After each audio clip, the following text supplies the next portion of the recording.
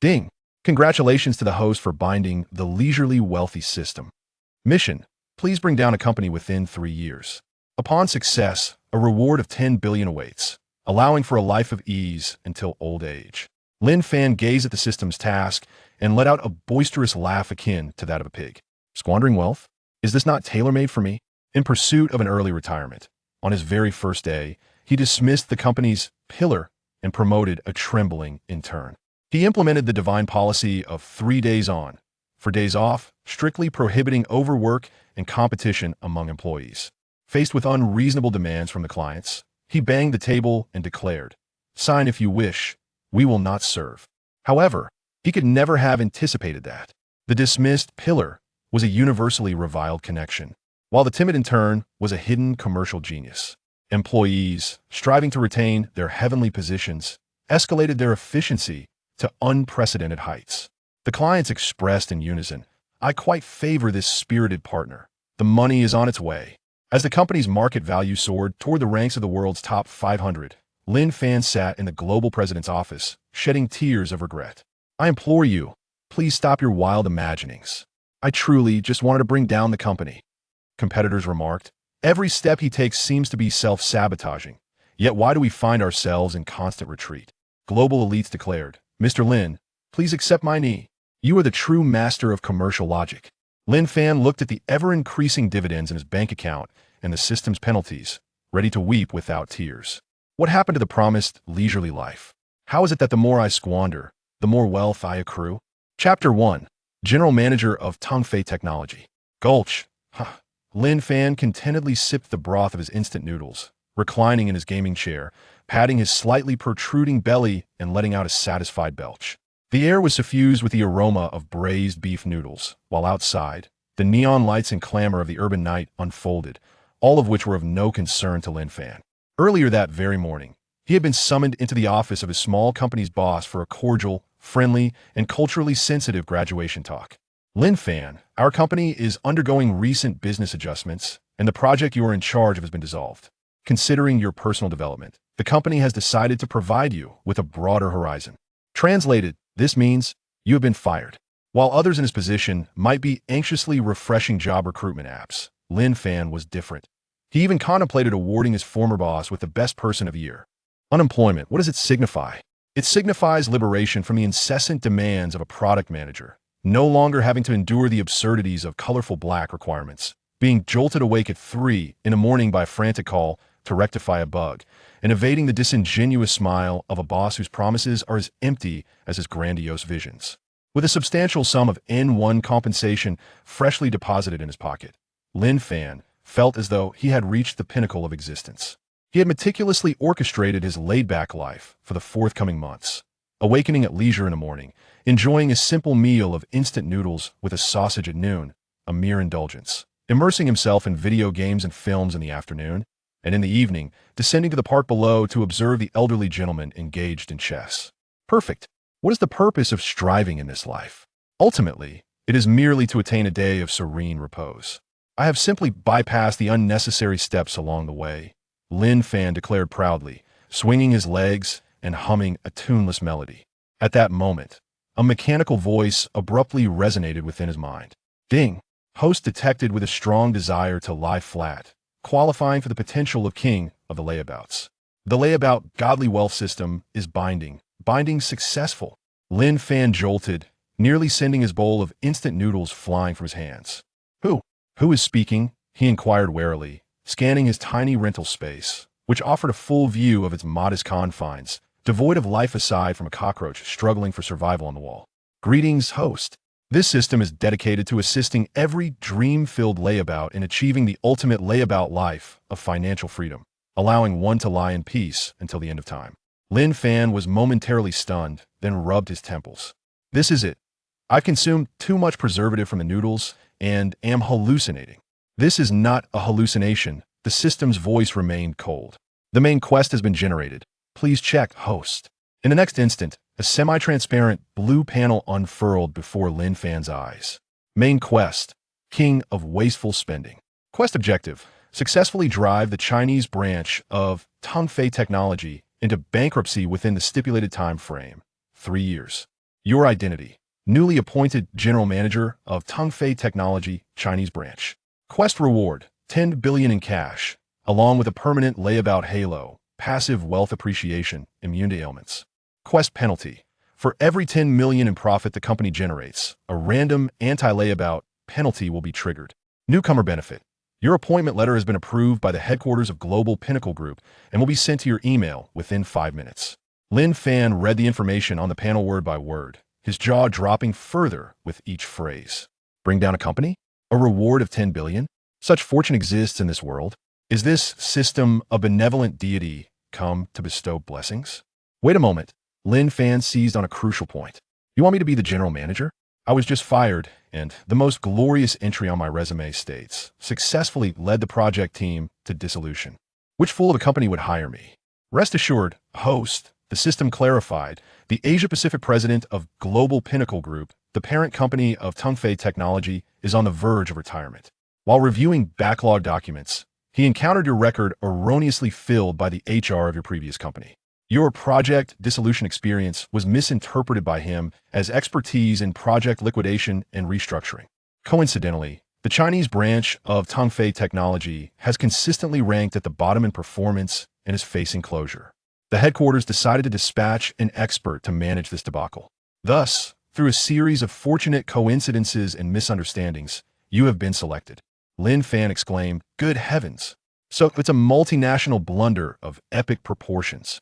He felt an overwhelming urge to bow before the soon-to-be retired president. Not only was his vision poor, but his comprehension was also remarkably creative. Truly, he was like a second father to me. As for the debacle that is Tongfei Technology, Lin Fan trembled with excitement. A debacle is splendid. A debacle is marvelous. A company already on the brink of collapse handed over to me, the professional project terminator. Is that not akin to adding wings to a tiger with the closure imminent? This is not a quest. It is clearly an act of generous gifting. System, I accept. I accept immediately. Lin Fan shouted in his heart, fearing the system might retract its offer. Ding! The antiquated laptop on his desk emitted a notification sound.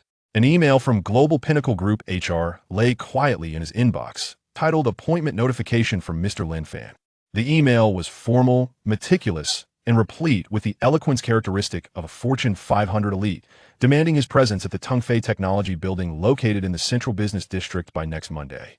Lin Fan, his hands trembling, opened the attachment containing the resplendent appointment letter, gazing at the words, General Manager Lin Fan, inscribed in both Chinese and English, unable to contain his overwhelming elation any longer. He suddenly leaped from his chair, one hand on his hip, and the other pointing dramatically at the dazzling nightscape outside, declaring with fervor, "Ha ha! 10 billion! Tongfei Technology, I am coming. Prepare yourself. Within 3 months, I shall ensure your bankruptcy and closure." He envisioned himself lounging atop a mountain of cash, a can of cola in his left hand and a bag of chips in his right, indulging in an eternal life of leisure. On Monday, at 9:55 in the morning, Lin Fan stood upon the impeccably polished tiles of the Tongfei Technology building, feeling somewhat ill at ease as he adjusted his tie. Alas, in pursuit of a 100 billion retirement fund, I must masquerade as an elite professional. What a predicament for a mere fish out of water, he lamented inwardly, stepping into the modern and vibrant company lobby. "Good day, sir. May I inquire if you have an appointment?" The receptionist's voice was sweet and professional. "I am Lin Fan, the newly appointed general manager." Lin Fan endeavored to make his voice sound as steady as possible. "Mr. Lin, is it?" The receptionist's professional smile momentarily faltered, her eyes betraying a flicker of barely concealed surprise.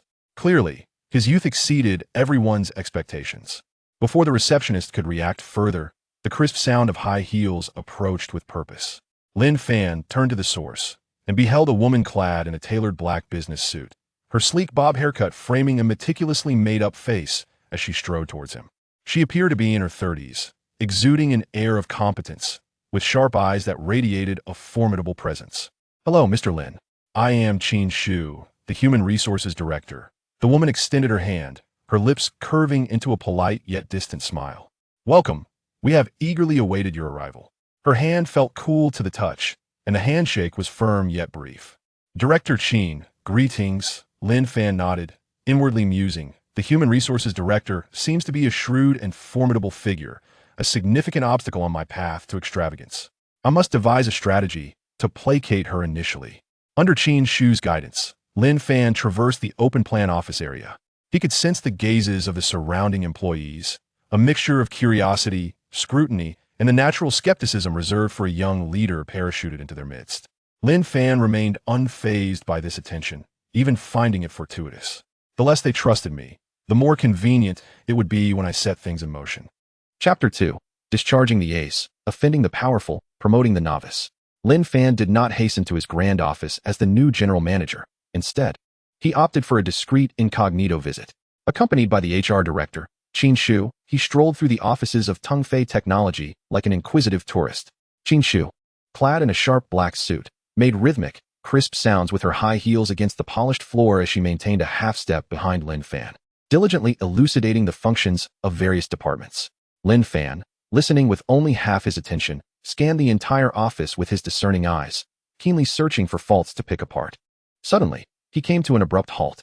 In a prime location by the window, a figure incongruous with the surrounding tense and bustling atmosphere caught his eye. A man lay sprawled across a spacious desk, sleeping soundly, even emitting soft snores. Sunlight streamed through the slats of the blinds, casting dappled patterns on his back, creating an ambience of tranquility and harmony. In the entire office, he was the sole inhabitant in slumber, starkly contrasting with the industrious employees around him.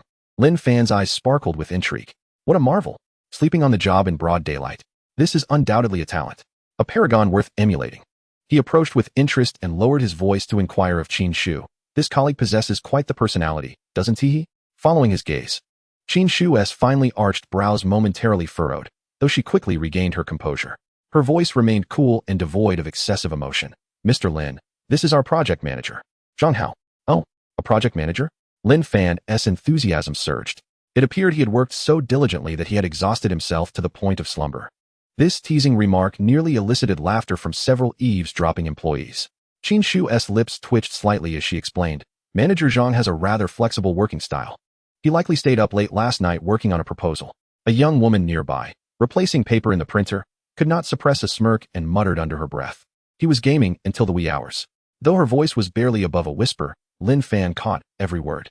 His amusement deepened. Sleeping at work and gaming late into the night.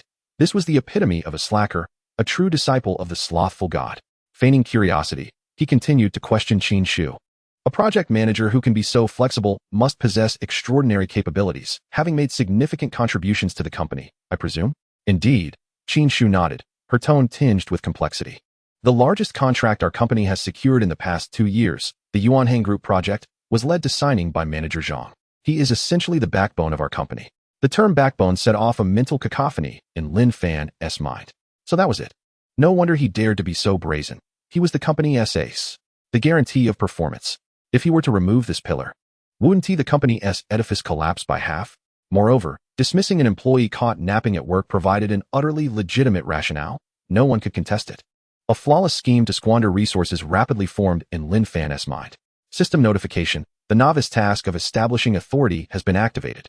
Please initiate your first significant personnel adjustment after assuming office to unlock the authority to squander resources. The system's voice rang out like a clarion call to arms. Lin Fan resolved to act immediately. He approached Zhang Hao's workstation and gently tapped the desk. Knock knock. Zhang Hao, bleary-eyed, lifted his head. Red marks etched into his face from the keyboard. Upon seeing a stranger standing before him, accompanied by HR Director Qin Shu, he furrowed his brow and inquired irately. Who are you? Don't you know I can't be disturbed while I'm sleeping? He had no inkling that this young man was his new superior. As Qin Shu began to introduce Lin Fan, he raised a hand to halt her. With a genial smile, his voice resonated across the office. Hello, I am Lin Fan, the new general manager. From now on, you need not toil through sleepless nights. Zhang Hao blinked, momentarily perplexed by the meaning of those words. Both Zhang Hao and Qin Shu assumed the newly appointed boss was offering him a respite to win his favor. Lin Fan's smile remained unwavering. Yet the words that followed detonated like a bombshell. Because you are terminated. The weariness on Zhang Hao's face evaporated, swiftly replaced by confusion and shock. All the employees who had been pretending to work halted their tasks, their gazes riveted on this dramatic scene. Qin Shu's pupils dilated in astonishment. She had not anticipated Lin Fan would be so direct, so utterly unconventional. Why you refiring me? Zhang Hao stammered, as if he had heard the most ludicrous joke. He stood up, pointing at himself incredulously. Do you even know who I am? Do you know the Yuanhang Group project will collapse without me? On what grounds do you dismiss me? Lin Fan shrugged, an innocent expression on his face. On the grounds that you were sleeping during work hours. This rationale was so compelling that it rendered Zhang Hao momentarily speechless. Well, that's enough with the explanations. Lin Fan impatiently interrupted him. Director Qin, please handle the subsequent formalities. He surveyed the stunned faces of the employees, his finger casually rising to trace a circle in the air, as if bestowing an imperial decree. Finally landing on a timid girl in the corner, wearing black-rimmed glasses, clutching a stack of documents, frozen in shock like a startled doe. You, Lin Fan pointed at her.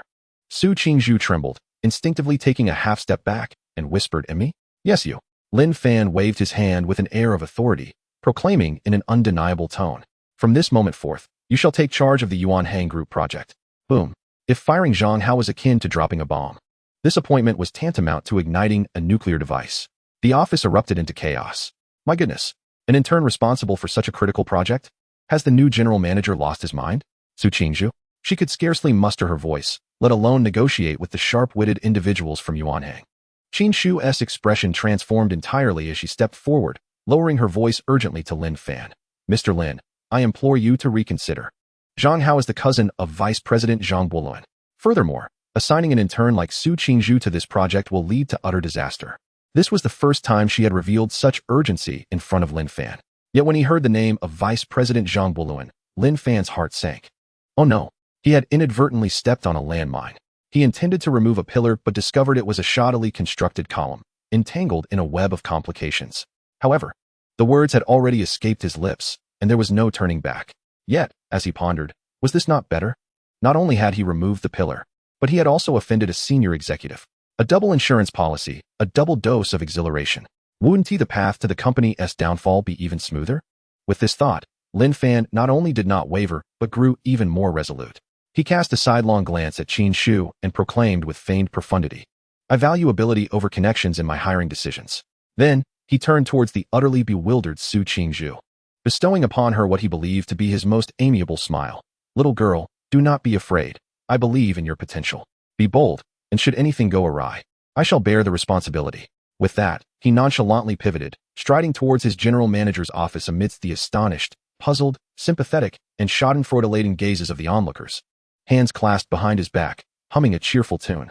What remained was a chaotic mess and a human resource debacle on the verge of explosion. Lin Fan, in high spirits, mused to himself, dismissing a star player, offending the powerful, promoting a novice. On my very first day in office, I have accomplished 3 monumental tasks. If this company does not go under, it would be a travesty. Chapter 3. Trust in those you employ, and distrust those you do not. I have my own criteria for assessing people. Lin Fan hummed a merry tune as he stepped lightly into the general manager's office. The workspace behind him still buzzed with oppressive whispers. He paid no heed. On the contrary, he felt a sense of delight. Perfect. This opening was nothing short of miraculous. He sank comfortably into the plush leather executive chair, propping his feet up on the expensive mahogany desk, having uprooted the troublesome connections and pillars of support all in one fell swoop. All that remained was to await the inevitable blunder from the intern, Su Qingzhu. And then the Vice President Zhang would come to demand accountability. The company's bankruptcy would be imminent.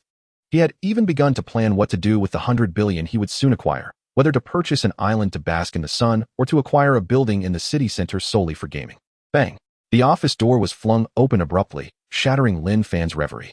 Qin Shu strode in, her high heels clicking assertively, accompanied by a waft of perfume and an air of suppressed fury. She slammed the door shut behind her, severing all external sights and sounds. General Manager. Her tone was 8 degrees colder than usual, her sharp phoenix eyes fixed intently on Lin Fan. Do you realize what you have just done? Lin Fan languidly lowered his feet from the desk and shrugged nonchalantly. Indeed, I have optimized the company's personnel structure and provided an opportunity for a newcomer. What's the matter, Director Qin? Do you have a differing opinion? A differing opinion? Qin Shu scoffed, her chest heaving with rapid breaths. Lin, this is not a matter of opinion. It is a path to self-destruction. Although Zhang Hao is typically rather lackadaisical, he is backed by the group's vice president, Zhang Buluan. By dismissing him so ruthlessly, you can expect a call from the vice president shortly, perhaps even directly from the CEO at headquarters. Oh, that sounds rather good. Lin Fan responded with apparent indifference. Good? Qin Shu thought she must have misheard. You will be immediately relieved of your position. That would be even better. Lin Fan's eyes sparkled with delight. Being dismissed would mean failure in the task? No, wait. His system task was to bring the company to ruin, not to retain his position. If my dismissal leads to the project's collapse and chaos, that could be deemed a merit of mine, correct? Seeing Lin Fan's unyielding expression, which bordered on anticipation, Qin Shu felt her communication skills falter for the first time.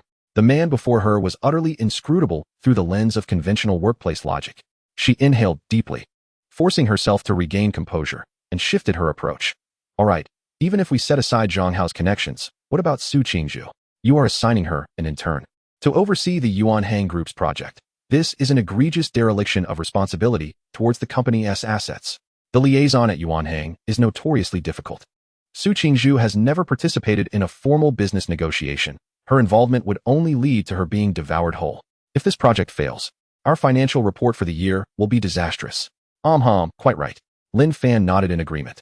Wasn't that precisely the outcome he desired? Director Qin, you truly understand me. Observing Lin Fan's obstinate demeanor, Qin Shu felt as though she were striking a fist against cotton. After years in the industry, she had never encountered such an absurd manager. Could he truly be an envoy sent by headquarters to liquidate the company? Was that why he behaved so recklessly? A chilling thought flashed through Qin Shu's mind. She scrutinized Lin Fan's excessively youthful and naive face, yet it seemed devoid of the coldness and decisiveness one would expect from a liquidator. Instead, he emanated an air of inexplicable lethargy and, perhaps, purity? A pure intent to sabotage things? Qin Shu startled at her own thoughts. General Manager, she made one last effort, her tone softening somewhat. I implore you to revoke your designation of Su Qingzhu. This is not only for the company, but for her as well. You are thrusting an unprepared novice into the abyss. Director Qin, Lin Fan too shed his nonchalant demeanor, his expression becoming grave. Trust in those you employ, and distrust those you do not. I have my own criteria for assessing people. He certainly had standards, the standard being to employ those who were the least reliable. I believe in Su Qingzhu, Lin Fan continued, his gaze steadfast as he looked at Qin Shu. I also believe that a pearl, though dulled by dust, requires merely an opportunity to shine with a brilliance surpassing that of diamonds. Having delivered this nearly nauseating platitude, Lin Fan mentally applauded himself. Look at me, how eloquent. I have upheld my reckless decision while appearing profound and not merely frivolous. Qin Shu found herself momentarily speechless at his words. She gazed at Lin Fan for a long while, and gradually, the sharpness and fury in her eyes dimmed, replaced by a deep sense of resignation and a hint of wavering. Could he truly perceive something within Su Qingzhu that she had overlooked? Was that in turn genuinely a buried genius? No, that was impossible. Qin Shu shook her head, abandoning any hope of further communication with Lin Fan. Very well, General Manager. Since you insist, I will proceed as you wish. She turned towards the door, her voice reverting to its professional chill. However, I must remind you that you will bear the ultimate consequences for all your decisions. With that, she swung the door open and departed decisively. Silence returned to the office. Lin Fan let out a long breath and propped his feet back up on the desk. Sorted. The first hurdle has been crossed. In high spirits, he opened his computer, preparing to indulge in a game of Minesweeper to celebrate the grand commencement of his extravagant enterprise. Meanwhile, in the office area, Zhang Hao had been escorted out by security, leaving behind a chaotic mess and countless astonished eyes. At the eye of the storm, Su Qingzhu found herself surrounded by a group of colleagues at her workstation. Qingzhu, are you really going to take on this project? Don't be foolish. General Manager is just using you as a pawn. When the project fails, all the blame will fall on you. Go tell the General Manager you won't do it. You could fail your internship. The concerned colleagues buzzed around her like a swarm of flies, their voices overlapping in a cacophony. She lowered her head, her face pale, clutching the documents tightly in her arms, her body trembling slightly. She was afraid. She was, indeed, terrified. The Yuan Hang Group's project posed challenges she was all too aware of. Previously, while organizing materials for Zhang Hao, she had perused all the meeting minutes and email exchanges. Zhang Hao had been utterly frazzled by their stringent demands. What chance did she have? Yet the image of Lin Fan's eyes resurfaced in her mind. He had said, I believe in your potential. He had said, should anything go awry, I shall take responsibility. Throughout her life, no one had ever spoken to her in such a manner. Moreover, only she was aware that the preliminary proposal for this project, including market research and data modeling, had been predominantly her endeavor. Almost 80% of the work was accomplished through countless sleepless nights, all on her own. Yet, in the end, the credit was attributed solely to Zhang Hao. He merely capitalized on her achievements to bask in glory and boast. Whenever confronted with professional inquiries from clients, he stammered, ultimately relying on Su Qingzhu to discreetly pass him notes for assistance. This project felt akin to a child she had carried for 10 months, only to have it snatched away and bestowed with another surname. Now, the newly appointed general manager, Lin Fan, had returned this child to her embrace in an astonishing manner. Was it a trap? Or perhaps an opportunity? As Su Qingzhu gazed at her computer screen, where the final proposal, a document dismissed numerous times by Zhang Hao as fanciful and impractical, resided, her expression gradually shifted from confusion and fear to resolute determination. Perhaps, she murmured to herself, Lin was indeed right. Perhaps this truly is my singular chance. Taking a deep breath, she lifted her head and mustered a smile that, though somewhat forced, radiated unwavering conviction. Thank you all for your concern. I think I shall give it a try. With that, she disregarded the murmurs around her, clicked on the folder, and commenced her work. Meanwhile, Lin Fan, the instigator of this turn of events, found himself vexed after triggering the 10th landmine in his endeavor. Chapter 4. Sending a mere pawn to challenge the enemy commander-in-chief. Lin Fan's ambitious venture was soon interrupted once more. The office door was knocked upon again, this time with a polite and restrained cadence. Come in. Lin Fan exited his game and straightened his posture. The door opened, and Su Qingzhu timidly peered in. Clutching a hefty folder, her face tinged with a lingering blush, as if she had gathered immense courage. Lin, the manager. Upon seeing her, Lin Fan's heart dropped. Oh no. This girl isn't considering backing out, is she? Please, don't. You are the linchpin of my extravagant scheme. If you quit, I'll have to find another unfortunate soul. What a hassle. Su Qingzhu, please come in. Lin Fan promptly adopted an amiable demeanor, waving her over warmly.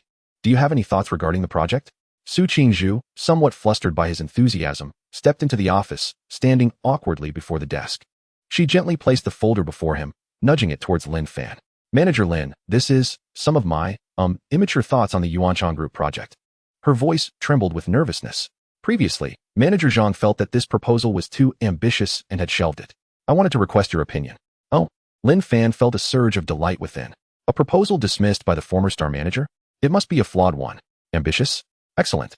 The greatest danger in a project is to play it safe. One must take risks and embrace failure to achieve swift results. This girl truly understands the game. She is a natural talent for extravagance. Very well, it is crucial to express your ideas boldly.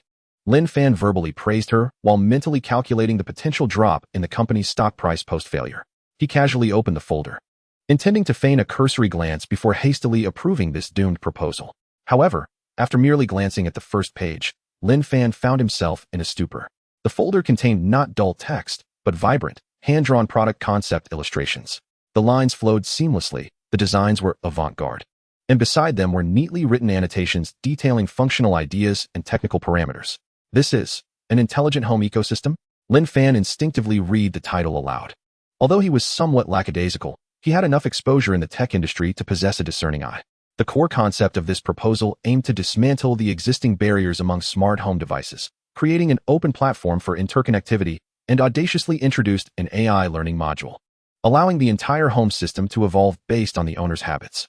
This idea, in the current market, could be deemed quite avant-garde, even slightly ahead of its time. Yes, Su Qingzhu noted, observing Lin Fan's focused demeanor. I believe the existing product line of Yuanshan Group has become exceedingly outdated. If we merely implement simple functional upgrades, we cannot captivate them. We must present something that leads into the future. Lin Fan's brow furrowed. Something was amiss. This script deviated from expectation. Why did this proposal seem to possess substance? He quickly flipped through the subsequent pages. Market analysis, competitor comparison, technical barriers, budget planning, risk assessment, all meticulously outlined, logically coherent, and rich in data. This was not the work of an intern. Its completeness and depth surpassed that of many seasoned product managers he had encountered. Did you accomplish all this alone? Lin Fan raised his gaze, genuine astonishment illuminating his eyes for the first time. Su Qingzhu, slightly embarrassed under his scrutiny, nodded. Yes, mostly. I enjoy pondering these matters in my spare time. Lin Fan fell silent, sensing that his extravagant scheme had encountered an uncontrollable variable from the outset. He had assumed he was promoting a meek little lamb, only to discover it was a wolf in sheep's clothing, a potential powerhouse? No, this simply would not do. How could he allow such a seemingly successful proposal to pass? Lin Fan's mind raced, eager to pinpoint flaws. The idea is commendable, yet overly idealistic. An open platform? How will you resolve the technical barriers? With so many different brands of appliances, the protocols are not unified. How will you integrate them? And AI learning. Do you comprehend the magnitude of data and server support required? What about the budget? The development cost for this proposal is at least triple the original plan. Will the clients consent? He unleashed a torrent of the industry's most realistic and pointed inquiries, confident that they would render any dream-filled youth speechless. Yet, Su Qingzhu remained undeterred. She inhaled deeply, as though she had anticipated Lin Fan's questions. Manager Lin, I have considered all the issues you've raised. Her voice no longer trembled. Instead, it exuded clarity and confidence. Regarding the protocol issue, I designed a preliminary framework for a compatibility conversion module in the appendix of the proposal. As for AI learning, we can start with a small-scale data model in the cloud, gradually iterating. Concerning the budget, the final chapter of the proposal contains a detailed cost-benefit analysis. Although the initial investment is high, once the platform is established, the subsequent software services and ecosystem integration will yield substantial long-term returns. I am confident I can persuade the higher-ups at Yuanchang to envision this future. She articulated her thoughts in one breath, her eyes sparkling with passion and eagerness for the project. Lin Fan found himself momentarily speechless. He stared at this girl, who seemed to radiate brilliance, then glanced back at the nearly flawless proposal, a profound sense of crisis swelling within him. This is it. I've struck gold. System alert. High potential success project detected. Host must immediately deny to prevent severe obstruction to the extravagant task. The system's voice was cold and urgent. Lin Fan was suddenly jolted from his thoughts. Indeed, how could he allow her to lead him astray? His objective was to dismantle the company. He steeled himself, preparing to utter the words of dissent. This proposal is unacceptable. Yet, as the words lingered on the tip of his tongue, he found himself gazing into Su Qingzhu's eyes, which brimmed with hope and trust. He recalled Qin Shu's admonition, "You are pushing an unprepared novice into the abyss." If he were to reject this proposal, allowing her to present the original mediocre plan, that would undoubtedly seal her fate. But what if he consented to this new scheme? What if, by some miracle, it succeeded? Lin Fan found himself ensnared in a dilemma. Suddenly, an epiphany struck him, a brilliant compromise. A plan that would lead her to her doom while still allowing him to appear reasonable. I have reviewed the proposal, Lin Fan declared, closing the folder with an inscrutable expression. Your idea is bold and intriguing. Su Qingzhu's breath caught in her throat as she awaited his final judgment with palpable tension. Leaning back in his chair, fingers interlaced, he spoke in a tone befitting a corporate titan. However, a good proposal should not merely reside on paper. It requires the scrutiny of the market and the endorsement of clients. He paused, delivering his trump card. Here is the deal. I will give you an opportunity. You need not report through the usual channels with Yuan Hang. I will utilize my authority to arrange a direct meeting with their chairman, Chen Yuanhang. You will present your proposal before him. Upon hearing this, Su Qingzhu's eyes widened in disbelief, her complexion draining of color. Chen Yuanhang, the founder of Yuanhang Group, a legendary figure who had dominated the business world for decades. It was said that he had a fiery temper and a discerning eye, with countless CEOs treading cautiously in his presence. For an intern to face the ultimate boss directly, wasn't this tantamount to sending her to her demise? Observing her expression of terror, Lin Fan felt a surge of satisfaction, precisely the effect he desired. To pit a mere pawn against the enemy commander, survival would be a miracle. Once Chen Yuanhang outright rejected the proposal, the project would be irrevocably doomed. At that point, no blame could be placed upon him, and he could bask in the reputation of one who dared to offer opportunities to newcomers. It was a flawless plan. So what do you say? Lin Fan encouraged, his gaze fixed on her. Are you brave enough to go? If you can persuade him, not only will I approve your proposal, but I will also secure the highest level of resource support for you. If you hesitate, it will only prove that your proposal is mere empty rhetoric. A tactic of provocation, a bold strategy. Su Qingzhu's lips quivered as she wrestled with her inner turmoil. On one side lay a daunting challenge, on the other, her heartfelt ambitions. After a few seconds of contemplation, she seemed to arrive at a resolute decision. Gritting her teeth, she lifted her gaze, her eyes still reflecting fear, but now also a fierce determination. All right, Mr. Lin, I shall go. Chapter 5, Su Qingzhu sets forth. Observing the solemn expression on Su Qingzhu's face, reminiscent of a warrior heading into battle, Lin Fan silently commended her. A fine young woman, destined for success. No, more accurately, a lucrative future. My billion-dollar bonus hinges on you. Externally, he maintained an air of admiration, nodding in approval. Excellent, you possess courage. This is the quality I value. Return and refine your proposal. I will expedite the scheduling of your meeting. Yes, Mr. Lin. Su Qingzhu nearly stumbled out of the office, her mind still clouded by the surreal sensation of approaching impending doom. Once the office door closed, Lin Fan could no longer contain his amusement, nearly bursting into laughter. Haha, perfect. Sending her to confront the big boss. Surely, This will yield the desired outcome. In high spirits, he picked up his phone and began researching information about Chen Yuanhang, chairman of Yuanhang Group. To his astonishment, he discovered that Chen had a notorious temper, having once reduced 3 project directors to tears in public. An obsessive attention to detail meant that even a single typo in a PowerPoint presentation could lead him to terminate a meeting on the spot. He harbored a fierce disdain for grandiose promises, placing his faith solely in tangible results. As he read through Chen's illustrious exploits, Lin Fan's smile grew ever more radiant. Su Qingzhu's proposal, brimming with notions of ubiquitous connectivity and AI evolution, would appear as nothing more than fanciful dreams to a pragmatist like Chen Yuanhang. It was assured this time. It was a guarantee. Lin Fan reveled in the thought that once Su Qingzhu returned, chastised, and the project dashed, he could reassign her to oversee the warehouse under the guise of protecting his subordinate, thus distancing her entirely from core operations. Truly, he was a benevolent employer. Ding. The system has detected that the host is executing a high-risk plan for financial ruin and expresses appreciation. A bottle of good luck spray, reverse, has been awarded, which, when used, can slightly decrease the target's success rate. A miniature metallic spray bottle materialized on Lin Fan's desk, its dark exterior adorned with a mournful skull. Lin Fan's eyes brightened. Ah, what a delightful tool. He picked up the spray, deciding to covertly enhance Su Qingzhu's odds before her departure. In the following 2 days, an atmosphere of eerie tension enveloped Tongfei Technology. Everyone was aware of the audacious decision made by the new CEO, allowing intern Su Qingzhu to confront the chairman of Yuanhang Group. To the onlookers, this was not merely a case of forcing a duck to fly. It was akin to tossing a chick directly into the jaws of a T-Rex. Colleagues regarded Su Qingzhu with sympathy and pity. Occasionally, someone attempted to offer her words of comfort, only to find her utterly absorbed in her own world. Su Qingzhu seemed transformed. No longer the timid, soft-spoken wallflower. She relocated her workstation to a small conference room, plastering dozens of pages of her proposal across the walls. Sleepless and relentless, she scrutinized every detail of her plan, rehearsing answers to every conceivable tough question. Qin Shu visited her once, observing her fervent obsession, hesitating to speak, ultimately sighing and instructing the administrative department to provide her with daily meals and coffee. Qin Shu pondered. What sort of intoxicating elixir had this seemingly eccentric CEO administered to the intern? Meanwhile, Lin Fan enjoyed an unusually leisurely few days. He arrived at the office punctually each day, sipping tea, perusing the news, occasionally wandering through the workspace to check in on employees working too diligently.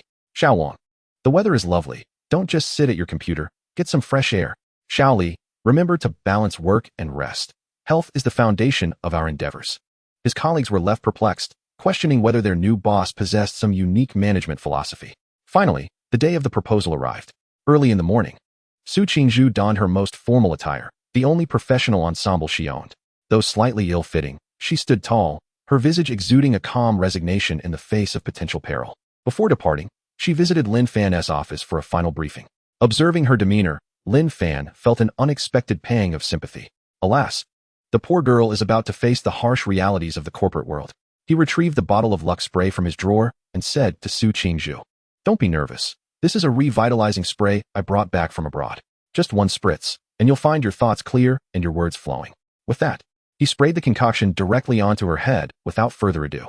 A faint, almost ethereal scent reminiscent of burnt popcorn wafted through the air. Su Qingzhu sneezed, feeling as though there was nothing particularly remarkable about it. However, appreciating Lin's goodwill, she graciously bowed and said, "Thank you, Mr. Lin. Go on, unleash your spirit." Lin Fan waved his hand, as if bidding farewell to a general about to embark on a campaign. Watching Su Qingzhu's departing figure, Lin Fan could no longer conceal the smile that danced upon his lips. A double layer of insurance, foolproof. Now, he awaited the news of failure with bated breath. Humming a tune, he opened Minesweeper, preparing to celebrate with the highest difficulty level. At the headquarters of Oceanic Group, in the chairman's office, Chen Yuanhang, a vigorous gentleman in his 60s, furrowed his brow as he perused the documents in his hands. His commanding presence was palpable, instilling such trepidation in Manager Wang, the project head at Oceanic Group, that he scarcely dared to breathe. Tongfei Technology? Is that the chronically unprofitable subsidiary barely clinging to life? Chen Yuanhang's voice resonated, deep and powerful. What has happened to their original project manager? Why hasn't an intern come to discuss matters with me? Manager Wang wiped the sweat from his brow, cautiously responding, "Chairman, it is said they have appointed a new general manager who promptly dismissed the previous project manager. This intern was specifically chosen by the new general." Preposterous. Chen Yuanhang slammed the documents onto the table. What do they take Oceanic for? A training ground for novices? Inform them that I have no time for interns. They must send someone of substance. Yes, yes, I will relay that immediately. Just then, a knock came at the office door, and the secretary peeked in. Chairman, Miss Su Qingzhu, the representative from Tungfei Technology, has arrived. Shun Yinhang was about to erupt in anger, but his gaze inadvertently fell upon Su Qingzhu's resume, which featured a small identification photo. The girl in the photo, adorned with black-rimmed glasses, appeared both serene and youthful, for reasons unknown. Her visage evoked memories of his own youth, of a time when his wife, similarly bespectacled and clutching a stack of blueprints, stood defiantly before investors, fervently sharing her dreams. His wife had passed away many years prior. An inexplicable softness welled up within Shun Yinhang, and the fiery anger that had been bubbling within him miraculously dissipated. After a moment of silence, he waved his hand dismissively. Very well, let her in. I am curious to see what an intern can articulate. 5 minutes. I shall grant her only 5 minutes. Understood. Both Manager Wang and the secretary sighed in relief, their expressions filled with astonishment. Given the chairman's temperament, such a concession felt like the sun rising from the west. The true effect of Lin Fan's serendipitous good fortune spray was not to diminish the likelihood of success, but rather to incite a rare moment of unexpected affinity in the target individual. It would not directly influence the outcome, yet it would subtly shift the gears of fate at the most critical juncture. As Su Qingzhu entered the stately, imposing office, her palms were slick with cold sweat. She gazed upon the legendary titan of commerce seated at the head of the table, feeling nearly unsteady. Yet, when her eyes fell upon the familiar, long-discontinued thermos on Shun Yinhang's desk, her heart abruptly steadied, for it was identical to one her late father had once used. Chapter 6. An initial investment of 50 million is insufficient. We shall increase it. That thermos, like a pebble cast into the turbulent waters of Su Qingzhu's anxious heart, quelled the ripples of her unease. It stood quietly in a corner of the opulent desk, its weathered metal exterior bearing the scars of time, in stark contrast to the surrounding lavish modern decor. To others, it might merely appear as an inconspicuous relic, yet for Su Qingzhu, it symbolized a cherished memory of warmth and stability. She recalled her childhood, when her father would labor tirelessly at his desk, the thermos always filled with strong tea, the mingling aromas of tea leaves and ink forming the most comforting scent of her youth. In an instant, the once dreaded image of this reputedly fiery business mogul transformed. He seemed to descend from the clouds, becoming a nostalgic elder with stories to share. Miraculously, Su Qingzhu's racing heart calmed. She bowed deeply before Shun Yinhang, her voice trembling slightly, yet remarkably clearer and steadier than she had anticipated. Chairman Shun, it is an honor to meet you. I am Su Qingzhu, the project head of Tungfei Technology. Initially reclining in his chair, Shun Yinhang regarded her with a scrutinizing and impatient gaze. However, when he caught a glimpse of the complex emotions, nostalgia and admiration, flickering in her eyes, something stirred within him. He remained silent, merely lifting his chin in a gesture that signaled her to commence. Meanwhile, Manager Wang discreetly activated the timer, commencing the 5-minute countdown. Su Qingzhu did not immediately open her laptop, nor produce a thick proposal document.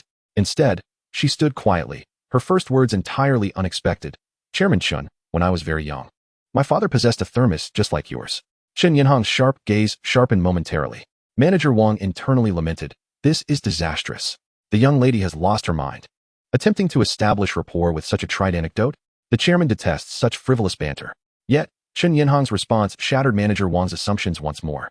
Instead of reacting with anger, he simply inquired, is that so? Indeed, Su Qingzhu nodded, a genuine smile illuminating her face. This was the first gift my mother gave him when he started his business.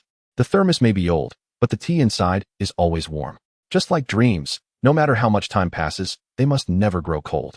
A profound silence enveloped the office. Shun Yinhang's fingers lightly tapped the table's surface, his gaze lingering on the thermos, his expression growing distant and intricate. Indeed, this thermos was a gift from his late wife. Su Qingzhu's words had struck a tender chord deep within him. He raised his head, looking back at Su Qingzhu, and the scrutiny and impatience in his eyes had vanished, replaced by a flicker of genuine curiosity. What is your dream? He inquired. The 5-minute timer had been forgotten by all present. Su Qingzhu recognized that she had won herself a genuine opportunity. Taking a deep breath, she refrained from discussing tedious technical specifications or overwhelming market data. Instead, she began to share a story about home. My dream is to create a home that thinks. It knows you and understands you. When you return home late at night, exhausted, it will automatically turn on the warm lights, play your favorite music, and adjust the temperature to your comfort. It will remind you to eat on time if it knows you have a stomach condition, and even recommend healthy recipes based on the ingredients in your refrigerator. It is not merely a collection of cold machines and programs. It is a part of your family, a silent yet ever-loyal companion. It can connect you with your distant children, allowing you to see the smiling faces of your grandchildren on the living room screen. It can even detect anomalies in your health at the first sign of discomfort and contact the community hospital. Su Qingzhu's voice was not loud, yet it brimmed with infectious passion. She painted the vast, cold ecosystem of smart home technology using the warmest, most relatable language, crafting a vivid and tangible vision of beauty. She spoke not merely of a commercial venture, but of a future capable of enveloping all wanderers and empty nesters in warmth and compassion. Chen Yuanhang listened intently, his fingers no longer dancing upon the keyboard.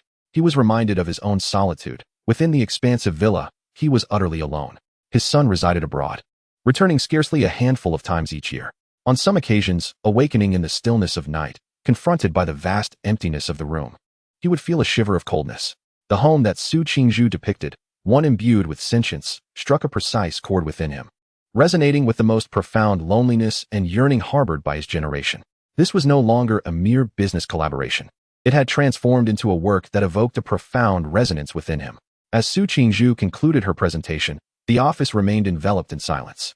She gazed at Chen Yuanhang with a hint of trepidation, awaiting his final verdict. After an extended pause, he slowly began to speak, his voice tinged with a barely perceptible rasp. Is what you propose truly feasible? Su Qingzhu nodded emphatically. Technically, there may still be numerous challenges to overcome. However, I believe that as long as we are on the right path, no matter how distant the journey may seem, we will ultimately arrive. Chen Yuanhang observed her youthful, yet resolutely determined visage, as if glimpsing his own self from decades past. A smile suddenly broke upon his face, a genuine expression of appreciation and relief.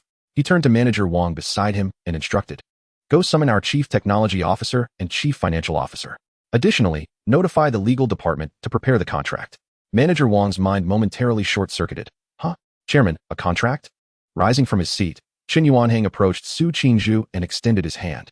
"Young lady, you are quite intriguing. I shall invest in your dream."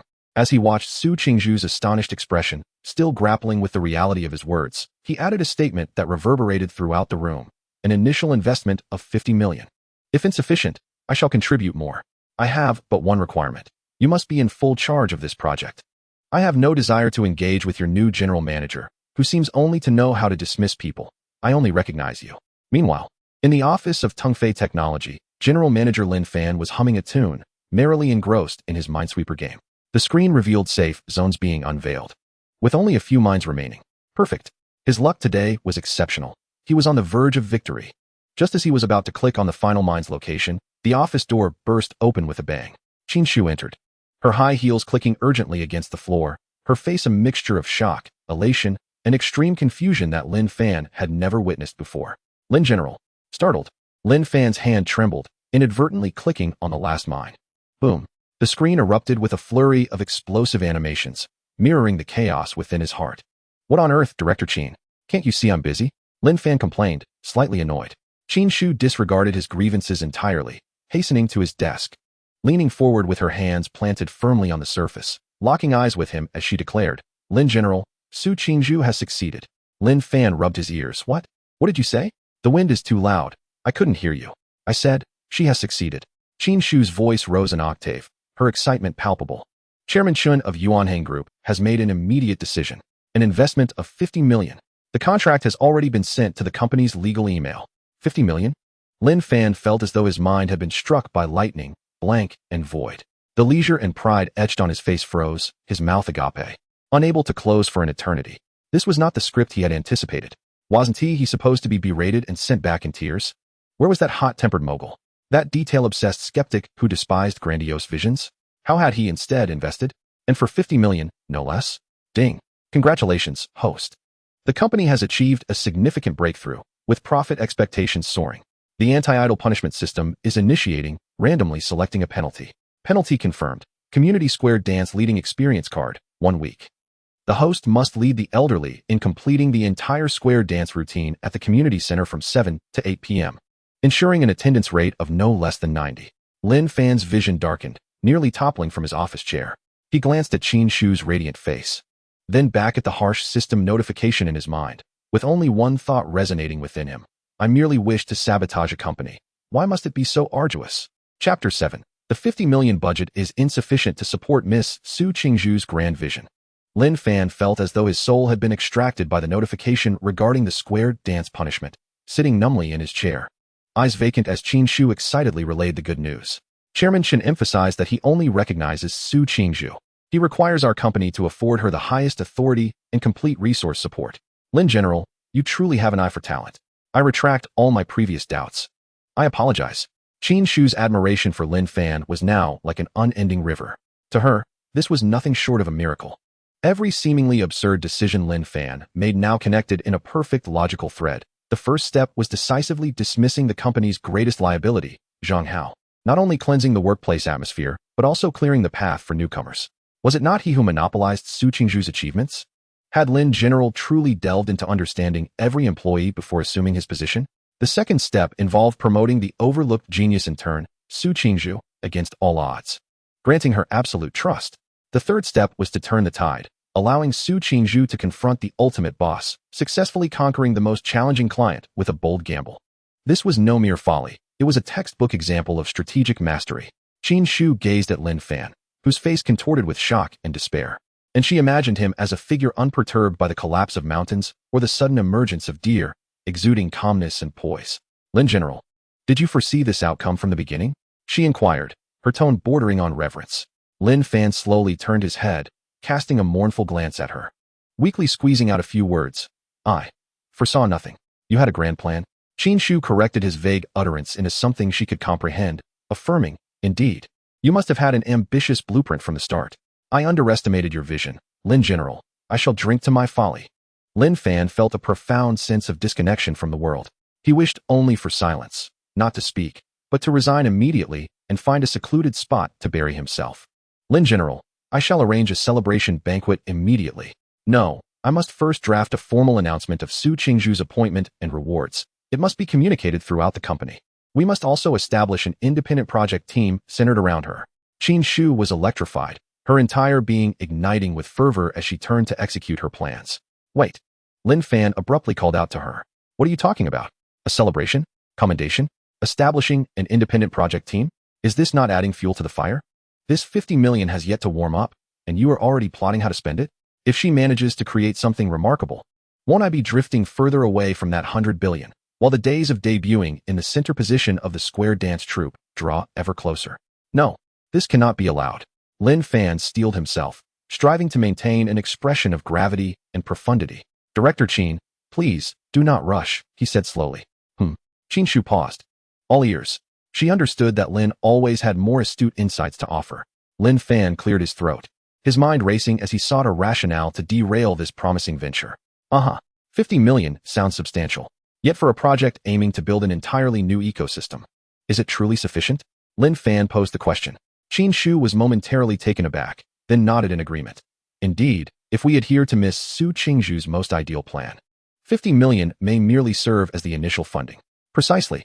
Lin Fan slapped the table, having found his leverage. At Tongfei Technology, we must strive for excellence. We cannot limit ourselves to a 50 million endeavor simply because that is what the client has allocated. Such a perspective is far too short-sighted and diminutive. Qin Shu's eyes sparkled. Are you suggesting that we should request additional investment? No. Lin Fan shook his head, a mysterious smile gracing his features. What I mean is, we must compel the client to increase their investment. What? Qin Shu was utterly bewildered. The client had just committed 50 million, and now you want them to contribute more? Is there such a way to conduct business? Wouldn't this be akin to pushing the deity of wealth away? This was precisely the effect Lin Fan sought. He continued. Here's what you will do. Immediately call Manager Wang of the Yuanhai Group. Inform him that after a rigorous internal evaluation, we believe that the 50 million budget is inadequate to support the grand vision of our brilliant designer, Miss Su Qingzhu. To ensure the project's ultimate quality and uphold our responsibility to Chairman Chen, we require that the total project budget not be less than 100 million. 100 million? Qin Shu gasped in astonishment. This was no mere lion's demand. This was akin to a whale's. While Chairman Chen admired Su Qingzhu, he was not a fool. Such an outrageous request would undoubtedly infuriate him, potentially leading him to perceive Tongfei Technology as extorting funds, thereby retracting his investment. Panic set in for Qin Shu. Lin, we absolutely cannot. This will completely enrage Chairman Chen. We do as I say. Lin Fan's tone brooked no dissent. He rose, hands clasped behind his back, walking towards the floor-to-ceiling window, leaving Qin Shu with a proud and resolute silhouette. A project of true value should never have to beg for capital, he intoned poetically. If Chairman Chun lacks this level of audacity, it merely proves that he and his Yuanhai group are unworthy of our creativity. Qin Shu was thoroughly captivated by Lin Fan's grandiose rhetoric and formidable presence. She gaped, entranced by his figure. In that moment, she envisioned a solitary craftsman who regarded wealth as worthless and battled for art and ideals. It dawned upon her that Lin Fan's aspirations transcended the mundane realm of commerce. He was not merely discussing business. He was seeking a worthy partner for his magnificent creation. He was testing Chairman Qin's resolve in this very manner. With this realization, Qin Shu's anxiety and trepidation were swiftly replaced by a profound admiration. She ceased her protests and vigorously nodded, her gaze resolute. I understand, Lin. I shall proceed at once. As she departed with renewed vigor, Lin Fan finally exhaled in relief. He slumped back into his chair, wiping the cold sweat from his brow. Goodness, maintaining such an act is exhausting. However, the outcome should be promising. Asking for a sky-high price, then settling for less? That is not in the cards. This time, old Chun should be sufficiently provoked by my audacious demeanor. With his spirits slightly lifted, he began to contemplate whether to lead the dance that evening with the most dazzling ethnic style or Little Apple, which would better suit his persona. Chapter 8. 100 million I invested. In the Yuanhai Group's boardroom, Chairman Qin Yuanhai was enthusiastically discussing the smart home project named ARC with several high-ranking executives. The more he contemplated, the more exhilarated he became, as if rediscovering the fervor of his youthful entrepreneurial days. Just then, Manager Wang entered, holding his phone with an odd expression. Chairman, Tongfei Technology has returned our call. Oh, what did they say? Have they begun assembling a team? Qin Yuanhai inquired. In high spirits, Manager Wang gulped, struggling to speak. They said that the 50 million budget is insufficient. The atmosphere in the office instantly turned cold. One vice president furrowed his brow. What do you mean? Are they raising the price? Manager Wang, steeling himself, continued. Their new head, Lin Fan, stated that to ensure the project's quality, the total budget cannot be lower than 100 million. What? 100 million? Have they lost their minds? This is blatant extortion. The executives erupted in outrage. Qin Yuanhai's expression darkened as he rapped his knuckles on the table, silencing the clamor. What were his exact words? Manager Wang, unable to withhold any details, recounted Lin Fan's assertion. A project of true value should never have to beg for capital. If Chairman Chun lacks the audacity to match our creativity, verbatim. The office fell into a deathly silence. Everyone cautiously regarded Qin Yuanhai, awaiting his furious reaction. They all knew that the chairman's authority was not to be trifled with. However, after hearing the account, Qin Yuanhai did not explode in anger. Instead, he fell into a prolonged silence. He caressed an old thermos, his eyes glinting with intrigue, as if pondering something profound. After a long pause, he suddenly burst into laughter. How interesting. This Lin fellow is truly intriguing. The room fell into bewildered silence, as the executives exchanged glances, unable to comprehend the chairman's amusement. Qin Yuanhai continued, You see, this is called retreating to advance. This is strategic bargaining. Why would he make such an unreasonable demand? He is conveying 3 messages. He raised a finger. First, he is indicating that Su Qingzhu's proposal is worth far more than 50 million. 100 million is its true value. This reflects absolute confidence in his product. He raised a second finger. Second, he is testing my resolve. If 100 million intimidates me, it proves I lack the courage to propel this transformative project forward. He would disdain to partner with me. Finally, he raised a third finger, his tone filled with admiration. Third, and most importantly, he is protecting his genius. He fears that a 50 million contract would stifle Su Qingzhu's creativity, subjecting it to the logic of capital, thus diminishing a magnificent work into a mundane commodity. By setting the 100 million threshold, he compels me to demonstrate utmost sincerity and respect. This Lin Fan is indeed an extraordinary individual. Upon concluding his insights, the room was left in astonishment. It turned out that a seemingly unreasonable demand concealed such profound business acumen and strategy. Manager Wang and the vice presidents were left dumbfounded, gazing at the chairman with newfound respect. Indeed, those capable of great deeds possess an entirely distinct mindset. Chairman, what shall we do now? Manager Wang inquired cautiously. Qin Yuanhai waved his hand grandly, exuding confidence. What shall we do? We shall accommodate him. Call him back and inform him. 100 million, I invest. Not only that, but I also intend to establish a joint laboratory with Tongfei Technology under the auspices of the Far Voyage Group, specifically dedicated to overcoming this project. Inform Mr. Lin that I have successfully passed his test. When Qin Shu received a return call from manager Wang and heard on the other end, "We've invested 100 million. The chairman greatly admires Mr. Lin's audacity. Her hand trembled slightly as she held the phone. After hanging up, she stood still, unable to calm her racing heart. She lifted her gaze towards the direction of the general manager's office, her eyes brimming with admiration. "Mr. Lin, who exactly are you?" When Qin Shu burst into Lin Fan's office for the third time that day, she found him lost in thought, staring blankly at the computer screen. The screen displayed a video tutorial featuring a spirited woman in a red silk dance outfit, exuberantly demonstrating dance moves to the stirring melody of lassoing the horse. The captions below read, "Beginner-friendly, guaranteed to teach you all the moves, making you the brightest star in the square." Lin Fan felt utterly despondent. He was mentally preparing himself for an impending career as a lead dancer, only to realize that this endeavor was far more intricate than coding. It seemed as if his hands and feet belonged to entirely different operating systems. "Mr. Lin," Qin Shu's excited voice thundered through the air, jolting Lin Fan from his reverie. In a fluster, he attempted to close the video, but in his haste, he mistakenly activated full-screen mode, the volume blaring at its peak. The man lassoing the horse. "How majestic you are." The resounding song instantly filled the entire office, and at that moment, the atmosphere became palpable. Qin Shu stared in astonishment at the vibrantly animated woman on the screen, then glanced at the flustered Lin Fan, her mind momentarily short-circuiting. Lin Fan wished for nothing more than to disappear into a crack in the ground. It seemed he had unwittingly created a social death scene with a VIP audience. However, merely 3 seconds later, Qin Shu's bewilderment swiftly transformed into realization and deeper admiration. She understood. What was Lin Fan doing? He was not idly wasting time. He was conducting research. Researching what? The lifestyles and aesthetic preferences of the target demographic of the Far Voyage group. Who are the core users of the ARC project? They are none other than the middle-aged and elderly individuals of Chairman Chen's generation. Square dancing is among their most prevalent social and recreational activities. Mr. Lin, he has actually delved into market research with such meticulous detail. He is gaining insights into the psychological needs of the target users through studying square dancing. Realizing this, Qin Shu's gaze toward the woman on the screen transformed. This was no ordinary dance. It was the golden key to unlocking the trillion-dollar silver-haired market. "Mr. Lin," Qin Shu's voice quivered with excitement. "I apologize for interrupting you. Your dedication to this project is truly commendable." Lin Fan hurriedly closed the video, nearly choking on his own words at her compliment. "Commendable? Dear lady, where do you see those 4 characters written in my eyes? I clearly expressed my despair and desire for a swift end. What brings you here?"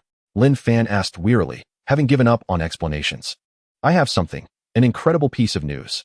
Qin Shu's face glowed with exhilaration as she slapped the document on Lin Fan's desk. It was a screenshot of an email just printed from the legal department. "Mr. Lin, look, the Far Voyage Group has agreed. 100 million. They truly consented to increase the investment to 100 million. Moreover, Chairman Chen specifically requested to establish a joint laboratory with us for collaborative development."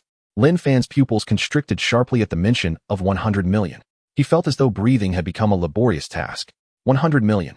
At this rate, he wouldn't just be dancing to lassoing the horse, but would likely be compelled to perform anxiety as well.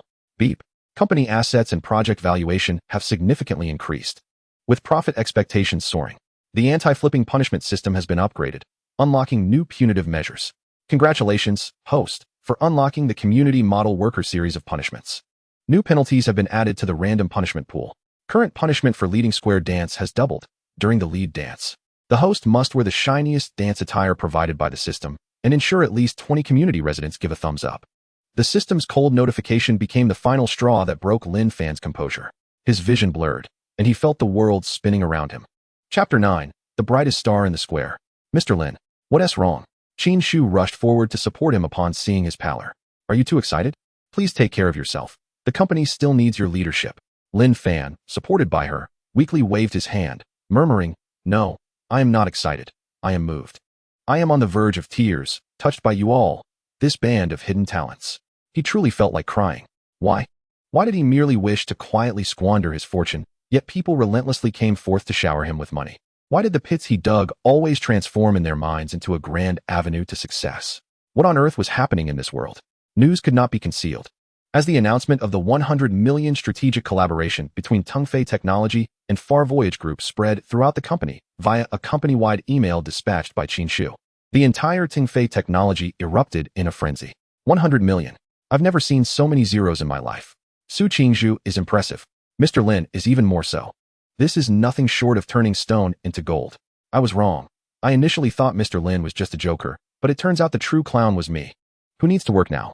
I'm off to pay my respects to Mr. Lin. He is a living cash cow. In the office area, cheers, gasps, and the sound of desks being pounded echoed in succession as all employees succumbed to a fervent excitement. Their gazes toward the general manager's office had transformed from initial skepticism and sympathy to reverence. Su Qingzhu, once a mere intern, was now at the heart of the commotion. Having become the company's hero, she felt somewhat overwhelmed but was mostly thrilled, knowing that all of this was made possible by Mr. Lin, who seemed so out of place yet had bestowed upon her immeasurable trust. Meanwhile, Zhang Hao, who had been dismissed, sat in a cafe, speaking on the phone with his uncle, Vice President Zhang Boluan. Uncle, have you heard? That Lin from Tengfei, who knows what kind of luck he stumbled upon, actually secured a 100 million contract with Far Voyage. He snatched that project right from my hands. This credit should have been mine. Zhang Hao's tone dripped with jealousy and resentment. On the other end, Zhang Boluan's voice was ominous. I have heard. 100 million, humph. This Lin Fan certainly possesses some skill. However, he has crossed my people, and this matter will not be so easily overlooked. What should we do, uncle? You must advocate for me. Don't fret. The greater the achievement, the harsher the fall. Can a mere unknown youth truly handle a project worth 100 million? I've already dispatched people to investigate his background. Furthermore, the annual audit from headquarters is approaching. That evening, Lin Fan returned to his rented apartment, disheartened and lost. He had declined Qin Shu's suggestion for a company-wide celebration, preferring to retreat alone to his humble sanctuary. Yet now, this harbor was no longer tranquil. On his bed lay a striking ensemble, a creation of the system, the most resplendent dance attire imaginable. The outfit consisted of a fluorescent green bodysuit, adorned with LED lights that traced an abstract, awkwardly dancing stick figure. The accompanying trousers shimmered with a kaleidoscope of colors, their flared hem embellished with a circle of cheap sequins that fluttered with the breeze. Most audaciously, the ensemble came with a pair of oversized sunglasses, the lenses displaying the words Dance King in a continuous loop. Lin Fan trembled as he grasped the outfit.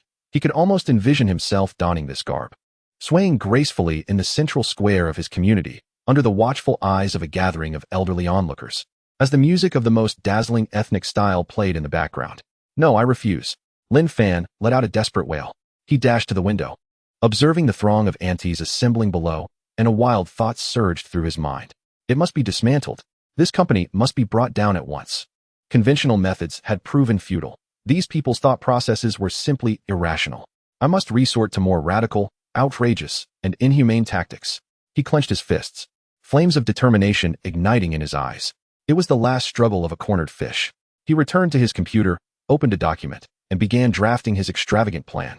Version 20.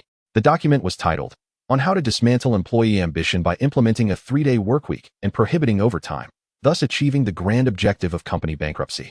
As night fell and the city lights twinkled, the square of Lin Fan's community transformed into a vibrant sea of joy. The speakers pumped out infectious rhythms, and the elderly, invigorated, lined up in preparation for the most significant ritual of their day, square dancing. Meanwhile, in the shadow of a large tree at the edge of the square, a figure lurked, peering out furtively. Clad in the blinding garb of the Dance King, Lin Fan felt akin to a walking disco ball. The LED lights were temporarily turned off at his command, yet the fluorescent green base and the multicolored sequins continued to radiate an unmatched flamboyance under the streetlights. System warning. 3 minutes remain until the punishment commences. Please proceed to the center of the square immediately. Late arrival will trigger a double penalty. What is the rush? Doesn't he, the Dance King, need time to build up the mood? Lin Fan raged inwardly, taking a deep breath, akin to a martyr heading to the gallows. He pulled down the sunglasses and pressed the switch on his costume. With a whoosh, the fluorescent green outfit illuminated. The LED lights outlining the stick figure began to flash frantically, and the words Dance King cycled on the lenses. In that moment, Lin Fan became the most dazzling figure in the entire square. All eyes of the elderly were drawn to him, and the music seemed to pause for a heartbeat. Wow! What is this young man wearing? High-tech indeed. Look at his stance. He must be a professional. Step aside, let the master lead the dance. Amidst the gasps and chatter, Lin Fan stiffly maneuvered to the front of the line, feeling each step as if he were treading on shards of his own dignity. As the music for roping the horse played once more, Lin Fan closed his eyes, recalling the movements from the instructional video featuring the Andes, and commenced his performance. His motions, awkward yet tinged with a hint of allure, were a peculiar blend of coordination and strangeness. His left foot drew a dragon, while his right foot nearly tripped him. His hands seemed to wrestle with the air, and his expression bore the weight of tragic resignation. However, what Lin Fan deemed a grotesque display of dance was perceived by the elderly as cutting-edge, powerful avant-garde choreography. Look, that move is called the Great Penguin Spreads Its Wings. How majestic! And this move, sweeping across the armies. One can see the martial arts foundation. The elderly not only refrained from mockery, but began to imitate him, each one revitalized, as if they had shed 2 decades. An hour later, when the music finally ceased, Lin Fan was drenched in sweat, his spirit feeling as if it had left his body.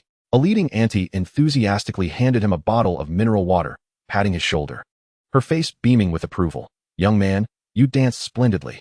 So much passion, so much creativity. Far better than our old Lou. Yes, yes. We want to learn from you again tomorrow." The surrounding elderly echoed, their gazes filled with affection and recognition for Lin Fan. Ding. Congratulations, host, on receiving accolades from over 20 community residents. Punishment complete. Exhausted, Lin Fan fled the square amidst the chorus of praise. Returning to his rented room, he collapsed onto his bed, feeling as though both body and soul had endured a great trauma. No, there can be absolutely no next time. The shameful experience of square dancing had ignited Lin Fan's fighting spirit. He sprang from his bed, rushed to his computer, and opened the document entitled On How to Implement a 3-Day Workweek and Prohibit Overtime. If dealing with the project leader bore no fruit, then he would strike at the very root, dismantling the company's productivity. What drives modern enterprises? Employee ambition, the 996 work culture, the relentless competition. As long as I eradicate the soil that nurtures ambition, transforming everyone into a lethargic fish like myself, wouldn't this company collapse under its own weight? Chapter 10, Rumors. The following day, Lin Fan arrived at the office looking utterly exhausted, with dark circles under his eyes and a slight sway in his step. He bore the aftereffects of last night's leading dance. However, upon seeing his disheveled appearance, his colleagues conjured a different narrative. Look, General Manager Lin must have pulled several all-nighters for that billion-dollar project, exhausted to this extent. Indeed, he is truly dedicated to the company, selflessly devoted. With such a leader, how could we not strive harder? In an instant, the atmosphere of learning and ambition within the company surged anew. Oblivious to this, Lin Fan strode into his office and summoned Qin Shu. Today, Qin Shu donned a crisp white business suit, exuding an aura of professionalism and vitality. Observing Lin Fan's haggard visage, she inquired with concern, "General Manager Lin, are you all right? Do you need to rest?" "I'm fine." Lin Fan waved her off, gesturing for her to take a seat, before sliding a document he had printed overnight in front of her. "Please take a look at this." Qin Shu, puzzled, picked up the document, and her pupils widened as she read the title. Trial Proposal for the Reform of Work Systems at Tongfei Technology, China Branch.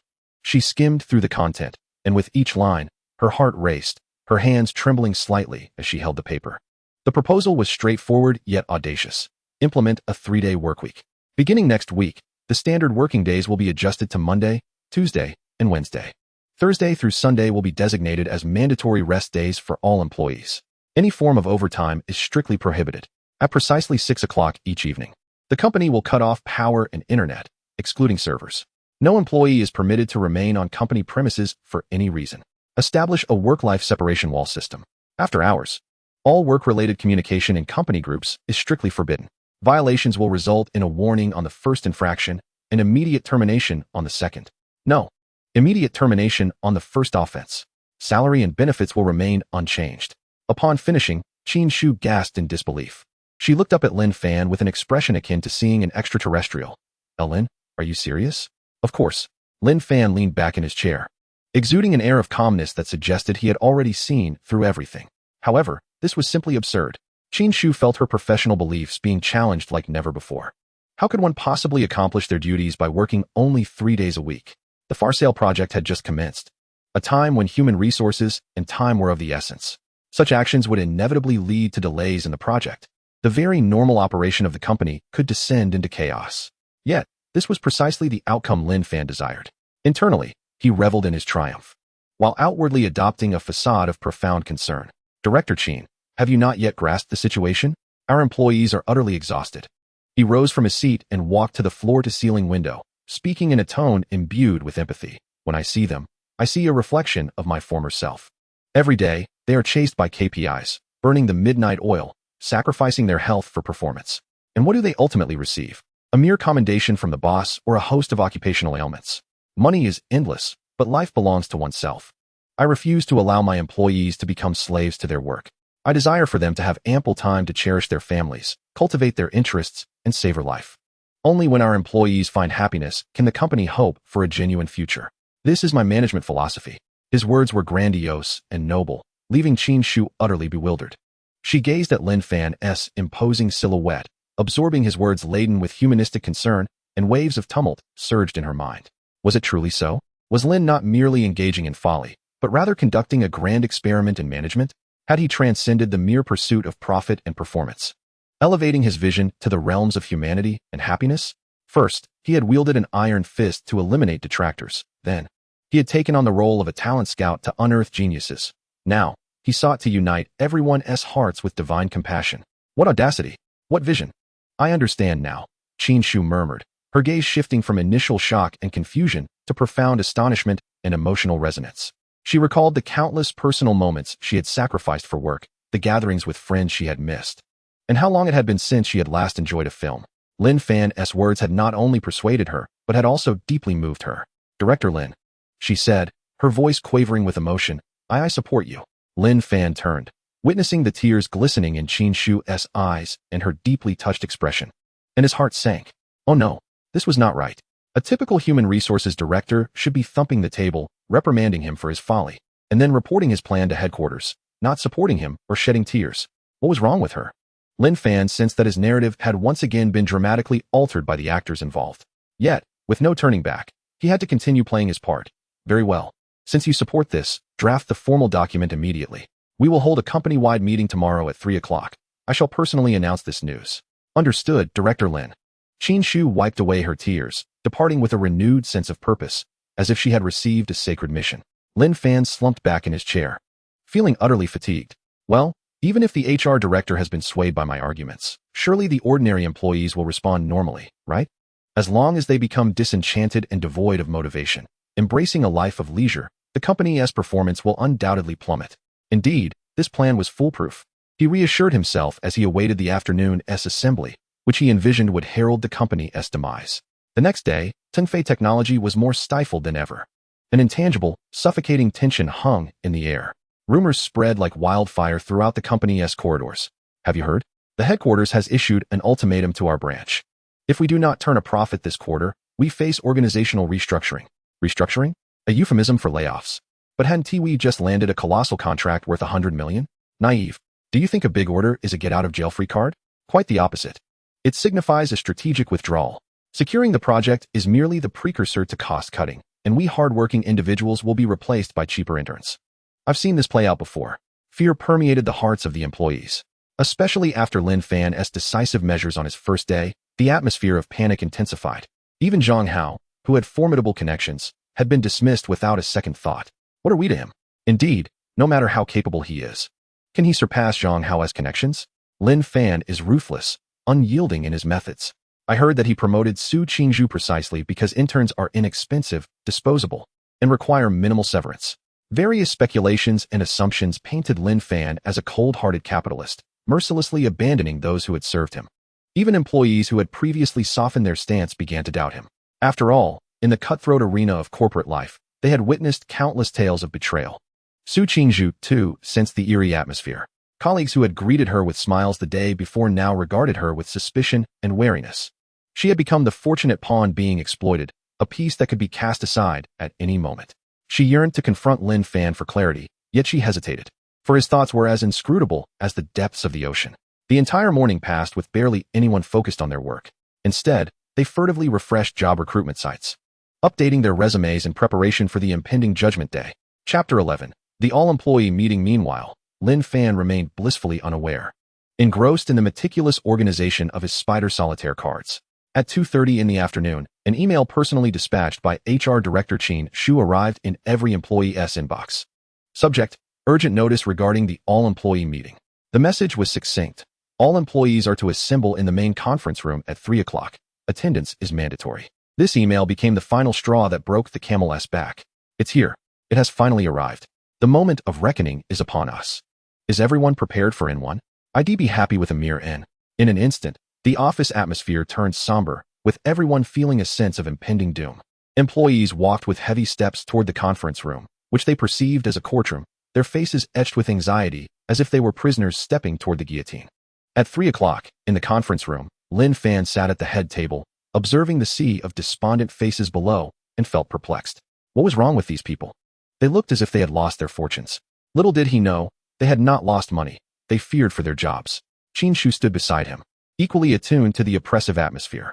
Assuming her stern notification had intimidated the employees, she cleared her throat, attempting to lighten the mood. Dear colleagues, please relax. Today's meeting is a positive development. However, her words landed on the ears of the employees like a death knell. Oh no, she smiled. Has she lost her mind? Is this the Last Supper? Witnessing the growing despair on the faces below, Qin Shu found herself at a loss, casting a pleading glance toward Lin Fan. Receiving her signal, he stood and approached the front of the room, initially intending to set the mood before unveiling his extravagant plans. However, upon witnessing the imminent tears welling in everyone's eyes, he resolved to adopt a more forthright approach. Ladies and gentlemen, he began, his voice resonating through the microphone. I understand that there may be numerous speculations weighing heavily on your minds. The employees in the audience instinctively straightened their posture, their hearts racing. Here it comes. He is about to begin his manipulation. The company's prolonged losses are a matter of fact. Lin Fan continued, acknowledging the immense cost pressures faced. It's over. The truth is out. They are going to cut costs. A pall of despair settled over the room. With some of the more sensitive female employees already on the verge of tears, Lin Fan surveyed the faces below, each one teetering on the brink of collapse, and deemed the moment ripe for revelation. He decided against further preamble, opting instead to unleash a bombshell capable of turning their dismal spirits upside down, plunging them into ecstasy and complacency. He grasped the documents on the table and, with an irrefutable tone, read aloud, word for word, thus. In order to address the root of the issue, I have decided. He paused, the silence in the conference room palpable enough to hear a heartbeat. First, starting next week, the company will officially implement a 3-day workweek. You will only work 3 days a week. 1 second, 2 seconds, 3 seconds. The entire conference room fell into an eerie, deathly silence. Everyone gaped, their eyes wide and mouths agape, as if time had been frozen at the moment of transition from despair to astonishment. Layoffs. N1. How did it come to this, a 3-day workweek? Their minds crashed under the weight of this astonishing 180-degree reversal. Lin Fan reveled in the effect of the dazed expressions before him.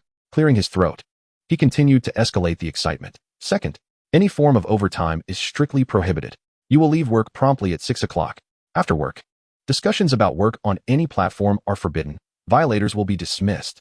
Third, salary and benefits will remain unchanged. As the final words fell, the taut string of tension finally snapped with a resounding crack. Someone, trembling, was the first to respond, asking, I must be hallucinating, right? Instantly, the conference room erupted like a powder keg. 3-day workweek. No overtime. No salary cuts. Am I dreaming? Is this heaven? Woe is me, I misjudged President Lin. I am but a small-minded fool. How could I ever doubt his good intentions?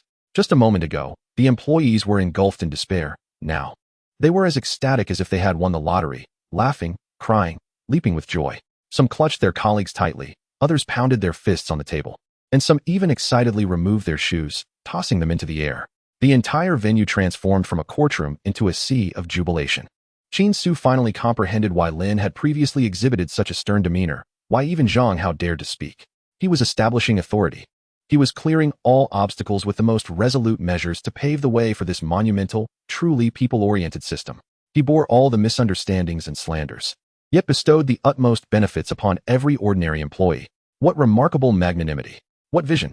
Lin Fan stood on the stage, gazing at the throng of employees who had serendipitously ascended from hell to heaven, nearly overwhelmed with excitement, a subtle smile playing on his lips. Excellent. Their emotions have been entirely stirred. Next, it was time to serve them a hearty dose of motivational platitudes to thoroughly numb their drive. He raised his hand to beckon for silence.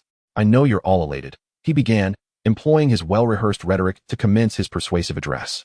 However, I hope you understand that my intention is not to encourage complacency, but rather to enable you to concentrate your energies more efficiently during work hours. This statement served as a calming balm, prompting the employees, who had just been immersed in euphoria, to regain their composure and reflect. I am granting you 4 days of respite so that you may recharge and truly live. Lin Fan, hands clasped behind his back, paced the stage slowly, his tone profound. I hope you utilize these 4 days to spend time with your families, to explore the world, to read a good book, or to watch a great film. When we reconvene on Monday, I wish to see not faces hollowed by work, but a cohort of vibrant, creatively invigorated warriors. Each word he uttered resonated like a hammer striking the hearts of those present. A middle-aged technician, who had been fretting over potential layoffs and the inability to pay his mortgage, felt his eyes welling with tears. He recalled how long it had been since he accompanied his son to the park and his wife's complaints of his constant absence. Lin Fan's words enveloped him in an unprecedented warmth and guilt. A recently graduated young designer, suffocated by the 996 work culture, clenched her fists tightly. She remembered her long-abandoned paintbrush and dreams. Lin Fan's words reignited the vibrant hues of life and hope within her. Chapter 12. President Lin fainted. Su Qingzhu regarded every word from Lin Fan as gospel. Her mind raced, translating his words into deeper management philosophies. President Lin is conveying that work and life are not adversaries, but rather mutually nourishing entities. A high-quality life is the wellspring of high-quality creativity. He seeks not a legion of mere automatons executing commands, but a cadre of individuals who understand life and possess independent thought. Lin Fan remained oblivious to the profound inner turmoil unfolding among the audience. Noticing the effectiveness of his brainwashing, he decided to stoke the flames further, utterly extinguishing their drive. He halted, his gaze sharpening, his tone turning grave. However, let me be clear. I have granted you the most extravagant benefits, and in return, I expect your utmost efficiency. Starting next week, I will introduce new performance evaluation standards. I do not concern myself with your processes. I will only regard the results.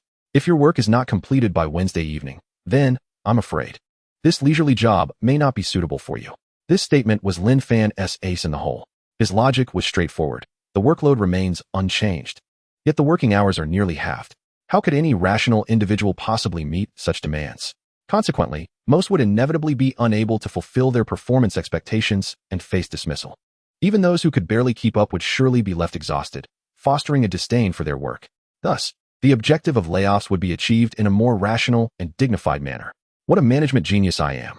Lin Fan silently commended himself. However, this intimidation, when heard by the employees who had been thoroughly ignited, produced an entirely opposite effect. Did you hear that? President Lin said he only cares about results. This is the fairest evaluation method. No more pointless reports or displays of overtime. Indeed, President Lin has bestowed upon us divine treatment. If we fail to complete our work, we are indeed worthless and deserve dismissal. Instead of fear, a fierce competitive spirit and sense of honor surged within everyone. Lin Fan had gifted them paradise, and their sole task now was to exert every effort to preserve this paradise. President Lin, rest assured, unbeknownst to anyone, the first person to rise from their seat stood with flushed cheeks and proclaimed loudly, "We shall never betray your expectations. Even if it means toiling without sustenance for 3 days, we will ensure the task is accomplished." His words ignited a fervor among the crowd. Indeed, we shall fulfill our mission. Those who fail are no better than fools. For the sake of General Lin, for the promise of a 4-day work week, let us give our all.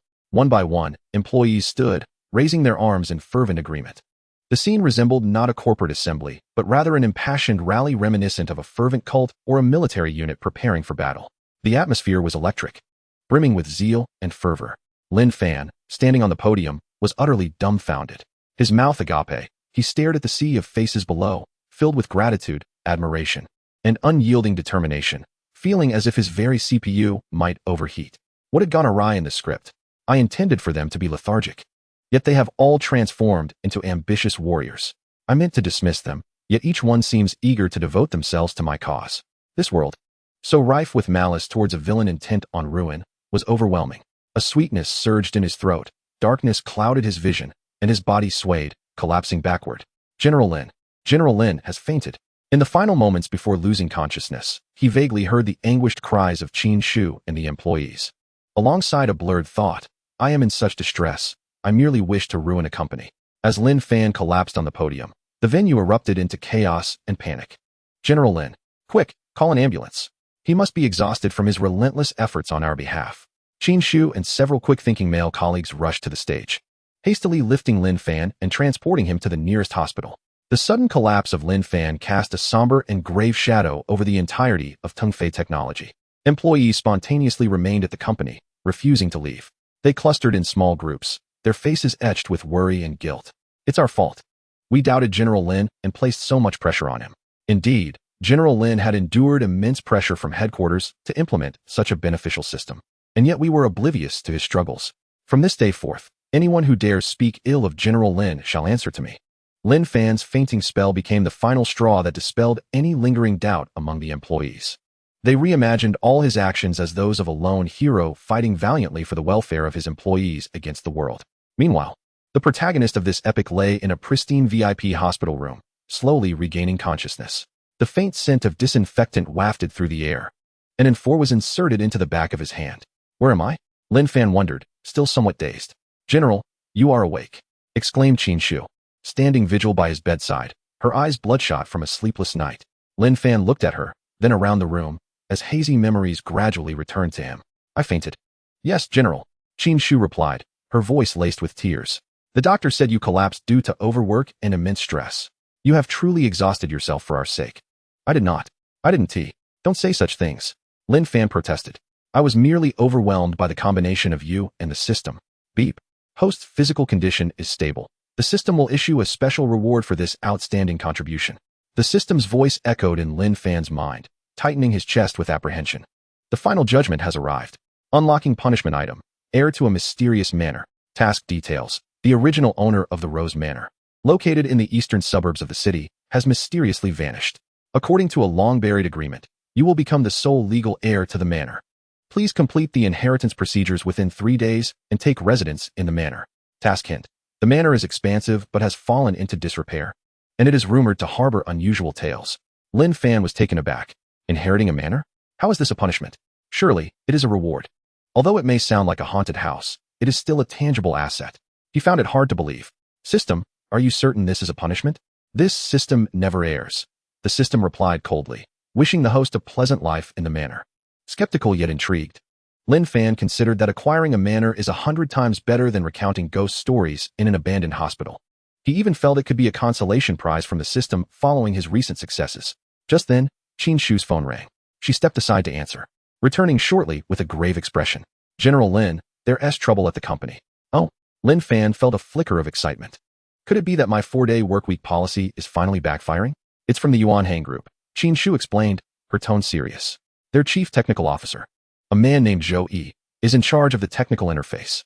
He has expressed that our new policy is reckless and irresponsible. He publicly stated that unless we revert to a normal work schedule, he will recommend to Chairman Chen that our partnership be reevaluated. Lin Fan's eyes lit up. A twist of fate, a glimmer of hope amidst despair. Just when he was troubled about how to sabotage the project, here comes a divine intervention. This CTO Zhou Yi is a good person, a sensible one. How outrageous! Lin Fan exclaimed, slamming his hand down, inadvertently pulling on the 4 needle, causing him to wince in pain. General Lin, please don't get agitated, Qin Shu urged. How can I not be agitated? Lin Fan retorted. What business is it of his regarding our internal reforms? He is meddling in our company's affairs. Tell him that Tengfei technology has its own principles. Our policies will remain unchanged. If he wishes to withdraw, let him do so. We won't miss him. His words rang with authority and conviction. Qin Shu felt her blood surge with admiration, deepening her respect for him. Look at that.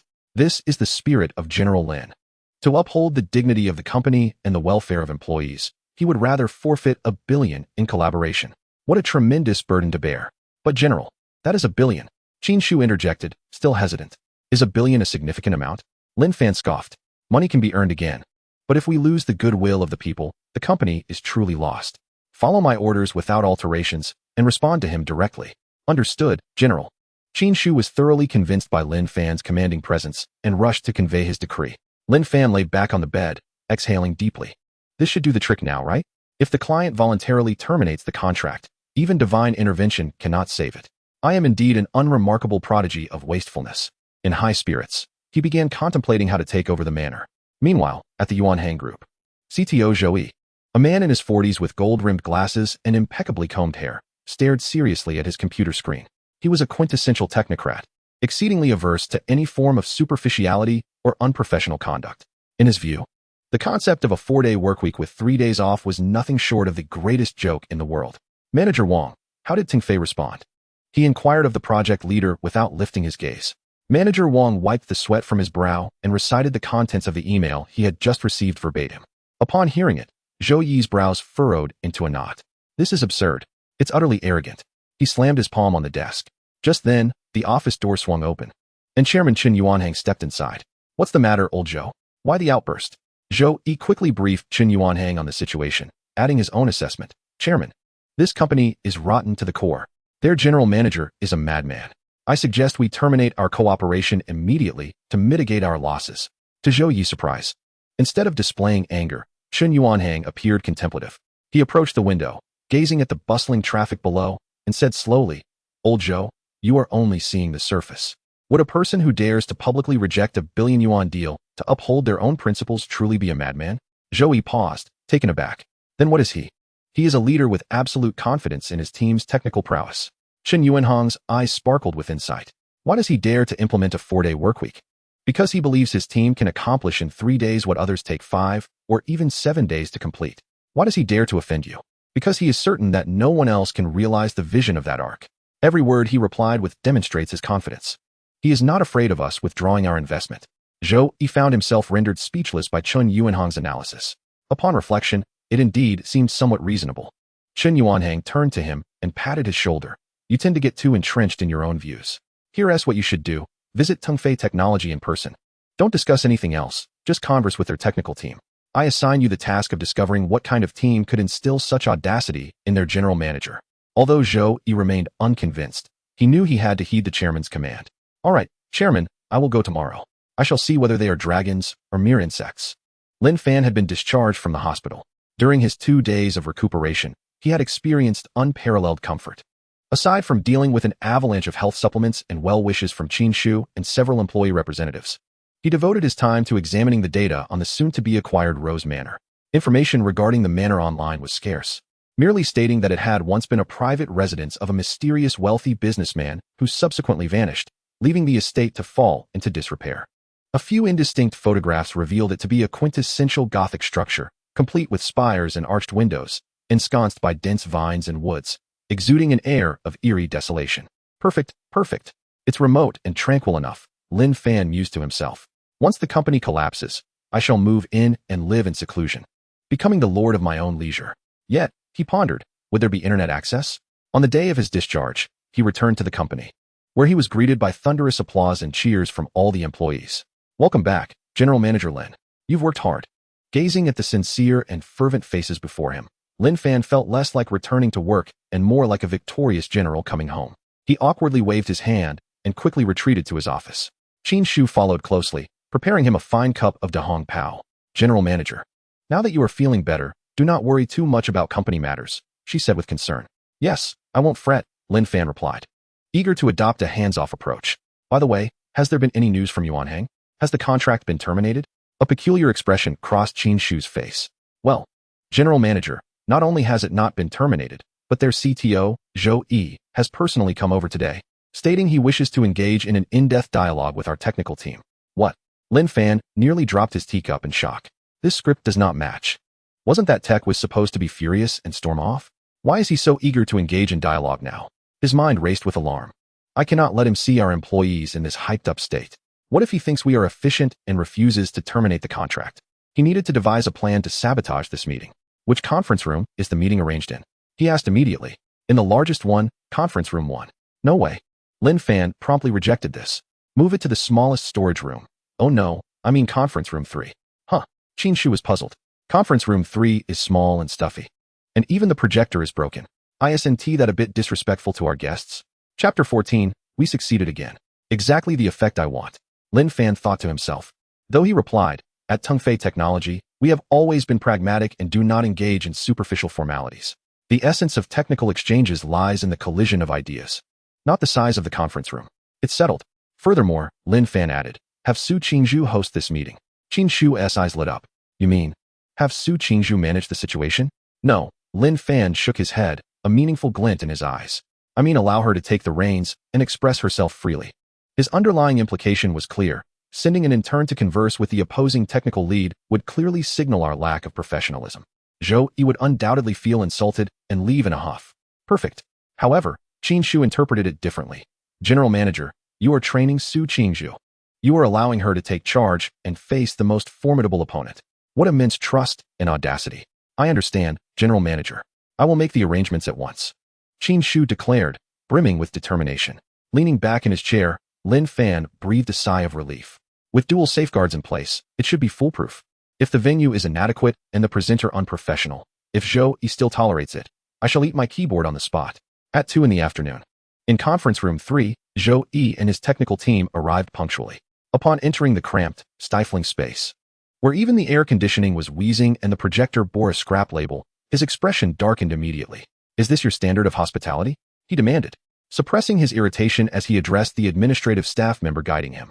The staff member could only manage an awkward smile, repeating Qin Shu's prescribed lines. Our general manager Lin believes that the essence of technical exchanges lies in the collision of ideas. Zhou Yi scoffed, his anger surging to an alarming level. When he saw that the presenter was none other than the intern Su Qingzhu, who had recently been confirmed in her position, his fury reached a breaking point. This is an affront, a blatant humiliation. He fought the urge to storm out, slumping into a chair with his arms crossed, adopting a posture of judgment, as if to say, let us see what you can possibly bring to the table. Su Qingzhu sensed the palpable disdain emanating from Zhou Yi's team. Yet, she felt no trepidation, for just before the meeting commenced, Qingzhu had approached her with Lin Fan's highest directive. Qingzhu, the general manager has instructed you to express yourself freely. Qingzhu's gaze was unwavering. Do you understand what the general manager means? He is telling you not to be constrained by any rules or intimidated by the opposing team's presence. Unleash your full talent and creativity to conquer them. General Manager Lin stands behind you. Su Qingzhu was invigorated by these words, her blood surging with passion. Drawing a deep breath, she stepped forward and bowed deeply to Zhou Yi and the others. With no opening remarks or pleasantries, she directly approached the whiteboard against the wall, seized a marker, turned around, and gazed intently at Zhou Yi. Director Zhou, I am aware of your reservations regarding our new system and my role as the project leader. Her voice rang clear and powerful, resonating throughout the small conference room. Therefore, today, we shall speak not of empty words, but of technology. With that, she swiftly sketched a complex system architecture diagram on the whiteboard. This is the foundational operating system architecture I have designed for the art project, the NOAA system. Its core is a distributed heterogeneous IoT platform constructed upon microservices and containerization technologies. Zhou Yi initially wore an expression of disdain, but upon glimpsing the architecture diagram and hearing the term distributed heterogeneous IoT platform, his demeanor shifted dramatically. The technical experts behind him instinctively straightened in their seats. The clarity of thought and ingenuity evident in Su Qingzhu's design far surpassed all mainstream smart home systems available on the market. To address the issue of protocol barriers, I have introduced protocol conversion middleware and virtual device mapping technology at the adaptation layer, theoretically ensuring compatibility with over 95 of the leading smart home brands available. Behind Zhou Yi's golden-rimmed glasses, astonishment flickered in his eyes. Protocol conversion? Virtual device mapping? This was precisely the technological concept he had been grappling with in his own lab. Yet it remained unrefined. How had this young woman conceived such an idea? Moreover, her design appeared more polished than his own proposal. The crowning feature of the NOAA system is its AI evolution module. We do not employ traditional rule engines. Instead, we have integrated a scenario-aware decision-making network based on reinforcement learning. In simpler terms, it learns the owner's behavioral habits akin to an infant, autonomously optimizing service logic. For instance, if it recognizes that you rise at 7 each morning, it will brew your coffee at 6:50, rather than rigidly adhering to a fixed alarm program. As Su Qingzhu concluded this segment, Zhou Yi and his team had completely forgotten the stifling heat of the conference room and the antiquated projector. Their faces betrayed shock, disbelief, and a thrilling sense of encountering a worthy opponent. Wait, Zhou Yi could no longer contain himself and sprang to his feet, striding to the whiteboard, pointing at a node in the architecture diagram, and rapidly inquiring, how does your decision-making network resolve the cold start problem? How do you ensure recommendation accuracy with insufficient data during the initial phase for new users? This was an exceptionally sharp and professional question. Yet, Su Qingzhu remained unruffled, as if she had anticipated his inquiry. A splendid question. My solution involves the introduction of transfer learning and federated learning mechanisms. We will pre-train a foundational model within a generic, anonymized database. When new users arrive, the model will engage in federated learning with a public cloud model, swiftly completing personalized adaptation while safeguarding user privacy. Brilliant. One of the technical experts behind Zhou Yi couldn't help but slap his thigh, exclaiming. Zhou Yi's breath quickened. He gazed at the eloquent young woman before him, her eyes sparkling with intelligence, then glanced at the architectural diagram on the whiteboard, and the remnants of his arrogance and ire evaporated entirely. In their place surged an immense, indescribable sense of shame. He finally comprehended why the general manager, surnamed Lin, dared to be so audacious. With a team that possessed the mastery of future technology and such a prodigious young talent, He undoubtedly had grounds for his bravado. A 3-day workweek?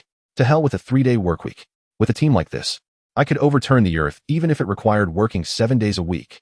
The latter half of the meeting had transformed entirely into a technical symposium between Zhou Yi's team and Su Qingzhu. They clustered around the whiteboard, fervently discussing every technical detail, exhilarated like children who had just discovered a new continent. Meanwhile, the instigator, Lin Fan, was leisurely scrolling through his phone in his office, awaiting the anticipated news of the conference room erupting into a table-thumping argument, culminating in an unhappy dismissal. However, what he received instead was Qin Shu. Qin Shu pushed open the door, her face adorned with a dreamlike expression, a blend of ecstasy and admiration. General Manager Lin, we have succeeded once more. Lin Fan's heart skipped a beat. The use of the word again struck a chord, conjuring a series of unsettling associations. What do you mean? Did that tech was leave? Lin Fan clung to a flicker of hope. He has left, but, taking a deep breath to steady her excitement, Qin Shu clarified, he was not driven away in anger. He was completely captivated by us.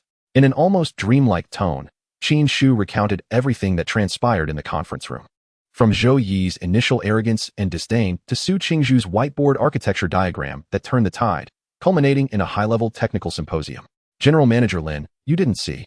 Qin Shu's eyes sparkled. At the end of the meeting, Zhou Yi personally assisted Su Qingzhu in erasing the whiteboard. He told her, Engineer Su, I apologize for my previous arrogance. Your technical vision is at least 3 years ahead of mine. Lin Fan's lips began to twitch uncontrollably. What else did he say? He asked weakly.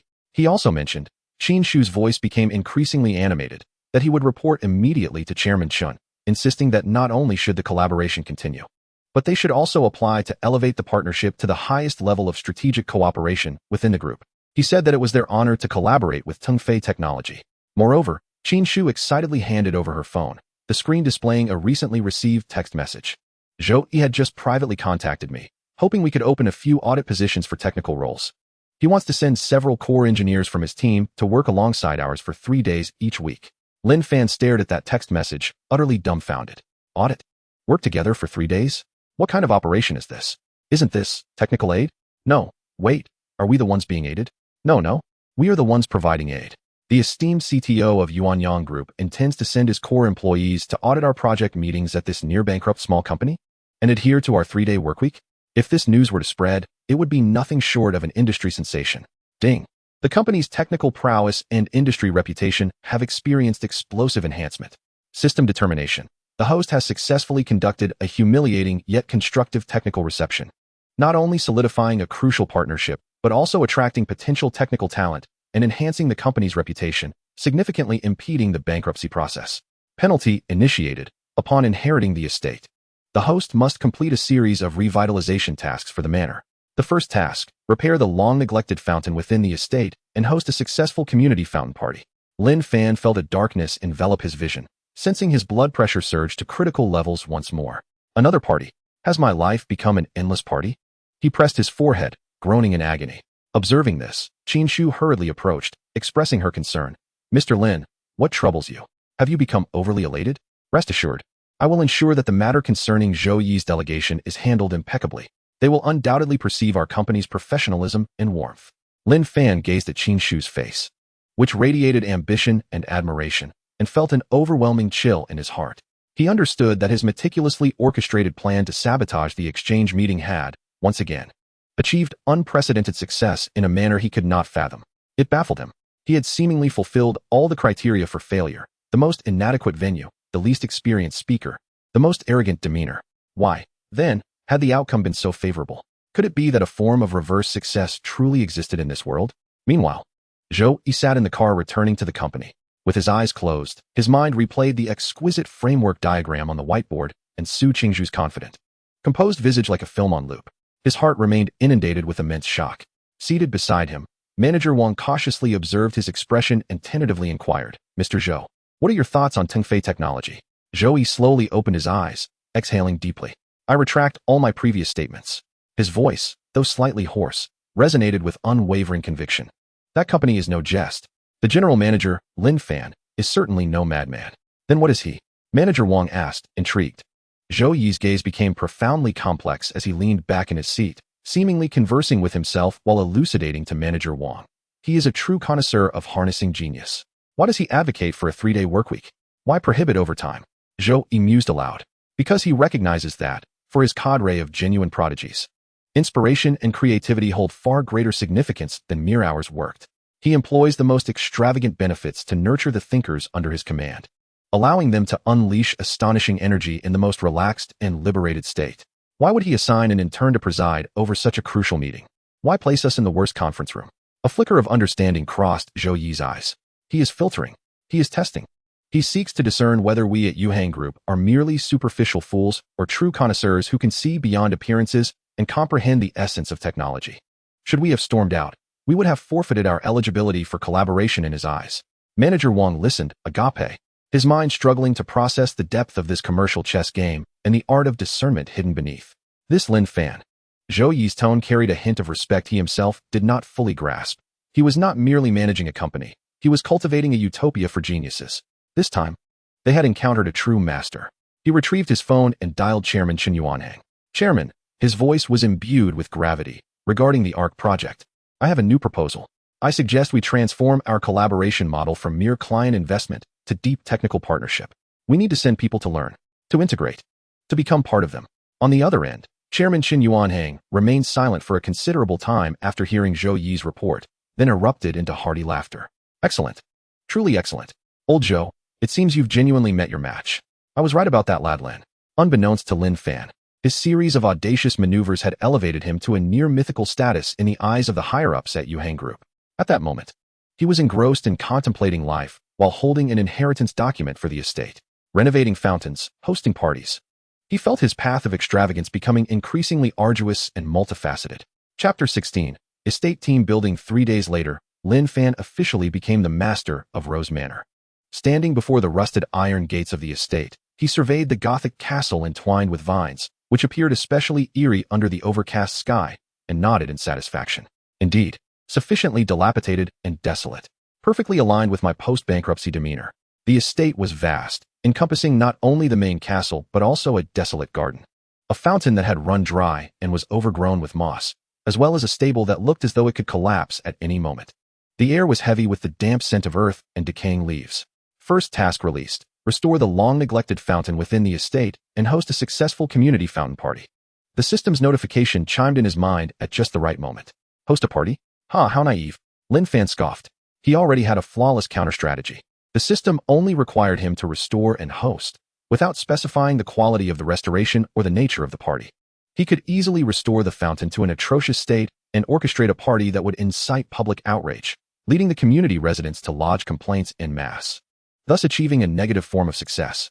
Just as Lin Fan reveled in his cleverness, Qin Shu's call came through. Mr. Lin, congratulations on your new residence. We've all heard that you've inherited a grand estate. Her voice brimmed with joy. Lin Fan's eyelids twitched. How did you find out? It's all the buzz at the company. Qin Shu replied with a smile. Everyone is congratulating you. By the way, our company has had an exceptional quarter. With morale soaring, I would like to request a team building budget to take everyone out for some relaxation. What do you think? Team building? Lin Fan's eyes instantly lit up. A brilliant plan, achieving 3 objectives with a single stone, rapidly took shape in his mind. Relaxation? Absolutely not. Lin Fan firmly rejected. Our employees at Tongfei Technology cannot engage in trivial leisure activities. Our team building must be meaningful, profound, and educational. Qin Shu was momentarily taken aback. Educational? Indeed. Lin Fan's voice exuded undeniable authority. I have decided that this team building will take place at my new estate. The theme will be reflecting on hardships, honoring labor. What? Qin Shu was utterly bewildered. Lin Fan continued to articulate his grand vision.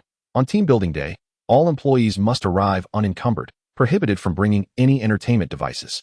The activities will include clearing weeds from the estate, repairing damaged walls, and collaboratively restoring the central fountain. I will incorporate the performance from this team building into the year-end performance evaluations. Those who slack off or fail to contribute will be disqualified from year-end awards. His words were delivered with grandiloquent flair, yet internally, Lin Fan was elated. This plan was nothing short of genius. Firstly, it would save money. Under the guise of team building, he would have employees labor for free to restore the fountain and complete the system task. This is what one might call public resources for personal gain. Secondly, it would undermine employee enthusiasm. Turning what they had eagerly anticipated into a mandatory laborious task is what one might term benevolence mixed with severity. Thirdly, It would conveniently allow him to throw that accursed community fountain party, where employees could merely serve as background actors, creating a semblance of festivity to placate the situation. A perfect trifecta. On the other end of the line, after a brief moment of shock, Shu was once again captivated by Lin Fan's unfathomable thought process. She understood. What is Mr. Lin up to? He is employing a unique method to test and select his team. What kind of talent do modern enterprises require? Is it merely the indulgent young scion? No. It is those who can endure hardships, fight valiantly, and possess a sense of collective honor, entrepreneurs. Mr. Lin is utilizing the crucible of labor to ascertain the true caliber of his team. He aims to forge not just an ordinary group, but a formidable ironclad team imbued with entrepreneurial spirit. Upon realizing this, Shu's tone transformed into one of profound respect. I understand now, Mr. Lin. Your far-sighted vision truly leaves us in awe. I shall inform everyone immediately. I am certain they will take immense pride in contributing to the construction of our spiritual sanctuary. Satisfied, Lin Fan ended the call, humming a cheerful tune as he anticipated the grand employee dissuasion event he had envisioned for the weekend. On team building day, the weather was splendid and the sun shone brightly. Dozens of vehicles carried the entire staff of Tungfei Technology to the Rose Manor. However, when everyone beheld the dilapidated estate resembling a horror film set, their expressions of enthusiasm froze. This is Mr. Lin's manor? Why do I feel a chill down my spine? Wasn't this supposed to be a team-building event? It feels more like participating in Survivor, Wilderness Edition. Shu stepped forward, brandishing a megaphone, passionately conveying Mr. Lin's spirit of team building to the crowd. Upon hearing that the activities included weeding, wall construction, and fountain repair, a wave of suppressed lamentations arose from the assembly. Lin Fan, hidden behind the curtains on the second floor of the castle, observed with satisfaction. Yes, that's the expression. Suffer, lament, then begin to question me. Loathe this job. However, the anticipated scene of disjointed morale and collective shirking did not materialize. After the initial shock, someone in the crowd was the first to rally and shout a slogan. Isn't it just work? It is our honor to build a home together with Mr. Lin. Come on, brothers, let us go. The one who called out was a middle-aged technician whose family had suffered due to the 996 work culture. At that moment, he removed his suit jacket to reveal a t-shirt emblazoned with serving the people and was the first to seize a hoe, charging toward the most overgrown part of the garden. His actions were like a stone cast into a lake, instantly creating ripples of enthusiasm. Yes, let us work. Let Mr. Lin witness our execution ability. Let South transform this place into our secret base. Tech department, follow me to study the fountain-s piping. Product department, plan the garden layout. Administrative department, ensure logistical support. Far from complaining, the employees spontaneously organized themselves, turning this enforced labor into a vibrant project launch meeting. They displayed unprecedented initiative. The programmers gathered around the fountain, modeling and analyzing the rusty pipes and malfunctioning valves, composing control programs on the spot. The designers, armed with tablets, began to conceptualize the barren garden, envisioning an English afternoon tea area, a Japanese rock garden, and even a barbecue and outdoor movie zone. Even Su Qingzhu took up a small shovel, enthusiastically cleaning stones in the designated herb planting area. Chapter 17, Usurped by Employees. The entire manor transformed from a sinister haunted house into a vast, vibrant construction site. Lin Fan stood behind the window, dumbfounded by the spectacle. He felt as though his worldview had been reshaped once again. Were these people not in their right minds? I asked you to be laborers. And yet you've created the atmosphere of a startup? This was entirely different from the script he had envisioned. By evening, through the collective effort and relentless dedication of the staff, the manor had undergone a remarkable transformation. Weeds had been cleared, the garden organized, and even the dried-up fountain had been temporarily restored by the tech department's experts using various ingenious techniques. When Lin Fan reluctantly pressed the start button, a stream of clear water erupted from the hands of the goddess statue in the center of the fountain, creating a splendid rainbow in the glow of the setting sun. Oh, a thunderous cheer erupted from everyone as they embraced one another, celebrating their labor's fruits, their faces radiating a heartfelt satisfaction more fulfilling than any indulgence. Ding! Fountain repair task completed. Completion. Perfect. Lin Fan's heart bled. Yet, this was not the end. Shu approached, smiling at Lin Fan. Mr. Lin. With such high enthusiasm from everyone, WeVE decided to upgrade tonight's community fountain party into a grand manor revival music barbecue party. The administrative department has already contacted suppliers for the food and equipment. WeVE also invited residents from the nearby community to join in the festivities. Lin Fan gazed at the staff illuminating the garden with their fairy lights, listening to the joyful laughter of community members echoing from afar. juxtaposed with the cold chime of the system in his mind. Successful community fountain party task is currently exceeding expectations.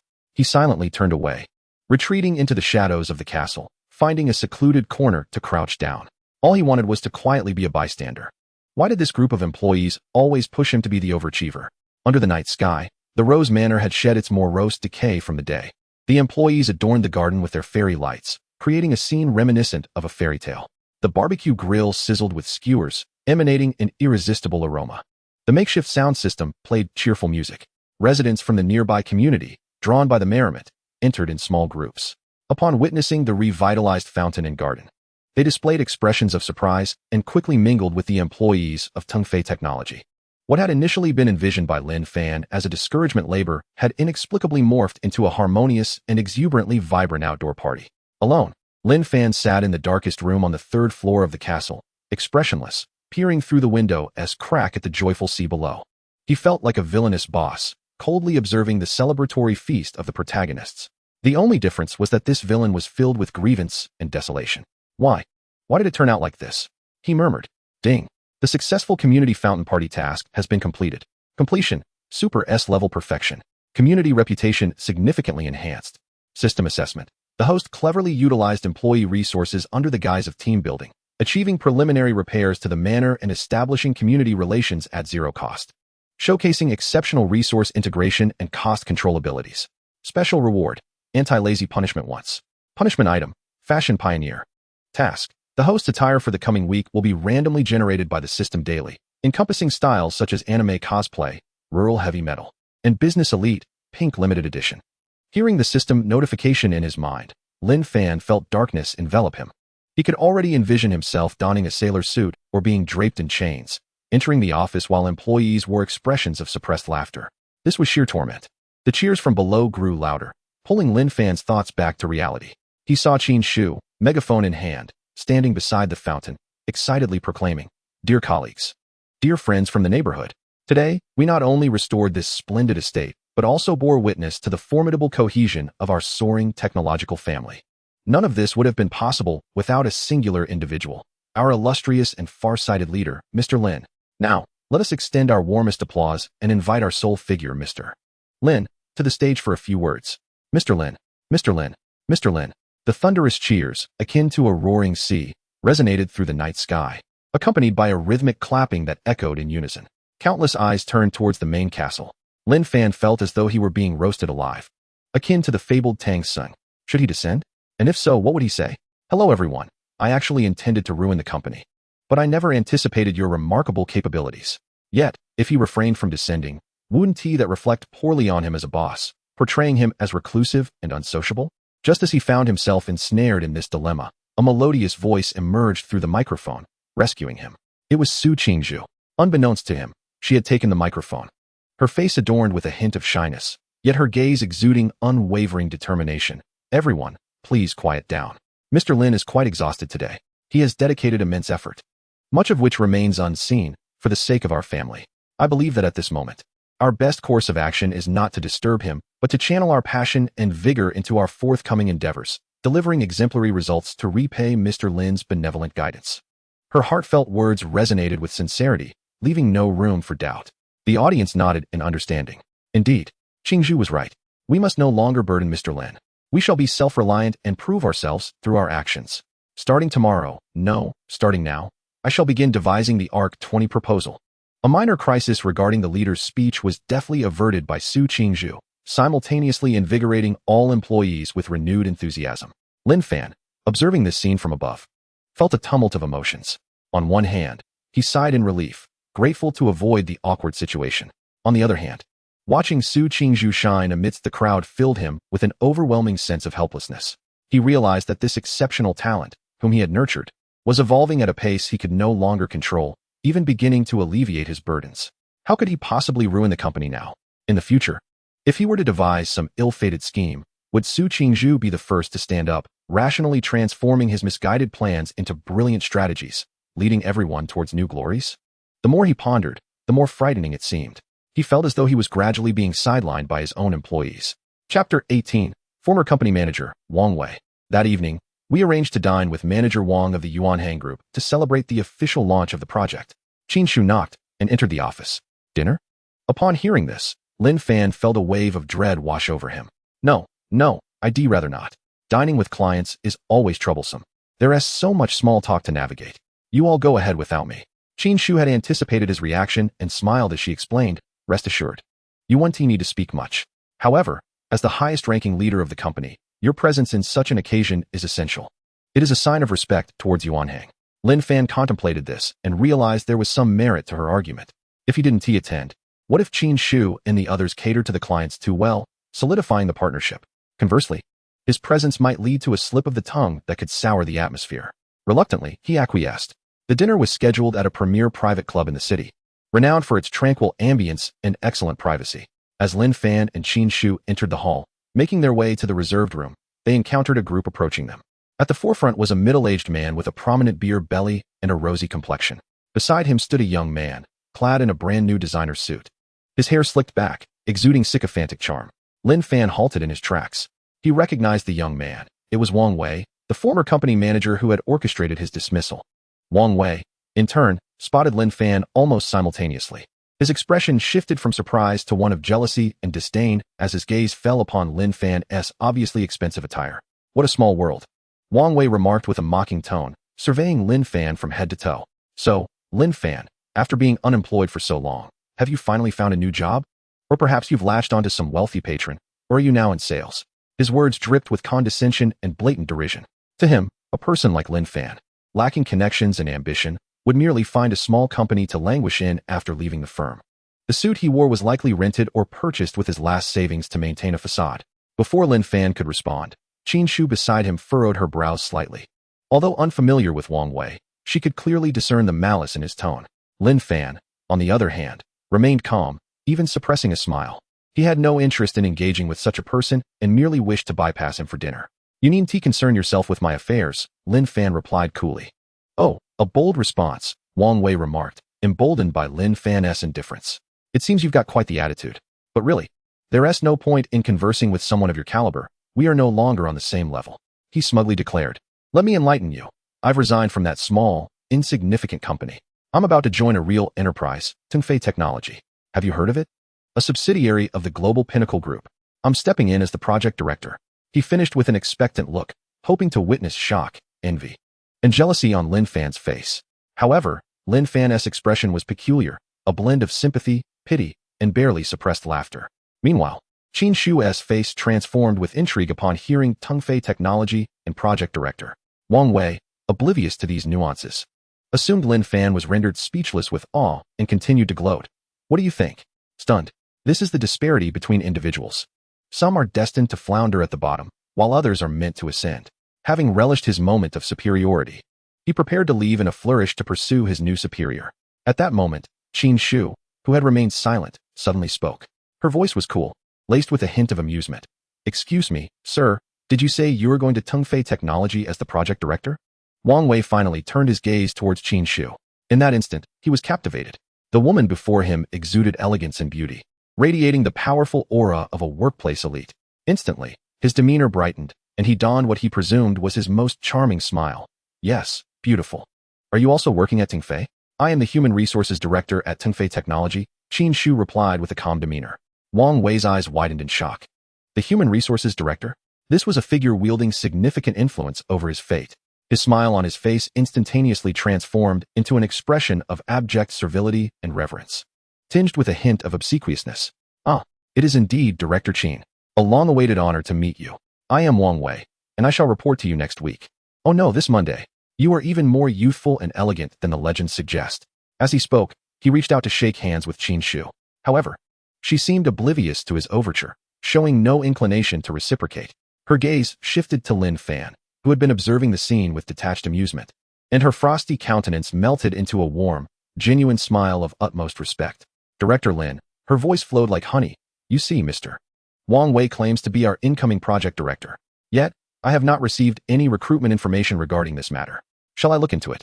Director Lin? Wang Wei's smile froze upon his face. Following Qin Shu's gaze, he incredulously turned to the very person he had just derisively mocked, Lin Fan. Qin Shu, the lofty human resources director, whom he believed he must venerate and flatter, was actually extolling Lin Fan? Moreover, she addressed him as Director Lin? This was inconceivable, utterly unfathomable. Wang Wei's mind went blank, as though he were trapped in an absurd nightmare. This woman must be feigning. How could she claim to be a director at such a young age? He realized that she was merely acting to salvage Lin Fan's dignity. Wang Wei's eyes widened in shock, which lasted but a fleeting 2 seconds before being swiftly replaced by a more intense disdain and contempt. Human Resources Director? What a farcical joke. Wang Wei had leveraged countless connections and navigated numerous channels to secure a mere verbal offer for this position. The Human Resources Director of Tongfei Technology was a figure of stature he needed to look up to. How could he possibly share the same realm with a washed-up loser like Lin Fan? He comprehended everything. Lin Fan, that vain and incompetent fool, must be wallowing in despair after losing his job, and upon encountering him, felt embarrassed, thus resorting to this actress or insignificant performer to play a part in his charade. Just look at that woman, so beautiful and exuding such grace. She was undoubtedly a carefully crafted illusion, designed to deceive naive individuals like him. With this realization, the ingratiating smile vanished from Wang Wei's face, replaced by a knowing smirk. Huh, Human Resources Director? He crossed his arms and sneered. Lin Fan, you excel. After being unemployed for so long, you've not advanced in any other regard, but have certainly honed your acting skills. Where did you find this actress? Quite the professional. I must say, her aura nearly fooled me. Qin Shu's expression instantly turned icy. She had never endured such indignity before. Just as she was about to erupt, Lin Fan silenced her with a mere glance. Observing Wang Wei's self-satisfied demeanor, Lin Fan found the situation increasingly amusing. Is that so? Lin Fan replied nonchalantly. Then we shall not disturb Director Wang any further. With that, he gestured for Qin Shu to proceed, and together they strode deeper into the establishment. Wang Wei watched their retreating figures, further solidifying his judgment. See, once I exposed the truth, they fled in shame. He smirked triumphantly, adjusting his tie, filled with a sense of intellectual superiority. Fools are ultimately fools. He hummed a little tune, merrily heading towards his dining room's private booth. Chapter 19, The Buffoon. Inside the booth, after several rounds of drinks, Wang Wei sat upright, frequently toasting the rotund leader at the head of the table, Li Dihai, the vice president of Tongfei Technology's marketing department. Director Li, I owe my current position to your guidance. In the future, I shall follow your lead. Li Dihai, flushed with drink, patted Wang Wei on the shoulder with satisfaction. Young Wang, keep up the good work. Our marketing department is currently thriving. You know about the 100 million yuan contract with Yuhang Group, right? That was personally secured by our general manager, Director Lin. Director Lin? Wang Wei's interest peaked. Yet he failed to connect this Director Lin with the Lin Fan he had just belittled. To him, a figure capable of landing billion yuan contracts must be a decisive, seasoned titan of industry, well past 50. Just then, the booth door swung open. The club manager, beaming, entered and announced, Director Li, Manager Wang, I apologize for the interruption. Mr. Wang from Yuhang Group has arrived in the adjacent Tianzi booth. He has requested your presence to join him for a drink with his collaborators, Director Lin and Director Qin from Tongfei Technology. Oh, Director Lin and Director Qin are also here? Li Dihai immediately rose, a look of solemnity gracing his features. We must go. Come, Wang. Accompany me to meet our company's top leadership and familiarize yourself. Wang Wei's heart soared with joy. An opportunity to meet the company's 2 highest-ranking officials was a tremendous boon. He quickly composed himself, excitement and trepidation coursing through him as he followed Li Dihai to the lavish Tianzi booth next door. The door was respectfully opened by the manager.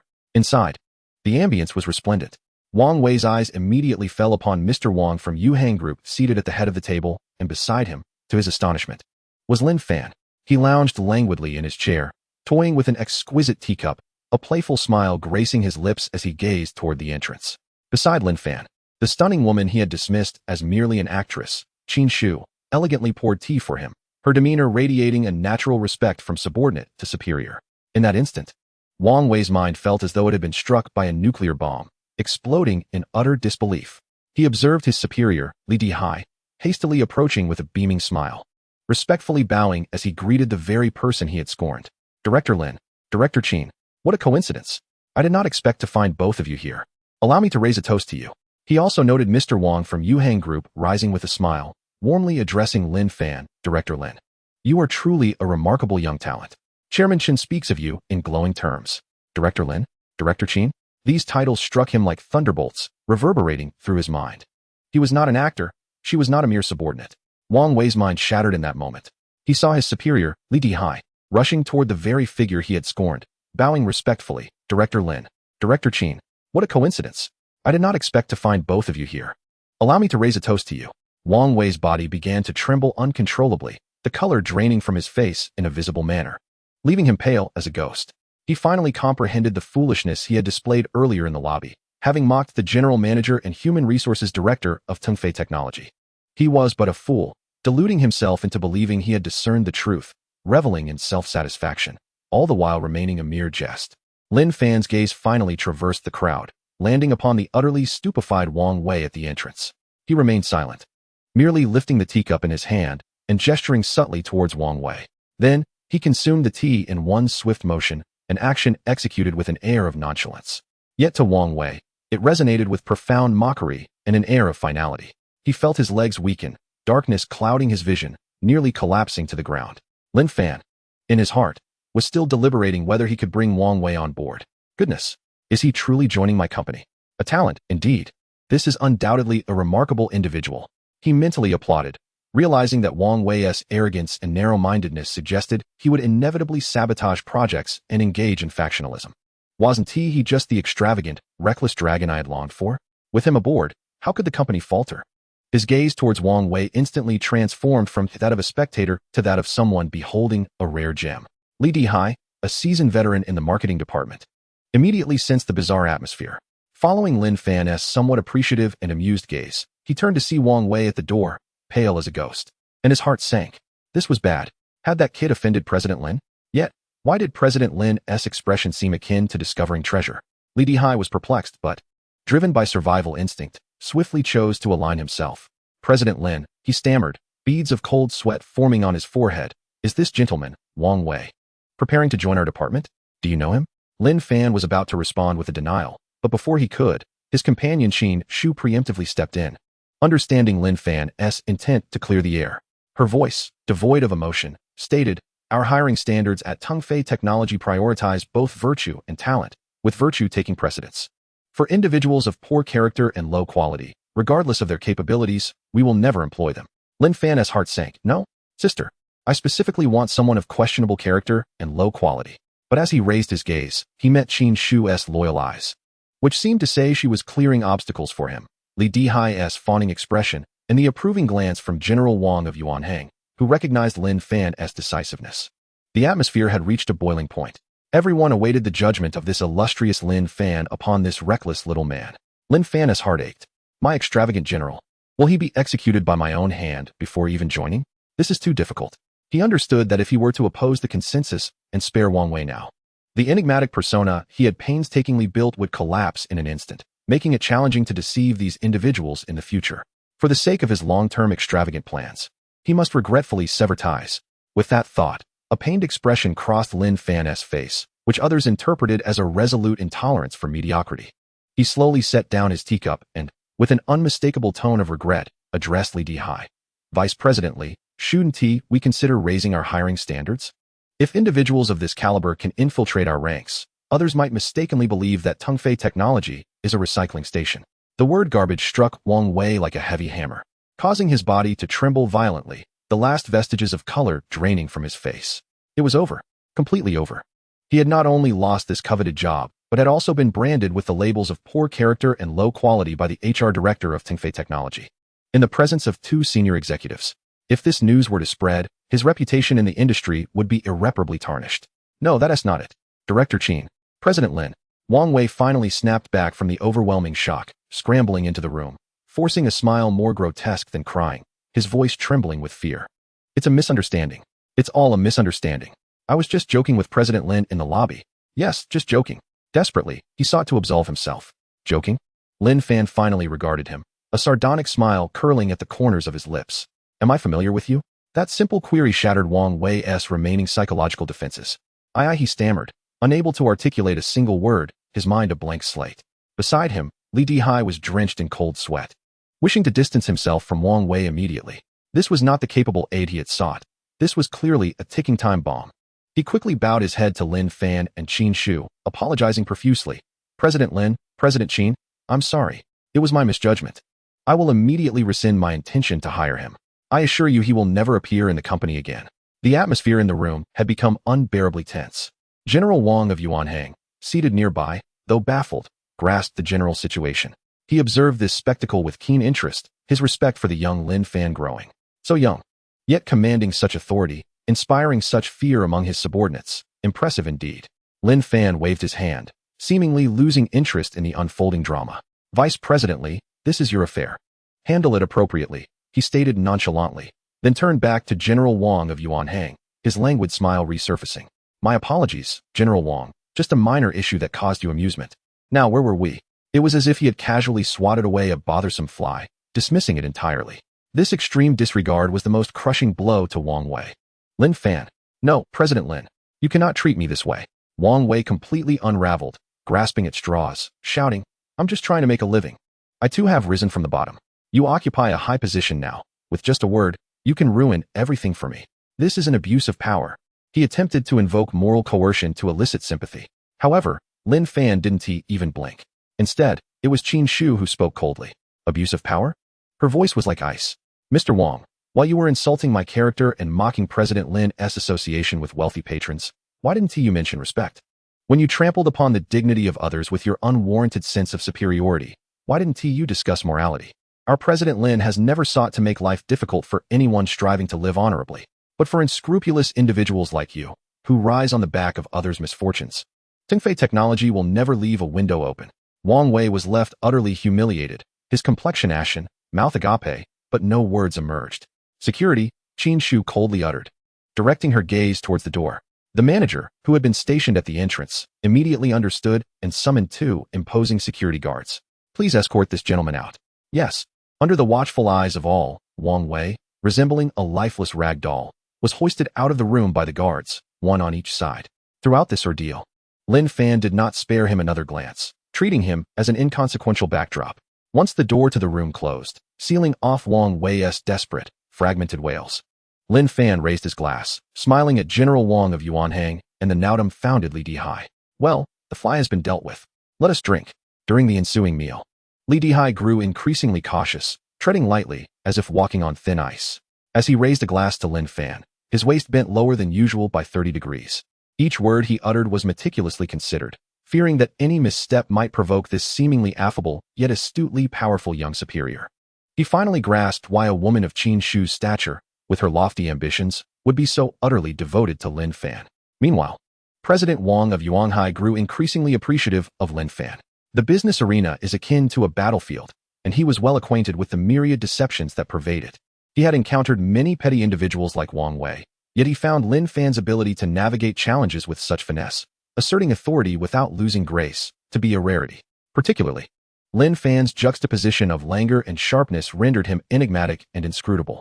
Mr. Lin, President Wang raised his glass, proactively clinking it with Lin Fan's. Today, I have witnessed your remarkable demeanor.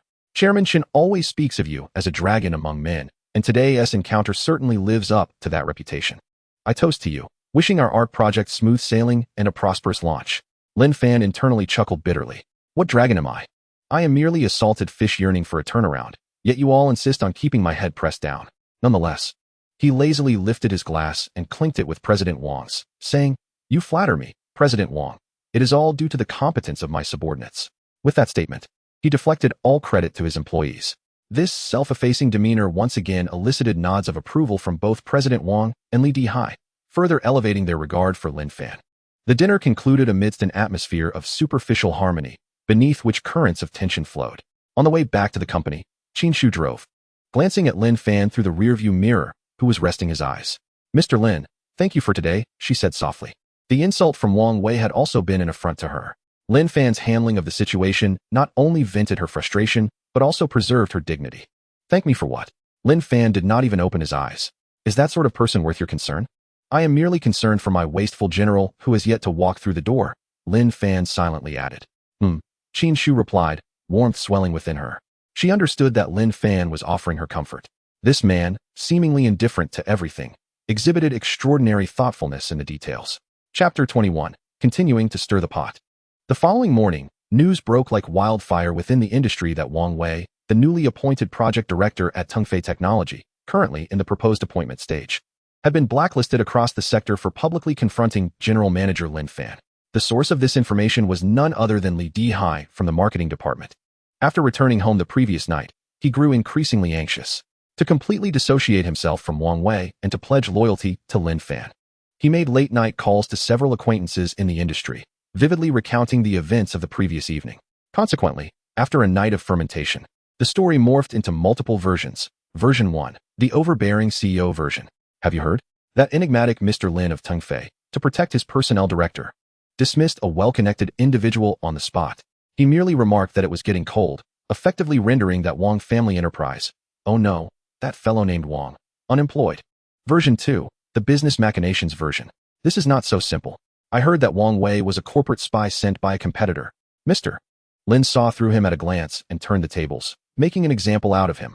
Version 3, the scandalous rumor version, the most widely circulated. You don't know the inside story. That Wang Wei intended to harass the stunning personnel director Qin Shu, only to be caught by Mr. Lin. In a fit of rage for the fair maiden, Mr. Lin directly blacklisted him. It is said that Mr. Lin and director Qin, long ago. In no time, Lin Fan's reputation soared to mythical proportions in the eyes of the public. He was characterized as protective, commanding, resourceful, and shrouded in mystery, with labels multiplying and becoming increasingly extravagant. The stock price of Tungfei Technology even inexplicably surged by 2 points during the following day's opening. Fueled by rumors of a strong and united leadership, Lin Fan stared dumbfounded at the financial news notifications on his phone. Is this even possible? I dismissed a director who was about to join, and the stock price goes up? Is there no justice in this world? Within the company, employees, upon hearing these rumors, experienced a newfound reverence and admiration for Lin Fan, reaching unprecedented heights. Did you hear? Mr. Lin dismissed a tactless individual for Director Qin. Our Mr. Lin is just too dashing. Such overwhelming security. From now on, anyone who dared to challenge someone from Tungfei would be at odds with Mr. Lin. The entire company's cohesion strengthened remarkably due to this scandalous tale of a man's wrath for a woman. Employees walked with their backs straighter than ever before. Seated in his office, Lin Fan watched the progress bar on the system panel, which represented the company's prestige and team cohesion, rise once more. And he felt a bitterness deeper than even the most astringent of herbs. At the North American headquarters of Global Pinnacle Group, the atmosphere in Vice President Zhang Boluan's office was so tense it could be cut with a knife. He had just hung up after a tearful call with his nephew, Zhang Hao. On the call, Zhang Hao had exaggeratedly described how Lin Fan was behaving arrogantly, and how Tungfei Technology was now insufferable due to a $100 million order. 100 million. Lin Fan. Zhang Boluan's fingers whitened as he clenched them in anger. What he could not tolerate was not the humiliation of his nephew's dismissal, but rather the fact that the Chinese branch, which he deemed a mere scrap heap, had unexpectedly revived under a fortuitous appointment. The previous general manager was Zhang Boluan's ally. This was a profound irony for him and a potential challenge to his authority. He picked up the phone and dialed the internal line to the human resources director. It's me, Zhang Boluan. His voice was frigid. I have a new proposal regarding the personnel arrangements for the Yuanhai project at the Chinese branch. This project is vast and significant. I am not reassured by just a few individuals at the Chinese branch. I have decided to parachute in a seasoned project director from headquarters to assist, to lead this project. Additionally, I will transfer an elite technical team from the European branch to provide support. The HR director on the other end hesitated, but President Zhang. The Chinese branch has not submitted a personnel request, and General Manager Lin Fan seems to have his own plans for the project. Plans? Zhang Boluan scoffed. What qualifications does a young man with no background, who rose through luck, have to talk about plans? This is a decision from the group. You only need to execute it. Furthermore, do not issue the formal appointment notice just yet. Let them quietly settle in first. I need to give that young Mr. Lin a surprise. After hanging up, a cruel smile crept across Zhang Boluan's face. He could already foresee the ensuing drama. A team of elite operatives, handpicked by him, would suddenly appear at Tungfei Technology. They would legitimately take control of the ARC project's core operations under the guise of being dispatched from headquarters. Lin Fan and his small team of interns would either have to meekly relinquish power and become marginal figures, or they would openly resist. Should they choose resistance, it would amount to defying the orders of the group headquarters. At that point, Zhang Boluan could justifiably expel Lin Fan for insubordination and disrupting company unity. And that $100 million project would naturally fall into the hands of his trusted allies. This was the essence of overt stratagem. A move to cut the ground from beneath Lin Fan's feet, rendering all his efforts a mere embellishment for Zhang Boluan. Young man, you are too green to contend with me. Chamberlain lifted his cup of coffee, leaning back in his chair with a sense of satisfaction. as if he could already envision Lin Fan's expression of shock, anger, and helplessness. A week later, at Tongfei Technology, the newly implemented 4-day workweek had been running smoothly for a week. The results were so astonishing that Lin Fan felt tears welling in his eyes. Employees, eager to preserve this idyllic arrangement, exhibited an unprecedented surge in productivity during the workdays. Meetings that once consumed an entire morning were now concluded in just half an hour. And interdepartmental communications that used to drag on were now understood with merely a glance. Each individual operated like a wound-up motor, fervently expending energy from Monday to Wednesday. By Thursday, the office lay deserted, tranquil as a graveyard, perfectly aligning with Lin Fan's aesthetic of corporate collapse. He himself relished the leisure, arriving punctually at the office each day to sip tea, scroll through his phone, and occasionally don the absurd attire generated by the system, awkwardly surveying the premises under the admiring gazes of employees who believed their boss was a paragon of fashion. Today, the system had outfitted him in a set of rural heavy metal-style leather attire, adorned with an array of nonsensical chains that clanked as he walked. With sunglasses perched on his nose, he sat in his office contemplating the opportune moment to orchestrate something that would temper the employees' exuberant spirits. Chapter 22. Office Renovation. Since the 4-day workweek could not extinguish the employees' fighting spirit, a change of approach was in order. It was time to corrode their souls with extreme indulgence and extravagance. Money needed to be spent promptly. Otherwise, the specter of bankruptcy loomed ever closer. Lin Fan resolved firmly. On Monday, as all employees returned to the office, invigorated and eager to accomplish 5 or even 7 days' worth of work within 3 days, Lin Fan convened a special meeting with department heads to discuss enhancing employee happiness and office experience. In the conference room, he occupied the central seat, observing the eager faces filled with determination below him, and sighed inwardly. Ladies and gentlemen, he cleared his throat, adopting a languid tone. The 4-day workweek is merely our first step towards improving employee satisfaction. I would like to hear your thoughts. What areas do you believe the company should improve? Or rather, what would you like? Speak boldly. As long as it can be resolved with money, it is not a problem. This proclamation left the department heads momentarily dumbfounded. Such a benevolence from the boss. He was actually asking what the employees desired? They exchanged glances, at a loss for words.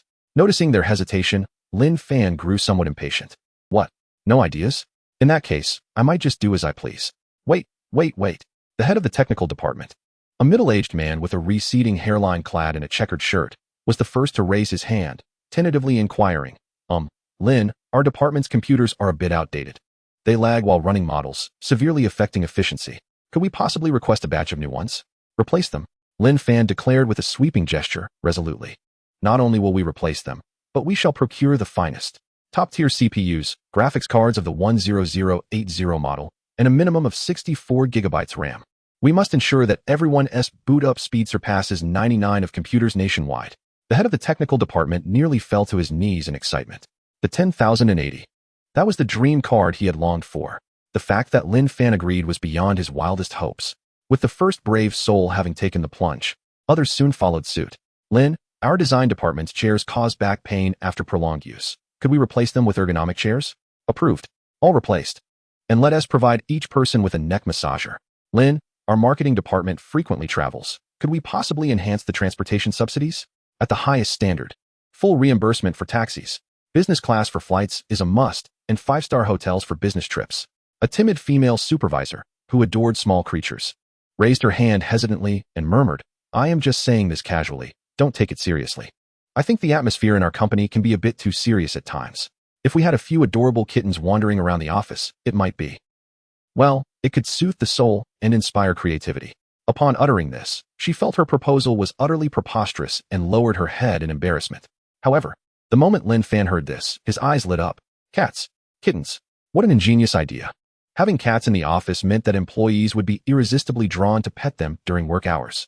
It meant that precious working time would be mercilessly devoured by these charming little creatures.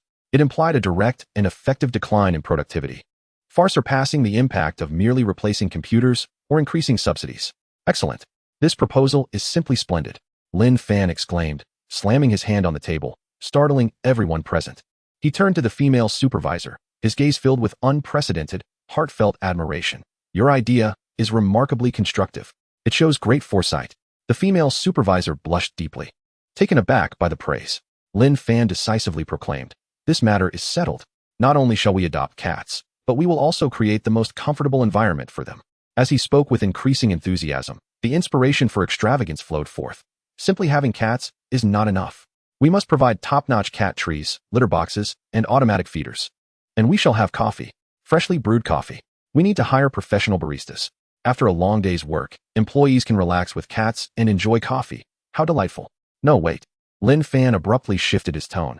Such trivial antics were too small in scale.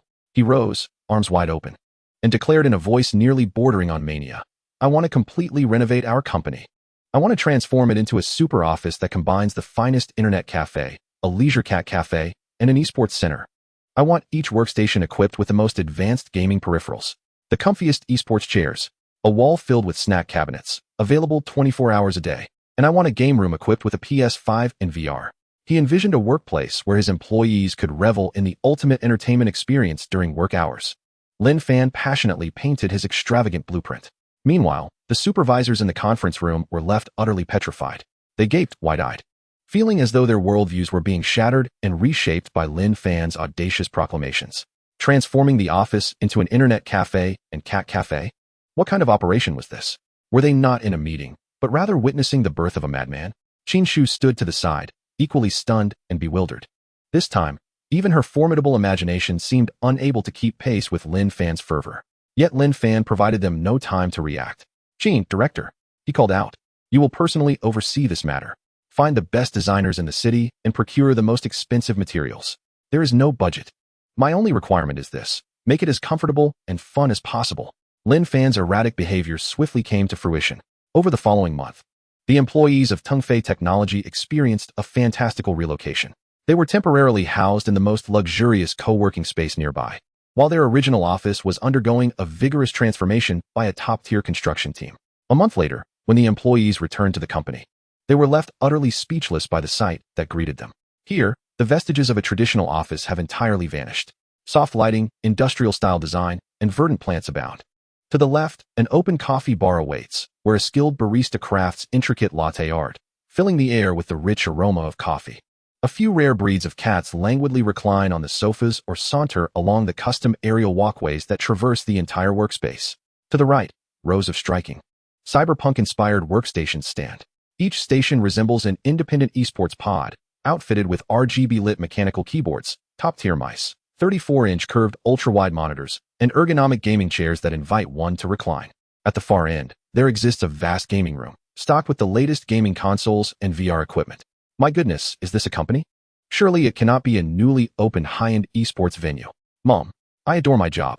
I would gladly reside in the office for eternity. Hurry, snap a photo and share it on social media. I want my friends toiling at the 996 grind to weep with envy. The employees are ecstatic, akin to children who have stumbled into a candy house, erupting in gasps and cheers. Meanwhile, Lin Fan contentedly hides in his new office, a spacious area transformed into a private cinema, reveling in the spectacle. Chapter 23. Everyone must join my company. I refuse to believe it. He reclines in a massage chair, his legs crossed, pondering how, in such an environment, could anyone possibly focus on work? Just wait, when the quarterly financial report emerges, I shall see if they can still manage to smile. Yet, events once again slipped from his grasp. A particularly tasteful employee posted photos and videos of the transformed office, captioned with the title of another company, on social media. This content, like a virus, instantly ignited the entire internet. The most powerful company in history. The boss series of other people's companies, thinking of jumping ship to Tongfei Technology, and relevant topics surged to the top of the trending charts within mere hours. Countless workers, exhausted from the 996 grind, shed tears of envy in the comments. This is no mere office. It is my dream paradise. Is the boss still hiring? Even for janitorial work, I would gladly take it. I would call it the Terminator of overcompetition. Tongfei Technology's office became an overnight sensation, renowned across the nation as a must-visit hotspot. Countless media reporters clamored to interview, and myriad influencers desired to explore the premises. Even more astonishing to Lin Fan was that this surge in popularity attracted another demographic's attention, the nation's most elite and creative designers and talents. A boss capable of conceiving such an office design must surely be my kindred spirit.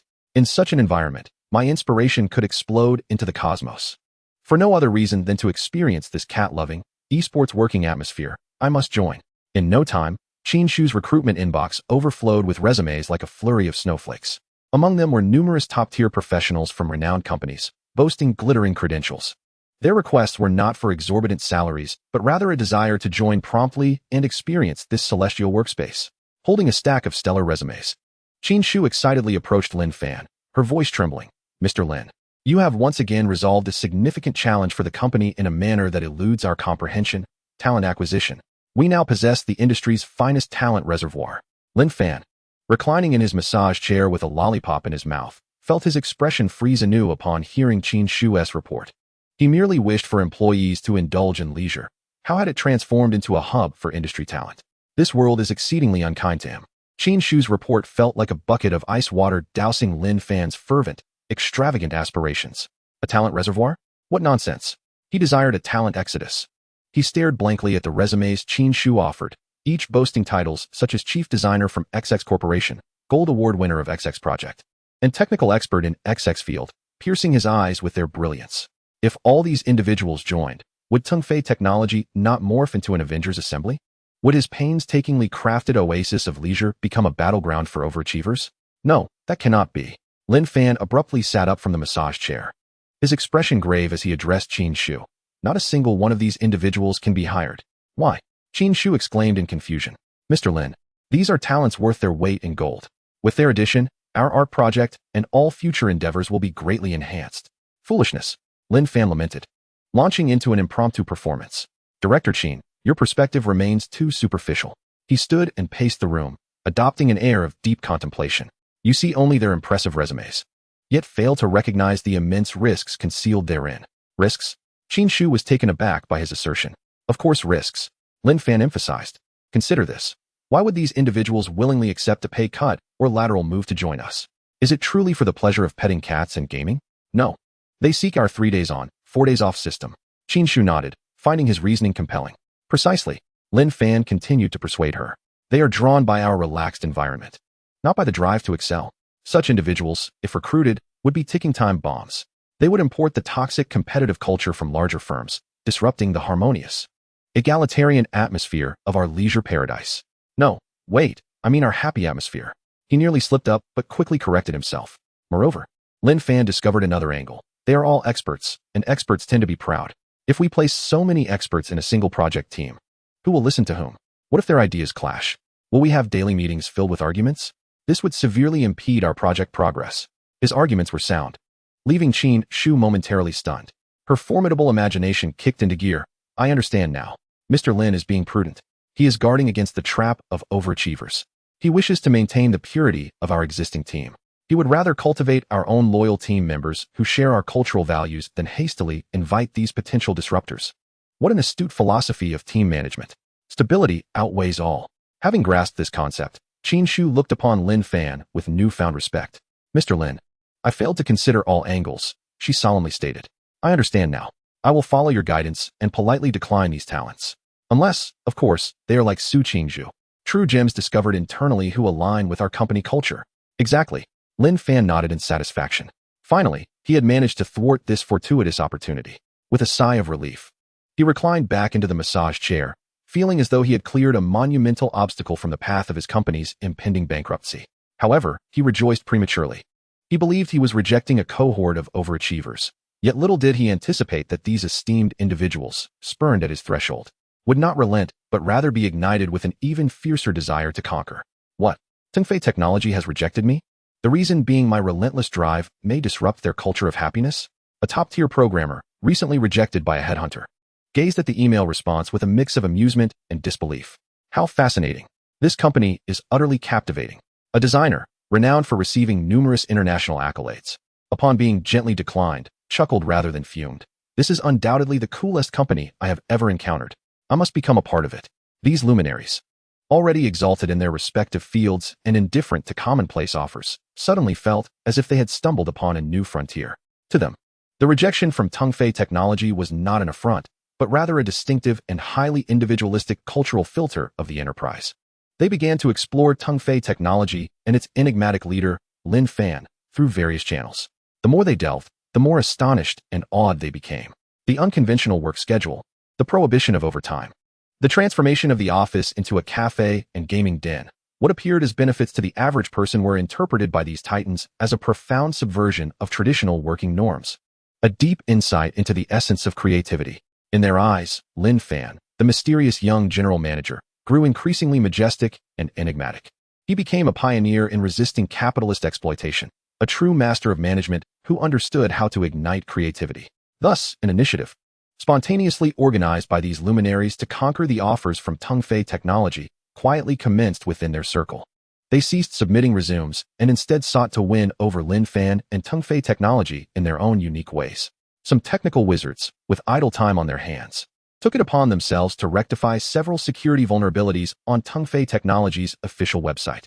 Some design maestros, believing the company's logo lacked flair, spent an entire night crafting a futuristic visual identity system and presented it pro bono. Others, marketing prodigies, voluntarily assisted in amplifying the buzz surrounding the office incident, orchestrating a series of topics with greater virality. They sought no reward, merely wishing for the elusive Lin to perceive their sincerity. Unbeknownst to them, Lin Fan remained entirely oblivious to these developments. Chapter 24.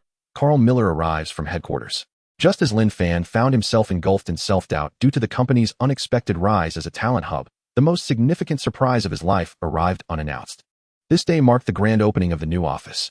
Lin Fan, compelled to don a system-generated anime costume, a finely tailored butler tailcoat, complete with a whimsical badge emblazoned with the Master S insignia, sat despondently in his private cinema, contemplating whether to greenlight a few new projects, such as a shared toilet or a hospice care app, to hasten the company's demise.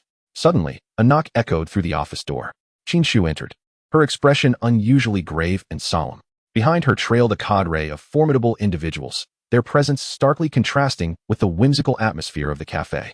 Leading them was a tall, blonde-haired, blue-eyed Caucasian man in a perfectly tailored Armani suit. His piercing gaze was sharp and haughty, akin to a lion that had wandered into a sheep pen, scrutinizing the absurdity of the office environment with a furrowed brow. Lin Fan surveyed this unexpected assembly, then glanced down at his butler attire, feeling an acute sense of awkwardness.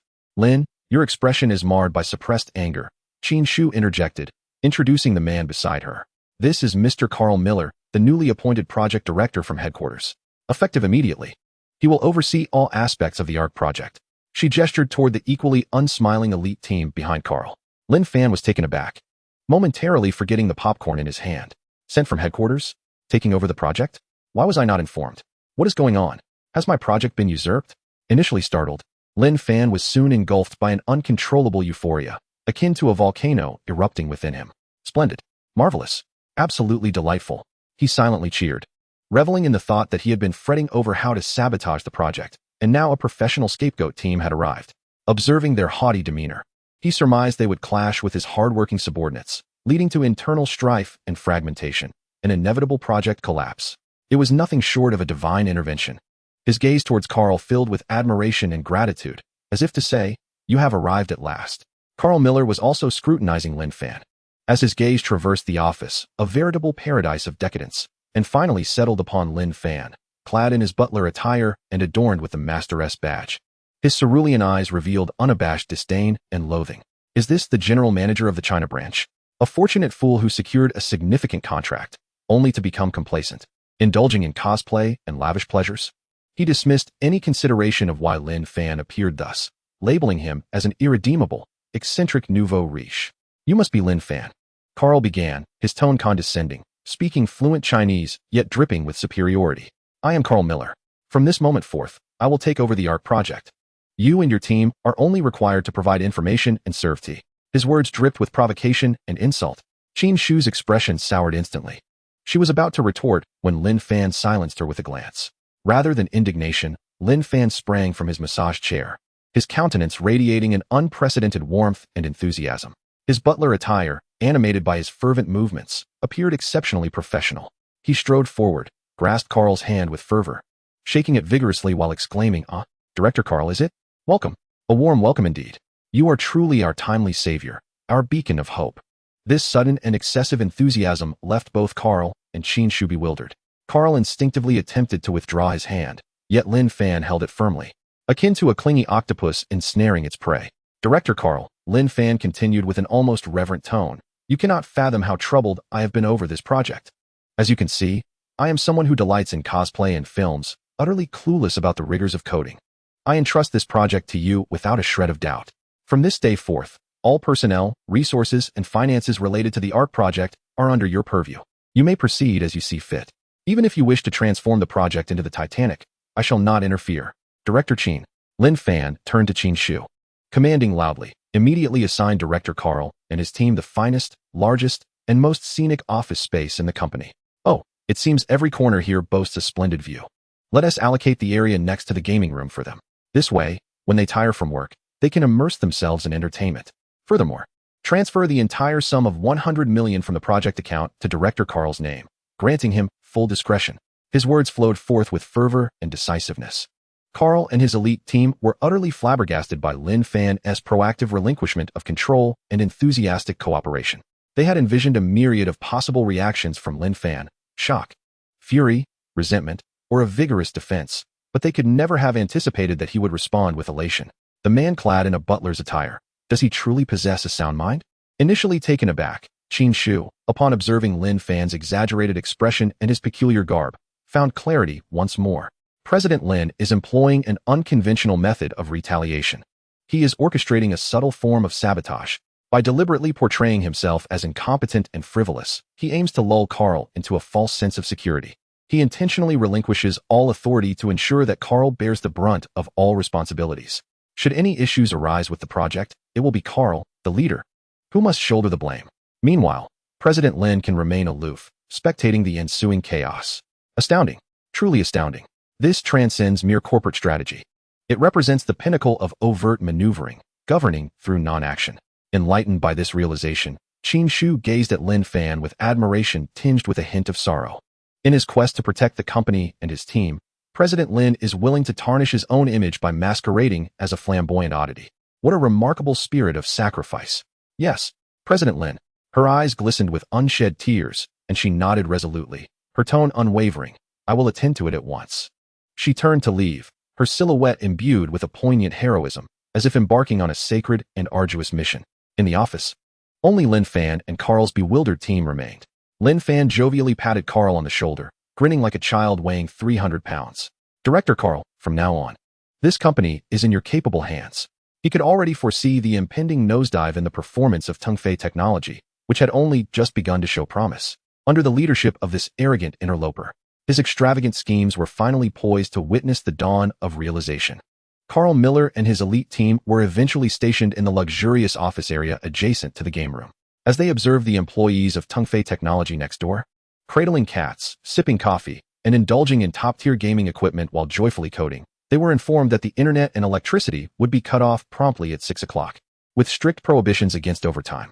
This group of elite individuals from the European headquarters, accustomed to high-pressure work environments, began to profoundly question their career choices for the first time.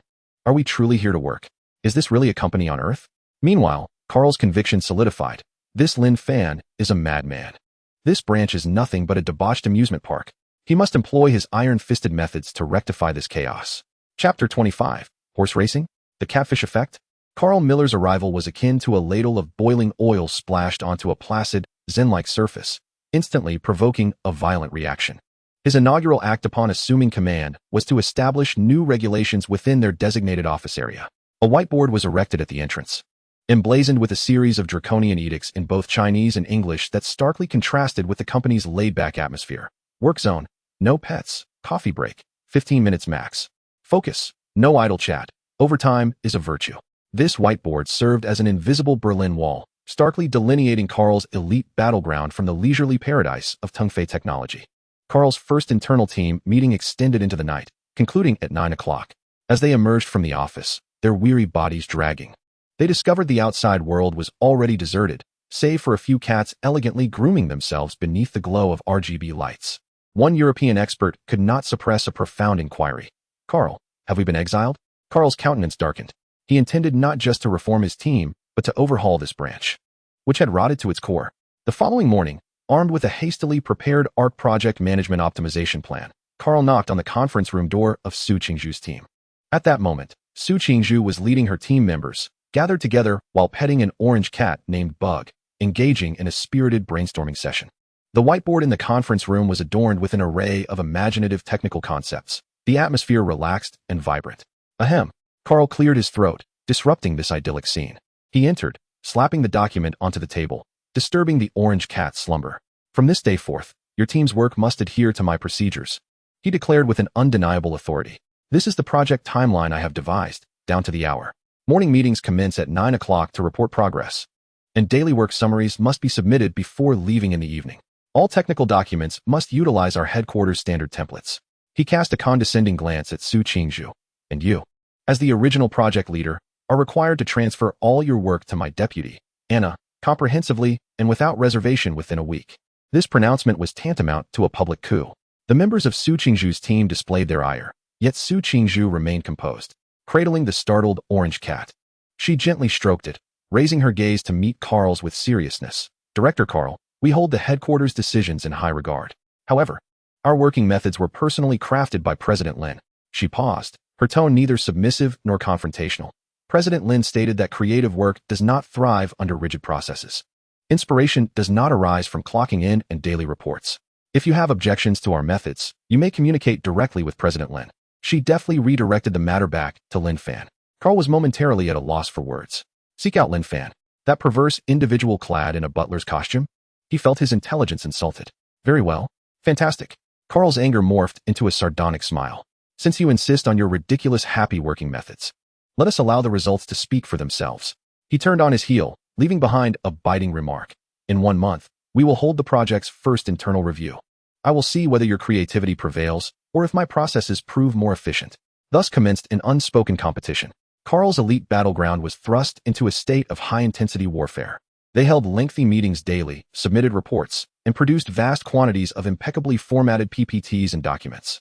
Each individual operated like a wound-up automaton, precise, efficient, yet lifeless. Meanwhile, Su Qingzhu's leisurely paradise continued to thrive. They cuddled cats, savored coffee, and played games, working only 3 days a week.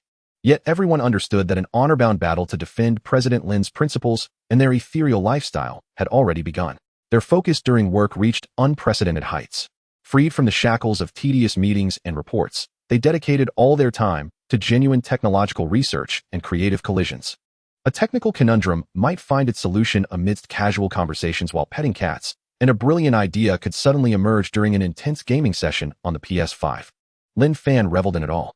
His greatest delight each day was donning the bizarre attire generated by the system. Today, it was a rural heavy metal aesthetic, while cradling a cup of coffee, drifting like a specter between these two contrasting office realms.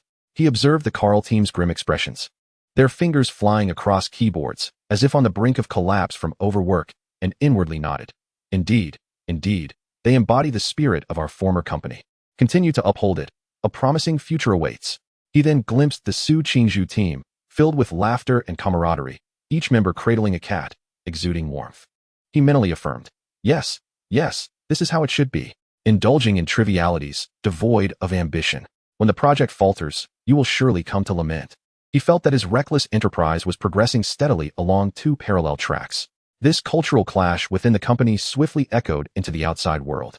Zhou Yi, the CTO of the Yuhang Group, immediately called upon learning that a stern director had been dispatched from headquarters to oversee the project. The call was directed to Qin Shu, but specifically requested Lin Fan to answer. Lin, I have heard about Carl Miller. Zhou Yi's voice carried a hint of concern. I am familiar with him. He is a quintessential proceduralist, lacking any spirit of innovation. I am quite uneasy about him leading the project. Is everything all right on your end? Lin Fan, clad in a leather outfit adorned with chains, reclined with his legs crossed, listening to heavy metal rock. He lazily removed his headphones and replied, what could possibly be the issue? I find Director Carl quite commendable, professional, meticulous, and responsible. I have complete confidence in entrusting the project to him. He silently added, rest assured, he will surely sabotage the project. Zhou Yi fell silent on the other end. After a brief pause, he spoke with a dawning realization. I understand now, Lin Fan. What have you come to understand? Zhou Yi continued, Lin, you are employing a horse race strategy. You have deliberately introduced Carl as a catfish to stimulate the potential and drive of Su Qingzhu's team. Simultaneously, you are demonstrating to us, to the entire group, that your humane management approach is far more efficient than the rigid bureaucracy of headquarters. Rest assured, Lin, I will wholeheartedly support you, and I will fully support Su's team. If that Carl dares to impose on us in the name of headquarters, Yuhang Group will be the first to oppose. With that, Zhou Yi excitedly hung up the phone. Lin Fan, holding the phone, was left in a state of shock, listening to the dial tone. as if the very chains upon him had ceased their clinking due to his astonishment. A horse race? The catfish effect? When did I begin to think so far ahead? I merely wished to watch them tear each other apart and collapse together. Chapter 26. The Review Meeting. Ding. Due to the host's successful application of the catfish effect management model, internal competition and external support within the core team have been invigorated, significantly enhancing the potential for project development. Penalty activated. The system-generated attire for the host this week will additionally feature a random BGM effect. Current BGM, Good Luck Comes. In the next moment, a festive, enchanting melody unexpectedly resonated in Lin Fan's ears. Good luck comes to bring you joy and love. Lin Fan felt a wave of darkness wash over him, as if he were on the verge of passing out, desperately needing a Swono accompaniment. He yearned to rush downstairs, seize an employee lovingly petting a cat, and loudly demand, "Please, tell me, how on earth do you perceive such an abundance of positivity from my flawed and reckless plan?" Time flowed slowly within the bizarre atmosphere of the soaring technology company, marked by stark contrasts. A month is neither too long nor too short. Yet for the two teams at the eye of the storm, each day was filled with silent rivalry. Karl's elite war zone had become an isolated island, adhering to the most stringent German work processes, each day resembling a meticulously choreographed black and white silent film. At 9 in the morning, Karl would punctually appear in the conference room, listening solemnly to each individual's progress report, marking new milestones on the project Gantt chart with a red pen.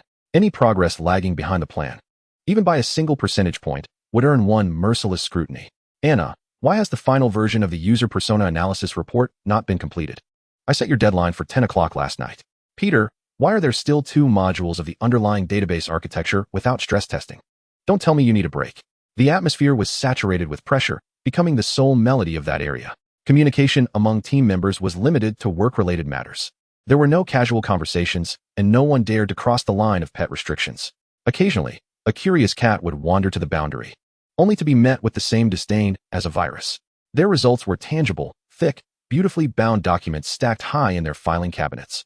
From market research reports to technical selection analyses, from UI design specifications to coding standards, every document was a paragon of textbook excellence. Their office, neat and efficient, felt as sterile as an operating room. In stark contrast lay Su Qingzhu's paradise, a vibrant theater of life. Each day unfolded like a colorful comedy. At 10 in the morning, while Karl's team engaged in their second brainstorming session, Su Qingzhu's team might be gathered around the coffee bar, marveling at the 3D latte art skills of the new barista. By 3 in the afternoon, as Karl's team was deeply engrossed in a rigorous code review, Su Qingzhu's team could be found playfully bickering and laughing over a friendly dispute in a game of It Takes Two in the game room. A plush cat named Architect had become the new darling of the team, delighting in leaping onto programmers' keyboards, prancing out a string of gibberish code with its furry paws. Rather than inciting annoyance, the programmers would chuckle and gently relocate it, only to find inspiration flowing anew where it had just tread. Su Qingzhu provided each member with a singular direction and ultimate goal, granting them the utmost freedom in how to arrive there. Their work output, unlike the crystal-clear results of Karl's team, was less tangible. Their whiteboard was a chaotic canvas of mind maps and seemingly unrelated doodles. Countless versions of prototype designs resided on their computers, most of which were promptly discarded. On the surface, they appeared to be making no progress, indulging in frivolities. This stark contrast left employees from other departments anxiously concerned for Su Qingzhu's team. Oh no, they are surely in jeopardy this time. Indeed, it was evident that Karl's team resembled a disciplined army, while theirs appeared to be a ragtag militia. Has Lin gone too far this time? Though the flexible schedule is appealing, one cannot be so indulgent. Even Qin Shu felt a twinge of anxiety, while firmly believing in Lin Fan's wisdom. She couldn't help but worry upon witnessing the glaring disparity in the working conditions of the two teams. She had subtly probed Lin Fan regarding her concerns. At that moment, he was clad in a dazzling pink suit, sunglasses perched upon his nose, practicing golf putting to the tune of Good Luck Comes. "Lin, are you truly unconcerned about Su Qingzhu's team? The review meeting is fast approaching," Qin Shu asked, her voice tinged with worry. Lin Fan effortlessly struck the golf ball, sending it accurately into the corner. He shrugged nonchalantly, replying, "What is there to worry about? Youth should indeed indulge in playfulness. When one revels in joy, passion for work naturally follows. Moreover, if the sky were to fall, would not Karl and his team be there to bear the weight?" To Qin Shu, this sentiment conveyed by General Lin resonated profoundly. He was reassuring her, "Remain calm, for everything is under control." He had long discerned the essence of the two distinct work paradigms and held unwavering confidence in Su Qingzhu's team. In a seemingly effortless manner, He was soothing the spirits of the troops. Instantly, Qin Shu's heart found solace. Meanwhile, Lin Fan felt no concern whatsoever. In his eyes, the current state of Su Qingzhu's team was the quintessential precursor to Project Collapse. Splendid. Maintain this momentum. He silently cheered for Su Qingzhu, urging her not to disappoint him. Strive to present a blank slate at the review meeting, leaving everyone astounded. In this intricate and delicate atmosphere, the arrival of the review day was met with both anticipation and trepidation. The review meeting was scheduled for Wednesday afternoon, the final working day of the week for Tongfei Technology. On that day, the entire company seemed to hold its breath. Carl and his team, impeccably dressed in suits, exuded an air of vigor and seriousness, each embodying the demeanor of soldiers ready to face inspection on the battlefield. Clutching thick, exquisitely printed reports, they entered the conference room half an hour early to begin setting up the equipment. Conversely, Su Qingzhu's team arrived just in the nick of time, trickling into the meeting room in small groups, dressed in comfortable t-shirts and jeans, some bore tousled hair from just waking up, with a freshly brewed cup of pour-over coffee in hand. When these two groups, so starkly different in temperament, converged in the same conference room, the intensity of contrast and conflict reached its zenith. Carl sat on one side of the conference table, resembling a meticulously disciplined army. Su Qingzhu and her team occupied the opposite side, more akin to a group of artsy youths who had just returned from a music festival, hastily summoned for a meeting. Lin Fan, as the ultimate arbiter, arrived fashionably late. His attire, a carefully curated Hawaiian vacation ensemble, flowery shirt, shorts, and flip-flops, added a casual flair.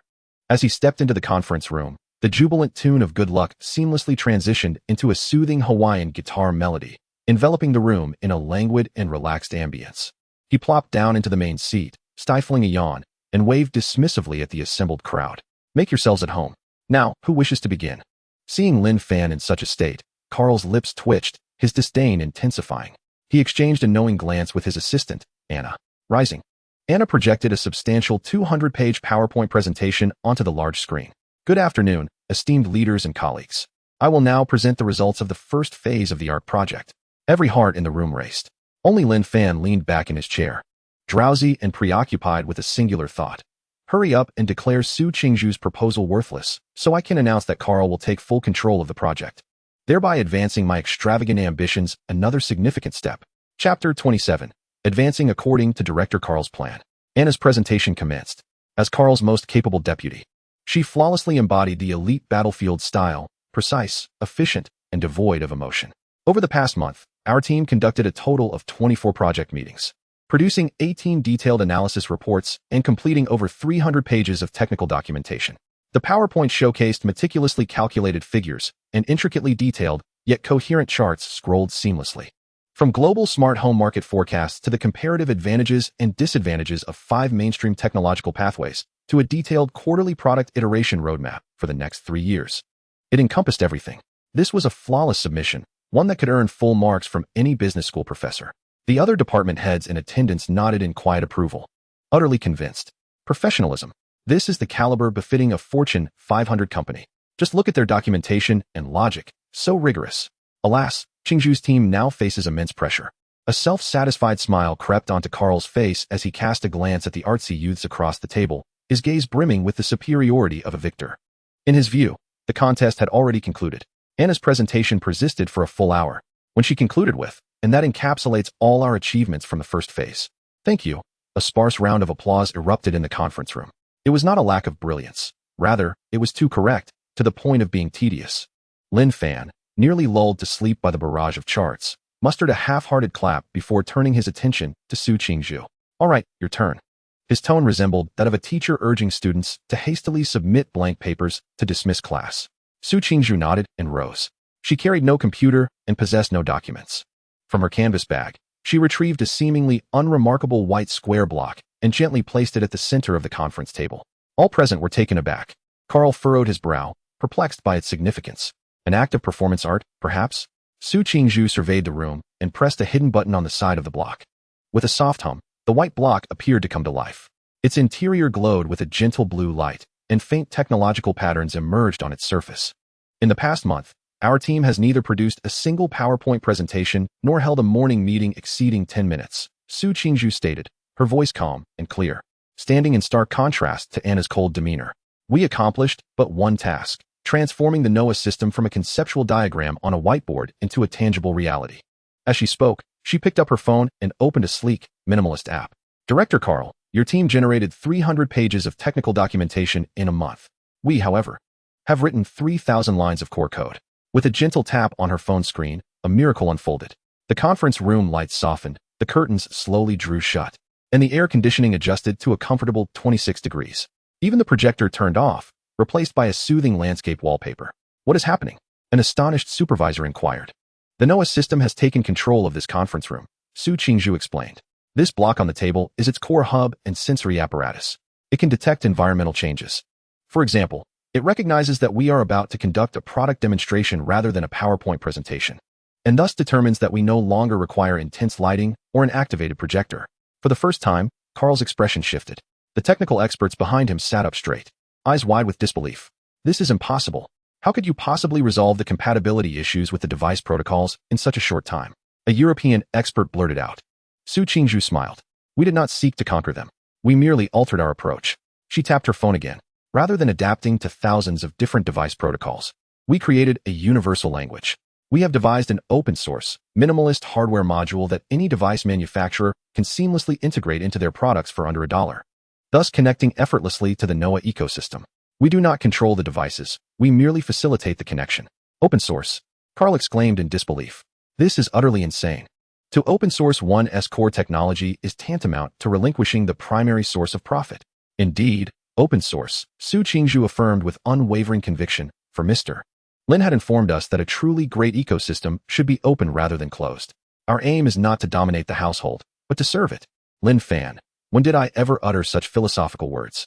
He appeared utterly perplexed. Unaware of the turmoil within Lin Fan's mind, Su Qingzhu continued her magical demonstration. She softly spoke to her phone. I feel a bit chilly.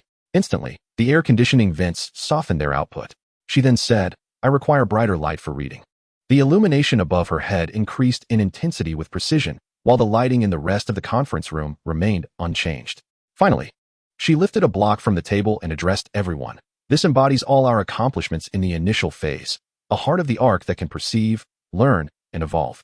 It is merely an infant now, but we believe it will soon be ubiquitous. As she concluded her statement, the entire conference room plunged into a prolonged, deathly silence. Everyone was utterly astounded by the scene before them, which transcended imagination. Carl's 200-page PowerPoint presentation and 300-page document paled in comparison to this small, yet vibrant, and intelligent white block, appearing weak and insubstantial. One was a flawless plan confined to paper, while the other, though rough, possessed a soul, in reality. The victor and the vanquished were already evident. Carl sat dumbfounded in his chair, his complexion shifting from red to white, then to a ghastly hue. His pride in processes, discipline, and efficiency crumbled under the weight of the other's nearly magical creativity. He finally comprehended why that man in the floral shirt dared to transform the company into an amusement park, because he did not possess a mere ordinary workforce, but a group of liberated, ingenious minds. Clap, clap, clap. A round of applause abruptly shattered the silence. It was Lin Fan. He stood up, yawning lazily while clapping nonchalantly, as if he had just awakened from slumber. My apologies, Qingzhu, but your talents must be sacrificed for my extravagant plans. Ha ha ha. In the end, who decides the winner? He approached Su Qingzhu, tossed the white block in his hand, and then, in a tone no one anticipated, remarked, well, not bad. It resembles a toy. Pausing, he announced his final verdict amidst the astonished gazes of all present. The concept is intriguing, but far too immature, posing a high risk. In contrast, Director Carl's proposal, while mundane, is commendably stable. Therefore, I have decided. He cleared his throat and articulated the words he had been holding for a month. The art project will henceforth be propelled entirely by Director Carl's plan. The Su Qingzhu team is hereby disbanded, and all members shall enjoy a month's holiday, with salaries duly paid. Thus, the meeting adjourns. With that, he tucked the block into his pocket and, clad in flip-flops, hummed a Hawaiian tune. Sauntered out of the conference room amidst the petrified gazes of all. He needed to hurry back and celebrate this hard-won, monumental victory. Chapter 28, in Project Management. Stability must come first. As Lin Fan, in his flip-flops, hummed a Hawaiian melody, vanished through the conference room door, the air within the room seemed to be entirely depleted. Time stood still at that moment. Everyone maintained their original posture, their faces frozen in a singular expression of profound, inexpressible shock. Carl and his elite team behind him had completely short-circuited their brains. They had won. in a manner they themselves found shameful? The man in the floral shirt, after witnessing the Noah System's demonstration, had chosen their presentation, which even they deemed pale and powerless. Was he a fool, or was there some inscrutable Eastern intrigue hidden beneath? Meanwhile, Su Qingzhu's team felt as though they had plummeted from the clouds to the depths of hell. The immense psychological disparity rendered their faces ashen. A maelstrom of emotions, aggrieved, resentful, furious, bewildered, swirled within them, threatening to consume them. Why? A young programmer murmured, his voice trembling. We clearly did better. This statement ignited a powder keg of suppressed atmosphere. A conspiracy. This is undeniably a conspiracy. Why does he have the right to disband us? Just because Carl is from headquarters? I refuse to accept this. I shall confront Mr. Lin. The team's emotions teetered on the brink of chaos. At that moment, Su Qingzhu, who had been silent, suddenly spoke. Her voice, though not loud, carried an extraordinary calmness that resonated in every ear. Everyone, please listen. Turning to her companions, she continued, her eyes glistening with unshed tears yet shining with a profound light. Don't you yet understand Mr. Lin's intentions? She surveyed her peers, enunciating each word with clarity. The room fell silent in confusion. Intentions? Was this what they called intentions? This was clearly favoritism, a blind heart. Observing their bewildered expressions, Su Qingzhu took a deep breath and began to articulate the epiphany she had just grasped. Do you think Mr. Lin truly cannot see the disparity between us and Carl's team? No, he is acutely aware. He foresaw the infinite possibilities of the Noah core the moment he acquired it. So why did he still choose Carl? Su Qingzhu's voice trembled slightly, filled with fervor. Because he is protecting us. She pointed at the group across, equally bewildered. Who are they? They are the ones dispatched from headquarters. Behind them stands Vice President Chamberlain. This review meeting is less of a technical evaluation and more of a power struggle. If we were to win, it would be akin to publicly slapping headquarters in the face, slapping Vice President Chamberlain in the face. What awaits us next? Endless scrutiny, resource cuts, and various forms of sabotage.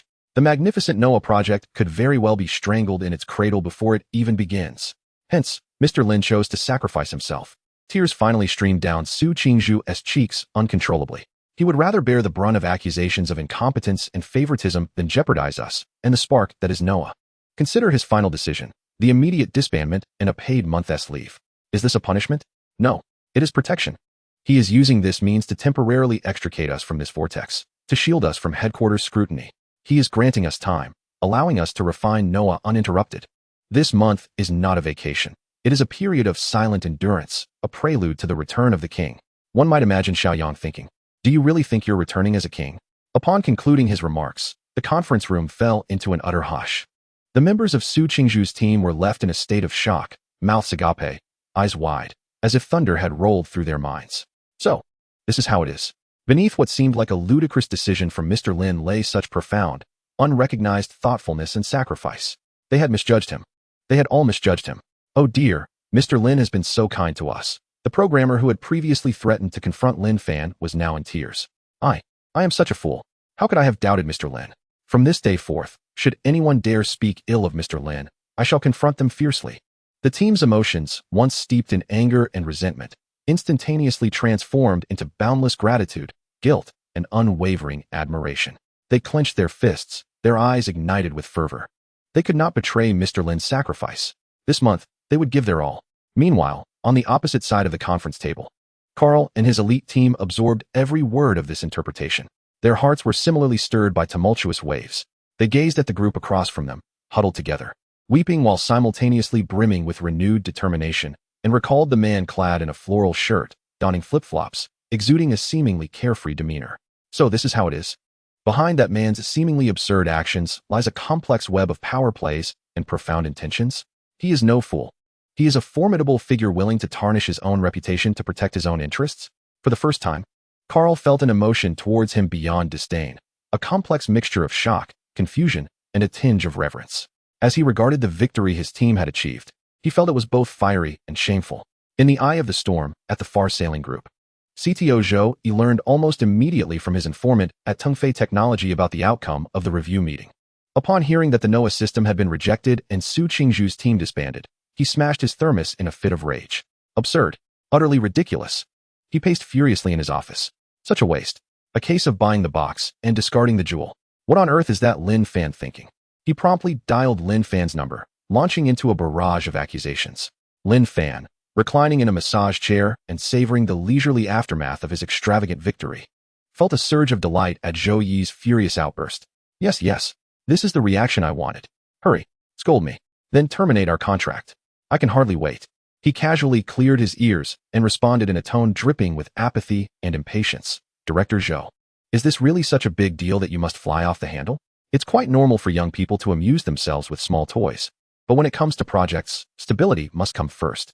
Furthermore, this is an internal decision of Tongfei Technology. It is not your place as an outsider to meddle. With that, he hung up the phone with a decisive snap. Chapter 29. Qin Yuanhang has arrived. On the other end of the line, Zhou Yi stood frozen, holding his phone which now emitted a busy tone. He trembled with anger at Lin Fan's arrogant demeanor. However, upon regaining his composure, he mulled over Lin Fan's last remark. It is not your place as an outsider to meddle. Outsider. A flash of realization struck Zhou Yi. He understood. Lin Fan's dismissive tone and impatience were merely a facade.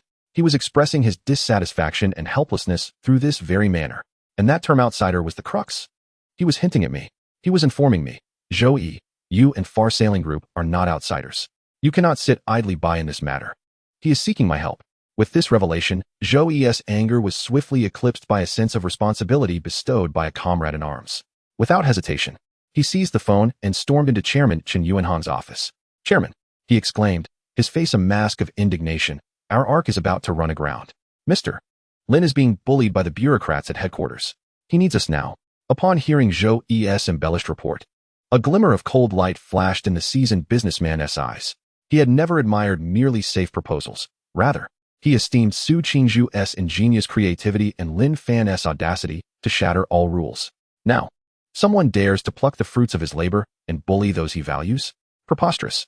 With a thunderous clap of his hand on the table, he rose, radiating a long-forgotten authority. Prepare the car. Gather the core members of the legal and technical departments. He turned to Zhou Yi, speaking with unwavering conviction. We are going to Tongfei Technology. I want to see who dares to lay a hand on the projects and people I value. We are going to support Mr. Lin. Unbeknownst to Lin Fan, he hummed a tune while browsing a shopping website, preparing to procure a top-of-the-line fishing rod for his impending leisurely retirement. Just as he was about to finalize his choice, the door to his office was flung open with a resounding bang. It was Qin Shu, her face a picture of unprecedented urgency, excitement, and a hint of as expected from Mr. Lin complexity, having forgotten even to knock. Mr. Lin, she gasped, her chest heaving violently. They are coming. They are here. Lin Fan lazily lifted his head, glancing at her. Who is coming? The delivery? Just have them leave it at reception. Not the delivery.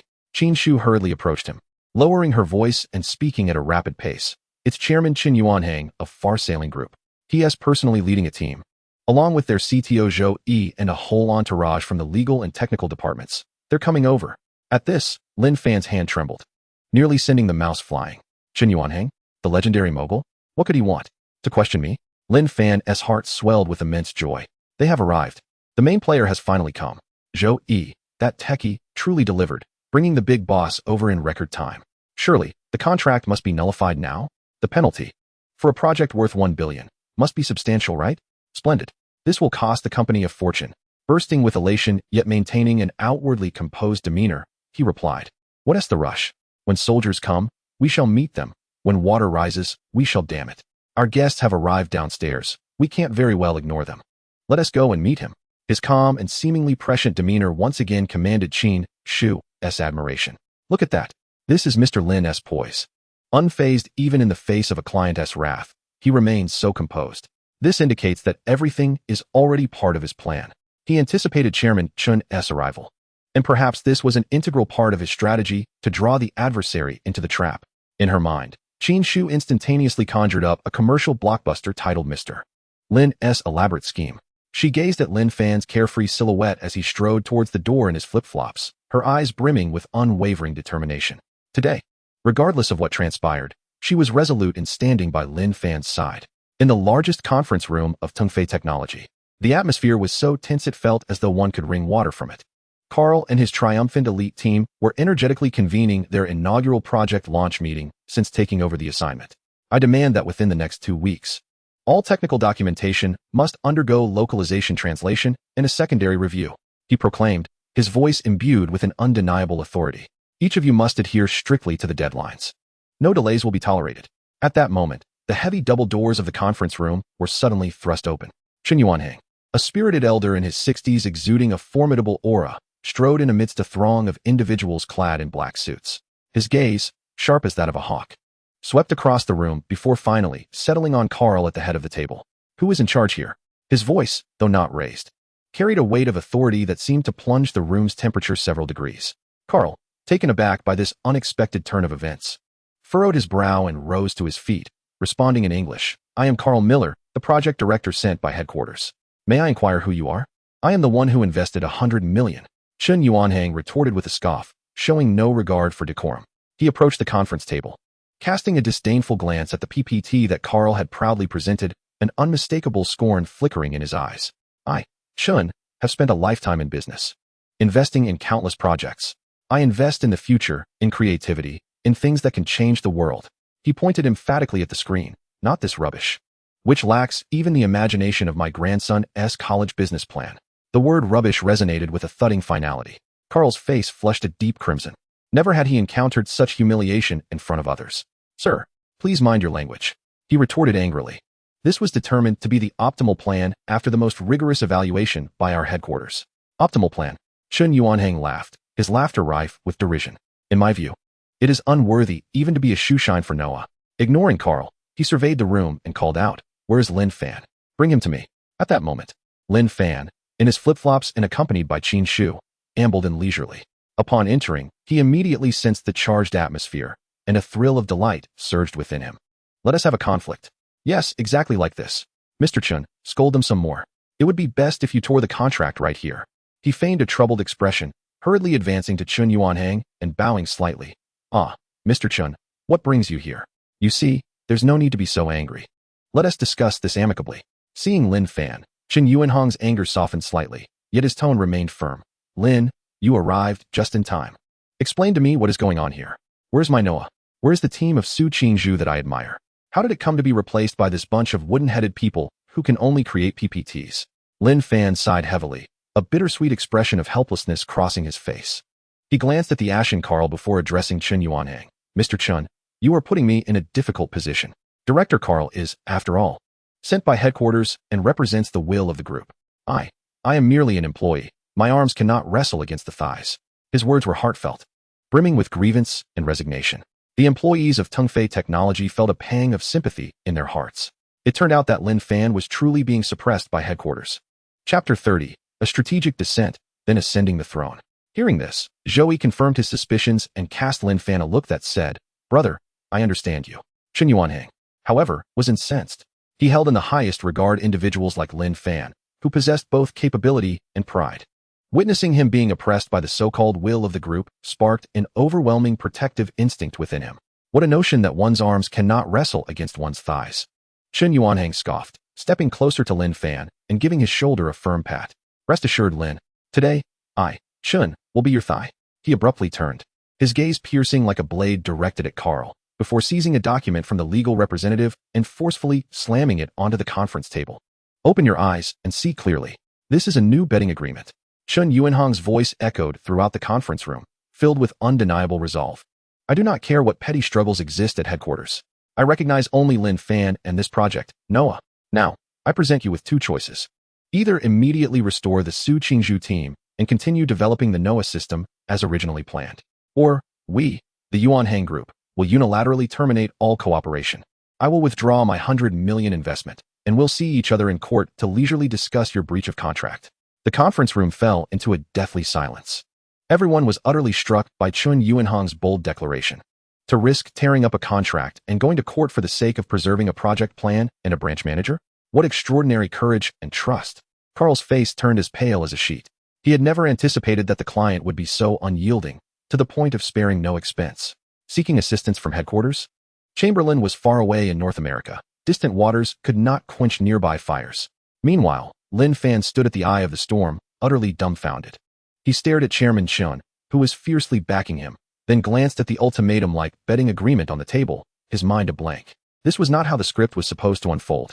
He was not meant to be the recipient of scorn and a termination of contract. Why had this turned into him being supported? Why was there even a choice? This was clearly forcing him into a corner. He felt as though he were not a pampered spouse sheltered by a domineering CEO, but rather a hostage strapped to a ticking time bomb, with the countdown already begun. As he looked at the gazes directed at him, filled with admiration, emotion, trust, and expectation, he was engulfed by an unprecedented sense of despair. Lin Fan felt as though he was dangling over a chasm of trust, with molten lava bubbling beneath, while each person urging him forward bore a look of heroism, silently urging him to leap. His mind raced, desperately searching for a means of escape. Refuse. I must refuse, he shouted inwardly. If he rejected Mr. Chen's goodwill and insisted on using Carl's plan, surely he would be angered enough to terminate the contract. Yes, that's the way to go. He inhaled deeply, preparing to speak with the most sincere tone for a self-destructive performance.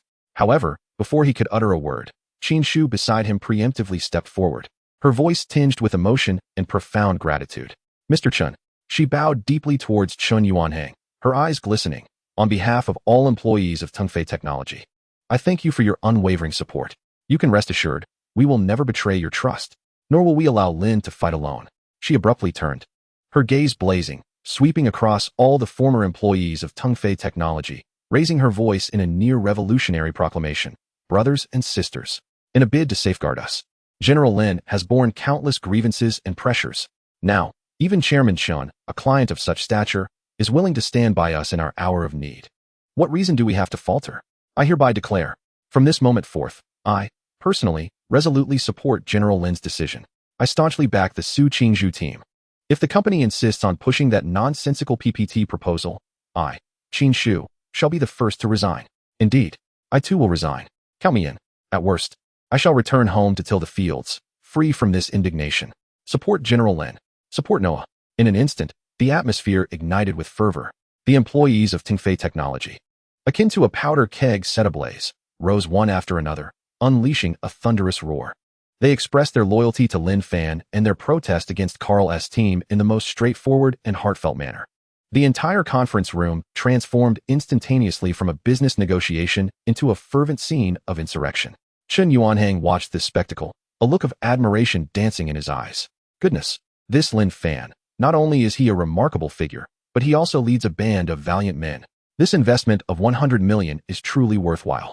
Carl and his elite team, however, were rendered pale by this tumultuous scene, instinctively retreating a step back. They had never witnessed such a spectacle. In their professional lives, employees were expected only to obey. This collective defiance against management was utterly inconceivable. As the central figure of this insurrection, Lin Fan was utterly taken aback. He stood agape, staring at the faces that were ready to sacrifice themselves for him, then glanced at Chairman Chun, who bore an expression of teachable delight. He felt as though he had been completely usurped. He was swept away by a torrent of goodwill and collective imagination. He didn't even have the opportunity to voice a refusal. If he dared to utter a word in support of Carl now, he would likely be lifted by this fervent crowd and thrown out of the window. It was over. A chill enveloped Lin Fan's heart. My extravagant scheme has not only collapsed, but I also seem to be on the brink of wearing the crown of failure. In the face of this unstoppable public sentiment, Carl's resistance appeared painfully futile. He attempted to reach out to Chamberlain, but how could a call from North America extinguish the raging flames before him? Ultimately, under the formidable pressure exerted by Chun Yuanhang and the collective insistence of the employees, this farce concluded in a manner Lin Fan most dreaded to witness. Reluctantly, helplessly, with a heart heavy as ashes, he publicly announced the final verdict. Ahem. Well, since everyone is so enthusiastic, and Chairman Chun is so sincere, the art project shall continue to be managed by the Su Qingzhu team. With every word he uttered, it felt as though he was carving into his own flesh. As for Carl's team, he cast a glance at Carl, who appeared ashen, and declared, they shall serve as the consulting team for the project. Yes, consultants. He hastily conjured a title, eager to bring this suffocating meeting to a close. Oh yeah, long live General Lin. We have triumphed. The conference room erupted in cheers even more fervent than those that accompanied the securing of 100 million order. Members of the Su Qingzhu team embraced one another, tears and laughter mingling in their exultation. Chapter 31. My extravagant enterprise has truly met its demise.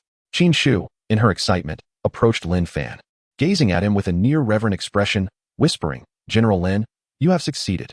You have adeptly turned the tide, leveraging strength against strength to resolve this crisis impeccably. Lin Fan forced a smile, one more grotesque than tears. Whether I have succeeded or not remains uncertain, but I feel my reckless enterprise has utterly failed. After the meeting concluded, Carl returned to his cold elite battleground, lost and dejected. The unprecedented defeat in his career plunged him into profound self-doubt. The process's experience and authoritative backing he had once prided himself on were shattered before the almost religious cohesion of the opposing team and their client's reckless favoritism. He could not fathom it.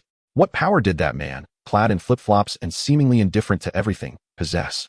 How could he inspire a group of geniuses to be utterly devoted? How could a seasoned business fox lavishly spend on him, risking a fallout? Just as he was engulfed in confusion, his aide, Anna, knocked and entered. Carl. Anna's expression mirrored his complexity. I just had a conversation with Su Qingzhu. About what? Carl asked wearily. About their working methods, she replied, her eyes glimmering with a peculiar light. Do you know? They have no KPIs, no daily reports, and even lack fixed working hours. Lin Fan provides them with only a single goal and absolute trust. Their astonishing creativity does not stem from any black technology, but from their complete freedom. They can spend an entire day in the gaming room for an idea, or stroll in the garden with the company's cat to validate an algorithm. Here, work is not a task, but an exploration and a joy. Anna paused before uttering a statement that sent tremors through Carl's soul. Carl, we always believed we were here to save this company. But now it seems, perhaps we are the ones in need of salvation. Carl lifted his gaze. He looked out at the vibrant scene beyond the window, filled with laughter, cats, and the aroma of coffee, then glanced back at his lifeless elite battleground, where the only sound was the clattering of keyboards. An unprecedented emotion began to blossom within him. Meanwhile, Lin Fan remained blissfully unaware. He reclined in his massage chair, contemplating a profoundly serious philosophical question. Why is it that every time I wish to play the villain, I am invariably compelled to become a hero? Following the incident of the king's return, Tongfei technology entered a strangely tranquil phase. Carl and his elite battleground had become a mere shadow of their former selves, though they still bore the title of project consultants. They had entirely lost their voice in the ARC project. Lin Fan had anticipated that this proud group of elites would thus become disheartened, or alternatively, apply for a transfer back to headquarters, thereby fulfilling his aim of driving away talent and creating internal strife. However, the unfolding events once again exceeded his comprehension. Initially, members of Carl's team adhered to their ironclad discipline, donning suits and arriving punctually, starkly contrasting with their surroundings. They looked disdainfully at their colleagues in the adjacent paradise of leisure, who cuddled cats, sipped coffee, and even slipped away to the gaming room during work hours. Yet, the essence of humanity is an inability to resist temptation. The first to defect was Peter, the youngest programmer in Carl's team. It was a Wednesday afternoon when Peter found himself ensnared by the complexities of an algorithm, anxiously tugging at his already sparse hair as he paced restlessly at his workstation. Just then, a furry paw, adorned with white gloves, gently rested upon his computer screen. It was the ragdoll cat named Architect. Tilting its head, it curiously observed the densely packed code on the screen, emitting soft, purring sounds. In an instant, Peter's heart melted. He, as if guided by an unseen force, extended his hand and cautiously stroked the soft fur of the architect. That warm, healing touch felt like a current, instantly striking his taut nerves. The fatigue and irritability that had plagued him throughout the day seemed to dissipate in that very moment. He cradled the cat, leaning back in his chair, his mind a blank slate. Yet, amidst this void, the solution to the algorithmic conundrum that had troubled him all day flashed through his mind like a bolt of lightning. Unannounced. I understand. Peter sat up abruptly, gently placing the cat aside, and began to strike the keyboard with a fervor. Minutes later, he exhaled deeply, staring at the screen displaying the successful results, his face a mask of disbelief. He glanced at the innocent-looking architect beside him, then at the employees in the adjacent area who were savoring their afternoon tea. In that moment, his worldview underwent a profound upheaval. This small interlude sent ripples through his reality, akin to a stone cast into water. An increasing number of elites began to stealthily slip into the neighboring area during their breaks, feigning a need for water, but in truth, to pet the passing cat, or pretending to visit the restroom, only to linger at the game room's entrance for an extended period. They discovered that, at 6 o'clock, the sound that resonated was not the bell urging them to work overtime, but rather the cheerful music heralding the end of the workday. They noticed that their colleagues wore expressions of a relaxed joy that they had never witnessed before, emanating from the depths of their hearts. They even found that the chronic neck pain caused by long hours of desk work was significantly alleviated after surreptitiously utilizing the standard massage device provided by Tongfei technology. Finally, on a Friday afternoon, a half-day holiday was granted to Carl's team, while the employees of Tongfei technology were reveling in the second day of their 4-day holiday. Carl sat alone, isolated in the empty elite battleground. As he gazed out at the bright sunlight streaming through the window, listening to the faint laughter in the distance, He looked at the mountain of soulless reports piled on his desk. An unprecedented sense of loneliness and confusion engulfed him. He stood up and, for the first time, stepped out of his territory and into the paradise he had once scorned. What he witnessed would be etched in his memory forever. Su Qingzhu and several of her core team members had not gone on vacation. They had voluntarily come to the office, not to work, but to immerse themselves in the game room, donning VR headsets and engaging in a cooperative virtual construction game. They played while fervently discussing their strategies. No. The logic of this interactive interface is flawed. It should be more intuitive, just like this synthesis platform in the game. I see it now. We can design the NOAA system's control interface as a visual, freely draggable virtual room. Yes. Let users build their own smart home scenarios as if they were playing a game. How cool is that? Carl stood dazed at the doorway. He finally comprehended the source of this group's boundless creativity. Chapter 32. Carl surrendered. They had not completely severed the ties between work and life. They transformed work into an integral part of their lives, into what they loved most, play. Carl's heart experienced an unprecedented jolt. That weekend passed, and on Monday, Carl Miller, the proud elite director from headquarters, knocked on Lin Fan's office door. At that moment, Lin Fan was adorned in a splendid Lolita princess dress, produced by the system, complete with bubble machine effects, blowing bubbles while playing online poker. Lin, director. Carl observed the fantastical scene before him, his lips twitching slightly. Yet he suppressed his discomfort and presented a document. This is my application. Lin Fan, while discarding 4 twos alongside 2 kings, casually accepted the document. However, when he read the title, the mouse in his hand fell to the floor with a clatter. The title of the document read, Report on the application to integrate the headquarters advisory team into the ARC project development group. At the report's conclusion was Carl's handwritten signature, accompanied by a statement that nearly caused Lin Fan to choke.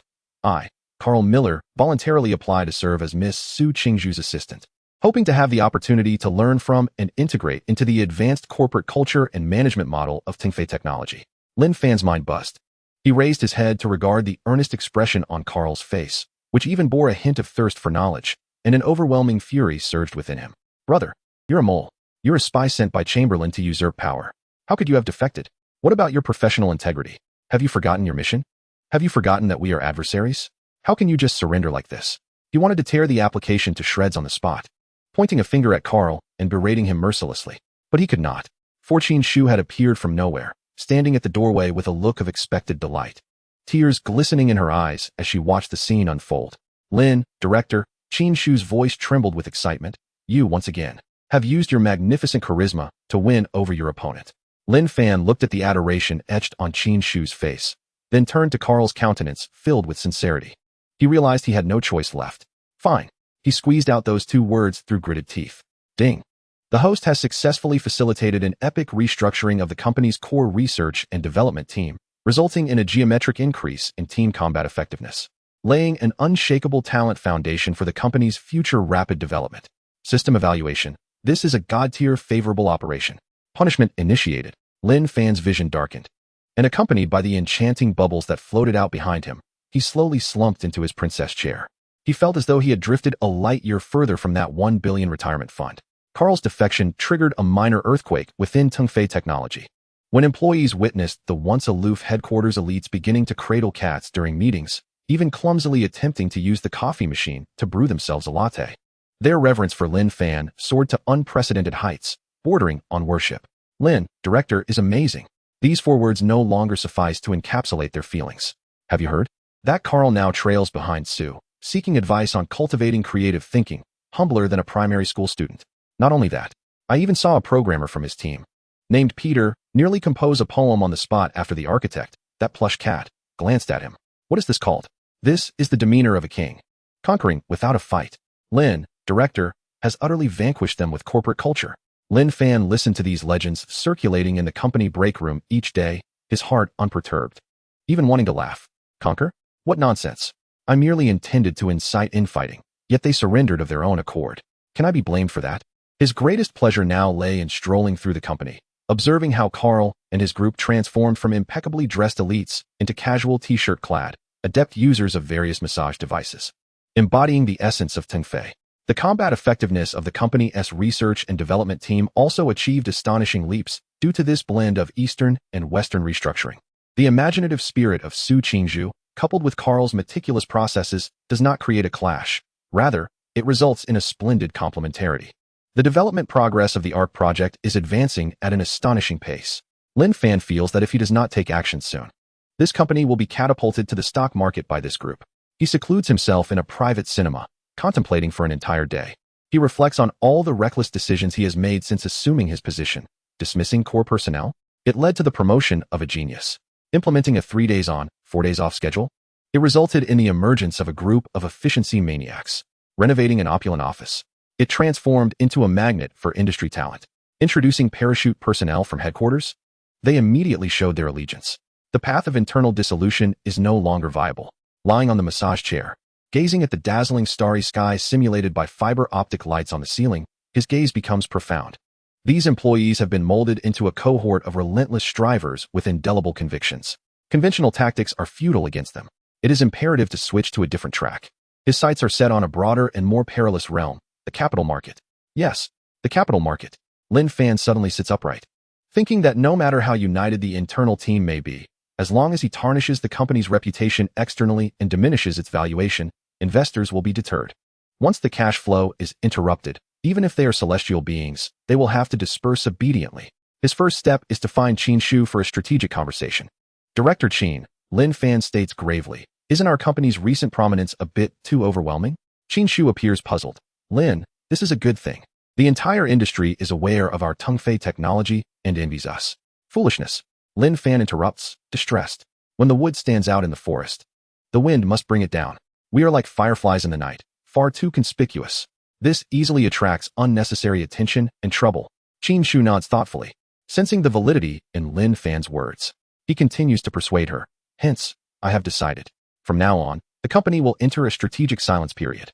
We must be low-key, conceal our strengths, and create an illusion that we are actually frail and riddled with problems.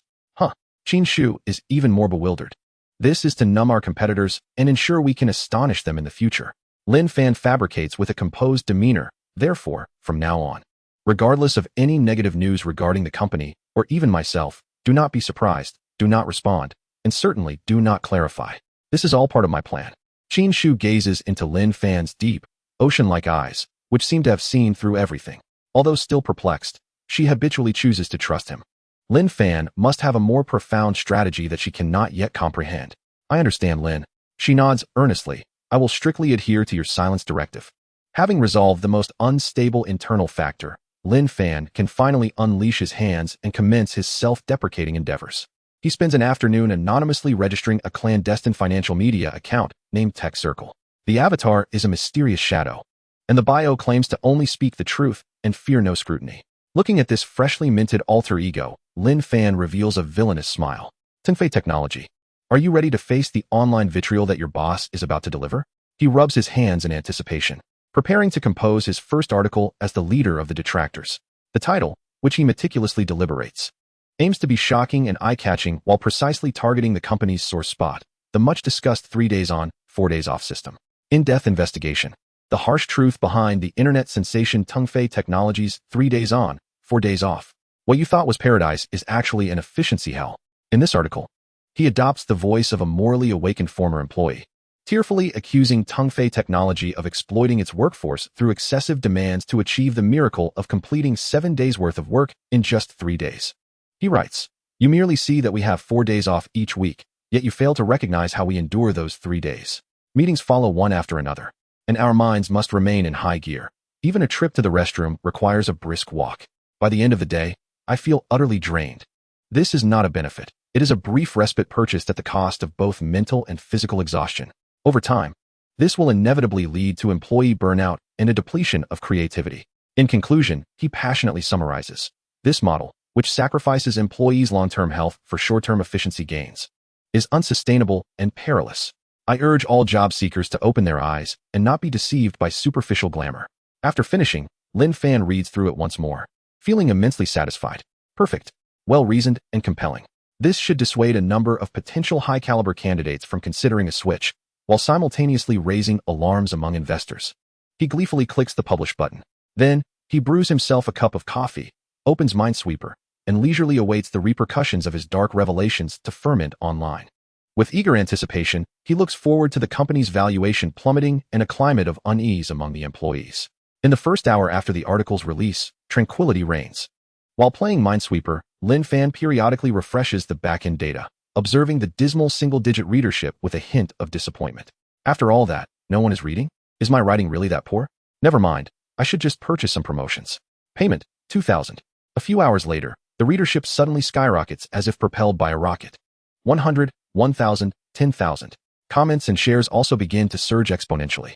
Lin Fan perks up and quickly opens the comments section, eager to witness how netizens are lambasting Tongfei technology as an efficiency hell. However, the tone of the comments is off from the start.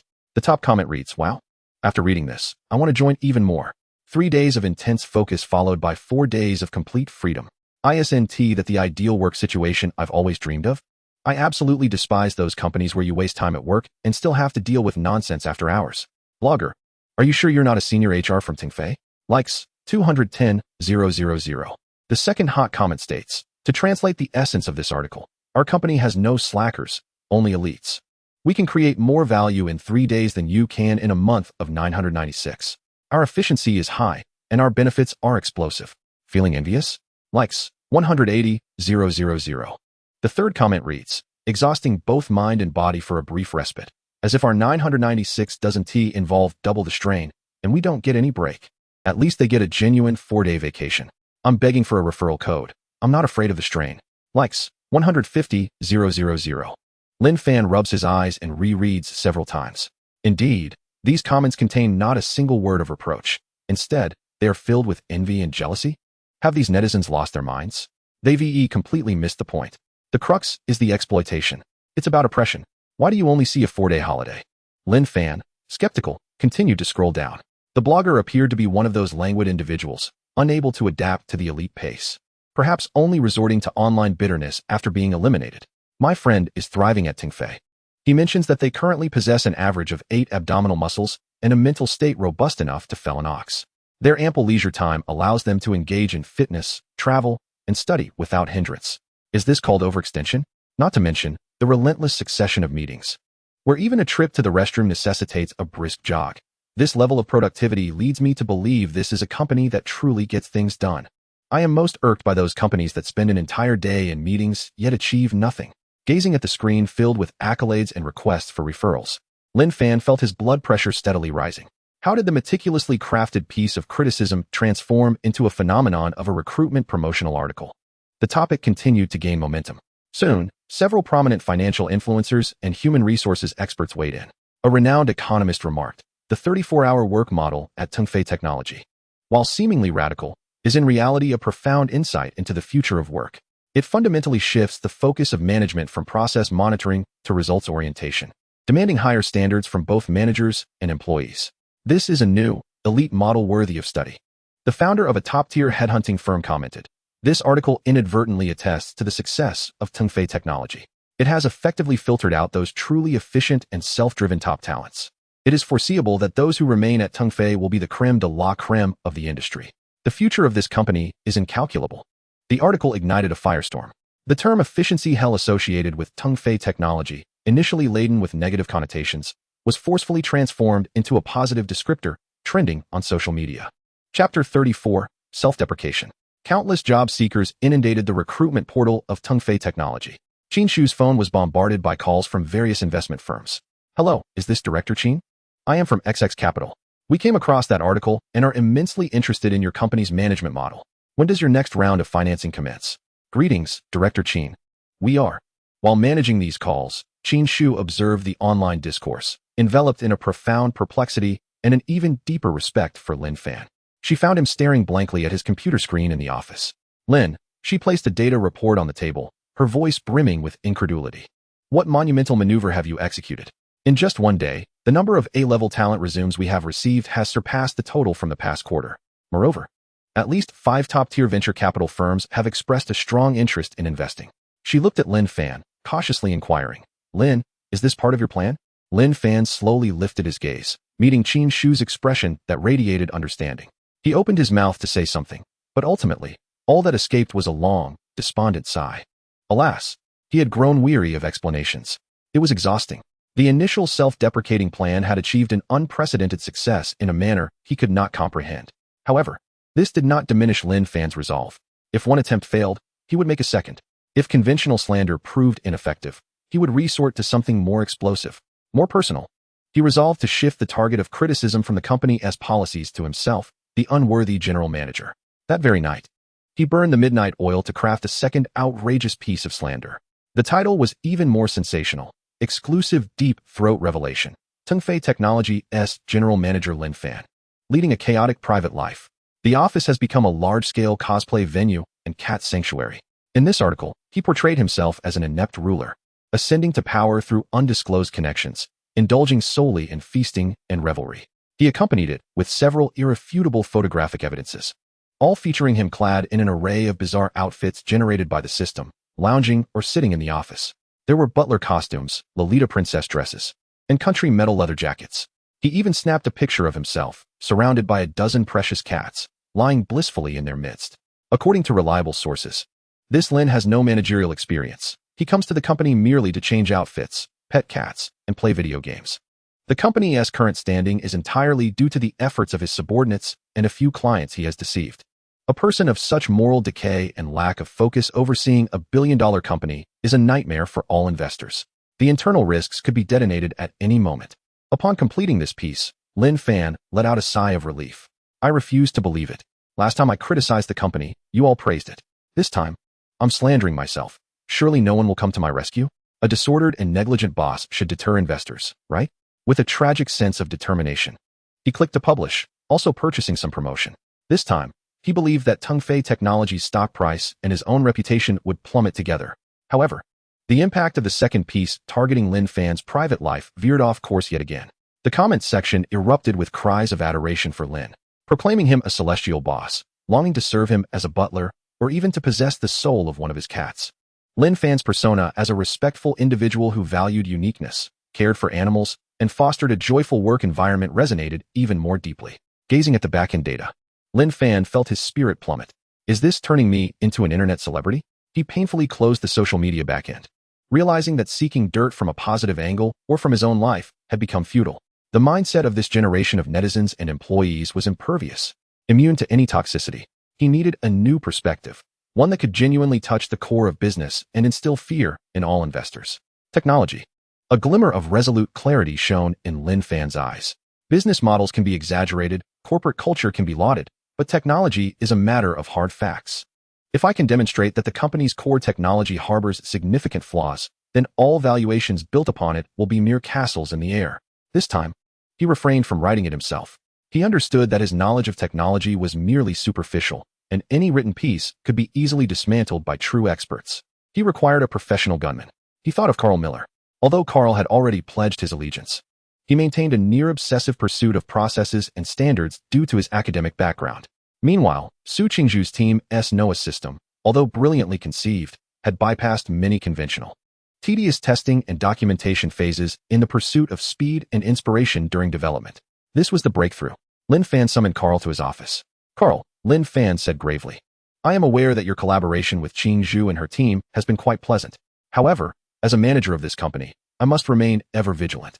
Carl's demeanor shifted to serious at once. "Director Lin, are you implying?"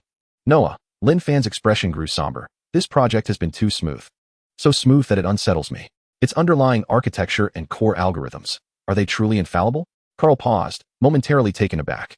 Lin Fan continued to guide him with subtle persuasion.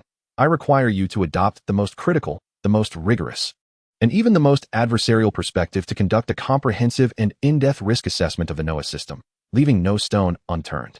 Identify every potential issue, no matter how minuscule the probability of its occurrence may be, even if it is merely 1 in 10,000. I do not seek your praises. I only desire to hear of the problems. The greater and more severe the issues, the better." Carl's eyes instantly lit up. The long-dormant heart of a process-oriented individual within him was ignited by Lin Fan's words. Chapter 35, Stock Price Decline. Indeed, Mr. Lin is absolutely correct. While creativity is undeniably important, safety and stability are the bedrock of all technology. Su Qingzhu and the others were too young and too radical. It was time for a seasoned individual to douse their fervor with a dose of cold reality. Mr. Lin is, in a special way, bestowing upon me a new mission. I understand now, Mr. Lin. A renewed determination flickered in Carl's eyes. I promise to present you with the most thorough and profound risk report. Lin Fan nodded in satisfaction. Yes, just like that. Once you complete the report, I must be cautious not to inadvertently leak it. Ha. In the ensuing days, Carl unleashed his full professional prowess, akin to a top-tier hacker, conducting a thorough examination and assault on the NOAA system. A week later, a 50-page, entirely English assessment report on potential risks and technical vulnerabilities of the NOAA system lay on Lin Fan's desk.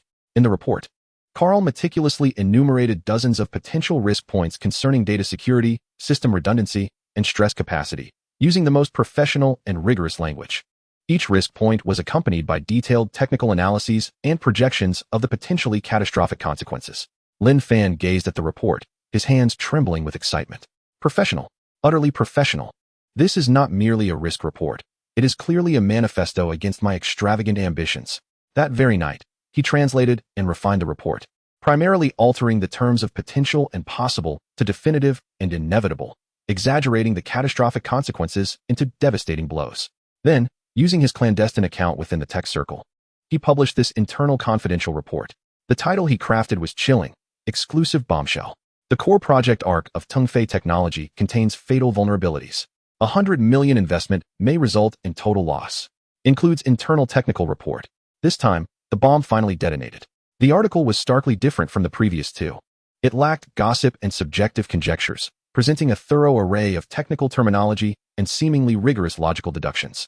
That seemingly authentic internal report delivered a fatal blow to all readers. Within half an hour of publication, it was fervently reprinted by major financial media and technology sectors. The internet erupted in chaos. No way. Is this for real? This report is far too professional. I just purchased stocks in Global Pinnacle. Am I about to get stuck at the peak? I knew it. How could a project led by an intern be problem-free? Panic began to spread. This time, the employees of Tongfei Technology could no longer easily dispel the rumors as they had before, as it involved core technologies they scarcely understood.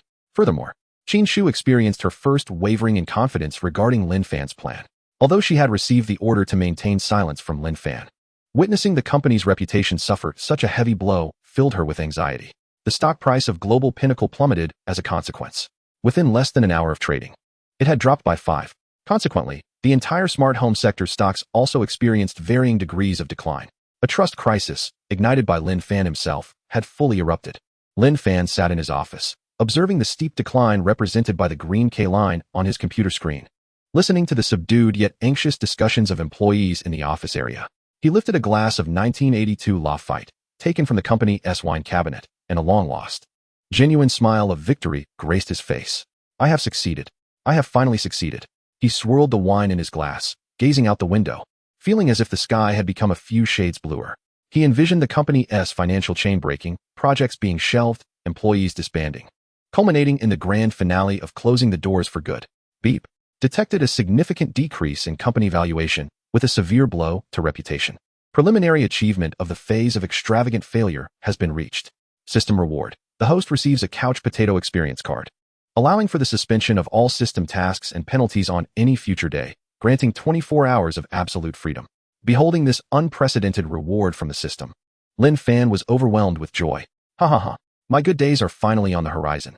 Amid this public relations storm ignited by Lin Fan, there was one individual who was even more exhilarated and animated than Lin Fan himself, Wang Wei. Ever since Lin Fan had publicly humiliated him at the club, effectively ending his career, Wang Wei had transformed into a full-fledged internet troll.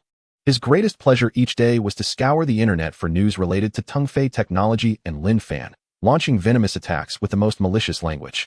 Lin Fan had become his inner demon. When he saw the first 2 black articles secretly published within the tech circle, he was elated and immediately took on the role of the most loyal follower, bouncing around the comment section. The blogger is absolutely right. I came from that company. Lin Fan is nothing but an unskilled charlatan. Internal gossip suggests Lin Fan's private life is even more chaotic than you imagine. Cosplay is merely the tip of the iceberg. Regrettably, the previous 2 articles had completely missed the mark, and his revelations not only failed to stir any waves, but were also met with scorn from an army of fervent Lin Fan fans, who relentlessly berated him for his envy and jealousy. Wang Wei was infuriated to the point of nearly smashing his keyboard. However, this time was different.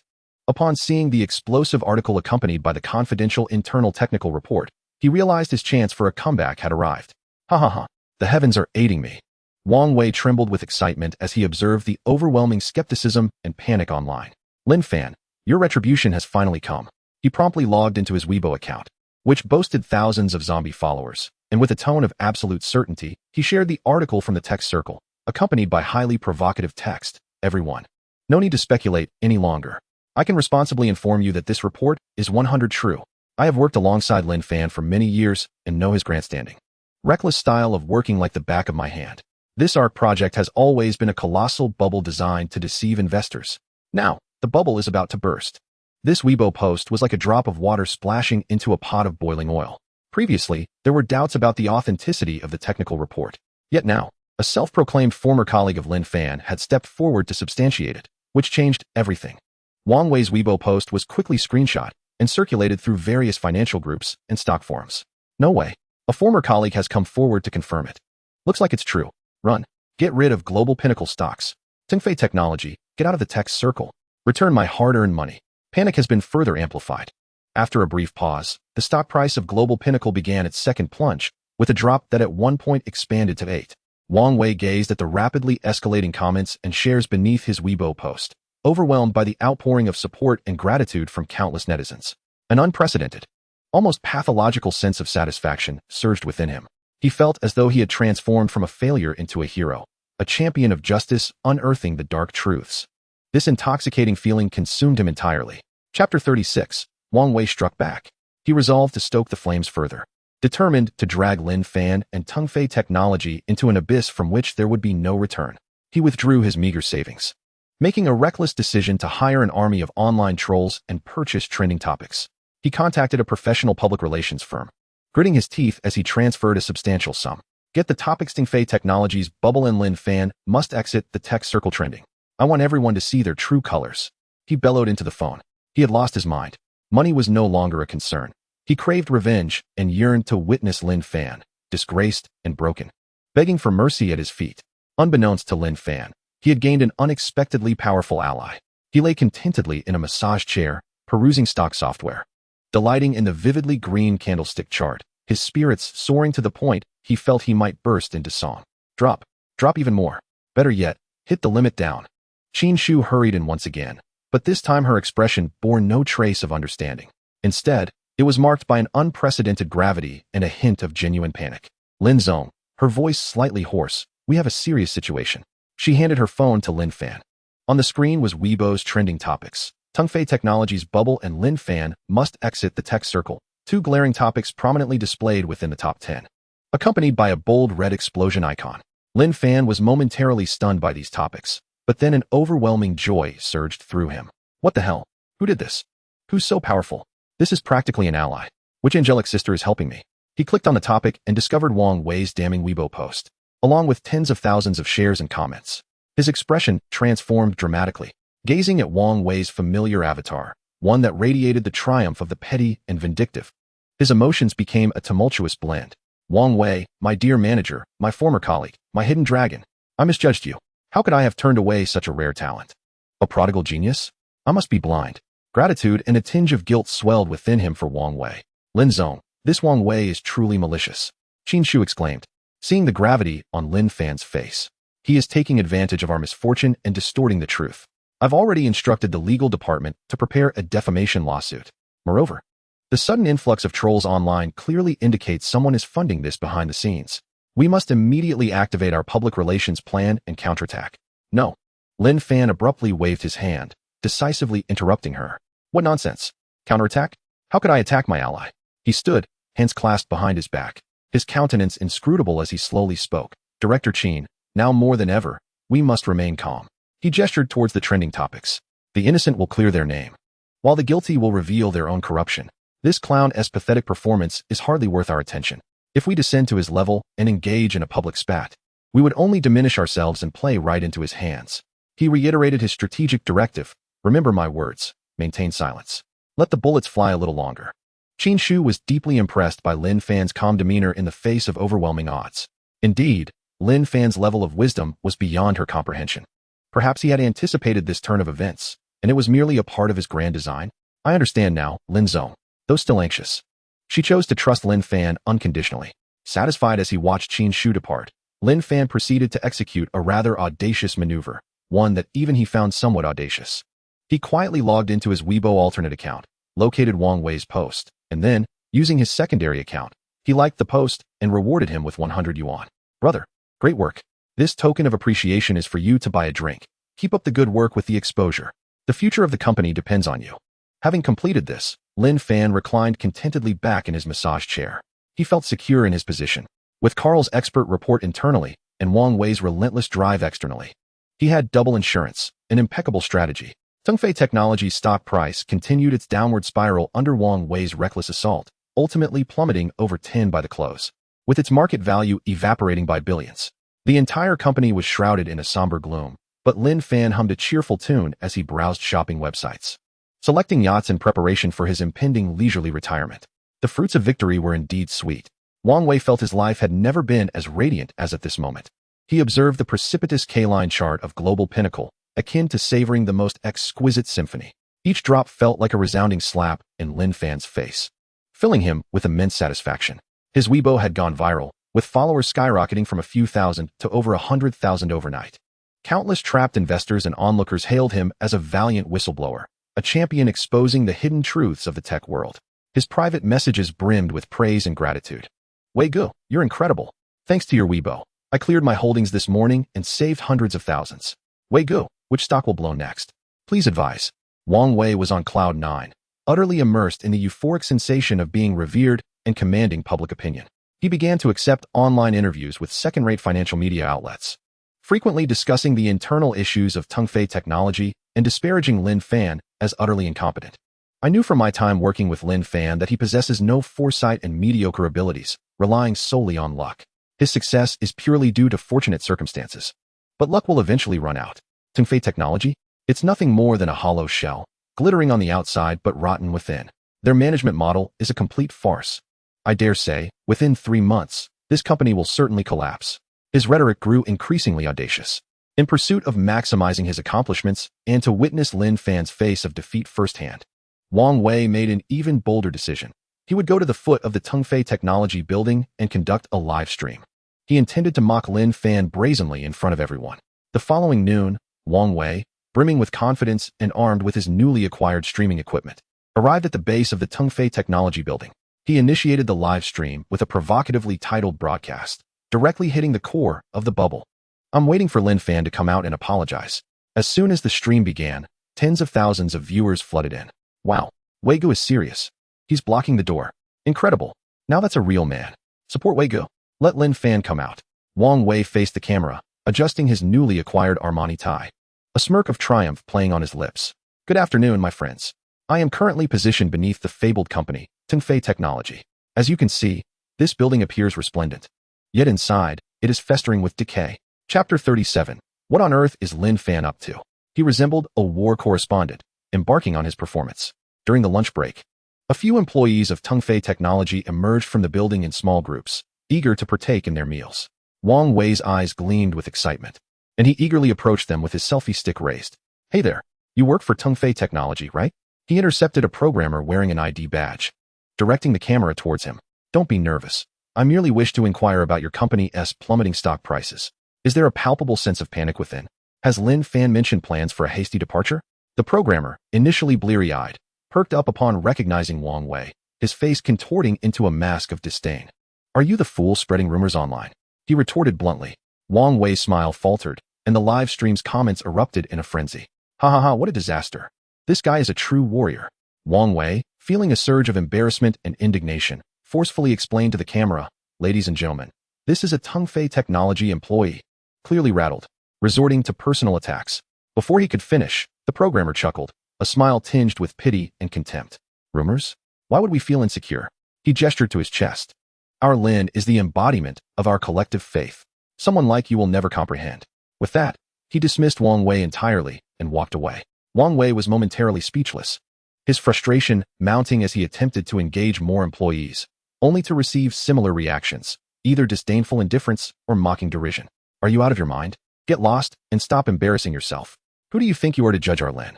The employees regarded him as one would a bothersome fly, filled with disgust, yet more so with an unwavering confidence in their company. This confidence pierced Wang Wei like a dagger, igniting a sense of panic within him. Why? When the company seemed on the brink of collapse, Did these individuals behave as if they had been brainwashed in their defense of the incompetent Lin Fan?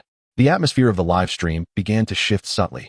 It seems the employees of Tingfei are rather resilient. Indeed, and look at them. They appear to be in high spirits, completely unfazed by the impending doom of their company.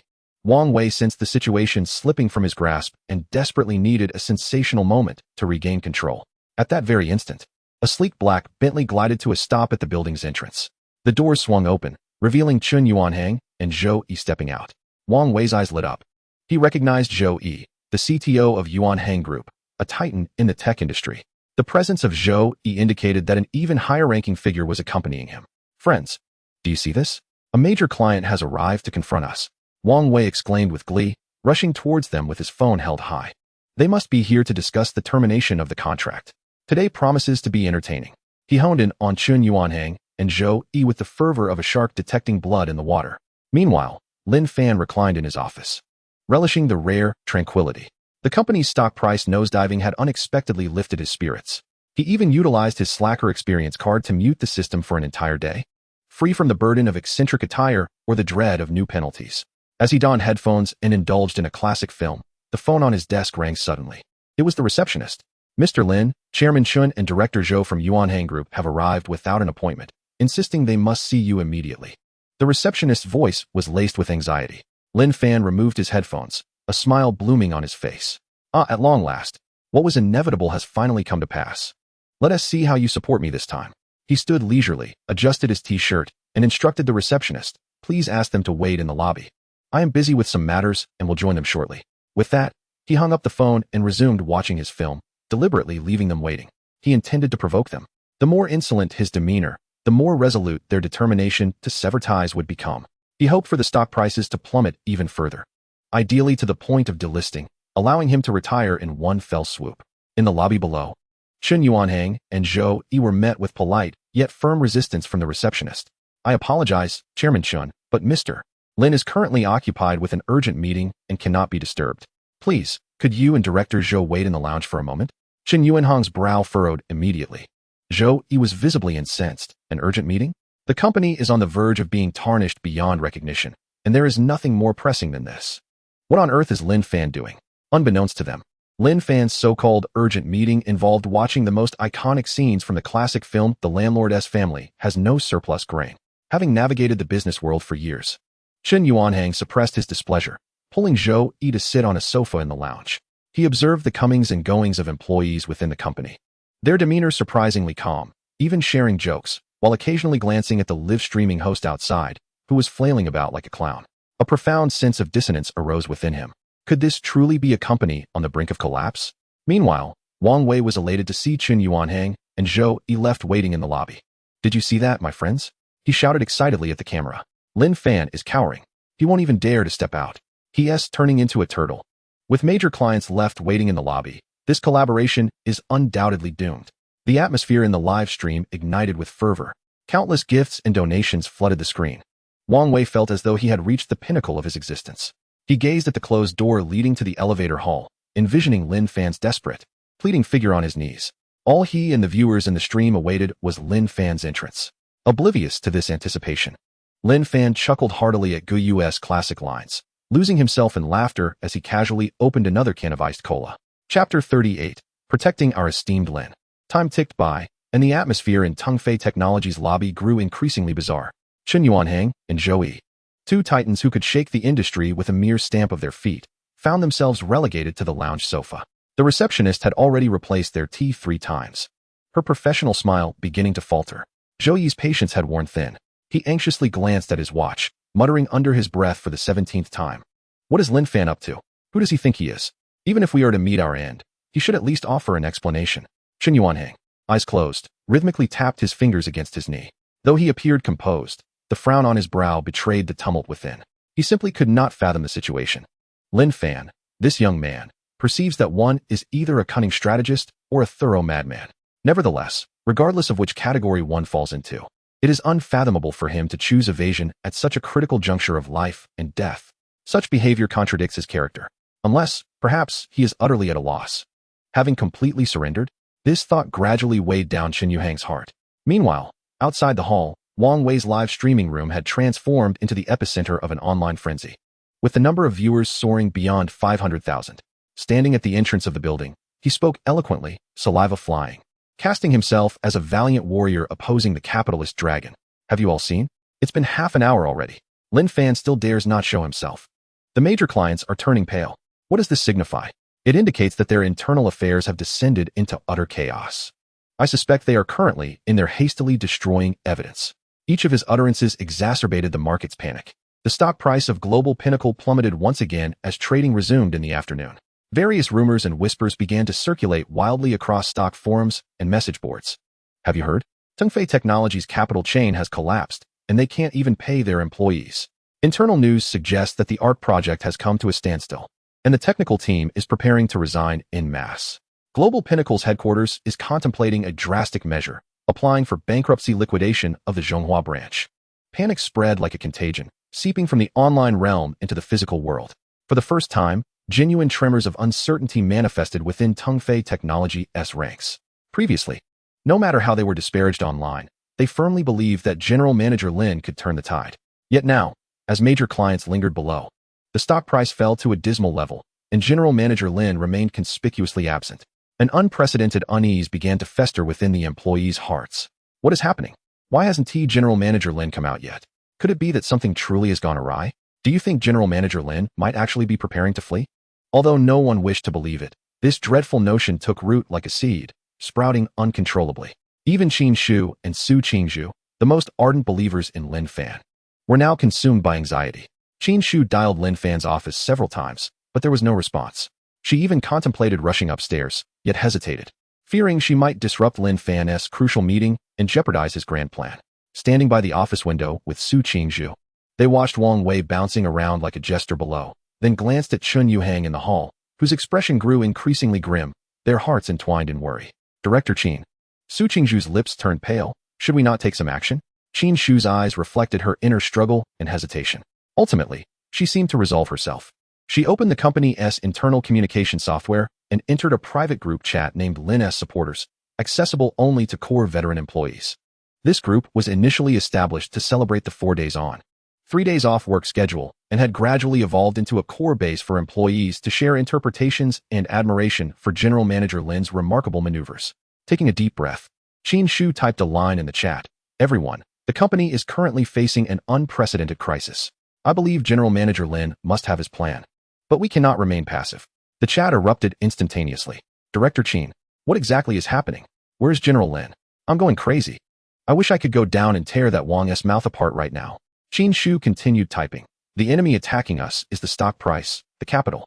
They aim to use this method to shatter our confidence and destroy everything General Lin has built for us. We cannot allow them to succeed. I propose we respond. General Lin has bestowed upon us a life akin to that of deities, providing salaries and bonuses far exceeding industry standards. Now, it is time for us to repay General Lin. She sent out a final rallying call. Let us protect our finest company. Let us safeguard our esteemed General Lin. I advocate that everyone voluntarily contribute their savings to purchase company stock. We must show those short sellers what the true spirit of Tongfei is.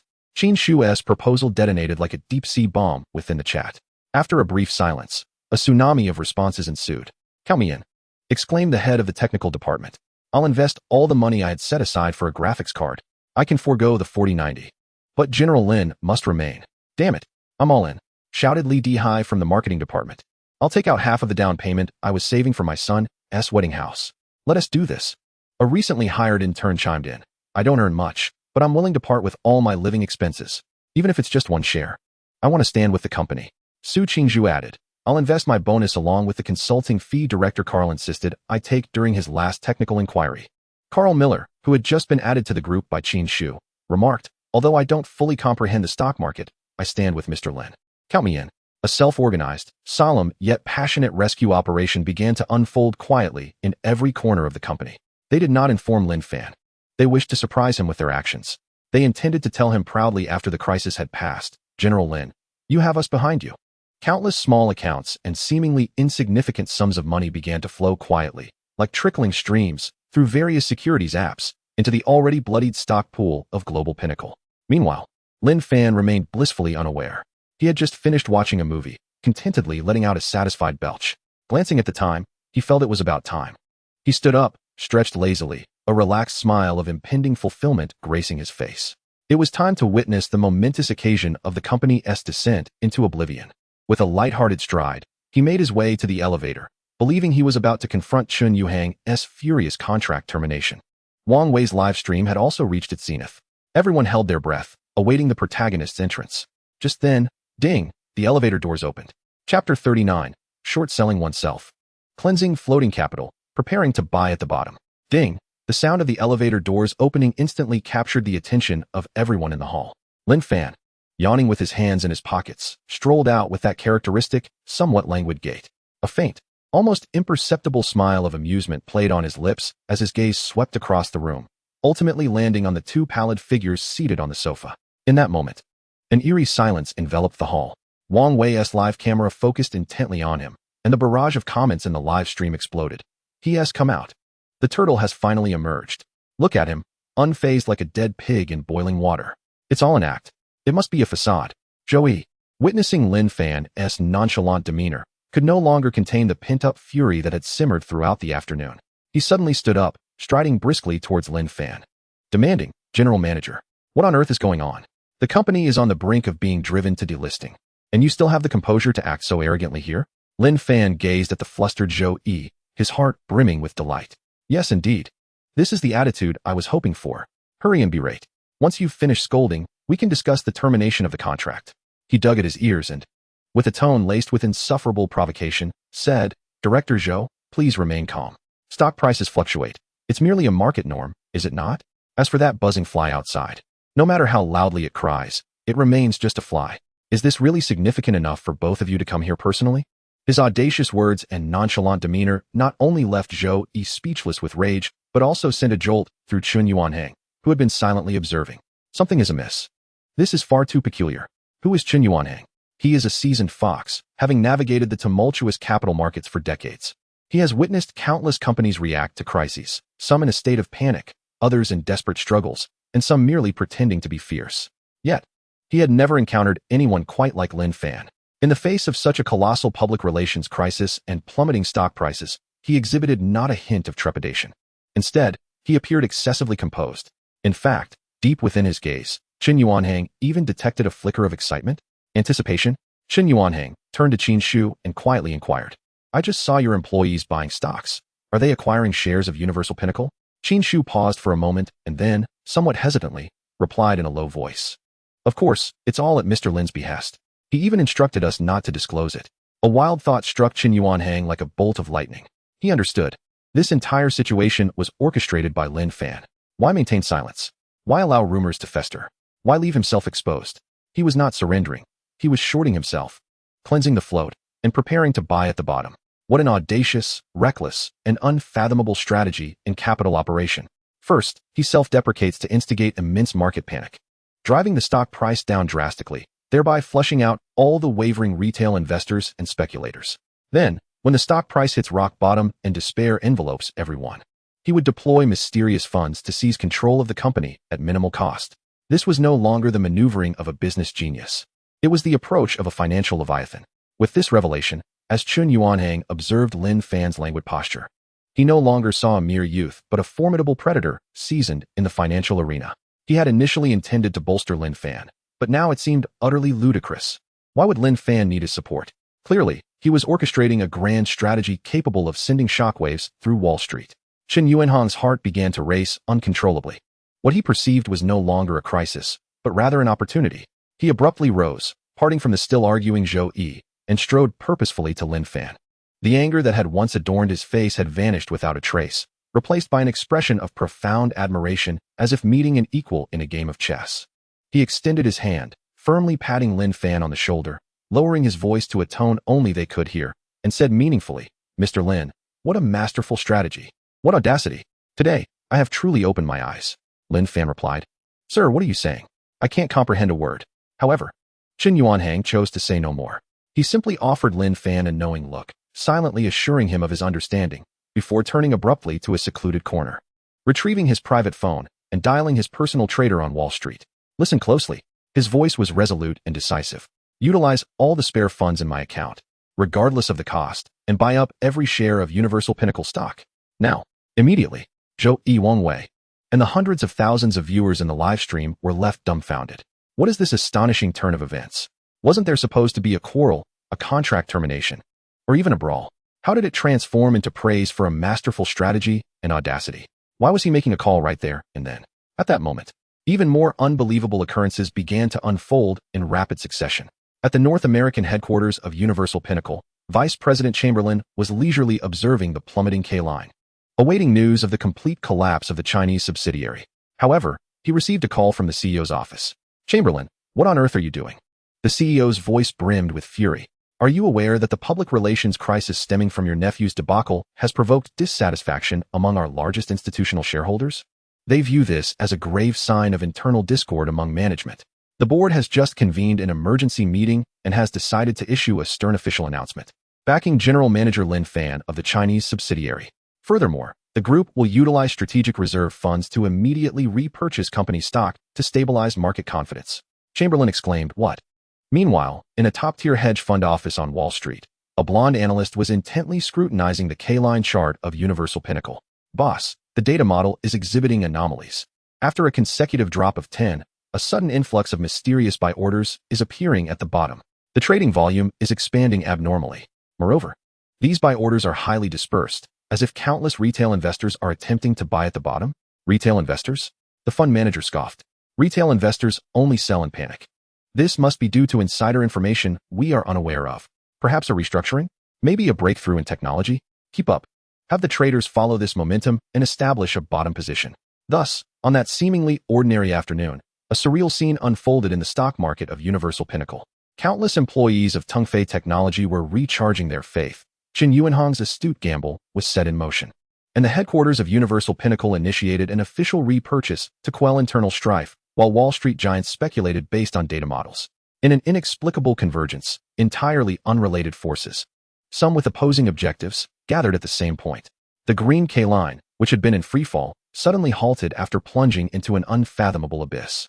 Then, to the astonishment of all, it sharply reversed direction at an astonishing angle, soaring upwards. Green transformed into a deep crimson. 5, 8, 10. The stock price not only reclaimed all its losses in an instant, but also surged through the ceiling, directly hitting the limit up. The entire market erupted into chaos. Countless investors who had just celebrated their successful exit were now left in disbelief. Meanwhile, those who had followed suit in buying were caught in a frenzy of jubilation. "Holy cow, it's the limit up. What just happened? Can someone explain what is going on? Buy at the bottom. Quickly place your orders. It's sure to rise again tomorrow." In the hall, silence reigned. Zhou stared in shock at the K-line chart on his phone, feeling as though his worldview had been utterly reset. In Wang Wei's live stream, the barrage of comments had completely vanished. Holding up his phone, his mouth agape as if it could fit an egg, the color drained from his face. He realized he had not only lost, but had done so like a complete fool. He exhausted all his savings to buy trending topics, only to become the fuel for someone else's soaring stock prices. Lin Fan, the architect of this tempest, stared blankly at the phone screen that Qin Shu handed him. He gazed at the glaringly crimson and almost purple limit-up candlestick, then glanced at the freshly updated dividends in his account, which had multiplied several times due to the skyrocketing stock prices. A sweet sensation filled his throat. Suddenly, he couldn't hold back and coughed up a mouthful of blood. "President Lin, what's wrong?" As darkness enveloped him, just before he gracefully fainted, only one thought lingered in his mind. Can this world ever be salvaged? Lin Fan's public display of bloodshed became the proverbial last straw that broke the camel's back. The entire Tongfei Technology Hall was instantly engulfed in chaos. "President Lin." Qin Shu let out a piercing scream and was the first to rush over to support the staggering Lin Fan. "Quick, call for an ambulance." Su Qing and Zhu's faces turned ashen with fear as they hurriedly pulled out their phones. "What are you all standing around for? Help!" Chen Yuanhang shouted at his bewildered bodyguards and subordinates, hastening to the front. In an instant, everyone was in disarray. Employees, clients, and security personnel gathered, creating a scene comparable to a disaster film. Meanwhile, Wang Wei's live stream became the epicenter of this turmoil. Hundreds of thousands of viewers, through his trembling camera, witnessed the entire spectacle of Lin Fan spitting blood and collapsing in a dramatic fashion. After a tense 10 seconds of silence, the barrage of comments erupted like a geyser. "What the hell? He spitting blood. What am I witnessing? A real-life business war? The pressure is so immense that he's vomiting blood. This is beyond thrilling. Wait, did you notice? President Lin only spat blood after seeing the stock prices hit the limit. This is bloodshed out of excitement. This comment struck like a lightning bolt, illuminating everyone's understanding. Exactly. When combined with Chairman Chun's earlier remark about good strategy and boldness, along with this astonishing reversal, the truth was undeniable. I comprehend everything now. A self-proclaimed veteran investor, claiming 10 years of experience, pinned a Sherlock Holmes-style analysis in the livestream. This was a textbook-level empty city strategy. From the very beginning, President Lin deliberately released negative information to steer the stock prices downward. He even tarnished his own reputation to incite maximum panic. His sole purpose? To wash the stocks. He used his body and honor to combat those malicious short sellers and wavering retail investors. Once the stock price plummeted to his anticipated low, he would rally strategic allies like Chairman Chun and the headquarters to launch a counterattack, ensnaring all the short sellers in one fell swoop. And because this thrilling game took a toll on him, he was so overwhelmed with joy upon witnessing the fruits of victory that he spat blood and fainted. This was a victorious bloodshed. As this grand narrative spread, it instantaneously ignited the entire live stream. What? So that is how it is. Incredible. Absolutely incredible. I knew it. How could President Lin be a fool? He is a financial titan. The stakes of this game are monumental. Every move is interconnected. Every moment is perilous. I shall call it the century's short squeeze. Oh my President Lin. He truly. I'm in tears. He has sacrificed so much for the company and the shareholders. In a heartbeat, public sentiment underwent a staggering 180-degree reversal. Lin Fan's image transformed from a foolish monarch and industry fraud into a tragic hero, one who bore humiliation and exhaustion for the company, ultimately collapsing from sheer exertion. President Lin's bloodshed, a victorious bloodshed. The god of stock markets, Lin Fan. 3 brand new, radiant topics surged onto the trending list, overwhelmingly eclipsing Wang Wei's previous 2 negative trending topics. As a mere bystander to this mythic tale, Wang Wei stood utterly dumbfounded. He held his phone, gazing vacantly at Lin Fan, who was surrounded by people and urgently lifted onto an ambulance, then glanced at his livestream, filled with praise for Lin Fan and contempt for himself. Clown, you thought you could challenge the stock god? Wang Wei, heed my advice. Cancel your account and flee, or you might just end up getting hurt. Thank you, Wang Wei. If it weren't for you creating panic, we wouldn't have been able to scoop up these bargain shares. You are our financial benefactor. Wang Wei muttered those 4 words, feeling as though his soul had left his body. He had squandered all his savings, gambled his reputation, and launched a self-destructive attack, only to find that he had not harmed his enemies in the slightest. Rather, he had inadvertently elevated them to divine status, while simultaneously granting countless bargain-seeking investors a windfall. With a thud, Wang Wei's legs gave way, and he collapsed onto the ground. He watched the ambulance speed away in the distance, then looked at the glaring limit-up red line on his phone. A bitter taste filled his throat. Suddenly, he couldn't hold back and coughed up a mouthful of blood. Chapter 41. Bloodshed amongst those at the ends of the earth. In the hospital's VIP ward, Lin Fan gradually regained consciousness. The familiar scent of disinfectant filled his nostrils, and the sight of the white ceiling greeted him. Beside him stood Qin Shu, her face etched with worry. Am I back? Lin Fan's voice was weak. President Lin, you're finally awake. Qin Shu exclaimed, tears of joy streaming down her face as she tightly grasped his hand. The doctor said it was due to stress and exhaustion. You must take care of your health. Lin Fan thought to himself. It was not merely stress. He was driven to the brink by this surreal world. Struggling to sit up, he asked, what about the company? How is the company faring? His primary concern was whether the stock price had plummeted, whether Qin Yuanhang had left, and if the company was finally doomed. The company? Qin Shu's face instantly blossomed into an incredibly radiant smile, a mix of admiration and ecstasy. President Lin, WeVE won. WeVE triumphed once more. She eagerly presented her phone to Lin Fan, excitedly detailing their achievements. The stock price has hit its limit. All negative narratives have been reversed. Now, the entire internet is singing your praises. Your renowned title as the god of stock markets has echoed throughout the financial realm. Moreover, Chairman Qin stated that not only will he not withdraw his investment, but he will also double it. Additionally, our wonderful employees organized themselves and used their own funds to win this stock price defense battle. They are all profiting immensely and are currently sending red envelopes in the company group, saying that once you recover and are discharged, they will throw you the grandest celebration. Each of Qin Shu's words struck Lin Fan's fragile heart like a heavy hammer. He stared blankly at his phone, at the articles that exalted him, and at the messages in the company group expressing gratitude for his guidance in their financial success. He felt as though his world was crumbling. He was a failure. A complete and utter failure. The employees had earned money, garnered honor, and fostered team spirit. Chen Yuanhang, having successfully bottomed out, reaped a bountiful harvest and garnered a reputation for his discerning eye and recognizing talent. On Wall Street, the trend followers enjoyed modest gains as well. Even Wang Wei, despite suffering a dismal defeat, managed to bask in the fleeting limelight of internet fame. Yet, there was him, Lin Fan. He had failed his mission. The elusive 100 billion growing ever more distant, losing not only his health, his rage had nearly driven him to the brink, but also his desire to be a slacker. He had suffered a crushing defeat. Lin Fan slowly reclined back onto his bed, shrouding his head with the blanket. He wished to turn his gaze away from this frenzied world. Alone, he longed for silence to ponder the essence of life. Where had he erred? Why was it that he, with a mere desire to play the villain, was relentlessly thrust into the role of a savior by the whole world? In a standard ward at the Central Hospital, the acrid scent of disinfectant mingled with the thunderous snores of the elderly man in the adjacent bed, creating a dissonant symphony that gnawed at one's nerves. Wang Wei lay on the hospital bed, his face as pale as parchment, his gaze hollow as it fixated on the mottled ceiling above. He too had coughed up blood.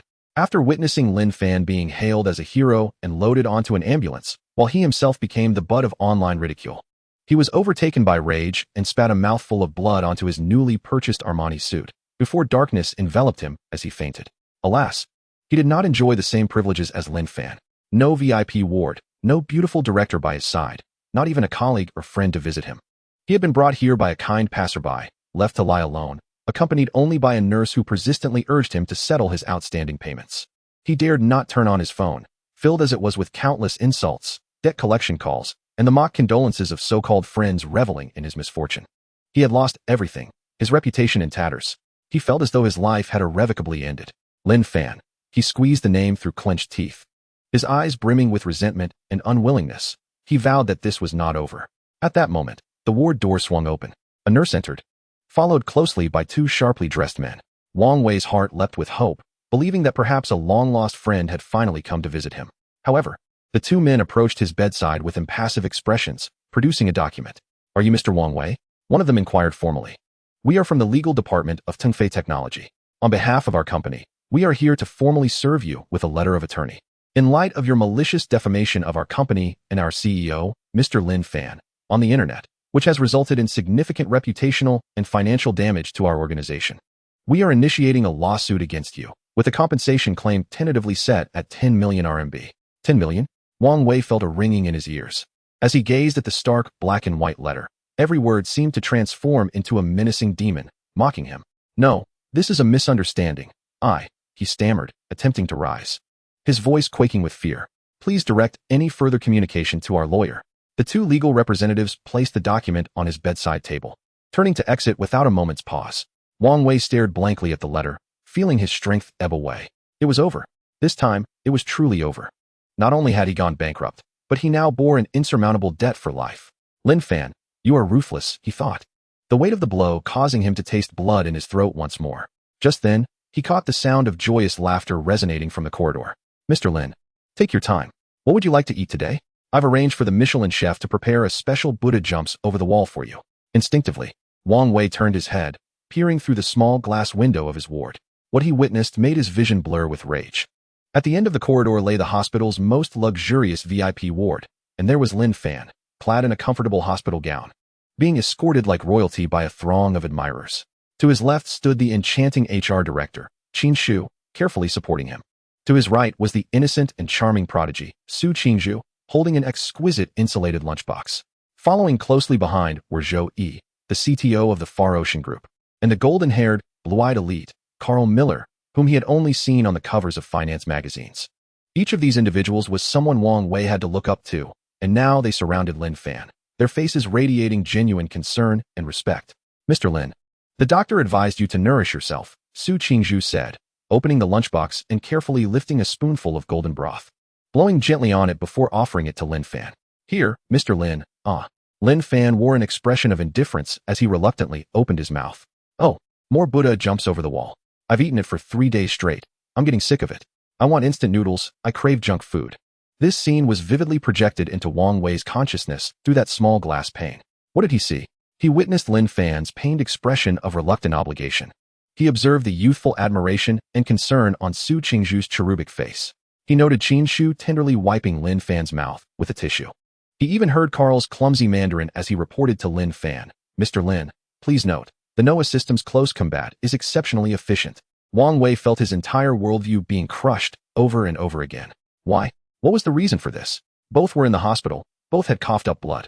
He, Wang Wei, was a solitary figure, drowning in debt, enduring the hospital's most unpalatable meals, all while being pursued by a letter of attorney.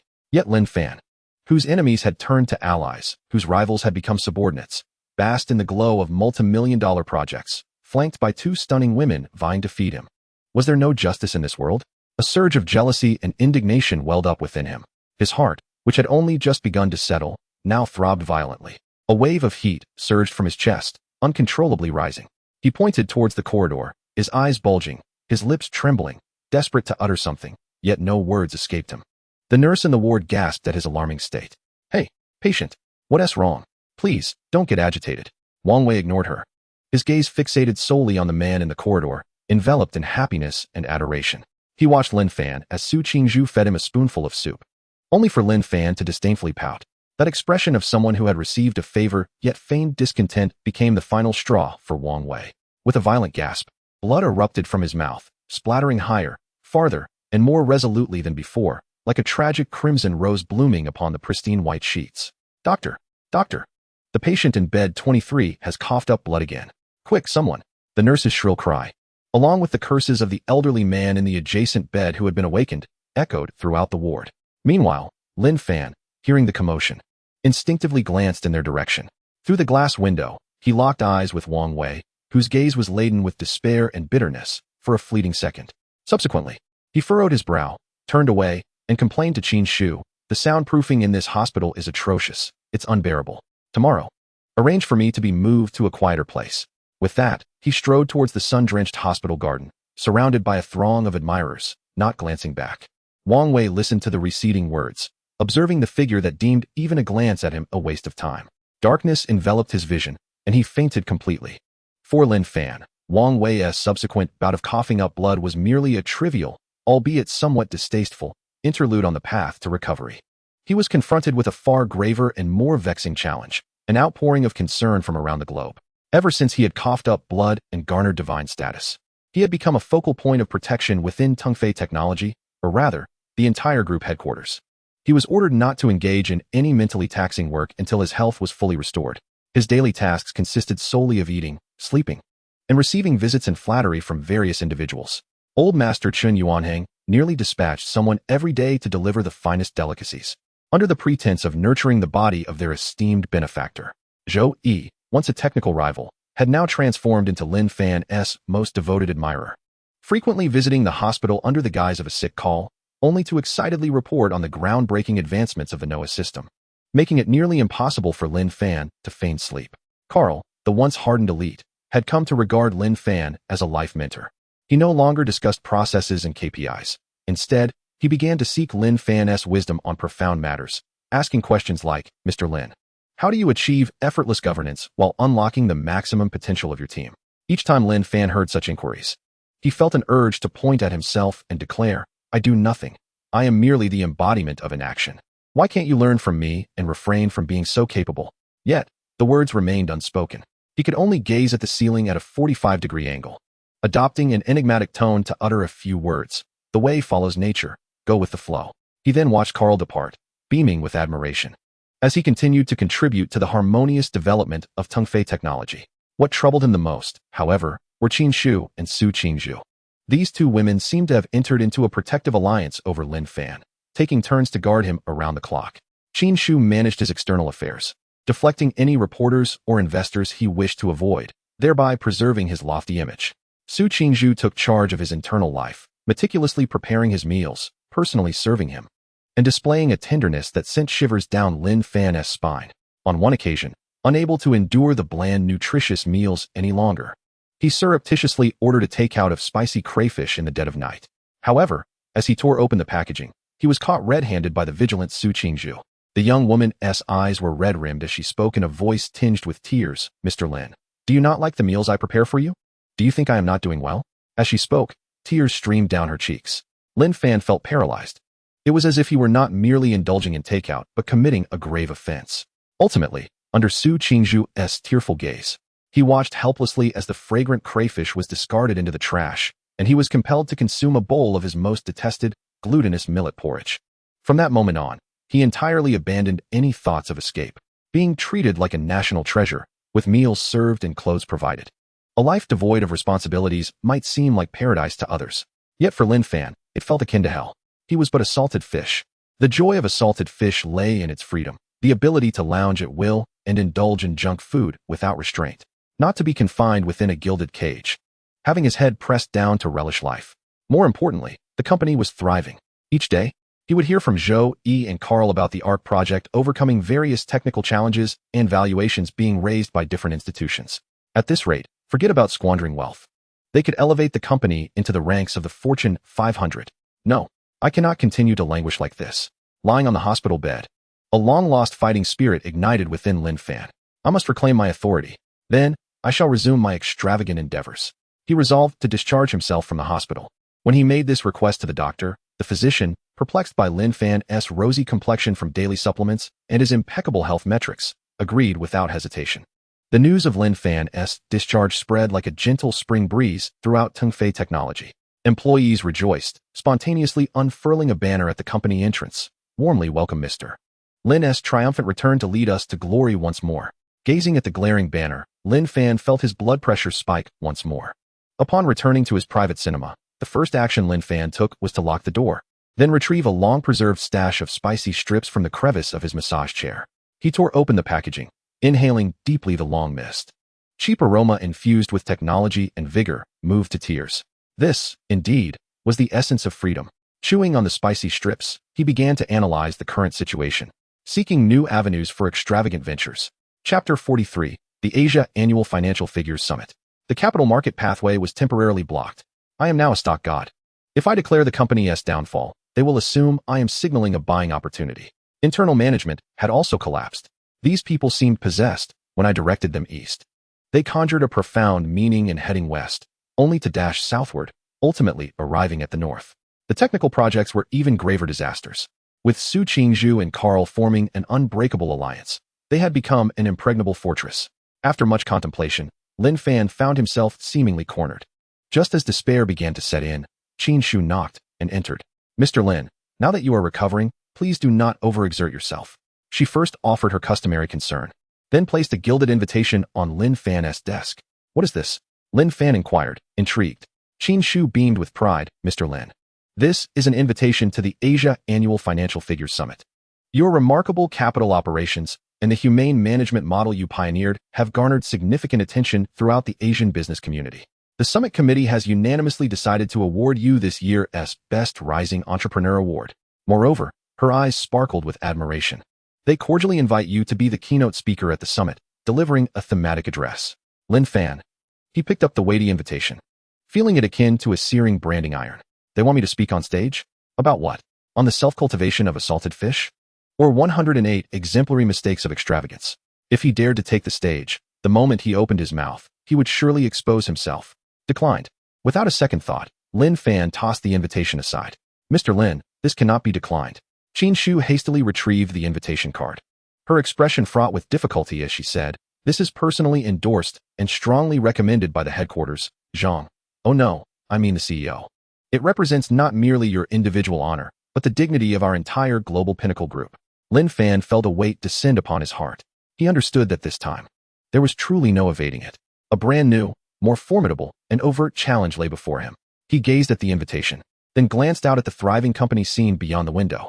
A reckless, all-or-nothing plan, one that could utterly obliterate his previous heroic image, took shape in his mind. Very well, he nodded slowly, a glimmer of peculiar light flickering in his eyes. It's merely a speech, after all. He made a decision. At that much-anticipated summit, before all the titans of business and media across Asia, he would deliver an unprecedented declaration, one that was anti-commercial and anti-struggle, an announcement of surrender. He resolved to craft himself into a figure despised by all, a hopeless case that no one could support. Surely, he thought, this would lead the company to ruin. The venue for the Asian Annual Financial Figures Summit was set in a luxurious 5-star resort hotel in a neighboring city. To reflect the stature of the group, the headquarters granted the highest level of travel accommodations. Lin Fan and his entourage were arranged to fly in on a private jet, arriving 2 days in advance. Lin Fan felt no enthusiasm for this. He sequestered himself in the presidential suite, venturing nowhere. Externally, he claimed he was meticulously preparing his speech, but in reality, he was tirelessly revising his surrender to apathy manifesto, aiming for each word to precisely pierce the hearts of the overzealous and the capitalists. Qin Shu and Su Qingzhu accompanied him as his right and left arms, handling all external affairs. The evening prior to the official commencement of the summit, the organizers hosted a small welcome cocktail party, inviting all attendees to familiarize themselves with the surroundings and engage in networking. Lin Fan had no desire to attend, finding such occasions even more torturous than leading a square dance. However, a single statement from Qin Shu persuaded him. President Lin, I heard tonight's buffet features king crab airlifted from Hokkaido and Australian tomahawk steak, available in unlimited quantities. Lin Fan fell silent for 3 seconds before rising from the sofa with a serious expression. Networking is part of an entrepreneur's duties. We cannot shirk our responsibilities. Thus, accompanied by Qin Shu and Su Qingzhu on either side, Lin Fan donned an appropriately tailored suit, handpicked by Qin Shu for him, and reluctantly entered the dazzling banquet hall. Inside the hall, luminaries congregated, toasting and exchanging pleasantries. Every face bore a veneer of elite smiles, discussing projects worth hundreds of millions and financial jargon incomprehensible to the average person. Lin Fan felt utterly out of place amidst the ambience. He quickly identified the buffet area and prepared to make his escape when a somewhat familiar yet surprising voice called out to him. Lin Fan, is that really you, kid? Turning towards the voice, he saw a middle-aged man in a flamboyant floral shirt, adorned with a large gold chain, his hair slicked back and gleaming, resembling a nouveau riche. He approached, a glass of red wine in hand, his face alight with astonishment. Lin Fan rummaged through his memories for this individual's identity and finally unearthed it. Zhao Dexing, his entrepreneurial mentor from university and the proprietor of his first internship. A mentor was perhaps a generous term. He was more of a charlatan who had duped a group of naive students like Lin Fan into working for free at his so-called internet startup. Ultimately, the project failed, and he vanished without even paying the internship wages. To Lin Fan's surprise, this fellow had seemingly flourished in the years since. Zhao Dexing approached Lin Fan, surveying him from head to toe with an air of condescension typical of someone who has risen in status. Look at you, kid. It's been years, and you've certainly improved. That suit looks rather expensive. Rented, perhaps? His tone dripped with a sense of superiority and a barely perceptible hint of envy. Lin Fan, disinterested in engaging in banter, merely wanted to indulge in the king crab. Teacher Zhao, long time no see, he offered a perfunctory greeting, preparing to sidestep him. Yet Zhao Dexing blocked his path, raising his voice as if to ensure those around could hear. Don't rush off. Tell me, where are you working these days? I always thought you lacked ambition, too apathetic. Young people should strive harder. Look at me now. He proudly patted his beer belly and flaunted a massive gold watch on his wrist. I'm the chairman of Xingtian Group. We're about to ring the NASDAQ bell. I'm here as an invited guest at this summit. Are you regretting not following my lead back in the day? His remarks successfully drew the attention of those nearby. Observing Zhao Dexing's ostentatious display and glancing at Lin Fan, who appeared rather unremarkable, they regarded the scene with a mix of intrigue and amusement. Qin Shu and Su Qingzhu furrowed their brows, about to speak when Lin Fan halted them with a glance. Lin Fan regarded Zhao Dexing's self-satisfied demeanor, and instead of feeling anger, found it somewhat comical. He even entertained the thought of acquiring this man's company, only to have him serve as a manager to facilitate his own reckless endeavors. Chairman Zhao, impressive indeed. Lin Fan said with insincerity, offering a hollow compliment. Congratulations on your success. Zhao Dexing, interpreting Lin Fan's indifferent demeanor as a sign of wounded pride, grew even more arrogant. He swirled his glass of red wine, adopting a didactic tone. Lin Fan, it's not that I'm criticizing you. One must accept their fate. With your temperament, you're not cut out for greatness. It's best to find a small company and settle down. This kind of high-level gathering isn't where you belong. If you come, you'll only end up in the corner, eating the buffet. He gestured towards a distant circle of people surrounded by admirers. Do you see them? Those are billionaires. And over there, Chairman Chen of Yuhang Group. They are the peers we ought to engage with. You should refrain from intruding, lest you embarrass yourself. Feeling satisfied with his display, he readied himself to approach that coveted circle, when suddenly, a figure emerged from it. It was none other than Chairman Chen Yuanhang of Yuhang Group. The elder gentleman didn't even spare Zhao Dexing a glance. He strode through the crowd with a beaming smile, making a beeline for Lin Fan. Zhao Dexing's heart plummeted. Is Chairman Chen approaching me? He thought. Has he heard my grandiose declarations and wishes to converse with me? His excitement flushed his face red as he straightened up, adjusting his tie, and forced the most humble, respectful smile he could muster, ready to bask in the attention of the eminent figure. Chapter 44, once again in the spotlight. However, Chairman Chen Yuanhang passed right by Zhao Dushing as if he were a gust of wind, not even granting him a second glance. He approached Lin Fan directly. In that fleeting moment, frozen in disbelief, Zhao Dushing beheld a titan of the business world, a man whose mere stomp could send tremors through the industry. Enthusiastically and proactively extending his hands to fervently grasp Lin Fan's. "Brother Lin," he exclaimed heartily, "at long last, I've found you. I was beginning to think you wouldn't show up. How's the room treating you? I heard you collapsed recently. Do take care of your health. You are the cornerstone of our art project. If anything were to happen to you, my fortune of several hundred billion would be at stake." His words were delivered with a blend of jest and sincerity. Yet, to the ears of those surrounding them, particularly Zhao Dushing's, it was akin to the detonation of a nuclear bomb. "Brother Lin, cornerstone, several hundred billion at stake?" Zhao Dushing's mind blanked. He felt as if he were trapped in an absurd nightmare. And this was merely the beginning. With Chen Yuanhang's arrival, it seemed as if a switch had been flipped. The esteemed figures whom Zhao Dushing had regarded as part of an elite circle began to approach Lin Fan one by one. "Mr. Lin, it is an honor to finally meet you. I am Li from XX Capital. Your recent performance was truly awe-inspiring. Mr. Lin, your accomplishments at such a young age are commendable. Our group is highly interested in your company's human-centric management model and hopes for a deeper dialogue." In no time, Lin Fan found himself surrounded by those formidable figures who had previously been objects of his admiration. Yet Lin Fan, seemingly unimpressed, stood at the center with an air of impatience, one hand tucked casually in his pocket while the other was firmly held by Chen Yuanhang. He could only occasionally nod absently or mutter a dismissive, "It's fine. It's all handled by my subordinates." His languid, unperturbed demeanor appeared enigmatic and imposing to the assembled magnates. Meanwhile, Zhao Dushing resembled a forgotten jester, rigidly clutching his wine glass, paralyzed in place. He watched Lin Fan, who was basking in the adulation of the crowd, engaging in jovial banter with the elite, showing an unmistakable disinterest. Memories of his earlier boastful display flooded back to him, and a profound, indescribable sense of shame and dread engulfed him. He was but a laughingstock, a thoroughly absurd, deluded jest. His grip on the wineglass faltered, and with a clatter, it shattered on the ground, the crimson liquid splattering across his expensive trousers, leaving him in a state of disarray. It seemed as if Lin Fan had only just noticed him. He glanced toward Zhao Dushing through the throng and casually inquired of Chen Yuanhang, "Director Chen, who is that person, making such a racket? Seems like a hotel staff member?" Chen Yuanhang followed his gaze, furrowing his brow. "He looks unfamiliar. Doesn't appear to be anyone significant." He waved to a nearby security personnel. "Please escort this gentleman out. His presence is disrupting our discourse." Amidst the sympathetic, pitying, and even gleeful gazes of the onlookers, Zhao Dushing found himself, as if bereft of all his bones, pale and lifeless as he was led from the banquet hall by two security guards.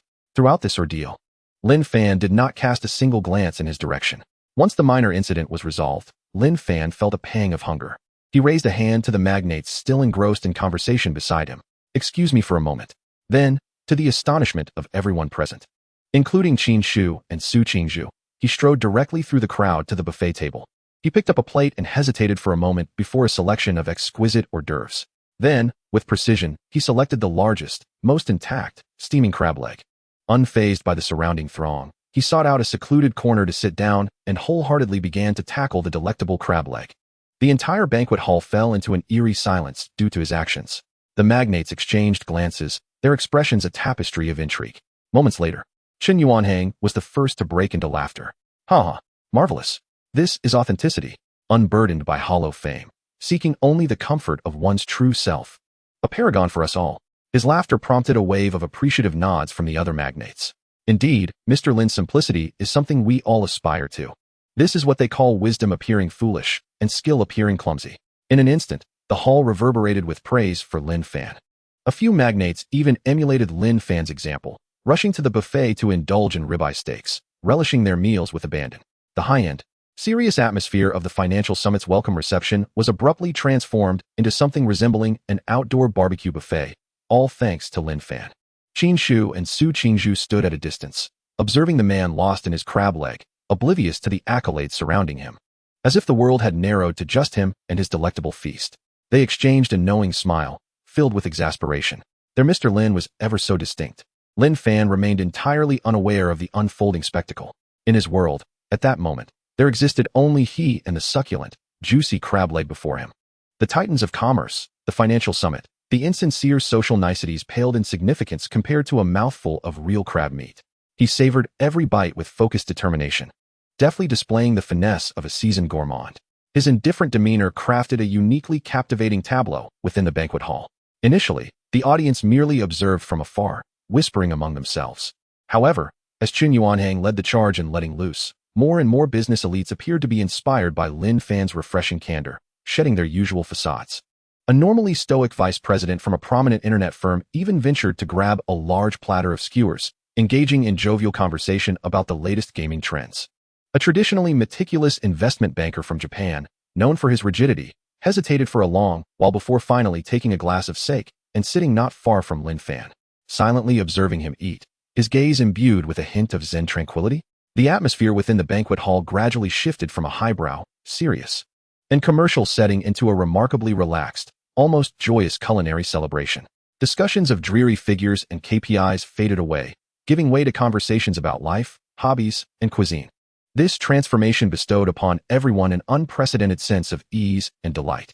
Yet the architect of this metamorphosis, Lin Fan, remained blissfully oblivious.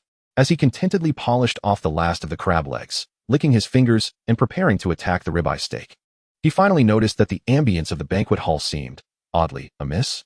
Chapter 45, the speech begins. He observed many gazes fixed upon him, imbued with admiration, gratitude, and a hint of "you have opened a new world for us." Some even raised their glasses from afar, sporting smiles that suggested a shared epiphany. Lin Fan. Are these people out of their minds? I'm just here to eat. He found it utterly perplexing how such a simple act of indulging in food could be interpreted with such profound and enigmatic implications. Just as he was engulfed in confusion, Qin Shu and Su Qingzhu approached, carrying beverages. "Mr. Lin," Qin Shu exclaimed, her eyes shimmering with an unusual brilliance, "you have become the focal point of the entire gathering. Rather than assimilating with them, you have, in fact, drawn them into your orbit." Su Qingzhu nodded vigorously in agreement, adding, "Indeed, Mr. Lin, you were truly magnificent. That kind of detached focus and nonchalance, indifferent to the world, is far more captivating than any contrived social interaction." As Lin Fan listened to the effusive praise from his two ardent admirers, the corners of his mouth twitched uncontrollably. He had done nothing. He swore it. He was merely hungry. He felt like a walking trigger for imagination, where even the most absurd and lackadaisical actions would be automatically embellished and elevated by this group, ultimately packaged as a philosophical masterpiece. His heart felt weary. He longed to escape this suffocating environment. He waved his hand dismissively at Qin Shu and said, "I'm full and a bit drowsy. I'll retreat to my room now. You need not concern yourselves with tomorrow's speech. I am quite capable of managing it."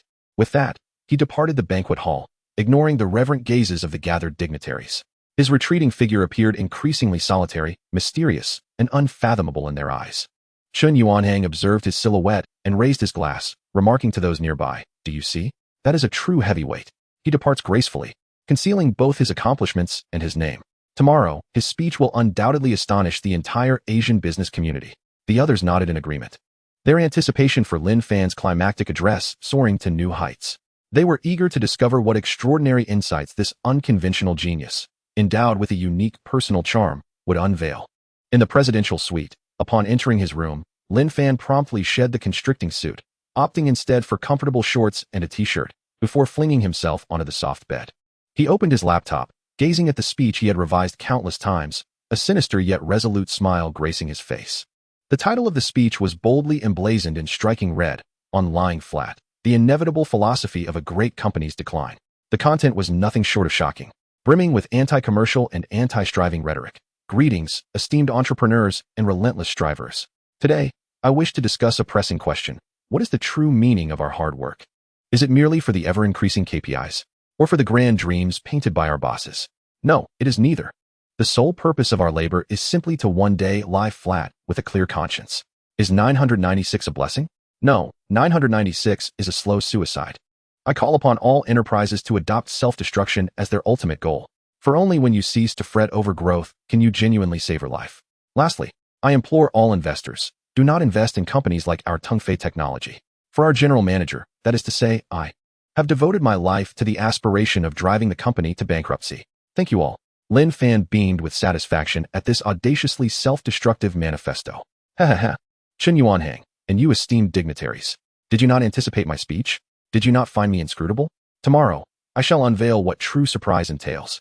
I refuse to believe that when I articulate these words before the media and investors of all Asia, your stock prices will not plummet. The success or failure of his reckless enterprise hinged on this moment. He meticulously saved the speech onto a USB drive, placing it carefully in his suit pocket. Having completed this, he exhaled deeply, feeling all the burdens weighing on his heart dissipate into thin air. He envisioned the scene post-speech, a hushed silence, stock prices crashing, investors fleeing overnight, while he strolled away amidst a chorus of disdain, basking in his glorious exit. In high spirits, he hummed a tune, turned on the television, and prepared to watch a comedy to celebrate his impending triumph. Outside, the city sparkled with resplendent nightlights. Lin Fan, bored by the mundane plot unfolding on screen, yawned and drifted into a deep slumber, a hint of blissful anticipation for the future gracing his face. On the final day of the summit, the atmosphere was both solemn and fervent. The main venue was packed to capacity, with business magnates, financial tycoons, renowned scholars, and hundreds of media reporters from across Asia gathered together. All cameras were trained on the podium. Behind the scenes, Lin Fan was making the final preparations. Absently allowing the makeup artist to apply cosmetics to his face, his mind replayed his astonishing lying flatism manifesto repeatedly. Every pause, every sarcastic intonation had been rehearsed countless times. He even practiced in front of the mirror how to adopt the most infuriatingly innocent expression in response to the audience's wrath after his speech concluded. "Mr. Lin, are you ready?" Qin Shu entered, her eyes gleaming with pride and anticipation. "Everyone outside is awaiting your arrival." Lin Fan took a deep breath. Feeling the reassuring solidity of the USB drive in his pocket, the vessel of all his reckless aspirations. "Yes, I am ready." He rose, flashed what he believed to be his most regal smile in the mirror. It was time to cool down this frenzied world. Amidst thunderous applause, Lin Fan ascended the podium. Standing under the spotlight, he surveyed the sea of faces and the multitude of flashing cameras below. To be honest, he felt a twinge of nervousness. Yet, the thought of the monumental achievement he was about to accomplish quickly replaced that anxiety with exhilaration. The host, employing the most ornate language, extolled his remarkable accomplishments. He has, in the most unbelievable manner, elevated a company on the brink of bankruptcy to the pinnacle of the industry. He has revolutionized our understanding of striving with the most humane management. He is, indeed, the most enigmatic and controversial business genius of our time. Now, let us extend the warmest applause to welcome Mr. Lin Fan, General Manager of Tongfei Technology, to deliver his keynote address. Chapter 46, A Twist. The end of technology is love. The applause surged once more like a tidal wave. Chen Yuanhang sat in the front row, admiration etched across his face. Qin Shu and Su Qingzhu stood at the side stage, their eyes glistening with proud tears. Lin Fan approached the podium, solemnly inserting the black USB drive into the computer's port. Clearing his throat, he spoke into the microphone, delivering his meticulously crafted opening line. "Good day to all. Before I commence my speech today, I would like to pose a question to everyone."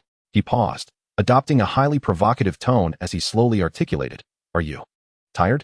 A profound silence enveloped the audience, all captivated by his unconventional opening. Lin Fan felt immensely satisfied with the result. He turned around, preparing to open the PPT file titled "On Lying Flat" stored on his USB drive. However, as his gaze swept across the list of files displayed on the screen, his pupils dilated in shock. There were two PPT files glaring back at him. One, "On Lying Flat, the inevitable philosophy of a great company's decline." Two, "Heart of the Arc, constructing and envisioning future intelligent ecosystems, Su Qingzhu." The second file, Su Qingzhu's PPT, how could it be on my USB drive? In an instant, Lin Fan's mind went blank. He recalled that shortly after his discharge from the hospital, Su Qingzhu had approached him with this very USB drive, expressing her desire for him to review the latest progress report on the NOAA system and seek his guidance. At that time, Lin Fan had been engrossed in a game of Do Di Zhu and had taken the USB drive without a second glance, casually remarking, "Not bad, keep it up," before returning it to her. But no, that wasn't he right. He had actually kept Su Qingzhu's USB drive because he had none of his own at the moment, intending to copy his speech onto it. Meanwhile, his own empty USB drive had been carelessly returned to Su Qingzhu. This meant that the drive he currently held was indeed Su Qingzhu's, and his own salty fish manifesto, which encapsulated all his extravagant dreams, was now quietly resting in Su Qingzhu's pocket. A wave of icy dread surged from the soles of Lin Fan's feet to the crown of his head. Instinctively, he turned to glance at the side stage. There stood Su Qingzhu, a look of confusion etched on her face, seemingly puzzled by his delay in starting. Then, as if realizing something, she subconsciously reached into her pocket and pulled out an identical black USB drive. Their eyes met. An expression of panic flashed across Su Qingzhu's face, as if she had just realized. I took the wrong one. Meanwhile, despair filled Lin Fan's eyes, silently pleading. No, don't come over here. The audience, observing the sudden freeze and the myriad expressions flickering across Lin Fan's face, were left bewildered. What was happening? Was there a technical issue? Was Lin Zong concocting some grand scheme? Chen Yuanhang leaned over to whisper to those nearby. Did you see that? This is what we call deep waters. He.s. using this silence to engage the audience. Truly, a master at work. Lin Fan felt on the verge of tears. What should he do now? Inform everyone that he had taken the wrong USB drive and switched to another? No, that would be utterly humiliating. Moreover, how could he explain why Su Qingzhu's report was on his USB drive? Should he grit his teeth, open Heart of the Ark, and read it aloud? Absolutely not. That would be akin to self-promoting his own company, elevating it to the heavens. Just as he was caught in this internal struggle, cold sweat streaming down his brow, an unexpected savior appeared. A staff member responsible for technical support, noticing Lin Fan's prolonged inactivity, assumed there was an issue with the computer. He stealthily approached from the side, intending to assist. This young man, perhaps feeling a bit nervous, stumbled over something and, in a moment of instinct, reached out to steady himself, inadvertently pressing the left mouse button. At that moment, the cursor just happened to hover over the file named Heart of the Arkansas. With a soft click, the world transformed. The enormous LED screen in the main auditorium instantly illuminated, revealing a futuristic and technological image. Against a backdrop of a profound starry sky, a white core emitting a gentle blue light slowly rotated. An elegant line of artistic text appeared in the center of the screen. Heart of the Ark, constructing and envisioning future intelligent ecosystems. Presenter, Su Qingzhu. Lin Fan felt as if his soul had left his body in that fleeting moment. After a brief shock, the audience erupted into enthusiastic applause. Wow, what a cool opening. Heart of the Ark? Is this the mysterious core project of Tongfei Technology? Supervisor Lin Fan. Now it all makes sense. This is what Lin Zong is presenting today. Standing on stage, Lin Fan's mind was a blank slate. He watched the PPT, now playing automatically with exquisite animations and detailed data, and glanced at the audience, their eyes brimming with curiosity and anticipation. He understood that he had no path of retreat. What could he do? He could only brace himself and proceed. Grasping the microphone, he spoke in a tone so magnetic and unfamiliar to himself, as if he truly possessed an intimate understanding of the project, beginning his impromptu speech. Ladies and gentlemen, today, I wish to share with you not commerce, nor management, but a dream. A dream of home. A dream that imbues cold technology with warmth. Please direct your attention to the big screen. The core of the Noah system lies not in code, but in a philosophy. Lin Fan, the lifelong dreamer of lying flat and living as a salty fish, was now compelled to stand in the global spotlight, transforming into a premier advocate for technology, painting a future brimming with idealism that he himself barely comprehended in the most compelling manner.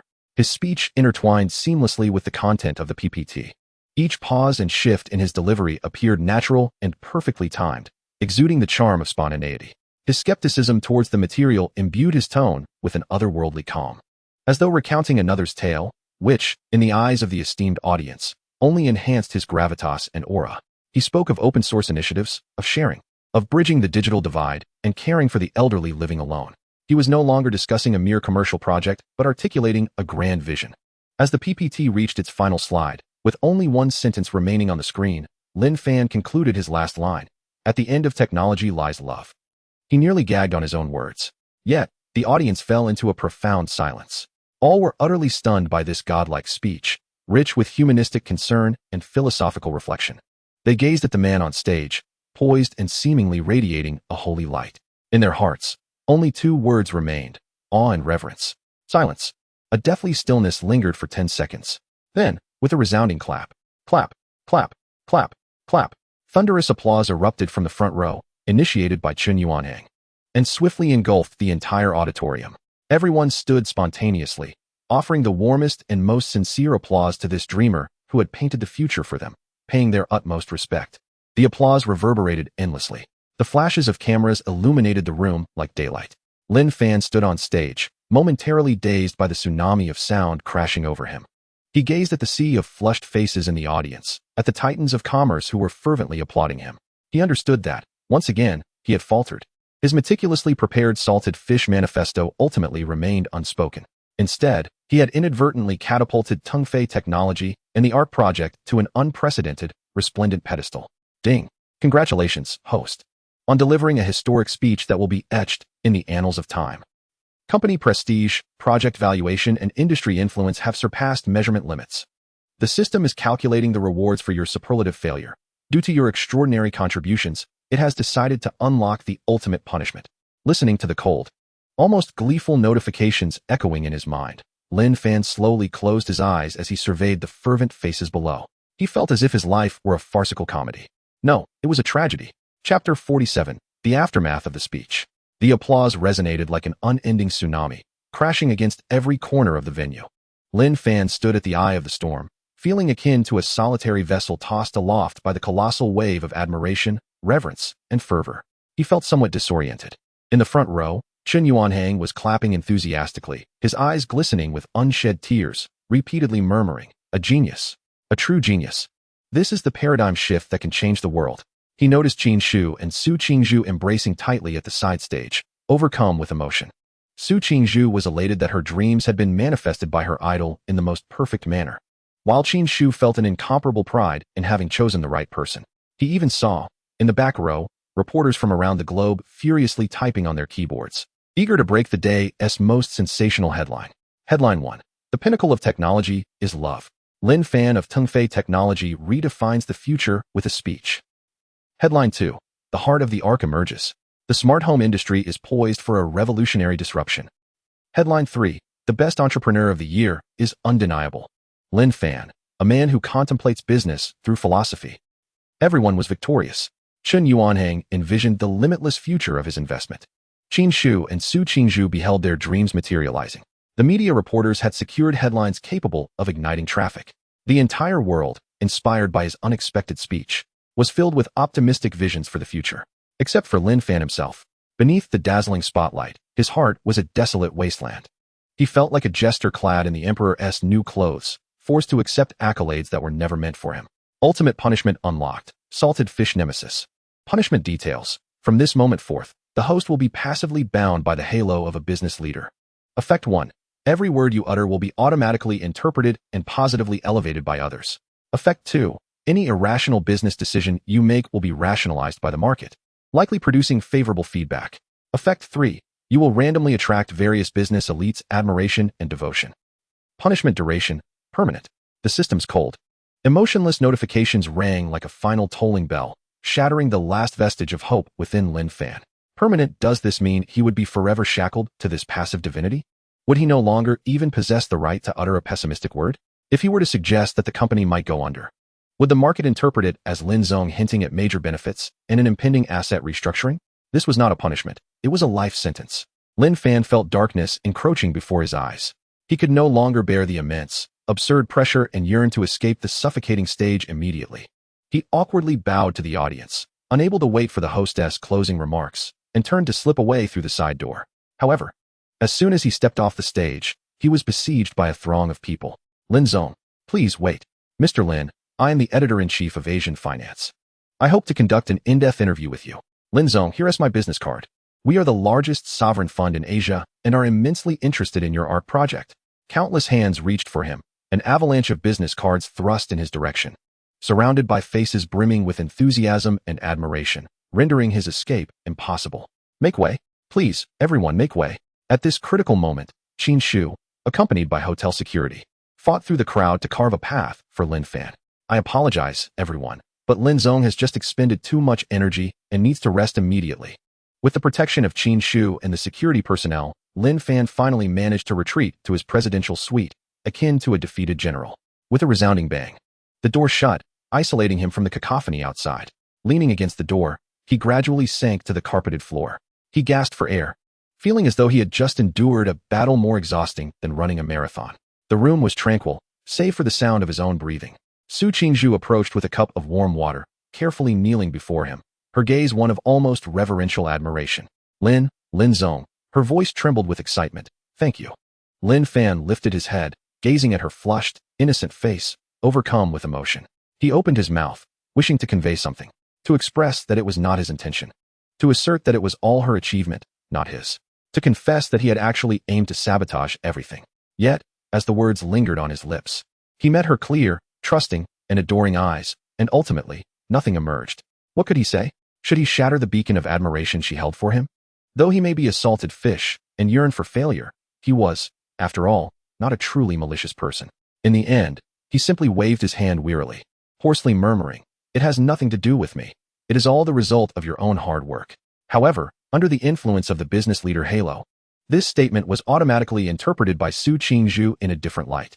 To her ears, it was a display of Lin Zhong's humility, his care for subordinates, and his great character of not claiming credit for his achievements. No, Su Qingzhu's eyes welled up again, shaking her head with unwavering determination. "Without you, there would be no Noah. You provided me with direction, you gave me a stage, and it is you who, with your philosophy surpassing mere commerce, has imbued it with soul." Lin Fan, he surrendered. He utterly relinquished any hope of communicating with this world. Looking at Su Qingzhu, he suddenly reached out and gently stroked her head. The gesture was light and tender, akin to a weary elder brother comforting his naive younger sister. Su Qingzhu froze, a warm current radiating from her crown throughout her being, her cheeks flushing a deep crimson, as she momentarily forgot how to breathe. Lin Fan gazed at her with an expression she found utterly incomprehensible, an amalgamation of weariness and resignation. In a gentle tone, he uttered, "Qingzhu, promise me one thing, will you? Never emulate me. Simply be yourself." With that, he rose, dragging his fatigued feet toward his bedroom, leaving Su Qingzhu with a silhouette that exuded both desolation and solitude. Crouching in place, Su Qingzhu covered her flushed face, her heart racing wildly. She mulled over Lin Fan's final words, "Never emulate me, simply be yourself." Once again, she experienced an epiphany. He was awakening me. He was imparting the wisdom that I should not blindly follow in his footsteps, for he is truly one of a kind. He was encouraging me to remain steadfast in my dreams and style, to carve out a path uniquely my own. He, in the gentlest of manners, was illuminating my future. With this realization, an unprecedented brilliance ignited in Su Qingzhu's eyes. She clenched her fists. "I understand, Mr. Lin. I shall never disappoint your expectations." Meanwhile, in his bedroom, Lin Fan flung himself heavily onto the bed, covering his head with a pillow, releasing a suppressed, beast-like roar filled with anguish and indignation. Ah! How did a quest for ruin transform into a beacon of hope for everyone? Chapter 48, Promotion to President of the Asia-Pacific Region. Lin Fan believed that the conclusion of his speech marked the end of his torment. Yet, he soon discovered that this was merely the inception of an even greater tumult. The storm he had ignited reverberated far more intensely than he had anticipated. The day following the summit, Lin Fan's name, along with his legendary speech, swept through the Asian financial and tech circles with a viral momentum. Major media outlets occupied their front pages with his story. On video platforms, his speech was edited into countless versions, accompanied by various stirring soundtracks and emotionally charged titles, easily surpassing 100 million views. Even professors in MBA programs at some universities began using his speech as a classic case study in the philosophy of modern business. Lin Fan had become an undeniable sensation, an overwhelming success that left him feeling unnerved. In the wake of this notoriety, pilgrims from all corners converged upon the hotel where he was staying, nearly besieging it with investors and reporters eager for his attention. Qingzhu was compelled to urgently hire a dozen professional bodyguards to maintain order at the entrance of the presidential suite. Lin Fan felt less like an entrepreneur and more like a celebrity besieged by adoring fans. "Mr. Lin, this is a visit request from the Asia-Pacific head of Sequoia Capital. He has been waiting in the lobby for 3 hours. Mr. Lin, SoftBank's Vision Fund has sent an email expressing interest in acquiring 30 of the ARC project. They have left the valuation to us. Mr. Lin, the Media Lab at MIT has extended an invitation for you to engage in an academic exchange."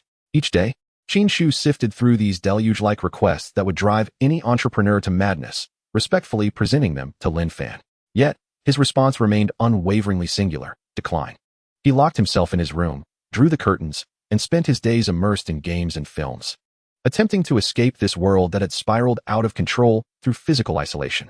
He merely wished for the tempest to pass, for everyone to forget him, so he could quietly resume his unfinished endeavors of extravagance. However, he underestimated the allure of a business leader's aura. His avoidance, rather than being perceived as arrogance, only heightened his mystique and prestige. Do you see? This is the true demeanor of a magnate, indifferent to wealth and reputation. Mr. Lin is in a state of reflection, contemplating grander strategies. Us mere mortals must not disturb him. Unbeknownst to him, his reputation continued to ferment, growing more legendary by the moment. Eventually, an individual appeared before him whom he could no longer dismiss.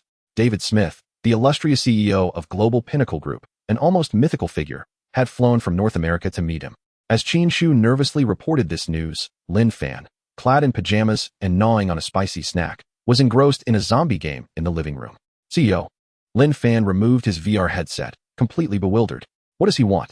Before Qin Shu could respond, the suite's door swung open. David Smith, a silver-haired gentleman nearing 70, yet exuding vitality with eyes sharp as an eagle's, entered, flanked by a cadre of senior executives. Zhang Bo, trailing behind, wore an expression of utter dismay as he beheld the sight of Lin Fan in his disheveled state, nearly apoplectic with rage. This was the individual who had not only thwarted his plans, but had also led him to be publicly reprimanded by the CEO during the board meeting. However, upon witnessing Lin Fan's unkempt appearance, CEO David displayed no signs of anger. Rather, a flicker of admiration danced in his eyes. He gestured for everyone else to wait outside, then stepped forward to stand before Lin Fan. He regarded him as one would an unrefined masterpiece. Lin, his voice resonated with magnetism. I have watched your speech many times. Lin Fan awkwardly swallowed the remainder of his snack, unsure of how to respond. Yet David continued unabated. You know, you remind me of my younger self. Back then, we too were filled with dreams, eager to use technology to change the world. However, as our group expanded, we became shackled by financial reports, KPIs, and board meetings. We have not heard a voice as pure as yours in a long time. Lin Fan interjected. Sir, you must be mistaken. My purity was merely a USB mix-up. David's gaze intensified, his eyes burning with fervor as he placed a firm hand on Lin Fan's shoulder. You are precisely the catalyst that global pinnacle needs. You require a grander stage to stir this stagnant pond. From his coat, he produced a document and handed it to Lin Fan. This is the latest resolution from the board. Lin Fan, perplexed, took the document and, upon opening it, his pupils dilated in astonishment. It was a letter of appointment, clearly stating in both Chinese and English, hereby appointed, Mr. Lin Fan, as President of the Asia-Pacific region and Chief Innovation Officer of Global Pinnacle Group. This appointment is effective immediately. President of the Asia-Pacific region, Chief Innovation Officer. Lin Fan felt as though he had been struck by lightning, his mind reeling. He looked up at David, incredulity etched on his face. No, I can't. I'm not fit for this. I know nothing. All I do is play games and snack. I know, David chuckled, a sly grin spreading across his face. That is precisely why I have chosen you. An exceptional leader does not need to possess an array of skills. He need only accomplish two pivotal tasks. David extended two fingers. The first is to identify the most outstanding individuals. The second is to bestow upon them unwavering trust, and thereafter, refrain from meddling in their endeavors. And you, Lin, have already demonstrated your mastery in this regard to the world through your actions. Lin Fan felt as though every escape route had been irrevocably sealed. His shortcomings had been transformed into virtues by the old fox's tongue. Yet, he found himself resisting, struggling to voice, my dream is to retire. I understand, David nodded, his expression reflecting profound comprehension. A genius like you is naturally indifferent to the allure of worldly power and wealth. However, his tone shifted to one of grave seriousness. Lin, this matter transcends your personal interests. He gestured towards the window. Now, all of Asia's gaze is fixed upon you. You are an idol to countless young people, a beacon for innumerable entrepreneurs. Your arc of the heart has instilled new hope within the entire industry. If you choose to retreat at this juncture, what becomes of those who place their trust in you? Can you bear to disappoint them? These words pierced Lin Fan's soul like a dagger. He recalled the adoring and trusting eyes of Su Qingzhu, the employees who had selflessly contributed their own funds to safeguard his company, and the elder Chen Yuanhang, who had stood resolutely by his side. He suddenly realized that he had unwittingly shouldered burdens he never intended to bear, yet found impossible to cast aside. He appeared to have reached a point of no return. Observing Lin Fan's silence, David recognized the opportune moment had arrived. He displayed a victorious smile. Lin, accept the appointment. The entire Asia-Pacific region will become your laboratory. You may freely implement your soaring model and pursue your grand vision that the pinnacle of technology is love. The board has granted you the highest authority. You even possess the power to dismiss any vice president, including Chamberlain, who obstructs your innovation. Outside the door, Chamberlain trembled at the mention of this, his face draining of color. Lin Fan, however, slowly raised his head. In his eyes, there was no excitement, no exhilaration, only an overwhelming tranquility. He understood that his small dream of dismantling a company had been utterly shattered. As he gazed at the appointment letter before him and the vast world outside the window, he gradually nodded. All right, he uttered a singular word, imbued with profound fatigue and resignation. Outside, the executive team erupted in a fervent round of applause, a collective sigh of relief echoing throughout the room. Only Chamberlain felt as if he had plunged into an icy abyss. Meanwhile, Lin Fan internally released the most desperate and desolate cry since his arrival in this realm. I truly only wish to bring down a single company. How did I end up as the president managing the entire Asia-Pacific region? He sensed his life had irrevocably spiraled towards a resplendent abyss, one completely beyond his control. In that moment, his throat grew sweet, and he coughed up blood once more. Amid the flurry of executives, he once again found himself admitted to the VIP ward. Chapter 49, The Plea from the Asia-Pacific Branches. Upon his discharge, Lin Fan's life grew increasingly monotonous. He was compelled to vacate his humble abode, steeped in the essence of lethargy, and relocate to a luxurious apartment arranged by the company, perched atop the city center, offering a panoramic view of the urban nightscape. Each morning, a professional nutritionist meticulously prepared his health-conscious breakfast, precise to the milligram. A personal driver and an understated yet opulent Maybach awaited him downstairs.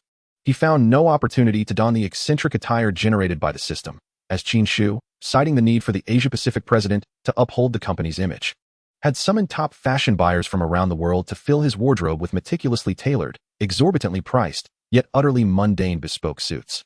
What he found most unbearable was the ever-increasing number in his bank account.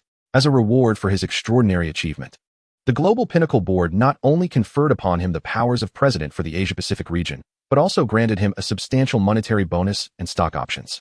When Lin Fan first checked the balance on his salary card at the ATM and beheld that lengthy string of zeros, confirming it was a seven-figure sum in USD, after counting twice, he felt not elation, but rather an overwhelming sense of profound emptiness. Oh, the life of the affluent is indeed so unadorned and tedious. He stood before the ATM, internally exclaiming with a touch of sarcasm. He resigned himself to fate. He understood that his ultimate dream of bringing down a company for 100 billion had become as elusive as clouds on the horizon.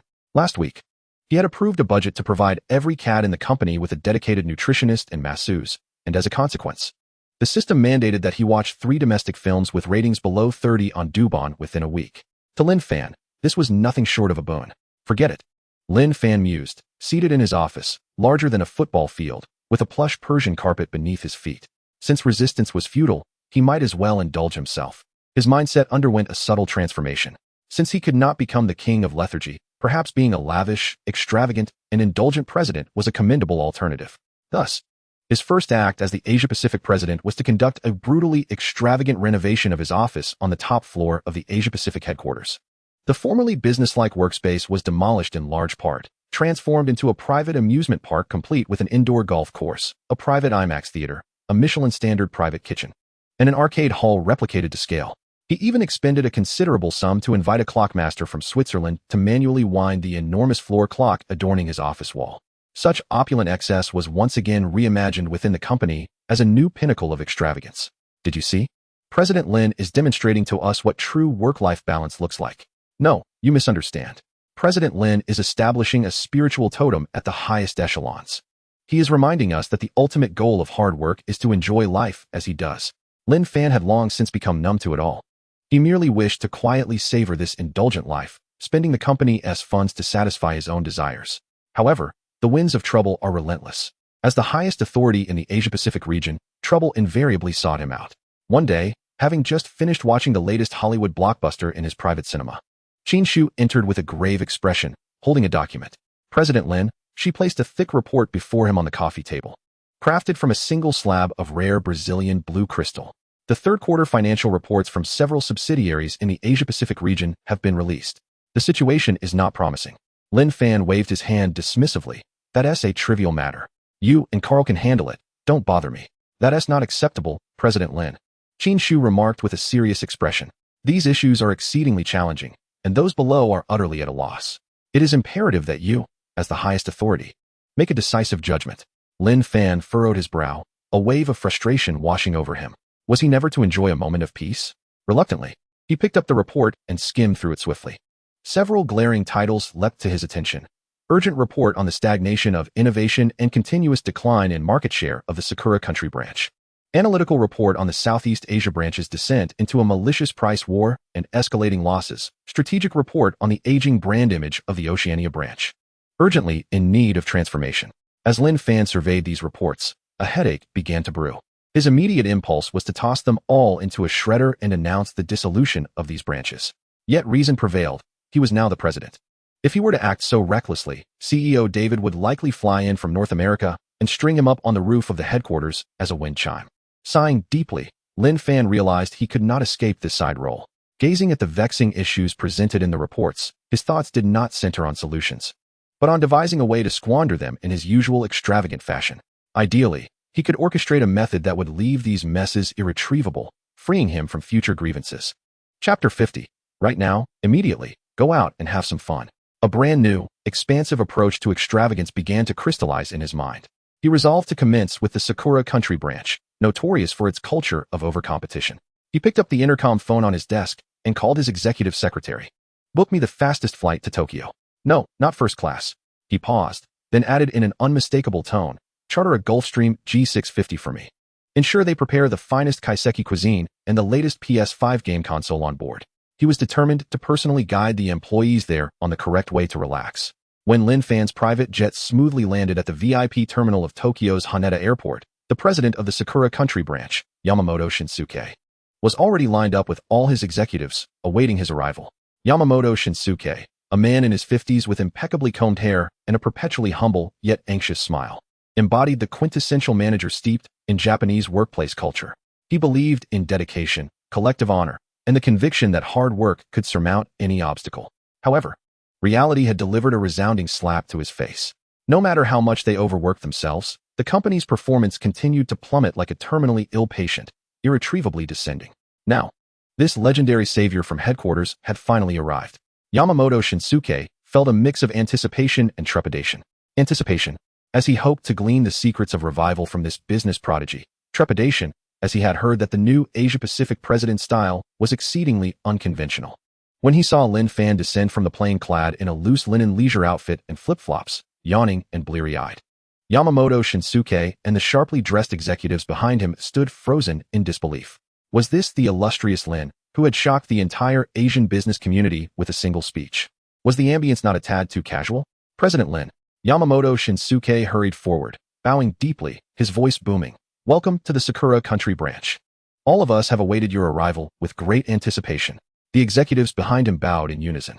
Lin Fan, somewhat taken aback by the display, waved his hand dismissively. All right, stand up straight. You're making me tired just watching.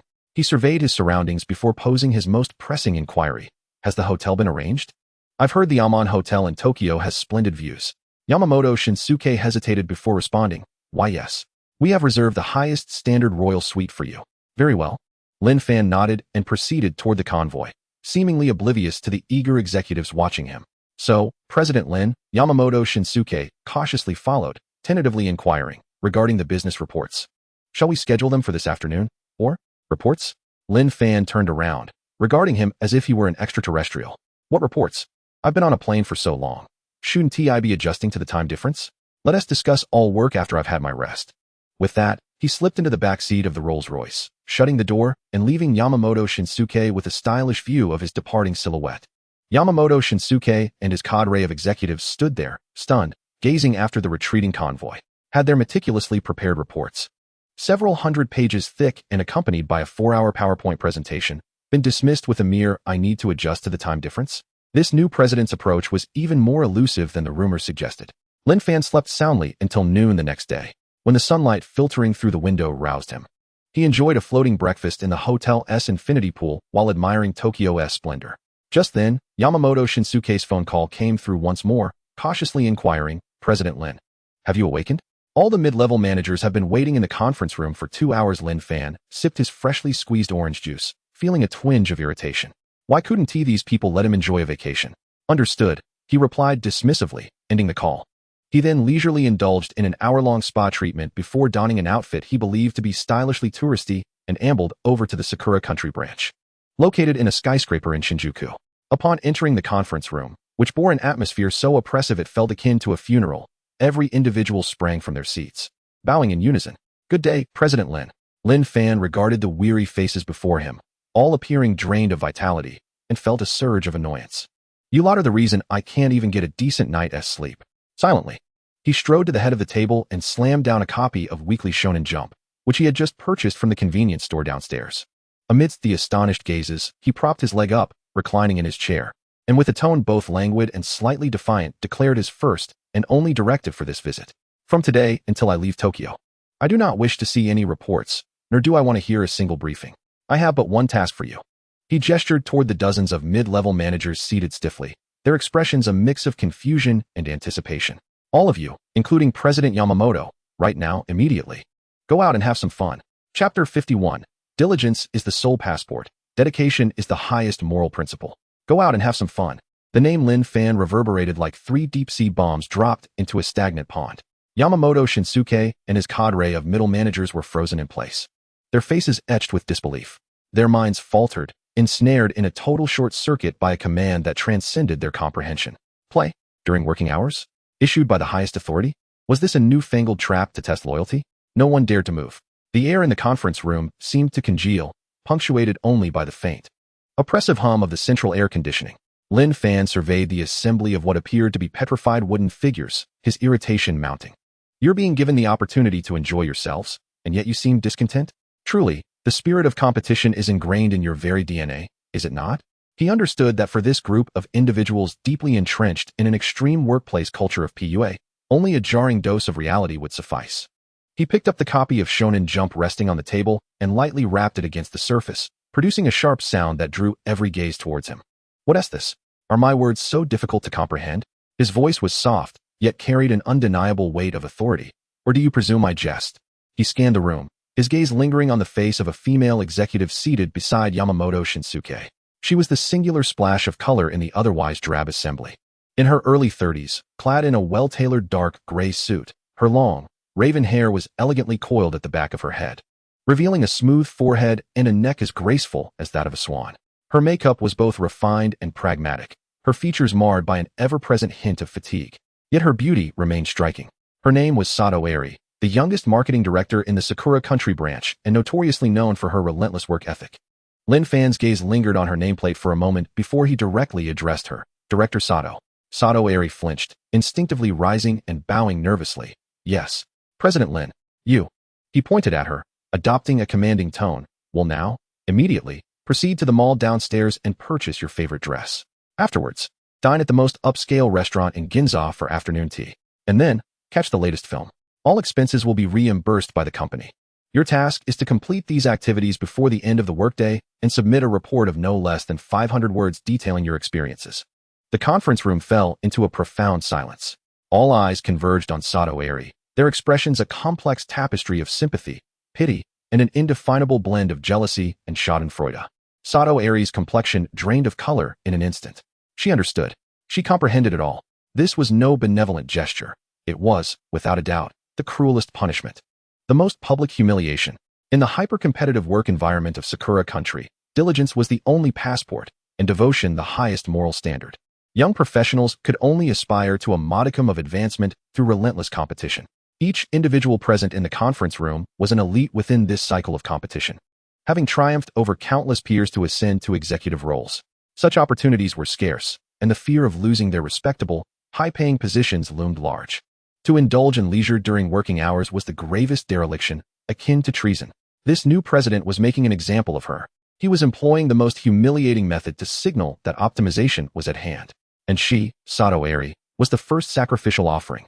Should she acquiesce, she would be branded as unprofessional and lazy, rendering her unable to maintain her standing in this realm.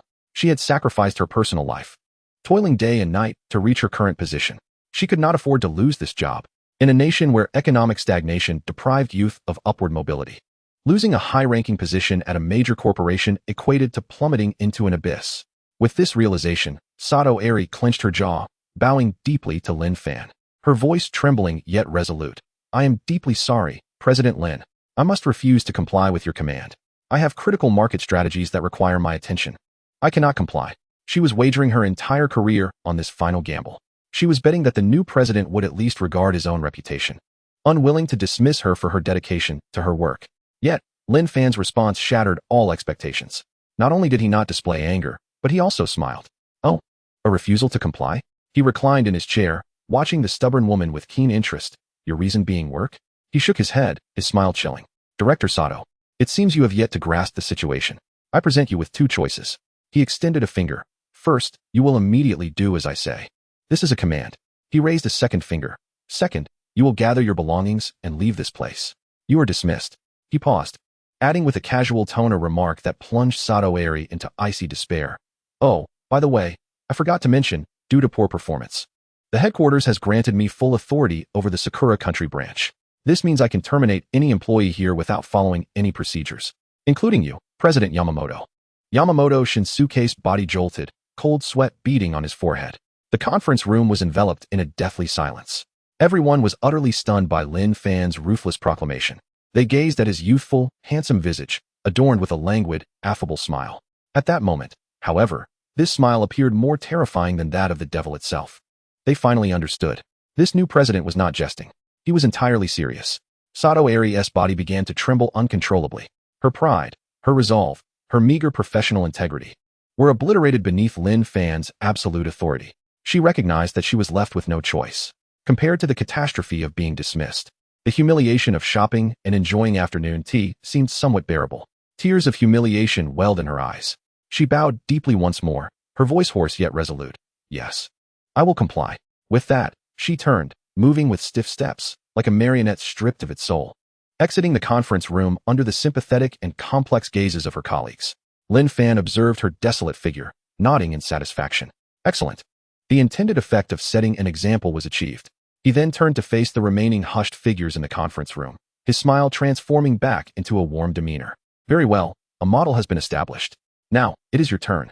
I care not whether you choose to soak in hot springs, shop for figurines in Akihabara, or climb Mount Fuji. In any case, by 5 o'clock this afternoon, I do not wish to see a single living soul in this office. After 5 o'clock, I will personally conduct a thorough inspection. Whoever dares to linger here in pursuit of their ambitions, he left his words unspoken. Yet the unuttered threat resonated with a more potent force than any harsh words could convey. Following a brief, suffocating silence, the conference room was finally stirred to life. One by one, all the executives rose from their seats as if liberated prisoners granted amnesty. They bowed deeply to Lin Fan before streaming out, fleeing the stifling atmosphere of the room. Yet, the execution of this moment lacked the intended dramatic impact, for the reality of internal competition had become an accepted truth, and perhaps a touch of exaggeration was permissible. Chapter 52, Mandatory Leave. Soon, the conference room was left with only Lin Fan and the visibly flustered President Yamamoto. Yamamoto Shinsuke stood frozen, uncertain whether to leave or stay, his face etched with anxiety. Lin Fan cast a glance at him, waving his hand dismissively. President Yamamoto, why are you still dawdling? Do you wish for me to personally outline your agenda for today? And no, I wouldn't dare. Yamamoto Shinsuke exclaimed, trembling in fear, bowing once more. I will go right away. Yet, he wandered aimlessly, unable to decide what course of action to take. Throughout his life, work had consumed him entirely, leaving no room for hobbies or interests. Ultimately, he fled the conference room like a stray dog, leaving the entire floor desolate. Satisfied, Lin Fan stood up and stretched languidly. All done. He hummed a little tune as he approached the expansive floor-to-ceiling window, gazing down at the vibrant streets of Tokyo below. He envisioned the group of ambitious souls, forcibly expelled from their offices, experiencing a fleeting sense of liberation only to become disoriented, devoid of motivation, ultimately devolving into a mere cluster of ineffectual beings. Under the force of his strategic imposition of lethargy, the Sakura Country branch would hasten toward its demise. I truly am a genius, Lin Fan chuckled to himself. Humiliation engulfed Sato Eri like a frigid tide, submerging her completely. Clutching the paper bag of an outrageously expensive dress she had just purchased, she wandered aimlessly through the bustling streets of Ginza. Surrounding her were glamorous storefronts, jovial passers-by, and the city's incessant clamor, yet none of it resonated with her. She felt like a cog forcibly pried from a machine, abandoned on the desolate expanse of time. Without the anchor of her job, she found herself lost, uncertain of where to go or what to do. The humiliating scene from the conference room replayed in her mind. The young man's dismissive tone obliterating all her pride and resolve. He had told her to go out and enjoy herself. A punishment more cruel than outright dismissal for a woman who had devoted her life to her career. How did it come to this? She murmured, tears threatening to spill from her eyes. Obediently following Lin Fan's orders, she mechanically completed the day's tasks. At an opulently decorated dessert shop, she ordered a sickly sweet strawberry cake that she despised. Sitting by the window, she watched the ebb and flow of people outside, apathetically feeding herself small bites of cake. Surrounding her, affluent women chatted cheerfully about afternoon tea, floral arrangements, and upcoming travels, topics that felt like echoes from another realm to Sato Eri. Her phone buzzed incessantly in her pocket, a cacophony of messages from subordinates and urgent emails from partners, each demanding her immediate attention. In the past, she would have swiftly responded to every message, opening her laptop to tackle the issues head-on. But now, she hesitated, fearing that the demon would somehow monitor her every move. Helplessly, she watched the unread notifications multiply, her anxiety swelling like an avalanche. Is my life destined for ruin? She buried her face in her hands, her shoulders trembling as she experienced an unprecedented sense of despair. At that moment, a gentle voice pierced through her gloom. "Excuse me, miss, are you all right?" Sato Eri lifted her head to see a young girl in a shop uniform gazing at her with concern. "Oh, I'm fine, thank you." She quickly wiped her eyes and forced a smile that was more grotesque than a frown. The girl seemed to sense her facade. After a moment of hesitation, she gently placed a small cup of warm lemon water on Sato Eri's table. "This is from the shop," the girl smiled. "I noticed you didn't look well. Drinking something warm might help. Life can be tough, but a little sweetness can brighten your mood." The warmth of the girl's smile felt like sunshine in winter. Sato Eri froze, reflecting on how long it had been since she had felt such pure kindness from a stranger. In her world, there had only been competition, KPIs, and ceaseless battles. She gazed at the cup of lemon water, then back at the slice of strawberry cake she had previously scorned. Compelled by an inexplicable urge, she took another small bite of the cake, and this time, the cloying sweetness seemed less intolerable. Meanwhile, other castaway employees of Tungfei Technology were experiencing the longest and most excruciating day of their lives. Some wandered the streets like headless flies for hours, eventually seeking refuge in an internet cafe, but too daunted to engage in any games, merely staring blankly at the desktop. Others returned home, confronted by empty rooms and long unseen family members, feeling utterly at a loss, unsure how to utter the first word. Tanaka, the market department manager known for his workaholic tendencies, returned home. His wife, startled to see him back during a workday, nervously asked, Did you get laid off?" Tanaka struggled to find the right words, merely mumbling vague reassurances. His son, a young boy in elementary school, ran up to him excitedly, tugging at his hand to plead for a trip to the park to play soccer. In the past, Tanaka would have unequivocally declined, citing work commitments. But today, gazing into his son's hopeful eyes and recalling the man from the conference room, he suddenly felt that if he could not fulfill even this small wish, what was the point of his relentless labor? After much hesitation, he nodded in agreement, as he chased after the soccer ball across the park's lush green expanse. Panting and exhilarated, the sound of his son's jubilant laughter melted the numbness that had long enveloped his heart from years of overtime. Meanwhile, Watanabe, the coding prodigy from the technical department, found himself alone in Akihabara, a place that had once been a paradise during his student days, but one he had not visited since entering the workforce. He stepped into a second-hand game store, where dusty shelves held treasures long forgotten. His gaze fell upon a coveted limited edition of Final Fantasy VII, a game he had yearned for in his youth, but had missed due to financial constraints. Trembling with anticipation, he cradled the game cartridge in his palms. In that moment, he felt himself transform, shedding the identity of a weary programmer perpetually chased by bugs and deadlines, and reverting to the curious and imaginative boy he once was. As night descended, Sato Eri finished watching the film that Lin Fan had insisted she see. It was a romantic comedy devoid of substance, a genre she would typically avoid. Yet, inexplicably, as she witnessed the film's conclusion, the protagonists, after enduring myriad misunderstandings, finally embracing, her cold heart felt a flicker of warmth, a sensation she had not experienced in ages. Exiting the cinema, she gazed upon the dazzling nightscape of Tokyo. Her phone had been silent for quite some time. It seemed that even without her, the world continued to turn unperturbed.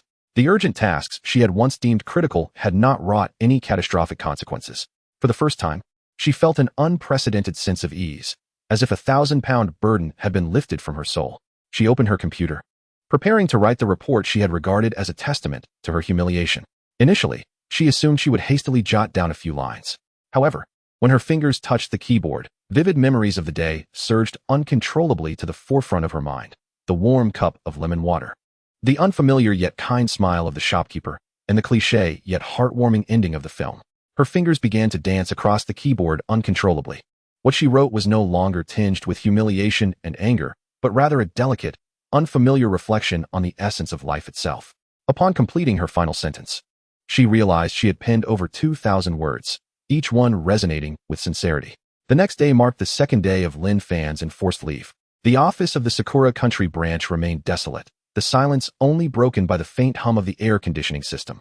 The employees, many of whom, like Sato Eri, had initially experienced fear, humiliation, and unease, were now compelled to take leave. They began to reassess their pale lives, once filled with work. However, the fleeting novelty of liberation was swiftly supplanted by a deeper, more profound fear rooted in reality. They were afraid.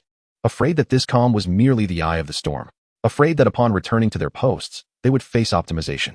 In a country where the job market resembled a stagnant pool and the concept of lifelong employment had become a relic, the phrase losing one's job equated to social death.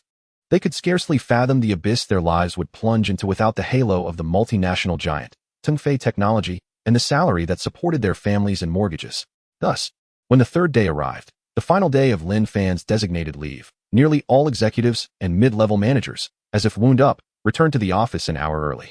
They donned their most impeccably tailored suits, fastened their ties with meticulous care, and wore expressions that mingled penitence with desperation, akin to prisoners about to face judgment. Each one placed a beautifully printed report on their desks, treating it like a confession. They were prepared to accept any consequences Lin Fan might impose, even if it meant working overtime for a month without respite, as long as they could retain their positions. When Lin Fan strolled into the office, yawning and appearing somewhat disheveled, he was greeted by the somber sight of his staff awaiting judgment. He was taken aback. Oh, how conscientious, everyone is back. He made his way to his makeshift office, the spacious room belonging to Yamamoto Shinsuke, and sank into the executive chair. Then, he pressed the intercom, instructing his secretary to summon all who had submitted reports to the conference room. The moment of reckoning had finally arrived. In the conference room, the atmosphere was stifling. Dozens of company elites sat rigidly, hands resting on their knees, spines straight, not daring to breathe. They watched the young man at the podium, who languidly perused their confessions.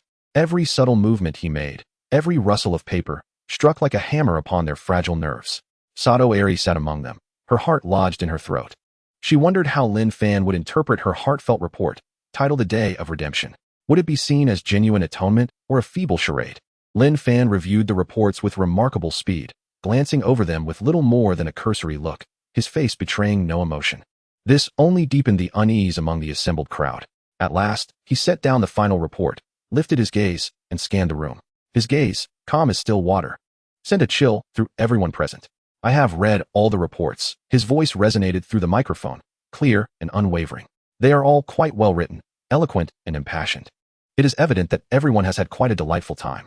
He emphasized the words delightful, and a heaviness settled in the hearts of all. They discerned the mockery woven into his tone. It is done.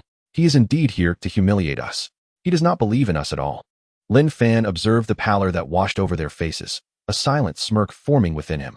This was precisely what he desired, to instill fear and unease. Only then would they grow to despise their work and lose their drive to strive.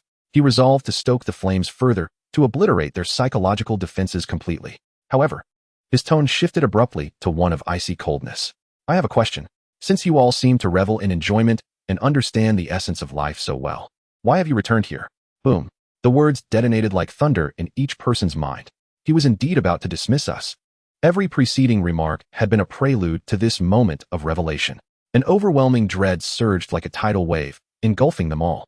Yamamoto Shinsuke's body began to tremble uncontrollably. Sato Eri's nails dug deep into her palm, yet she felt no pain.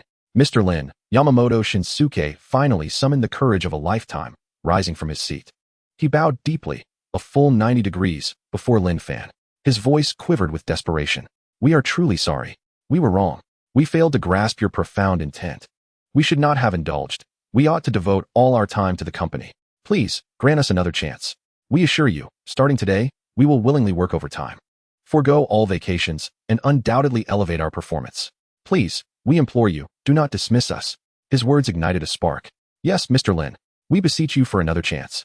We cannot survive without this job. In an instant, the conference room was filled with a chorus of pleas. Several emotionally fragile female employees covered their faces, suppressing their sobs. The scene was one of profound sorrow and despair. These once dominant elites in the workplace now resembled a group of helpless children on the brink of abandonment. Lin Fan gazed upon this tragic tableau, his heart filled with secret delight. Indeed, let the tears flow, let the wails resound. Then, fueled by their disdain for me, let them descend into apathy. He cleared his throat, preparing to unveil the method he had long contemplated. However, just as he was about to speak, he caught sight of Sato Eri's eyes. This stubborn, proud woman stood up, her face still stained with unshed tears, yet her gaze was resolute. Unlike others, she did not plead. Instead, she quietly regarded Lin Fan and spoke in a hoarse but unmistakably clear voice. Mr. Lin, I know you look down upon us. Yet, you cannot fathom what a respectable job signifies for an ordinary person without any connections in this country. It signifies that we can provide a comfortable retirement for our aging parents. It signifies that we can afford our children a better education. It signifies our last vestige of dignity in the face of this cold, hopeless society. She deeply bowed to Lin Fan. Thus, if you truly decide to abandon us, I have no words left. I only hope you understand that it is not that we do not wish to live. Rather, we are too afraid. Upon finishing, she closed her eyes, as if awaiting her final judgment. A profound silence enveloped the conference room, pierced only by the muffled sobs that echoed in the air. The smile on Lin Fan's face gradually froze. He observed the faces before him, filled with fear, despair, yet tinged with a humble plea. His heart, hardened by misfortune, seemed to be gently pricked by something. His initial intent had been to instill disdain for their work, but he had not anticipated that their dedication stemmed from a deeper, more profound fear. Chapter 54, We Understand. He recalled his own past, remembering the ordinary wage earner he once was, struggling to survive in a 996 company. Were it not for the system, he might have ended up just like them. Damn it, Lin Fan muttered under his breath. How did it become so sentimental? The harsh words he had prepared, capable of utterly crushing their spirits, suddenly lodged in his throat. Frustrated, he raked his fingers through his hair. He slammed his hand on the table and stood up, crying and wailing. What a disgrace. He barked at everyone below with an exasperated and somewhat furious tone. Everyone jumped. Their cries abruptly silenced. Lin Fan pointed at them and reproached sternly. Who told you that I was going to dismiss you? Who told you that letting you take a break means abandoning you? Can't you think of anything beyond work with your thick skulls? The crowd was bewildered by his tirade. He is not going to dismiss us? Lin Fan, observing their dazed expressions, felt even more irate. He seized the stack of vacation insights from the table and hurled it to the ground, scattering papers everywhere. I let you experience life to encourage you to bring back the insights and reflections from your lives into your work. I want your minds to become vibrant again. Look at the products you've created, lifeless and devoid of originality. Why? Because you've allowed yourselves to become stagnant. His voice echoed throughout the conference room. Imbued with an undeniable, authoritarian resolve, from this day forth, the mandatory vacation KPI system will be the highest mandate of the Sakura Country branch, executed indefinitely. If anyone fails to take at least 8 days off each month or does so without quality, they will be the first to go. At Tongfei Technology, we do not nurture mere machines that work. What I desire are individuals who understand life, who think, who possess a soul. Now, listen closely. Immediately, go back to work. Infuse the insights you've gained over the past 2 days into your products. A month from now, I expect to see a completely revitalized Sakura Country branch. Do you understand? After delivering this impassioned speech, Lin Fan felt a dryness in his throat. Meanwhile, the room fell into a profound silence. Everyone stared at him, transfixed, gazing at the man who had shifted from a demon to a warrior in an instant, roaring at them. Their minds echoed with his words. At Tongfei Technology, we do not raise mere machines that work. What I desire are individuals who understand life, who think, who possess a soul. Time seemed to stretch endlessly. Suddenly, a suppressed, enormous sob broke out from the crowd. Then, like a dam bursting, the entire conference room erupted in cries.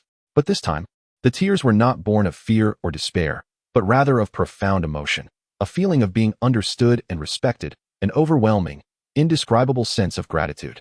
They looked at the man on stage, whose impatience suggested he had merely performed an inconsequential act. In their hearts, his image transformed from that of a demon into a well-meaning, albeit somewhat clumsy, savior. Was it truly so? All his previous tyrannies, all his humiliations, were merely attempts to shatter the shell of internal competition that bound them? Was he employing the most extreme methods to compel them to rediscover their humanity? Yamamoto Shinsuke, the president in his 50s, was now in tears. He bowed deeply to Lin Fan, again at a 90-degree angle. But this time, it was not out of fear but from the deepest, most profound respect. Hi, he shouted with all his might. We understand. We understand. All the executives rose from their seats, bowing deeply to Lin Fan, echoing the sentiment with fervor, their voices infused with the relief of having survived and a newfound resolution. Lin Fan found himself momentarily bewildered by the spectacle. He gazed at the employees, weeping yet energized, and felt as if his script had been dramatically rewritten. Did I just say something wrong? He scratched his head, his heart filled with confusion. Lin Fan ultimately fled in disarray. He simply could not endure the fervent gazes of the executives in the conference room, who stared at him with the same fervor as one might regard a long-lost parent, their eyes glistening with a blend of tears and laughter. He hastily concocted an excuse to inspect the progress of the Cat Cafe's construction and made his discreet exit. Unbeknownst to him, after his departure, that very conference room erupted with an unprecedented zeal for work. Did you all hear? President Lin desires products with soul. Let us promptly establish a lifestyle innovation project team. We must gather everyone's insights. A month. We have but 1 month. We cannot let President Lin's expectations go unfulfilled. Meanwhile, the instigator, Lin Fan, remained blissfully unaware. He spent several aimless days in Tokyo, pampered like royalty by Yamamoto Shinsuke and Sato Eri, who took him on a tour of Akihabara's figurine shops and indulged him in Michelin-starred dining. He felt that if he lingered any longer, he might truly be assimilated by their enthusiasm. Thus, on a sunny afternoon, he politely declined their pleas for him to extend his guidance, citing more pressing matters at the company that required his attention, and he departed in his private jet, leaving without a backward glance. He believed he was leaving behind a chaotic mess of enforced leave and a future on the brink of collapse due to lack of manpower. With a sense of trepidation, he awaited the inevitably dismal performance report a month later. The primary business of Tongfei Technology's Japan branch revolved around intelligent educational hardware. While it may sound impressive, in reality, it consisted merely of producing and selling electronic dictionaries, reading pens, and limited-function learning tablets designed for students. In an era before smartphones and various educational apps had become ubiquitous, and amid the intense academic competition faced by middle and high school students, this industry once enjoyed a golden age. However, it had since devolved into a veritable sunset industry. The products were singular in function and devoid of innovation, with the market increasingly encroached upon by more powerful smartphones and tablets boasting richer content. The target users, students suffocated by their coursework and tutoring, held a palpable aversion and resentment towards these educational tools. Yamamoto Shinsuke and his team had not been remiss in their efforts. They worked tirelessly to enrich the product's vocabulary, refine translation capabilities, enlarge screens, and extend battery life. Yet, despite their exhaustive endeavors, they found themselves straying further down a misguided path.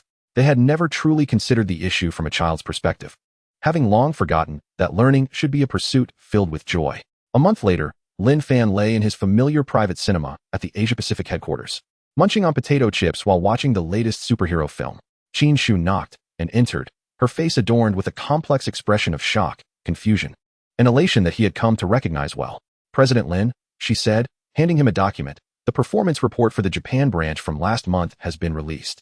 Lin Fan's eyes instantly sparkled. Chapter 55, The Oracle's Grimoire of Precise Market Positioning. Lin Fan's eyes gleamed with anticipation. The moment of judgment had finally arrived. He snatched the report, eagerly flipping to the last page, eager to behold what he assumed would be a catastrophic sales decline. However, as his gaze fell upon the sharply rising, nearly vertical red curve, his smile gradually froze. "What on earth is this?" He pointed at the vivid crimson line, his voice trembling. "Did you perhaps mistake the report? This appears to be a rocket launch trajectory, not a sales report." "Indeed, President Lin," Qin Shu replied, suppressing her excitement. "This is all attributable to the new product we launched." She handed him another product introduction. Lin Fan took it with a furrowed brow, and as he read the product name, his eye twitched uncontrollably. The product was named The Oracle's Grimoire. What a juvenile name. Lin Fan scoffed, continuing to read. This so-called grimoire appeared to be a vintage, exquisitely crafted leather notebook. Yet, upon opening it, he discovered its inner pages comprised 2 ultra-thin flexible ink screens that perfectly simulated the texture of paper. It housed all of Tongfei Technology's educational resources and vocabulary, but its presentation was entirely unique. Gone were the tedious lists of words. Instead, it featured a game called Spirit Summoning. Surely this is not a game meant for adolescents.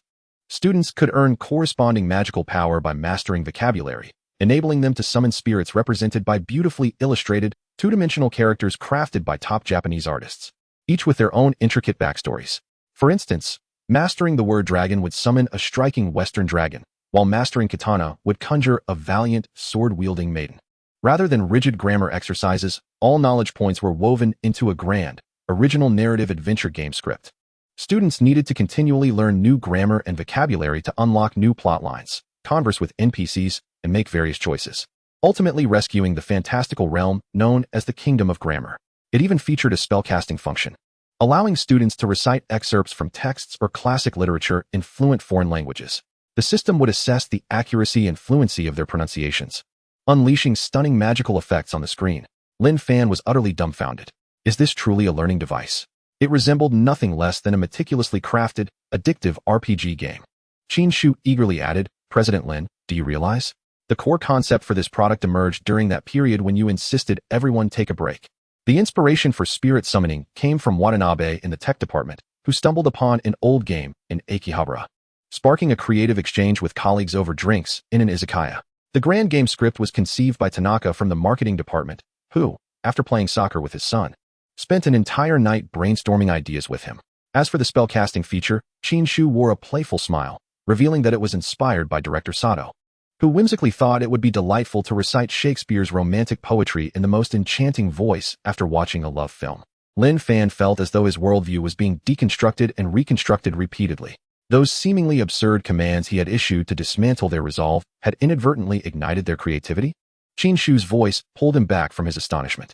President Lin, the Oracle's grimoire has completely ignited the Japanese market since its launch. It has not only garnered an unprecedented fervor among students, but has also captivated numerous adults who purchase it as a trendy toy and gaming device. For the first time, our product has shed the label of a mere educational tool, evolving into a phenomenon of popular culture.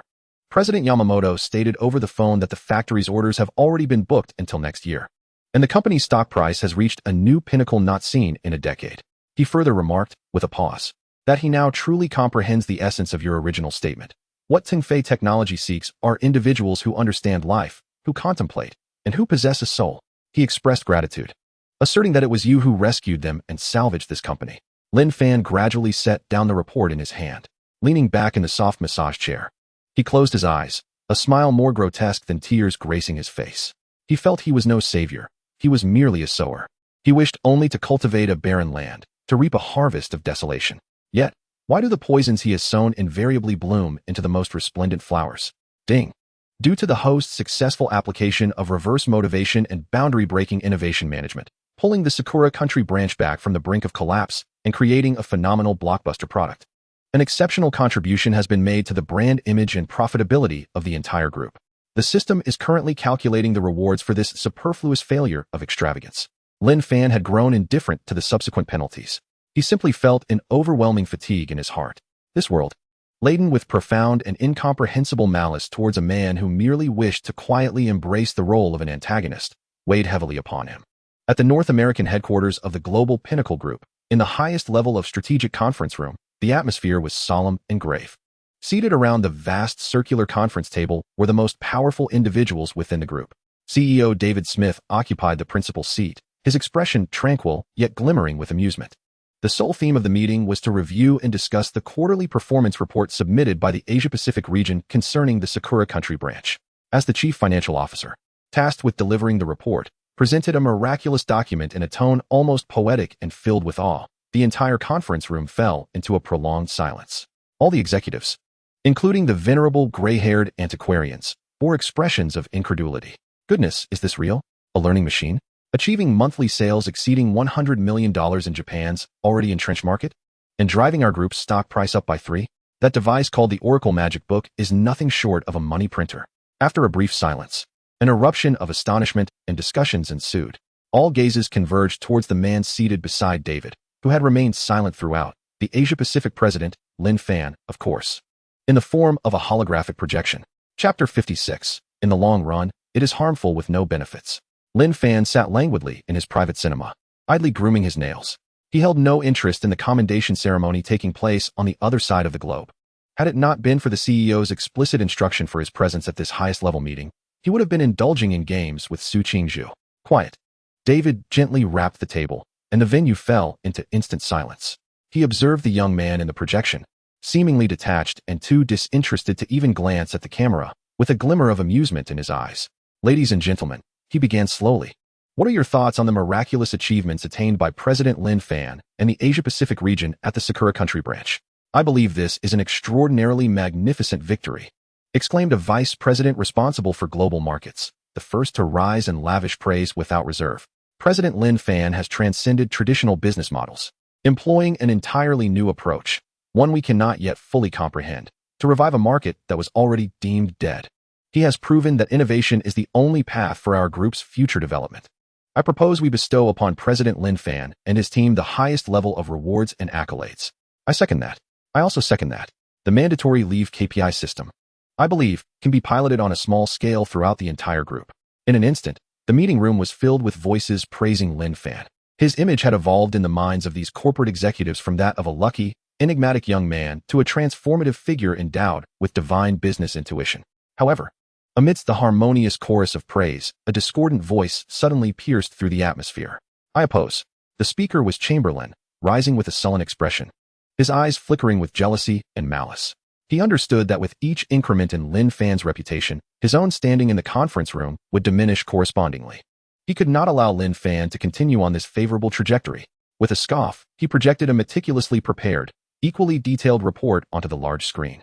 "Ladies and gentlemen, do not be deceived by this superficially impressive performance. Yes, I acknowledge that the sales figures for the Sakura Country branch have indeed achieved astonishing growth. However," he pivoted, emphatically pointing to another set of data on the screen. "Let us examine this cost analysis report. To achieve these results, how much budget has Lin Fan approved for the Sakura Country branch? He transformed the office there into a leisure club rivaling a five-star hotel. He has granted employees salaries and benefits far exceeding industry standards. He even instituted that ludicrous mandatory leave KPI system, which means the company incurs enormous expenses each month for employees' leisure activities. I made a rough calculation," Chamberlain smirked. "Though their sales increased by 500, their operating costs also surged by 400. Thus, upon final accounting, the growth reflected in our group's total profit is a mere fraction, less than 20. He is leveraging our entire group's funds to inflate his own accolades. This reckless, short-sighted victory, where costs are disregarded, is an exceedingly dangerous endeavor. If every subsidiary were to operate in such a manner, our group's financial system would collapse entirely within a year." Chamberlain's words doused the fervent atmosphere in the conference room with cold water. The attendees, astute individuals, swiftly grasped the implications behind Chamberlain's statements. Indeed, while performance is vital for a sprawling business empire, profitability and cost control are the eternal core. Lin Fan's model may sound appealing, but can it truly generate profit? Is it sustainable? A financial executive aligned with Chamberlain immediately rose to concur. "Mr. Zhang speaks the truth. I wholeheartedly agree. The essence of business lies in profitability, not in running a charity." While President Lin Fan's approach may temporarily invigorate employee engagement, in the long run, it is detrimental with no benefits.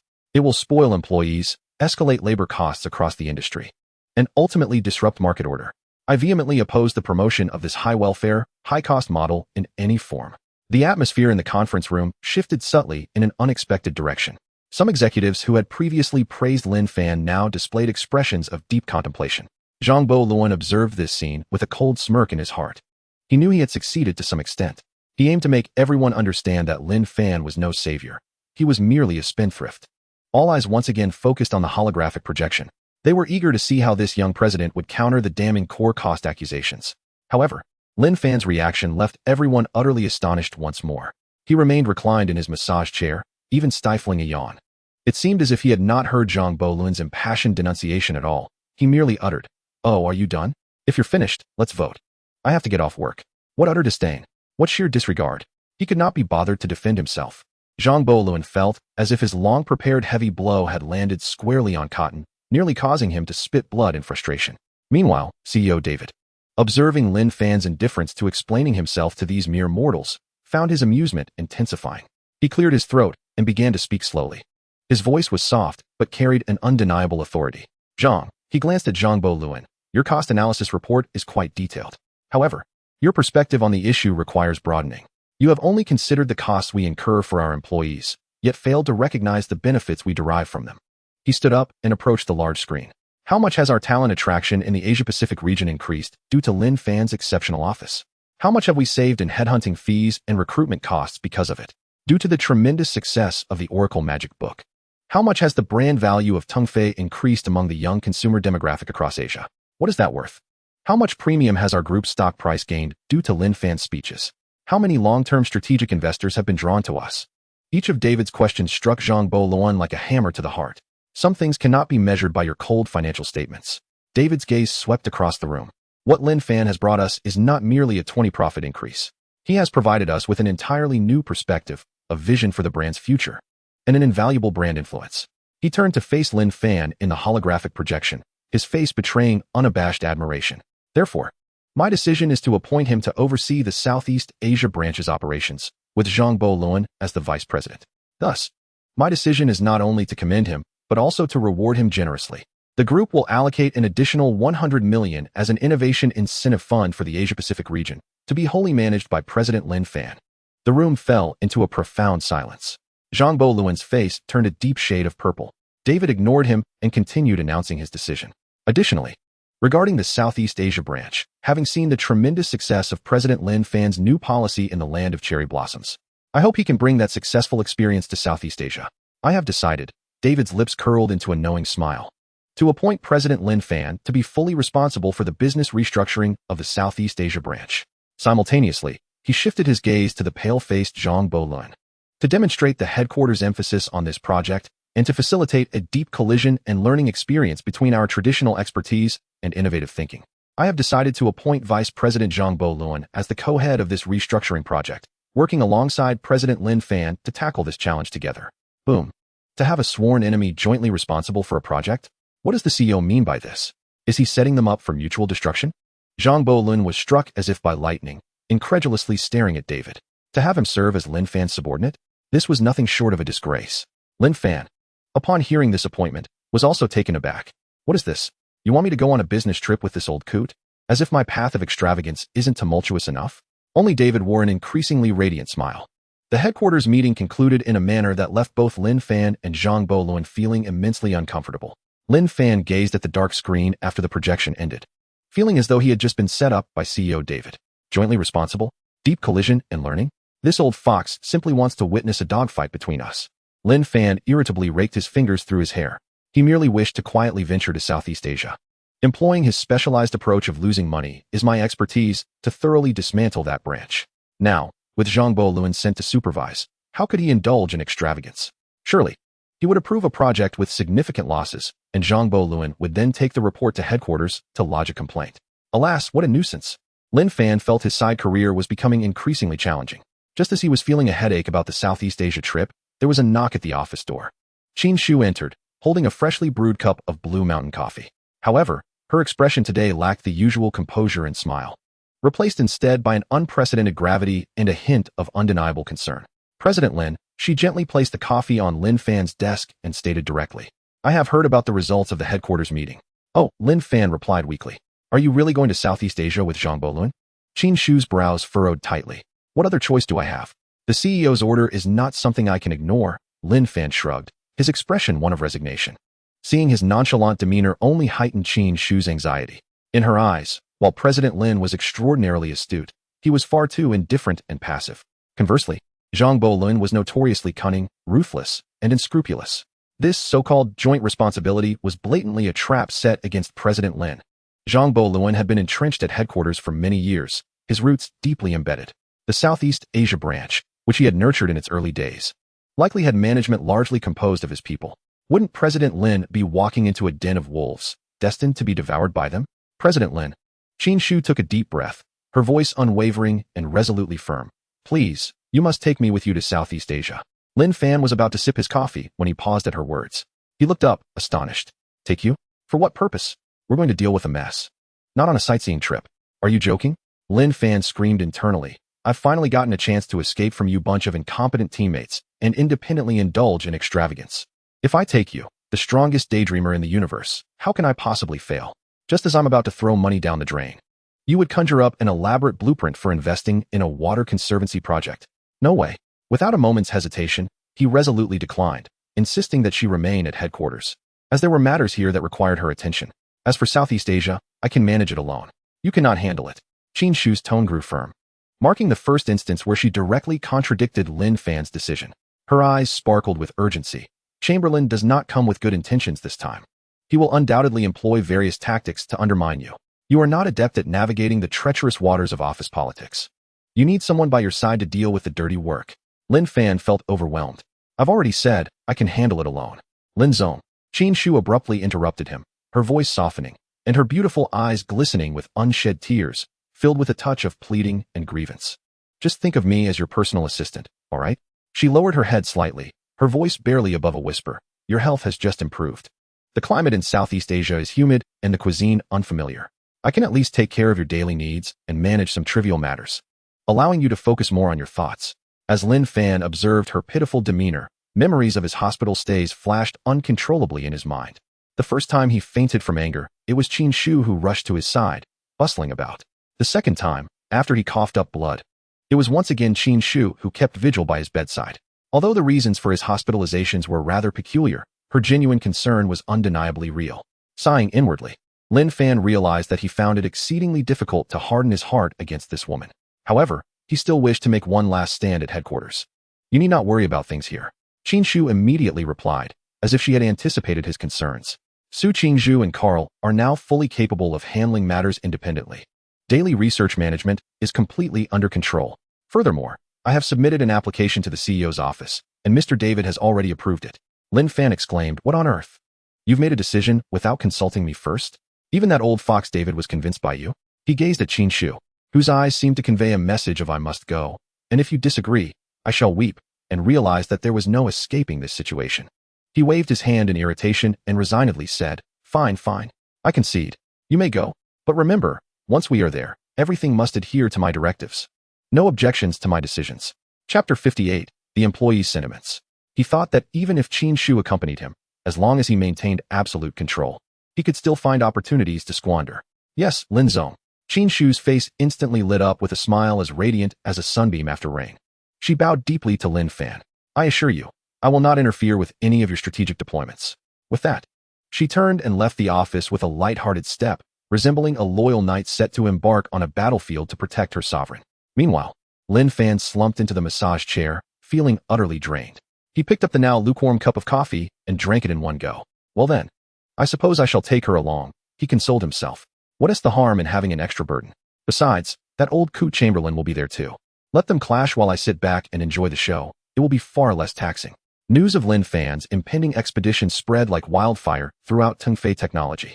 Unlike the previous discreet trip to Sakura country, this time, with Chamberlain as the co-responsible party, an unusual scent of power struggle began to permeate the company. Various rumors circulated in the tea rooms and encrypted groups. "Have you heard? This Southeast Asia trip is a trap. That old fox Chamberlain has deep roots there and is just waiting for Lin Zong to walk into his snare. Indeed, I heard that the general manager of the Southeast Asia branch was personally promoted by Chamberlain. He is entirely his person. Isn't it quite dangerous for Lin Zong to go this time? I wonder if Director Qin will be able to hold her own." A cloud of concern enveloped the company, with employees' hearts heavy. They had just begun to enjoy a few days of blissful peace and certainly did not wish for their fortunes to be shattered. Lin Zong was their guarantee of happiness. Nothing must happen to him. Thus, the day before Lin Fan and Qin Shu's departure, a scene unfolded that left Lin Fan utterly speechless. A long line of employees formed outside his office, each bearing a small token of goodwill, spontaneously coming to bid farewell to their soon-to-be embarking leader and strategist. "Lin Zong, Director Qin, this is a protective amulet I obtained from my hometown's temple. It has been blessed for your safety. Please carry it with you," said a devout programmer. "Lin Zong, my wife prepared this heartfelt chicken soup for you overnight. It's in a thermos for you to drink on your journey to replenish your strength," chimed in Li Dihai from the marketing department. "Lin Zong, I don't have much to offer, but here's my compilation of 36 strategies to prevent fraud and infighting in Southeast Asian PPT format, which includes detailed dirt on Chamberlain. I hope it proves useful," offered a seemingly shy yet actually brilliant hacker intern. "Lin Zong, here's insect repellent, here's a heatstroke remedy, here's an antidote." Lin Fan stared at the mountain of local specialties, protective charms, heartfelt meals, and various peculiar palace intrigue manuals piling up in his office, utterly bewildered. "What is all this? I'm merely going on a business trip to squander some resources. Why does it feel akin to a heroic expedition into treacherous waters?" Qin Shu, on the other hand, was deeply touched by this simple yet sincere bond between the military and the civilian populace. With tears in her eyes, she accepted all the tokens on behalf of Lin Fan. Before their departure, Qin Shu officially handed over the headquarters responsibilities to Su Qingzhu and Carl. In the conference room, Su Qingzhu and Carl stood side by side, their expressions solemn. "Director Qin, you can rest assured." Su Qingzhu's gaze was resolute. "During your and Lin Zong's absence, we will ensure the completion of all established research tasks, leaving no cause for concern for headquarters." Carl earnestly added in his accented Chinese, "Indeed, we will safeguard this home. Please make sure to protect Mr. Lin." He had become a devoted admirer of Lin Fan, genuinely concerned for his safety. Qin Shu nodded in gratitude. Observing these two capable individuals ready to take charge, she felt a surge of confidence. With such a solid support system, she could fully concentrate on assisting Lin Zong in outsmarting that old fox Chamberlain during their time in Southeast Asia. Thus, amidst the collective gaze and reluctance of many, Lin Fan and Qin Shu boarded a private plane to Southeast Asia, laden with heartwarming supplies crammed into several oversized suitcases. On the plane, Qin Shu diligently studied the materials regarding the Southeast Asia branch and Chamberlain's personnel network, while Lin Fan pondered whether to indulge in the chicken soup sent by Li Dihai or to sample the lovingly prepared bento by the technical department's young lady. He remained blissfully unaware of the battlefield that awaited him. To him, it was merely a business trip funded by the company. Meanwhile, the branch of Tengfei Technology, located in the capital of a Southeast Asian nation, was enveloped in a state of heightened tension and vigilance. The branch's general manager, Wan Wenxiong, a middle-aged man of a slightly stout build, with dark skin and an astute demeanor, was pacing anxiously in his office. He had just received a call from his longtime superior, Vice President Zhang Buoluan. On the phone, Zhang Buoluan, with an unmistakable tone of authority, informed him that a special envoy had been dispatched from headquarters to oversee operations, and that Wan must ensure a reception of the highest standard, without any oversight. The mention of the special envoy made Wan Wenxiong wipe the sweat from his brow. He understood that while this seemed like an opportunity, it was, in fact, a dire crisis. The company had suffered dismal performance over the past 2 years, incurring significant losses, and there were numerous discrepancies in the accounts that would not withstand scrutiny. If the envoy's visit were mishandled, his position could very well be in jeopardy. Quick, notify everyone. Clean every office. Make the last quarter's loss report look more appealing. And fix that broken neon sign at the entrance that has been out of order for half a year. He shouted at his secretary, his voice hoarse with urgency. The entire Southeast Asian branch instantly plunged into a frenzied state of preparation for the envoy's arrival. That afternoon, a sleek black Mercedes S-Class glided to a halt at the company entrance. The door swung open, revealing Zhang Buoluan, impeccably dressed in a tailored suit and sporting sunglasses. Stepping out amidst a throng of followers, his commanding presence, characteristic of a group vice president, instantly captivated the attention of those present. Wan Wenxiong hurriedly gathered all the executives and jogged forward, his face adorned with the most obsequious smile. "Ah, Mr. Zhang, what a pleasure to have you here in person. It truly elevates our humble establishment," he exclaimed, reaching out to assist Zhang Buoluan with his briefcase. Zhang Buoluan surveyed the scene with satisfaction, relishing the display of adulation. This was precisely the effect he sought. His decision to arrive a day earlier than Lin Fan was a calculated move to seize the initiative, to assert his dominance, and to make it abundantly clear who the true master of this domain was. "Well, Wenxiong, you've worked hard," he acknowledged with a slight nod, exuding an air of authority. Then, flanked by his entourage, he strode majestically into the lavishly prepared office of the general manager. A grand and opulent welcome banquet soon commenced. Wan Wenxiong exerted every effort to extend the utmost courtesy to this envoy wielding the power of life and death over him. Amidst the revelry, as drinks flowed and toasts were exchanged, an incongruous sound pierced the atmosphere at the front desk. A dilapidated taxi, its door barely closing, came to a stop at the company entrance. A man and a woman disembarked. The man was clad in a wrinkled t-shirt and oversized shorts, his feet adorned with flip-flops, and a sun hat perched atop his head, glancing around like a bewildered tourist experiencing the city for the first time.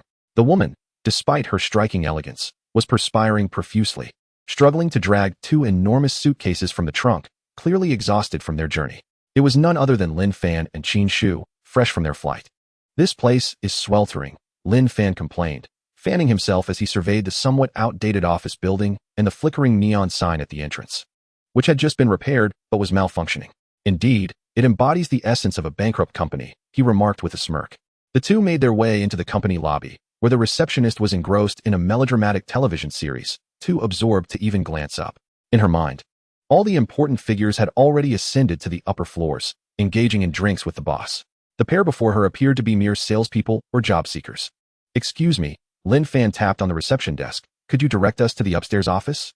The receptionist, irritated, finally raised her head, casting a disdainful glance at Lin Fan's cheap tourist attire, her eyes betraying her scorn. She then returned her focus to the television. "Are you even listening?" Lin Fan asked, exasperated, repeating his query. "Who are you looking for? Do you have an appointment?" "No appointment. No entry," she replied curtly. Qin Shu's brows furrowed in frustration. She was the esteemed assistant to the regional president of Asia Pacific. When had she ever been subjected to such indignity?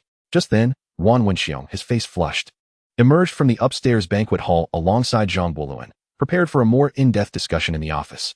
Standing on the second-floor corridor, he had a clear view of the scene unfolding in the lobby. He spotted Lin Fan in flip-flops and the poised Qin Shu, yet he did not recognize them. All he heard was the receptionist's dismissive remark about rescheduling the interview for the following week.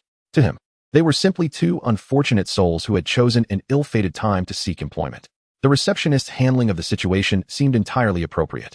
In a bid to showcase his strict management to Zhang Boluan, he raised his voice towards the lobby, declaring, "Reception, what is going on? Why are you letting such riffraff in? We are currently hosting esteemed guests. Escort them out. Don't disrupt Mr. Zhang's mood." His voice echoed through the lobby.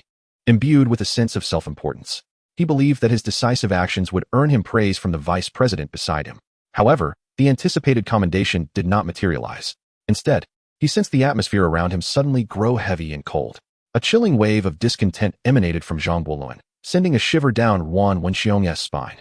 He turned to find Zhang Boluan fixated on the two interviewees below, his expression shifting from surprise to a complex blend of schadenfreude and deeper, more intense feelings of anger and humiliation. "Mr. Zhang?" Wan Wenxiong ventured cautiously. "Is everything all right?" Zhang Boluan offered no reply. He relished the thought of Lin Fan's humiliation. But not in this moment, not in this place, and certainly not in such a foolish manner. Who is Zhang Boluan, after all?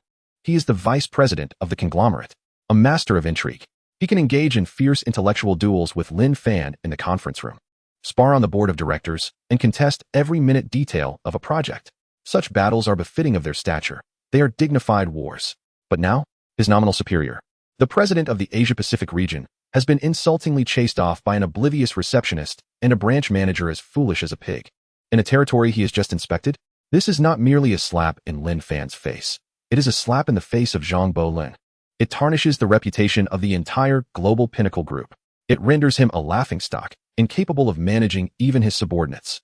He had just emphasized to Wan Wenxiong that an envoy from headquarters had arrived. Yet, in the blink of an eye, another envoy is treated like a beggar. What is happening? Is this a revelation to everyone that the rivalry between Zhang Boluan and Lin Fan has devolved to the point where they can no longer even maintain a facade? Foolishness. Unforgivable foolishness. The rage within Zhang Boluan swiftly eclipsed any amusement he might have felt at the spectacle. He abruptly turned his head, his piercing gaze akin to a knife, fixed intently upon Wan Wenxiong's face. He did not bellow.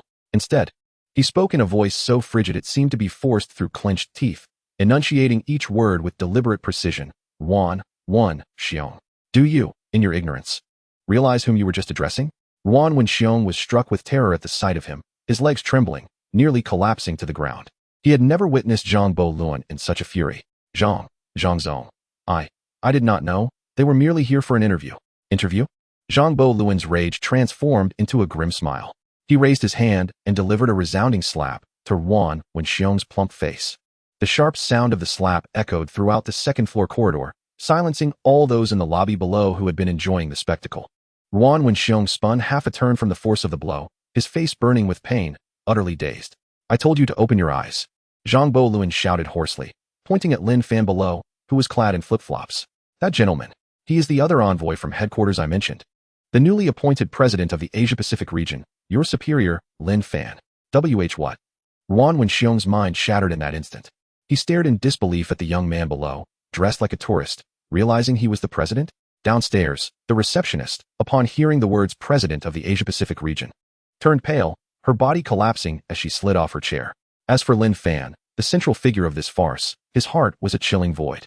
"No, please. Not this," he screamed internally. "Why would you expose me? You old fool. Weren't you supposed to relish my embarrassment? You should have let them throw me out. I beg you." His carefully anticipated script of being unceremoniously ejected was abruptly overturned by this clumsy ally, Zhang Boluan. Zhang Boluan remained oblivious to Lin Fan's inner turmoil. At this moment, he only sought to redeem his and the group's dignity. He forcefully pushed past the still-dazed Wan Wenxiong, rapidly descending the stairs in haste. He approached Lin Fan, his expression of fury swiftly morphing into one of deep contrition and concern. "Lin Zong," his voice laced with just the right amount of self-reproach, "I sincerely apologize. My failure to manage my subordinates has caused you undue distress. I will certainly mete out severe punishment to these blind fools." His demeanor was exceedingly humble, resembling a subordinate seeking forgiveness from his superior, yet also a comrade rallying against a common adversary. His acting skills were worthy of an Oscar. Lin Fan regarded his duplicitous facade with disdain, mentally cursing his ancestors. Yet, outwardly, he could only wave his hand dismissively, adopting a magnanimous tone. "It's nothing, Zhang Zong.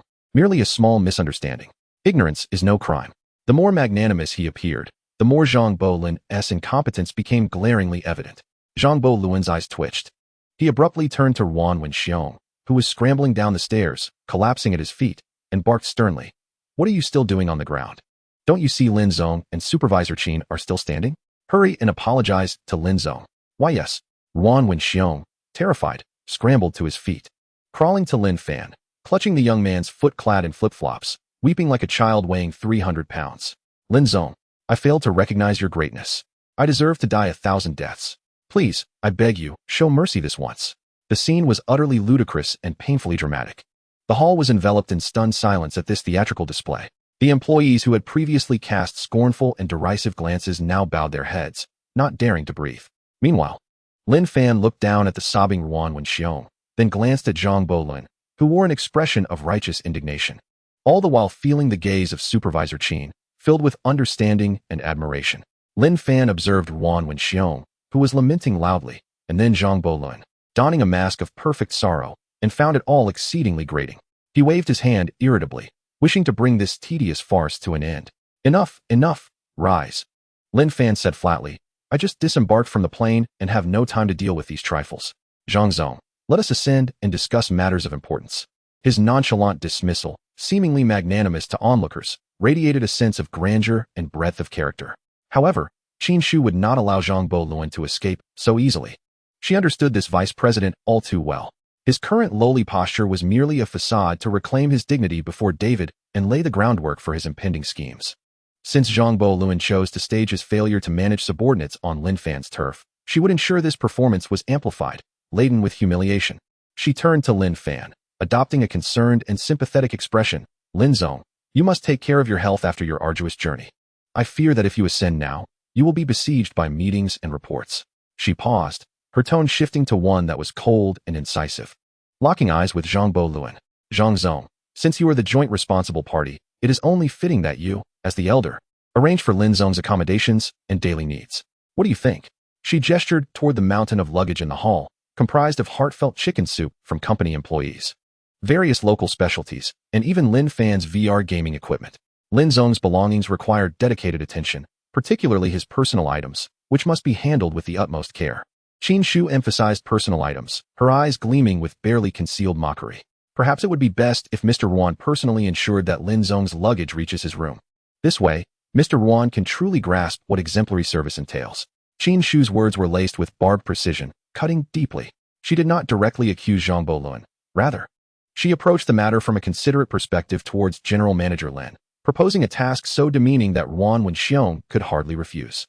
It is crucial to note that Wan Wenxiong is the esteemed general manager of the branch. To compel him to engage in the menial labors of a mover or a life assistant was nothing short of a profound humiliation. In an instant, Wan Wenxiong's face flushed a deep crimson. He instinctively glanced at Zhang Bolin, seeking assistance. Zhang Bolin's expression darkened, as if ink were about to drip from his countenance. How could he not perceive the sarcasm and vengeful undertones in Qin Shu's words? This woman was publicly humiliating his trusted subordinate in front of his staff. He wished to refuse, yet the words caught in his throat, unable to escape. Having just performed a scene of inadequate discipline, he now had to project an image of noble sacrifice for the greater good. If he rejected Qin Shu's ostensibly reasonable proposal, it would only serve to reveal his narrow-mindedness and solidify accusations of favoritism against him, especially in the presence of individuals like Lin Fan and Qin Shu, who thrived on speculation. He could not afford to provide them with any leverage. No problem, Zhang Bolin forced out through clenched teeth. Managing to fabricate a smile as he remarked, Assistant Qin has indeed considered everything thoroughly. Wenxiong. He directed his gaze at Wan Wenxiong, his eyes subtly flashing a cold warning. What are you still doing? Hurry and attend to General Lin. Ensure that everything proceeds without a hitch. Wan Wenxiong understood. This was his former superior's veiled command to endure. With a heart full of humiliation, he bowed once more to Lin Fan. Yes, General Lin. I promise to complete the task. Trembling, he strained to push Lin Fan's enormous suitcases filled with local delicacies, chicken soup, and gaming equipment, step by step towards the elevator. The scene was undeniably absurd. Qin Shu observed Wan Wenxiong's ludicrous and disheveled figure, a victorious smile curling at her lips. She then turned to Zhang Bolin, presenting him with a perfectly polished professional smile. Thank you for your cooperation, Mr. Zhang. With you as the co-leader, General Lin's trip to Southeast Asia will undoubtedly proceed much more smoothly. smoothly. Zhang Bolun scoffed. He understood that this battle had only just begun. He cast a steely gaze at Qin Shu, refraining from further words, merely stating with a calm demeanor, "Let us go, General Lin. I have prepared the finest office for you. Let us ascend and discuss pertinent matters." He led the way towards the elevator, with Lin Fan, supported by Qin Shu, leisurely trailing behind. Observing Zhang Bolun's nearly explosive demeanor, Lin Fan felt a surge of delight. Ha! Let the conflict commence. This is precisely how it should be. Qin Shu, oh Qin Shu, you are truly my wise aide.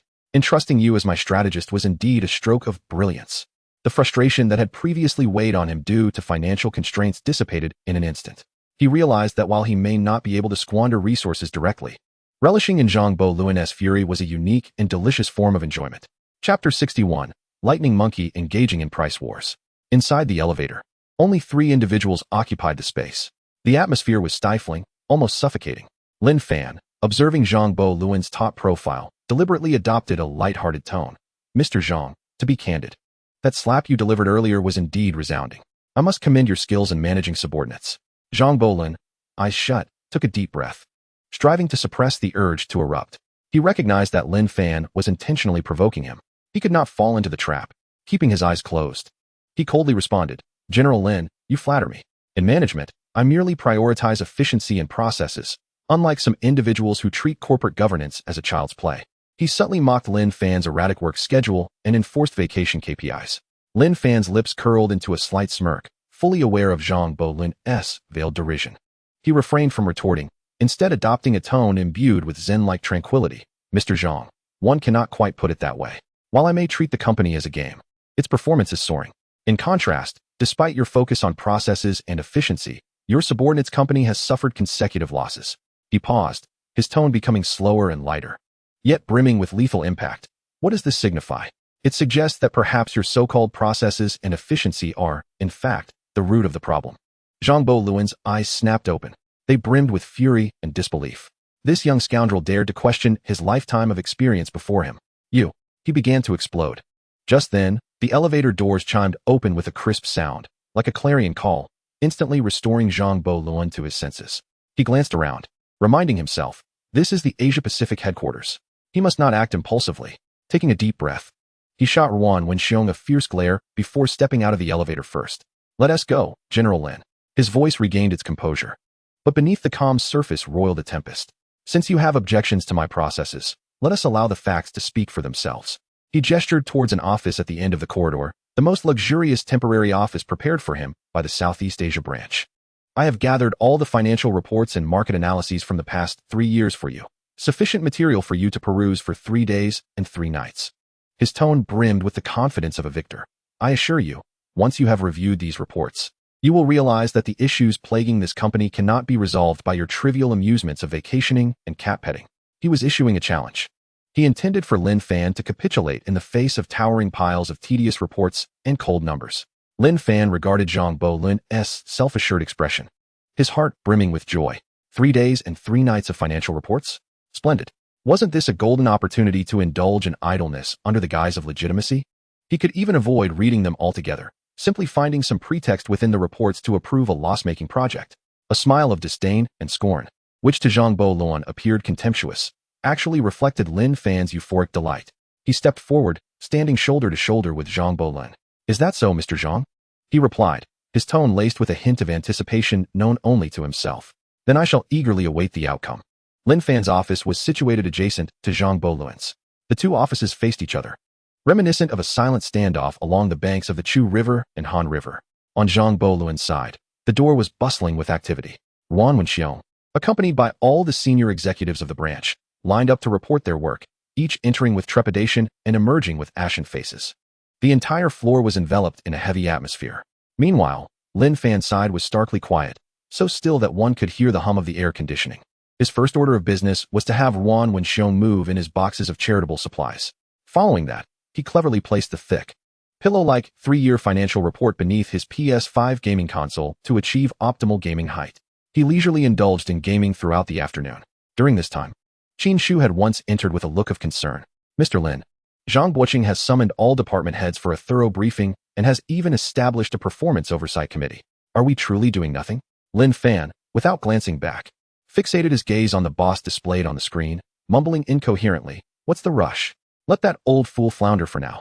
The more he stirs the pot, the greater the resentment will fester among the subordinates. When the time comes, I shall emerge to tidy up the mess, thus achieving double the results with half the effort. Furthermore, it would grant me a legitimate reason to approve several loss-making projects to placate the discontent," he silently added in his mind. Upon hearing this, Qin Shu was once again captivated by Mr. Lin's strategic brilliance of countering adversity with patience. With a sense of reassurance, she quietly exited and gently closed the door behind her. Lin Fan, with a heart full of tranquility, spent a total of 3 days indulging in games within his office. It wasn't until the 4th day, having completed all the games he had brought, that he felt a tinge of boredom and finally remembered his role as the president of the Asia-Pacific region. Stretching languidly, he resolved to gauge the sentiments of the populace, as well as to explore how to exacerbate the losses further. The primary business of Tongfei Technologies' Southeast Asia branch was straightforwardly simplistic, selling mobile phones, specifically mid-range smartphones that champion cost performance. A few years prior, with the backing of the group headquarters' technological prowess and relatively low prices, their products had once held a significant market share in this burgeoning region. However, that period of prosperity was short-lived. A local brand known as Lightning Monkey emerged, boasting no technological innovations or brand ethos. Its sole strategy was to replicate. Whenever Tongfei launched a new model, Lightning Monkey would instantly produce an almost identical version, employing the cheapest screens, the most subpar processors, and the most inferior batteries to minimize costs. Ultimately, they would flood the market at prices that were half, or even a third, of Tongfei's offerings. In the vast, price-sensitive sinking market of Southeast Asia, Lightning Monkey's tactics were lethal. Ordinary consumers could hardly discern the differences in processors or screen refresh rates. They merely saw two phones that looked alike, one priced at 200, the other at merely 80. The choice was clear. Thus, Tongfei Technologies' Southeast Asia branch found itself ensnared in a price war, a battleground in which it was neither adept nor comfortable. To lower prices? Their costs rendered that impossible against Lightning Monkey. To refrain from lowering prices? They would gradually lose market share, their inventory piling up like a mountain. And losses would continue to escalate. It was a conundrum without resolution. After listening to Wan Wenxiong's tearful business report, Lin Fan felt no sympathy. Rather, his eyes gleamed with excitement. This is a fortuitous opportunity for reckless spending. Mired in a price war? Enduring severe losses? Wasn't this a stage tailor-made for me? He promptly decided to convene the first and only executive meeting since his arrival in Southeast Asia. Zhang Buoqing was conspicuously present, sitting opposite Lin Fan, arms crossed, a sardonic smile on his face, eager to witness what this young man could possibly conjure. Lin Fan surveyed the room, observing the executives with furrowed brows. As if mourning a lost loved one, cleared his throat, and announced his plan for salvation. "Ladies and gentlemen," he spoke in a languid tone, "I have fully grasped the predicament our company currently faces. My suggestion consists of just 2 words." Everyone held their breath, straining to listen. Lin Fan slowly articulated those 2 words: raise prices. In the conference room, a profound silence enveloped the space. Everyone believed they were experiencing a hallucination. Even Zhang Buoqing was momentarily taken aback. Wan Wenxiong was the first to regain his composure, his voice trembling as he stuttered. "Mr. Lin, what did you say? Raise prices?" "Yes, raise prices," Lin Fan nodded, as if stating an undeniable fact. "We are a high-end brand under the global Pinnacle Group. How can we engage in a price war with such counterfeit goods? That would be to diminish our own worth. Starting next month, all models of our phones will see a price increase of 30. Madness." This was the sole thought resonating in the minds of all present. Lin. Zhang Buoqing could no longer contain himself, slamming his hand on the table and rising in fury. "You are being absurd. You are on the verge of destroying this company." Lin Fan shot him a sidelong glance, not in anger, but with a smile that suggested he was indeed a teachable individual. "Old fool, you finally grasped it. I intend to destroy it." "Patience, Mr. Zhang," Lin Fan replied nonchalantly. "Raising prices is merely my first step. I have a second step." He paused, and amid the incredulous gazes of everyone present, he unveiled an even more audacious declaration, one that could certainly be etched into the annals of business history. "I announce that starting next month, Tongfei Technologies' Southeast Asia branch will launch an unprecedented after-sales service." He pronounced each word clearly: lifetime, free, exchange. This time, the conference room was so silent that even the sound of breathing seemed to vanish. Everyone remained frozen in place as if petrified by a spell. Even Zhang Buoqing's eyes widened, his mouth agape, unable to close it for an extended period. I must have misheard. Wan Wenxiong felt as though his ears were malfunctioning. Lifetime free exchange. Indeed, Lin Fan affirmed, his tone imbued with temptation as he elucidated this devilish clause. This means that any user who purchases our Tongfei phone, regardless of the reason for its damage, be it submerged in water, crushed by a vehicle, chewed up by your dog, or even if you simply find it unsatisfactory and decide to smash it with a hammer, so long as you bring the remains to us, we will unconditionally replace it on the spot with a brand new phone of the same model. This service is valid for life. As Lin Fan concluded his statement, the entire conference room descended into an abyss of silence. Everyone regarded him with expressions akin to those reserved for madmen, demons, or extraterrestrial beings. Their brains could not fathom what this man was articulating. Raising prices by 30, and then offering a lifetime free exchange? This was not business, it was philanthropy. No, it was even more ludicrous. This was akin to giving away money. Even Zhang Boqing's eyes bulged, his mouth hanging open, utterly speechless. He, the esteemed vice president of the group, who had navigated the business world for decades and witnessed countless audacious decisions, had never encountered anything as outrageous as Lin Fan's proposal today. Raising prices by 30 and then offering a lifetime free exchange? This was not merely business. It was a reckless gamble with the group's future, one that was destined for failure. Zhang Boqing's mind was tumultuous, as his original plan was to sit back and observe the chaos. He relished the idea of watching Lin Fan flounder in the quagmire of Southeast Asia, relishing the prospect of Lin Fan's reputation plummeting due to his inability to resolve the crisis. At that moment, he would emerge to tidy up the mess, showcasing his capabilities while seamlessly ousting Lin Fan from his position as president of the Asia-Pacific region. However, Lin Fan's current actions have entirely surpassed his expectations. This transcends mere competence. It is akin to overturning the table. The Southeast Asian market is a territory that the Global Pinnacle Group has painstakingly cultivated over nearly 2 decades. Despite its meager profits and myriad challenges, its strategic significance is irreplaceable. Lin Fan's self-destructive policy, once implemented, might momentarily boost sales through sensationalism. Yet, in the long run, the astronomical costs of replacement could collapse the entire financial structure of the Southeast Asian branch within a year. When the company faces bankruptcy, the decades of effort invested by the group would be rendered worthless. As the co-head of this restructuring, Zhang Bohan would inevitably share the blame. The board members, those old-timers, could not care less whether he was coerced. They would only see that under the joint leadership of him and Lin Fan, a branch has vanished. This would become an indelible, colossal stain on his career. He never anticipated that Lin Fan could be so reckless. He appears to care little for victory or defeat. His intention is to blow the entire gambling table apart. Does he not fear failure? Does he not dread the prospect of being dragged down with this sinking ship, facing utter ruin? At this moment, Zhang Bohan could no longer maintain his spectator's demeanor. He must, at all costs, stop this madman. This is no longer a power struggle. This is about saving the company. I oppose this. Zhang Bohan slammed the table, his voice hoarse with urgency. Lin Fan, you are committing murder.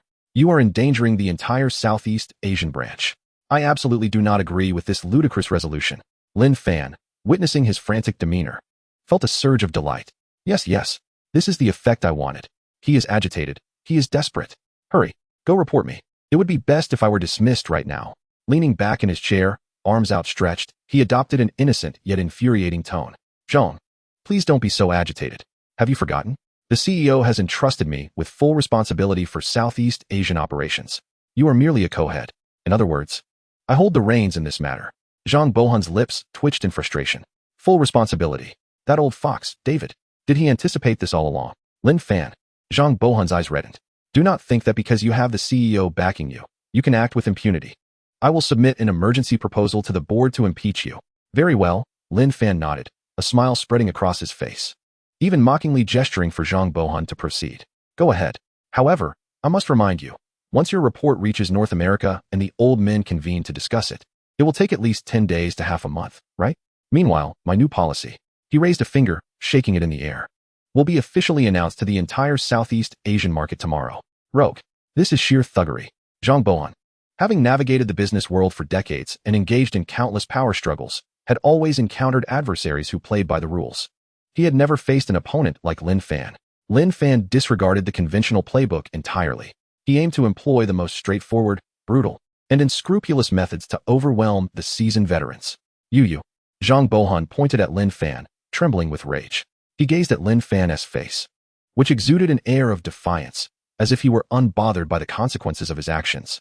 That expression was a blend of innocence, provocation, and the leisure of a spectator, as though he were igniting not the future of a branch, but merely a trivial cigarette. This extreme disdain and audacious recklessness became the final straw that broke Zhang Bohan's resolve. He felt a surge of blood rush to his chest, as if a legion of ants were gnawing at his heart. Darkness engulfed him. With a retch, he could not suppress the flow of blood that erupted forth. The bright crimson liquid splattered onto the pristine white conference table, a shocking sight. He, the esteemed vice president of the group, a stalwart who had withstood the vicissitudes of power struggles for decades, had been driven to the brink of bloodshed by this rascal, Lin Fan. The conference room descended into chaos. Zhang, quickly, call an ambulance. Yuan Wenxiong and his cadre of executives rushed forward in a flurry. Chapter 63, The Dawn Before the Fall of the Prodigal Victory. Zhang Bohan's hospitalization did not halt Lin Fan's frenzy. Rather, at the moment he was lifted onto the ambulance, the Southeast Asian branch had irrevocably lost its last bastion against Lin Fan's onslaught. Lin Fan's orders were executed with an undeniable, thunderous momentum. The following day, the official website of Tongfei Technology's Southeast Asian branch, all offline stores, and major social media platforms simultaneously released a shocking announcement that sent ripples throughout the industry. Dear esteemed consumers, Tongfei Technology is undergoing a brand strategic upgrade. All product prices will increase by 30%. We are simultaneously launching an unprecedented lifetime free replacement service. Your trust will be safeguarded by us for a lifetime. This announcement detonated like an underwater bomb, unleashing a tidal wave in the calm Southeast Asian mobile market. The initial response was one of mockery. A deluge of derision followed. Their biggest competitor, Lightning Monkey Company, was quick to screenshot the announcement, pairing it with a comical meme on their official account. Captioned, "We thank our rival for their strategic upgrade, which has graciously opened up market space for us. We promise, Lightning Monkey will always be the most affordable phone brand." This post spiraled into a frenzy of shares. The comments from netizens were merciless. Has Tongfei Technology gone mad? They couldn't even outsell Lightning Monkey. And now they dare to raise prices? Lifetime free replacement? Hilarious. What a novel inventory clearing scam. By the time your phone breaks down, this company will likely have gone bankrupt. I bet a pack of spicy strips that this company will not last 3 months. The market's reactions confirmed the predictions of the netizens. In the first week following the policy's implementation, Tongfei Technology's Southeast Asian branch witnessed a dramatic plunge in mobile phone sales, with a decline exceeding 60%. Numerous distributors called in, demanding refunds and the termination of cooperation agreements. Offline stores stood desolate, with salespeople outnumbering customers. The entire company's operations seemed to come to a grinding halt overnight. Within the company, a pall of despair settled, and anxiety permeated the air. Employees gazed at the dismal sales figures each day, feeling as if the sky were about to collapse. This is it. We are genuinely finished. I told you that new president is a madman. He's dragging all of us down with him. Enough. I've already updated my resume.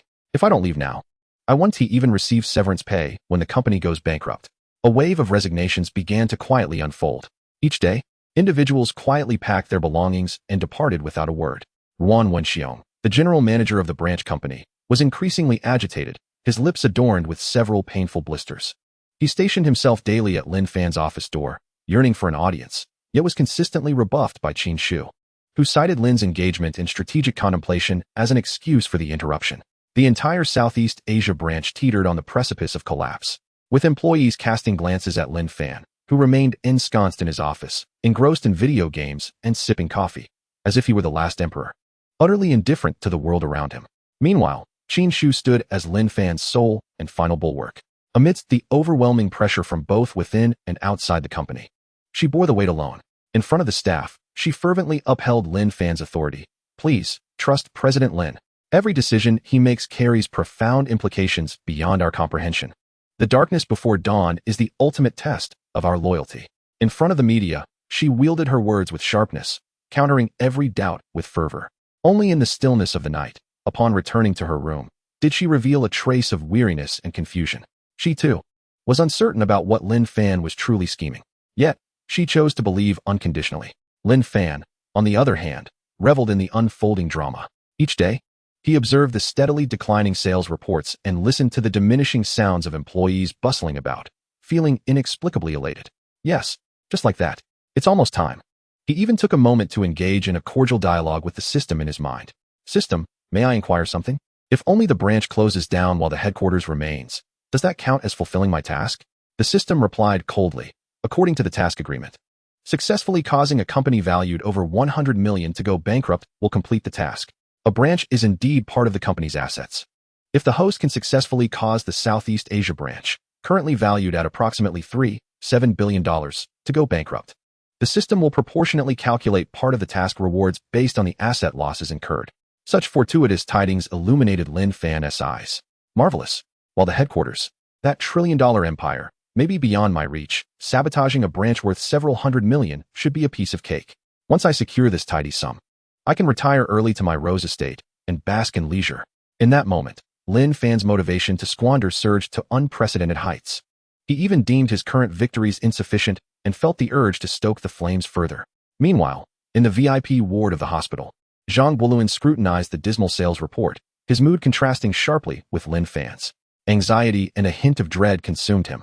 He was troubled to the point of graying hair.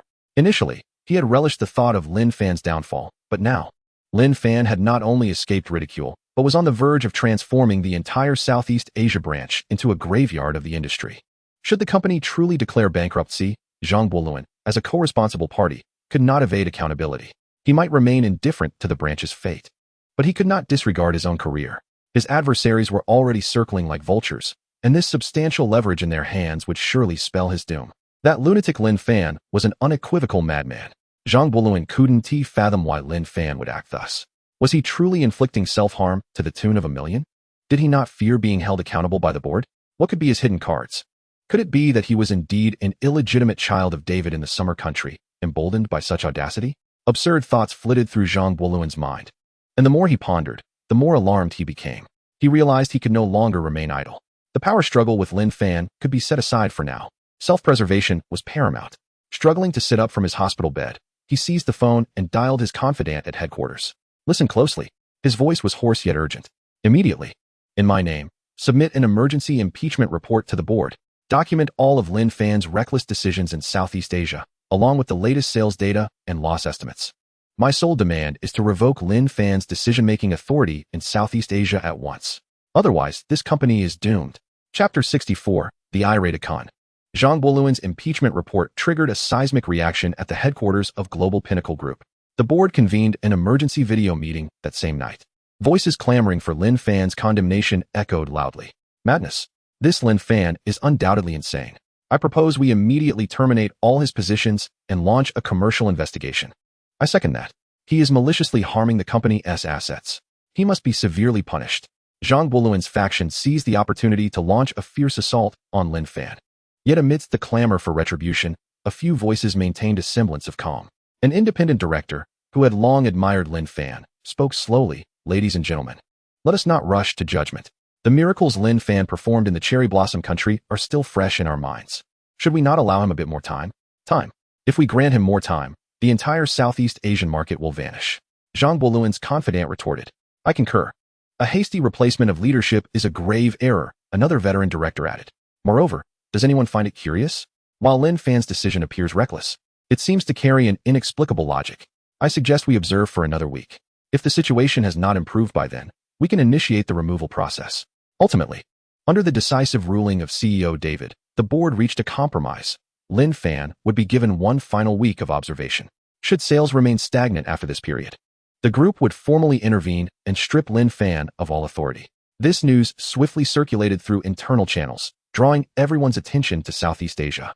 All eyes were eager to witness whether the once miraculous stock market deity and management prodigy would orchestrate another astonishing turnaround or plummet from grace.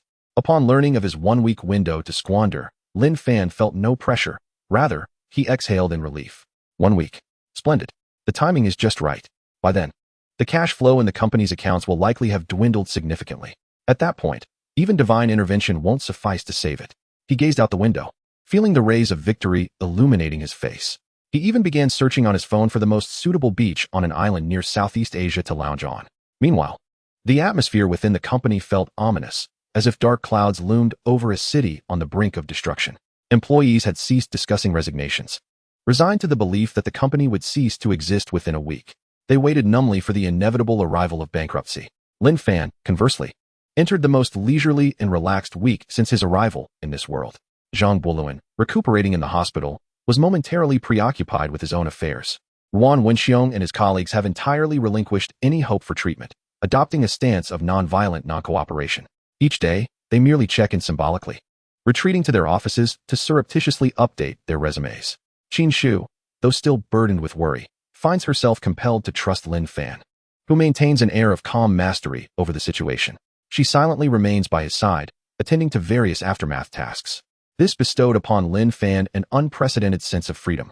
His daily routine consists of leisurely sipping tea in the office, scrolling through his phone to keep abreast of the latest developments regarding Lightning Monkey, as well as the dismal sales figures of his own company, all while feeling as carefree as if he were on vacation. He even finds the leisure to direct Qin Shu to distribute the local specialties gifted by employees to the remaining staff members who have not yet fled the company. Come now, let not your brows furrow in despair. He addresses a group of employees whose faces are ashen. Try this, a specialty from Xia country, spicy strips. Consume it, and I assure you, all your troubles will fade away. To the employees, this gesture resembled a final supper, adding a touch of tragic grandeur to the scene. Time. In this bizarre tranquility, drifted to the third day of the observation period. The company's sales remained stagnant, a veritable still pond. Lin Fan's spirits, however, soared. He had even begun to contemplate whether to bask in the sun on Phuket or catch waves in Bali once the company inevitably collapsed. Akun, a digital influencer renowned in Southeast Asia for his millions of followers and his reputation for debunking scams and conducting rigorous evaluations, had long been attentive to the self-destructive new policies of Tongfei technology. Like many netizens, he perceived this as a clumsy and deceptive marketing gimmick. A lifetime of free replacements? How could that be? He scoffed, convinced that there must be some trickery at play. Adhering to his professional ethos and the demands of his followers, he resolved to verify the claims personally. Thus, he commenced a live broadcast with a straightforwardly provocative title, exposing the scam of Tongfei technology. I will smash my phone right before their eyes. The live stream instantly captivated hundreds of thousands of viewers. In the footage, Akun, brandishing a newly purchased Tongfei smartphone that had soared in price to $260, boldly entered the largest Tongfei flagship store in the area. The number of salespeople within the store outnumbered the customers, each appearing listless and dejected. Approaching the counter, Akun slammed his phone and receipt onto the table. Addressing the astonished clerk directly, I wish to exchange this. The clerk, momentarily taken aback, instinctively inquired, Sir, may I ask what issue your phone is experiencing? There is no issue, Akun replied, shaking his head, before, to the astonishment of all present, he hoisted the pristine device high above his head and, with great force, hurled it onto the hard marble floor. A resounding crash echoed throughout the store as the screen shattered into a spiderweb of cracks. The flagship store fell into an eerie silence, and the live chat momentarily paused before being inundated with exclamations of shock and disbelief. This is ruthless. Akun has truly smashed it. This is going to be entertaining. I bet $5 he'll be thrown out by security. The young clerk, stunned by the sudden turn of events, stared blankly at the wreckage on the floor, then glanced at the provocatively smirking influencer, momentarily at a loss. By standard protocol, he should have immediately summoned security. However, he suddenly recalled the casual yet commanding presence of Lin, the executive from headquarters, and the striking Qin, who had visited days earlier. Though Lin had only been seen a handful of times in the company, his unconventional methods and the declaration "I call the shots" had become legendary within the organization. Lin's policies were mandated down to every salesperson in every retail outlet, and Qin had insisted that any phone damage, regardless of cause, warranted a complimentary replacement. Thus, he refrained from calling security. He didn't even bother to assess the damaged phone on the ground. Instead, he took a deep breath and, with a remarkably professional and sincere smile that even bore a hint of sympathy, addressed Akun. Sir, I sincerely apologize, but your phone is damaged. Please allow me a moment. I will retrieve a brand new replacement for you. The challenging expression on Akun's face faltered, as if he had struck a pillow instead of his intended target. The chatroom, once filled with excitement, was now flooded with question marks. Did I hear that correctly? They're just going to replace it? This must be scripted. They've hired actors. This is absurd. Akun has never been one to compromise his integrity for profit. Akun is not the type to be swayed by such trivial amounts. Akun plays it straight. Enough chatter. I just happen to need a new phone. If I wait, they might discontinue this model. Akun's livestream debunking turned into one of the most successful pieces of performance art for Tongfei technology. Within mere hours, the recorded video was edited into various versions and disseminated across social networks throughout Southeast Asia. After the initial shock subsided, more netizens began to engage in intense discussions and reflections. This is undoubtedly a short-term marketing strategy. Once the fervor dies down, they will surely concoct various excuses to terminate this lifetime replacement service. Agreed. Otherwise, their financial model simply cannot sustain itself. Unless their phones are of such quality that they never break. That is a salient point. Could this be Tongfei Technology showcasing an extreme confidence in the quality of their products? They are betting that the normal failure rate of their phones is far lower than the brand benefits this service would bring. That makes sense. Now I am curious. Just how good are Tongfei's phones? The discussions online gradually shifted from merely seizing an opportunity to a profound exploration of Tongfei Technology's product quality and business model. Tongfei Technology has unexpectedly re-emerged at the forefront of public discourse, and this renewed fervor has translated into tangible sales figures. Following 3 days of a dismal downward trajectory, the sales data from Tongfei's Southeast Asia branch has begun to exhibit a slight, yet authentic, resurgence. Although the increase is modest and far from reaching a state of explosive sales, the sales curve has indeed halted its decline and is gradually tilting upwards. Lin Fan sat in his office, scrutinizing the latest sales report, his brows tightly knit in concentration. Unlike Ruan Wenxiong and Qin Shu, who felt a surge of joy, he was engulfed by an overwhelming sense of unease. Something was amiss. This narrative was not aligning with his expectations. According to his projections, the company should have been in a critical state, merely awaiting the inevitable demise. Yet, astonishingly, the patient had not only survived but had seemingly blinked back at him. He lamented, reflecting that he should have opted for a straightforward promotion of buy a phone, receive gold, which would have expedited losses. However, he quickly dismissed this thought, recognizing that David was no fool. Such a strategy could lead to dire consequences. Approaching the expansive floor-to-ceiling window, he gazed outside. The sky had transformed into a somber gray. Thick clouds piled high like a massive, damp, gray blanket, suffocating the air. The atmosphere was laden with a humid, oppressive heat. Lin Fan's mood mirrored the weather, gloomy and fraught with an impending storm. A gentle knock interrupted his reverie as Qin Shu entered, holding a delicate cashmere cardigan. "President Lin," she said, her tone laced with concern, "I've checked the weather forecast. A cold front is approaching. In a couple of days, the entire Southeast Asian region may experience consecutive days of torrential rain due to abnormal monsoon patterns. Please take care of your health and avoid catching a chill." She stepped forward, draping the cardigan over Lin Fan's shoulders. He murmured an acknowledgement, not bothering to refuse as his thoughts lingered on the slowly ascending sales curve. "Torrential rain," he muttered. "This wretched weather is truly vexing." Qin Shu, observing his furrowed brow, assumed he was still preoccupied with the company's future. She gently reassured him, "President Lin, please do not worry excessively. Sales have already begun to rebound. This is a positive sign. It indicates that your policies are starting to take effect." "What a ridiculous sign." Lin Fan silently raged. At that moment, Ruan Wenxiong knocked and entered, his demeanor markedly different from the previous days of despair. The branch manager radiated enthusiasm, as if he had miraculously recovered from all his troubles. "President Lin," he exclaimed, eagerly presenting a document. "Good news. Tremendous news." He pointed at the data on the page, his voice trembling with excitement. "Look, just now, our largest distributors withdrew their return requests. They have expressed a willingness to observe further. Moreover, several sales veterans who had previously resigned have called back, inquiring if they could return to work." He gazed at Lin Fan, his eyes brimming with the relief of survival and rekindled hope. "President Lin, it seems we might be saved."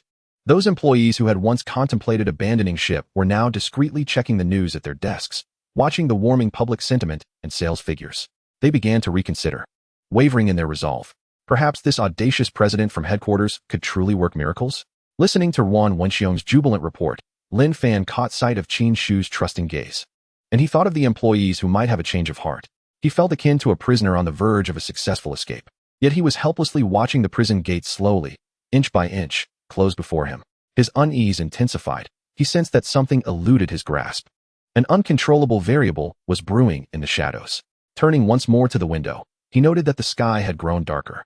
A silver snake-like bolt of lightning flashed through the thick clouds, followed by a distant, rumbling thunderclap. Rain was imminent. Chapter 66. Adding insult to injury in the sudden downpour. As Tongfei Technology found itself ensnared in the maelstrom of public opinion, struggling to maintain its fragile momentum, its longtime rival, Lightning Monkey, reveled in celebration. The founder and CEO of Lightning Monkey, Bong, a shrewd businessman who built his empire on imitation, was not about to let this golden opportunity to kick a competitor while they were down slip away. He promptly summoned his marketing team to initiate a campaign aimed at driving Tongfei Technology from the Southeast Asian market. First, they purchased a plethora of advertising space across major social media platforms, launching a series of sharply satirical posters.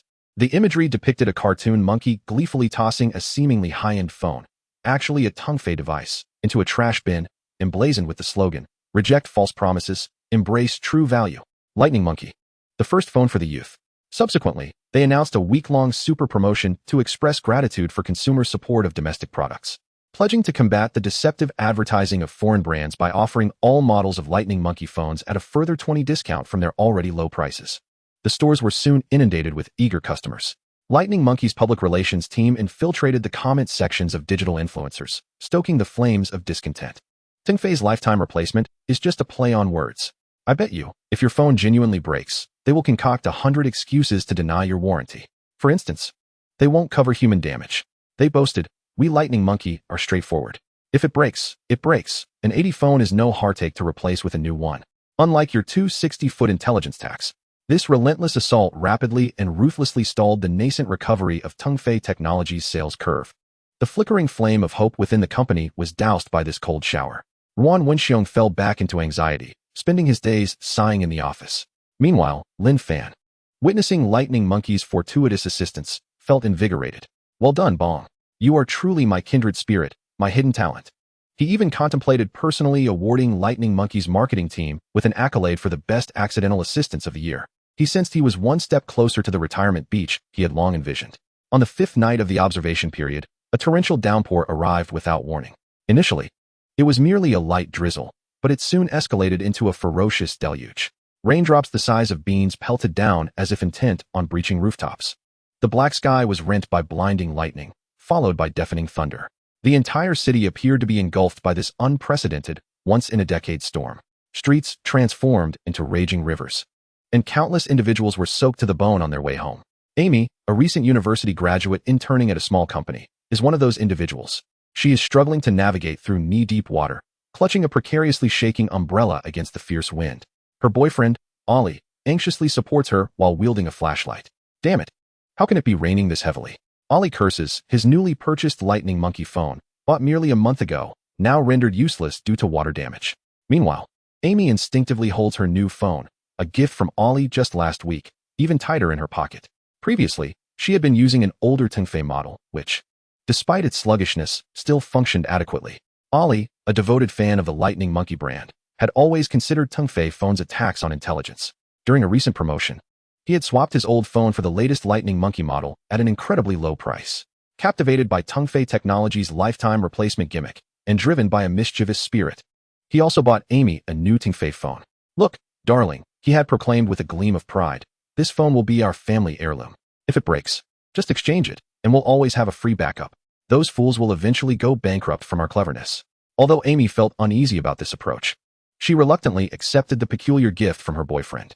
After enduring countless hardships, they finally returned to their rented apartment, soaked and disheveled. Ollie immediately rushed to salvage his Lightning Monkey phone. He spent an eternity blowing it dry with a hairdryer, then buried it in rice. But the screen remained a silent void. "Damn, what a terrible phone. The quality is abysmal." Frustrated, he hurled the device onto the sofa. Meanwhile, Amy cautiously retrieved her Tongfei phone from her drenched pocket. The surface was also speckled with water droplets. With a nervous heart, she pressed the power button. The screen illuminated. Although faint water stains marred the edges and the touch responsiveness had diminished, it miraculously still worked. Signal, internet, everything was functioning normally. "Hey, it's still alive?" Ollie came over, his face lighting up with surprise. "Perhaps this 260 is not entirely a tax on intelligence. The waterproofing is quite decent." However, Amy soon discovered that the earpiece seemed to be malfunctioning. When she attempted to make a call, the sound was faint and accompanied by a crackling noise. Clearly, though not entirely ruined, the phone had suffered considerable damage. "Sigh, it's still broken," Amy lamented, feeling disheartened. Yet, Ollie's eyes sparkled with mischief, a sly grin spreading across his face. "Broken? That's great, sweetheart." He eagerly snatched the phone from her. "Let us go exchange it. I want to see if their lifetime replacement is just a bunch of hot air. If they dare refuse, I'll document the entire ordeal and post it online to expose their deceit." Without heeding Amy's protests, he grabbed the receipt and bolted back into the relentless storm. The next morning, the rain had ceased, revealing a sunlit sky. However, the city lay in ruins from the deluge. And even more chaotic was the Southeast Asian mobile phone repair market. Countless devices had succumbed to water damage due to the previous night's torrential rain. The highest casualty rate belonged to the budget-friendly Lightning Monkey phones, whose craftsmanship and materials were utterly inadequate for such severe weather. In no time, the service centers for Lightning Monkey were overwhelmed with frustrated customers. Amid this chaos, a video began to circulate wildly across social media platforms. The creator of the video was none other than the irate Khan. It chronicled his overnight visit to the Tongfei Technology flagship store. The footage depicted numerous citizens, like Ali, demanding replacements for their water-damaged phones, cramming the tiny flagship store to capacity. Everyone anticipated a fierce confrontation due to unfulfilled promises. However, that was not the case. Inside the store, employees methodically assisted each customer seeking a replacement, devoid of arguments or evasions, and even minimal inquiries. As long as one presented the phone's carcass, the unique serial number, and proof of purchase, the sole action taken was to exchange it. The climax of the video featured a middle-aged man placing a Tongfei phone, crushed under his car and resembling a pancake, skeptically on the counter. Everyone expected the store staff to refuse this time. Yet, the young employee merely glanced at the pile of broken parts and, with a smile, retrieved a brand new, unopened phone from the storeroom. In that instant, the entire flagship store erupted into incredulous gasps. Meanwhile, a Kun, behind the screen, exclaimed in his signature astonished tone, delivering a line that would later go viral, "Friends, I was wrong. I always thought Tongfei Technology was just a marketing gimmick. But now I realize they are redefining what after-sales service means in a way we can hardly comprehend. What they sell is a sense of security." This video detonated like a bomb across all social media. Tongfei Technology's sense of security surged to the top of trending topics in every region. Countless Lightning Monkey users, beleaguered by water damage, were filled with regret upon viewing the video. They looked at their now-brick cheap devices and then at their neighbors joyfully holding their freshly replaced Tongfei phones. The contrast was heart-wrenching. Overnight, public sentiment experienced a dramatic reversal. All prior doubts and ridicule directed at Tongfei Technology transformed into the highest praise for their steadfast reliability and integrity in business practices. However, some skeptics believe this was merely a last-ditch effort. Meanwhile, Lin Fan, the architect of this sense of security, sat in his office, having just listened to an excitedly incoherent report from Qin Shu. He stared blankly out the window at the brilliantly blue sky, washed clean by the rain. Yet, his spirits were darker than the skies before the storm. He felt as though he had once again been thoroughly played by fate. Ruan Wenxiong had recently been living a hellish existence. His life resembled a condensed version of a melodramatic saga, rife with ups and downs. Just days prior, he had been in paradise, serving as a trusted aide to Vice President Zhang Baqin, wielding power and influence with ease. Then Lin Fan arrived, and he plummeted from heaven to hell, publicly humiliated and forced into menial labor, trembling daily between two formidable figures. Immediately following Lin Fan's reckless orders, he felt as though he could no longer endure the depths of hell and was on the verge of being consigned to the 18 layers of torment, never to rise again. Just as despair enveloped him and he prepared to pack up and flee, a live broadcast and a torrential rainstorm yanked him back from the precipice of damnation. He gazed at the freshly minted sales report, crimson with success, while the incessant ringing of phones outside his office urged for expedited shipments. He, a seasoned veteran who had navigated the tumultuous waters of commerce for 2 decades and a shrewd opportunist with an acute sense of timing, sensed a pivotal shift in the winds of fortune. No longer did he dwell on Zhang Bojun or concern himself with the power struggles at headquarters. His mind was singularly focused on one thought: to cling tightly to the golden leg of Lin Fan. No, he aspired to become the most indispensable ornament upon that leg. He recognized that he had previously failed to appreciate the gravity of Lin's stature and had grievously offended him. Now, it was his singular opportunity to redeem himself and showcase his worth. He could no longer afford to merely flatter. He must demonstrate his true capabilities and earn the trust of this formidable figure anew. There was no time to waste, nor could he burden Lin Fan with every trivial matter. Ruan Wenxiong's eyes sparkled with unprecedented fervor. A person of Lin Fan's caliber, orchestrating grand strategies from afar, was responsible for establishing the rules. Ruan Wenxiong resolved to become the most efficient executor of those rules. He immediately summoned a few remaining core members of the company and convened an urgent military briefing overnight. In the conference room, Ruan Wenxiong, shaking off the despondency of previous days, was invigorated as if infused with a new spirit. "Ladies and gentlemen," he exclaimed, striking the table. Addressing his drowsy subordinates with fierce authority, "The opportunity lies before us. Lin Fan has paved the way to our salvation. Now, it is our turn to prove our worth through action." He pointed to the whiteboard and outlined his public relations strategy. "Marketing department, immediately amplify Akun's fervent videos. I want everyone's phones tuned to his content. Must be Akun's videos. And all influencers and media outlets that have reported on our incident. Money and resources are at your disposal. One demand: push their videos to every Southeast Asian user's phone. I want everyone to witness how our Tongfei Technology stands by its promises." Public Relations Department. Craft 1,000 articles. Do not resort to hard selling. Tell stories. Narrate the touching accounts of those rescued from the storm thanks to our phones. Illustrate how our staff, amidst power outages, lit candles to assist customers with replacements. What I seek is not mere promotion, but empathy. Legal Department. Immediately compile all cases of lightning monkey phones that self-combusted, exploded, or rendered useless during the storm. The more, the better. We shall not initiate attacks, but we will subtly leak this evidence to digital bloggers who relish comparative evaluations. Sales Department. Organize an event called Abandon Darkness. Embrace light. Any user presenting a deceased lightning monkey phone at our stores shall receive a lifetime replacement guarantee along with an exclusive gift package handpicked by the CEO. I intend to win over all lightning monkey users to our side. Most importantly, Branding Department. Ruan Wenxiong's gaze turned fervent, transform Lin Fan into a deity. Weave together all his previous audacious actions, from price increases to lifetime replacements, culminating in the storm that has now elevated him to legendary status. Craft an image of a strategic genius who foresaw it all. I want everyone to believe this storm was merely a part of Lin Fan's grand design, a testament to the quality of Tongfei technology. With a series of well-coordinated maneuvers, executing flawlessly, Ruan Wenxiong left the boardroom in awe. For the first time, the high executives recognized that their previously sycophantic manager possessed a formidable professional acumen. Ruan Wenxiong, observing the astonished expressions of his subordinates, suppressed a sneer. What a joke! If I lacked genuine skill, could I have thrived in this position for so many years? An epic public relations storm, orchestrated by Ruan Wenxiong himself, swept through Southeast Asia. Numerous poignant stories emerged online. A delivery worker, thanks to the resilience of his Tongfei phone amidst the downpour, managed to complete a final order to secure medical funds for his ailing mother. A girl trapped in a flood sent a distress signal using her cracked, yet functional Tongfei phone, ultimately leading to her rescue. These narratives, with varying degrees of authenticity, resonated with warmth and strength. Concurrently, the dark underbelly of the Lightning Monkey brand was brought to light. Shocking revelations. Lightning Monkey phone batteries short-circuited and caught fire during the storm. Victims accused. Lightning Monkey's after-sales service refused to honor warranties for water-damaged phones, citing it as an act of God. The reputation of Lightning Monkey crumbled in an instant. Chapter 68. The Deification of Business. Ruan Wenxiong's public relations team tirelessly crafted a series of in-depth articles and videos, released across major platforms with an audacious exposé tone. The Lonely Decision Maker. What you don't know about President Lin Fan.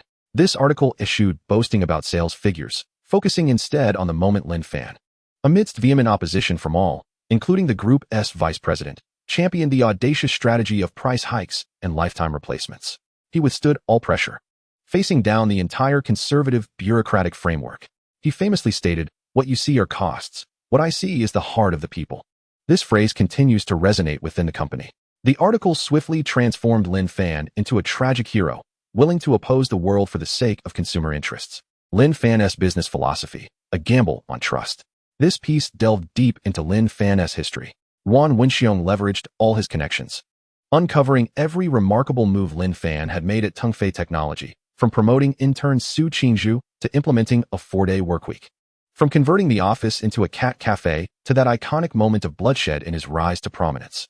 We marveled at the astonishing consistency behind every one of Lin Fan's daring decisions, an unwavering faith in people. He trusted in the creativity of his employees, granting them unparalleled freedom, and he believed in the power of consumer reputation, offering the most exceptional after-sales service.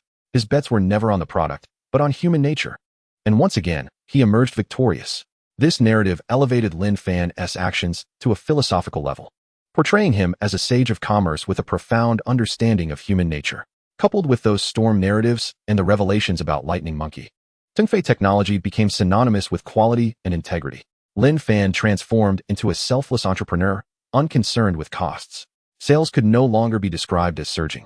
They had reached an explosive crescendo. The entire Southeast Asian market has descended into a frenzy of demand for the Tongfei smartphone. A week later, in the hospital, Zhang Guoluan finally completed his discharge procedures. This past week, he felt as if he were living in a hellish nightmare. He not only endured physical discomfort, but also grappled with immense psychological torment. Through various channels, he watched Lin Fan transform, step by step, from what he perceived as a madman into a revered business deity across Southeast Asia. He observed the sales trajectory of Tongfei Technology ascend to unprecedented heights, defying all conventional business principles. He even found himself depicted in an article about solitary decision-makers as the foolish, conservative antagonist hindering the march of history. He felt like a mere jester, expending all his efforts only to become an inconsequential stepping stone in someone else's tale of deification. As he stepped out of the hospital and into the blinding sunlight, his heart brimmed with humiliation and a tinge of fear he was reluctant to acknowledge. This young man was terrifying beyond measure, utterly incomprehensible by conventional reasoning. With a tumultuous heart, he returned to the Southeast Asian branch, hoping to reclaim at least a semblance of dignity befitting a vice president. However, as his car halted at the company entrance, he sensed something was amiss. The flickering neon sign had been replaced by a colossal LED display, repeatedly showcasing Lin Fan's divine speech from the recent financial summit. Adorned with the gleaming words, "At the end of technology lies love. Our president, Lin Fan." Zhang Buluan's eyelids twitched violently. With a darkened expression, he entered the company lobby. No longer was it the desolate space he remembered. Employees bustled in and out, each exuding an infectious enthusiasm, as if they had been invigorated by some unseen force. Upon noticing Zhang Buluan, they merely offered polite nods, with none pausing to greet him, immediately immersing themselves back into their frenzied tasks. It felt as though he, the vice president, had become a mere inconsequential passerby. His discontent deepened as he ascended to the management floor via the elevator. Upon the doors opening, he was taken aback to find the walls adorned with Lin Fan's quotes and posters. "Our Tingfei technology does not nurture mere machines that work. What I seek are individuals who understand life, who think, who possess a soul. What you perceive as costs, I perceive as human hearts. Some see natural disasters. I see trials." Each phrase was transformed into exquisite artistic lettering, framed and hung in the most prominent positions.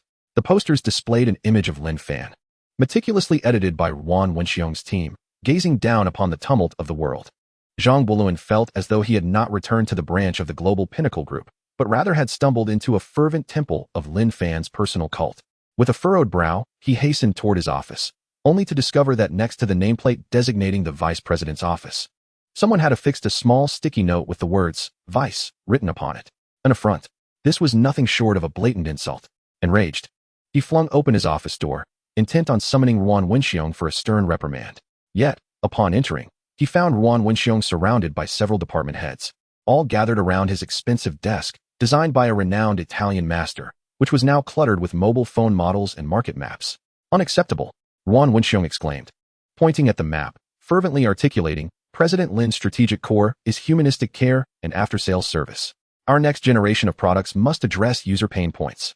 Indeed, others chimed in, fervently agreeing, this truly captures the essence of President Lin's business strategy. The group was so engrossed in their discussion that they remained oblivious to the return of their office's rightful owner. Zhang Buluan stood at the threshold, observing this absurd scene. He watched Yuan Wenxiong, who had once been sycophantic and obsequious, now exude the confidence of a general, never straying from references to President Lin. He observed his desk, a symbol of power and status, being treated as a mere tactical planning table. He noticed the million-dollar masterpiece he cherished, now overshadowed by a poster of Lin Fan. He felt as if he had been rendered obsolete. No, he had been utterly disregarded. In this fervent new world, crafted by Lin Fan, he, Zhang Buluan, the vice president from a bygone era, had become an extraneous entity. A profound, indescribable sense of melancholy and loneliness engulfed him. He opened his mouth, as if to assert his existence, but ultimately, he silently closed the door to his office. Chapter 69. The group's meeting resumes. The murmur of conversation in the conference room was interrupted by the faint sound of a door closing. Yuan Wenxiong turned around just in time to catch a glimpse of Zhang Buluan's forlorn figure disappearing through the door's crack. His heart sank. They had been so engrossed in their discussion that they had completely forgotten about him. This was a disaster. Though he had resolved to cling tightly to Lin Fan's coattails, he was acutely aware that in the intricately woven power dynamics at headquarters, Zhang Buluan, though beginning to shed leaves, still possessed deep roots. There was no need to create unnecessary enemies. Until a clear victor emerged, neither side could afford to offend the other. He promptly halted the discussion, signaling to his still excited subordinates, and hurriedly pursued Zhang Buluan. "President Zhang, please wait." Yuan Wenxiong sprinted down the corridor, finally catching up to Zhang Buluan at its end. His face instantly transformed into a mask of utmost humility and respect, a swift change that rivaled the art of Sichuan opera. "Ah, President Zhang, what was I thinking?" he exclaimed, dramatically slapping his forehead. "I was so wrapped up in discussing new products that I didn't even notice your return. When did you get discharged? Are you feeling better? I've been genuinely concerned about you." His words flowed with sincerity, leaving no room for doubt. As if the man who had just been commanding the room, ignoring Zhang Boluan, was an entirely different person. Zhang Boluan halted, turning to face him with an expressionless gaze, scrutinizing the familiar countenance he had known for over a decade, inscribed with flattery and cunning. In the past, he had relished this sensation, but now it felt glaringly insipid. It was precisely this exaggerated, cautious respect that made him acutely aware of the thick, invisible wall that had arisen between them. Ruan Wenxiong was no longer the subordinate who obeyed his every command. He had transformed into someone altogether different. Beneath his reverent demeanor lurked a sense of estrangement and caution, a mere opportunist, meticulously striving to maintain equilibrium between two colossal vessels. A profound sense of loss surged within Zhang Bachan. He realized that the Southeast Asia branch, his cherished garden nurtured over nearly 2 decades, was no longer under the Zhang name. "I am fine," Zhang Bachan's voice, tinged with a fatigue he himself scarcely recognized, uttered. "Please, continue with your tasks. I have merely returned to collect a few items." With that, he cast no further glance at Ruan Wenxiong and departed, closing the door behind him. Ruan Wenxiong gazed at the now closed door, the smile on his face gradually fading. He stood in silence for a moment before turning away. Meanwhile, at the North American headquarters of the Global Pinnacle Group, the atmosphere in the highest-level strategic conference room grew palpably tense once more. A miracle. This is truly a marvel in the annals of commerce. In just a week, the tides have turned. President Lin Fan once again proved his exceptional prowess. The large screen displayed the Southeast Asia branch's nearly vertical sales curve and soaring market share. The room brimmed with admiration and astonishment directed towards Lin Fan. However, amidst this harmonious ambience, a discordant voice emerged. It was a financial executive from Zhang Bachan's faction, rising with a grave countenance. He broached an issue that everyone else had deliberately evaded, yet it was insidiously critical. "Ladies and gentlemen, I concede that President Lin Fan is indeed a marketing genius. However," he pointed to another glaring set of data on the screen, "we cannot overlook the staggering replacement costs that accompany this remarkable sales volume. According to the latest figures submitted by the Southeast Asia branch, we have incurred additional costs exceeding 30,000 new phones in just 1 week due to the lifetime free replacement policy. And this is merely the beginning. As our market share expands, this figure will burgeon into an astronomical abyss." I ask, his gaze swept across the assembly, finally settling on the holographic projection of Qin Shu representing the Asia-Pacific region. "Is this reckless, cost-ignoring victory truly worthy of our celebration? Can the profits we earn truly fill this bottomless pit?" This question landed like a bucket of cold water. Yes, costs. Once again, costs. This is the original sin of Lin Fan's model, an unavoidable reality. All eyes turned to Qin Shu, eager to witness how this most trusted strategist of President Lin Fan would respond to such pointed inquiries. Yet, Qin Shu's countenance bore no trace of panic. Instead, she offered a calm and confident smile. "Sir, I completely understand your concerns." Her voice resonated clearly throughout the venue via holographic sound. "However, your calculation model has a fundamental flaw from the outset." She extended a slender finger, lightly tapping the air to summon another data model. "You have only considered the replacement costs we have incurred, yet overlooked the exceptional profits we have gained as a result. Allow me to present a calculation for everyone." Qin Shu's tone was measured, imbued with a unique, persuasive charm. Take our flagship model as an example. In the past, its total cost was $100, with a selling price of $200. This means that for each unit sold, our gross profit was $100. However, following President Lin's price increase policy, the selling price has risen to $260. With the cost unchanged, our gross profit per unit has now transformed into $160. Now, let us consider an extreme scenario. Wisdom sparkled in Qin Shu's eyes. Let us assume that every consumer in the market, akin to that internet celebrity, buys the phone only to deliberately smash it, immediately returning for a replacement. In other words, for every phone sold, we must provide an additional unit at no cost. Thus, our total cost becomes the cost of 2 phones, which amounts to $200. Our revenue, however, remains at $260. May I ask, in this worst-case scenario, what would be our final profit per transaction? She paused, slowly revealing the astonishing number that left everyone in shock: $60. The conference room fell into a profound silence. All the financial executives swiftly calculated this model in their minds, only to realize that Qin Shu's assertions were indeed accurate. A slight smile graced Qin Shu's lips. "Ladies and gentlemen, do you now comprehend? Even in the most extreme, unlikely scenario of a 100% replacement rate, we still operate at a profit. We have merely sacrificed $40 of unit profit. Yet what have we gained?" Her voice unconsciously rose, brimming with passion. "We have secured multiple, even tens of times, our market share. We have ensured the complete exit of our competitors. We have etched our brand's quality and reputation indelibly into the hearts of hundreds of millions of consumers. More importantly, Qin Shu's gaze swept across the assembly, delivering her final resounding point. As experts in the mobile phone industry, what do you believe will happen 2 years from now when our products have undergone 3 or 4 updates? Will a user opt to continue receiving a free replacement of a 2-year-old outdated model? Or will they choose to pay a slight premium to acquire a brand new flagship model equipped with the latest technology? The lifetime free replacement policy has never been merely a cost clause. Qin Shu's voice rang out, firm and resolute. It is an ecosystem, a genius. Grand commercial loop designed to eternally anchor users within our soaring ecosystem. Chapter 70. The curtain falls and a new punishment, swimwear office. As she uttered her final words, the entire assembly was enveloped in a profound silence. The previously confrontational financial executive now stood with his mouth agape, utterly speechless. All the executives gazed at Qin Shu with the same astonishment one might reserve for a mythical creature, as well as at the inscrutable man behind her. So, this is how it is. Beneath that seemingly reckless, self-destructive decision lay an exquisitely intricate, profoundly far-reaching, and terrifying commercial logic. After a lengthy pause, CEO David gradually rose from his seat.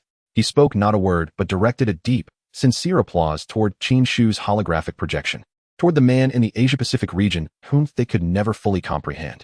The applause, spurred by David, resonated throughout the conference room. This time, there remained no doubt. Only the purest, most complete admiration remained. Standing in the projection, Qin Shu slightly bowed to the audience. Her heart brimmed with exhilaration. She understood that this perfect commercial loop, which she had so meticulously articulated, was now worthy of any business textbook. And finally, she could somewhat keep pace with the man who had long occupied her thoughts. In her heart, she silently mused, President Lin, this must be what you wish to see, correct? At this very moment, far away in Southeast Asia, Lin Fan gazed with a perplexed expression at the monumental plaque, crafted entirely of pure gold, which had just been delivered to his office by a messenger from Wenxiong. Ultimately, Lin Fan declined the opulent plaque, not out of modesty, but primarily because he found the object excessively cumbersome. The affairs of the Southeast Asia branch had reached a definitive conclusion. Wenxiong, once a mere opportunist, had now metamorphosed into Lin Fan's most devoted disciple. He revered Qin Shu's divine interpretation from the headquarters meeting as a guiding principle, printing it out and framing it, mandating all employees to recite it thrice each morning. Meanwhile, Zhang Buoluan, after his discharge from the hospital, returned to the North American headquarters under the pretext of needing to recuperate, seemingly having suffered a significant setback in Southeast Asia. The headquarters neither reprimanded nor commended him. Lin Fan, the savior, after basking in the frenzied adoration and veneration of his employees for several days, found the experience rather insipid. He realized that success could feel so hollow and tedious, especially when it was of a passive nature. He was weary. Let it be destroyed, swiftly. He had completely abandoned the notion of actively squandering his fortune, as he recognized himself as a tragic protagonist endowed with an inverse golden touch. The harder he endeavored to sabotage matters, the more the world would propel him toward greater achievement in increasingly ludicrous ways. If that were the case, why struggle? He chose to lie flat. Lin Fan's mindset entered an entirely new realm, adopting a carefree and ultimate mode of indifference. He ceased to take the initiative, no longer contemplating any grand schemes for wasteful extravagance. Whenever subordinates sought his guidance on work matters, he would simply tell them to proceed as they saw fit. Budget approvals? Go ahead, all granted. New project proposals? Do not disturb me. I wish to enjoy some tranquility. He believed that such a negligent approach to governance would surely slow the company's progress, if only slightly. Beep. Detected that the host's commercial endeavors in the Southeast Asia branch have resurrected the company. Punishment initiated. Punishment initiated. Extreme humiliation play. Punishment task, starting next Monday. The host must don a swimsuit designated by the system, in the workplace, for a duration of 1 month. Lin Fan stared at the punishment notification, feeling darkness envelop him. A swimsuit?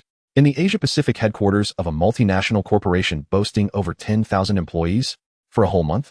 He recalled the butler outfit, the princess dress, and the heavy metal leather jacket he had previously worn. Those, while certainly embarrassing, could still be considered clothing. But what of a swimsuit? Was there any distinction from public nudity? Was this not tantamount to branding him as a pervert, an exhibitionist? What of his illustrious image as a commercial deity and youthful leader? Although he himself was rather averse to that image, it certainly should not meet its end in such a socially mortifying manner. System, I protest. This is a grave violation of my personal dignity. Lin Fan roared inwardly. Protest ineffective. The system replied coldly. Please comply punctually. Otherwise, an electric shock punishment will be triggered. Lin Fan fell into despair once more. He locked himself in his office, pacing restlessly.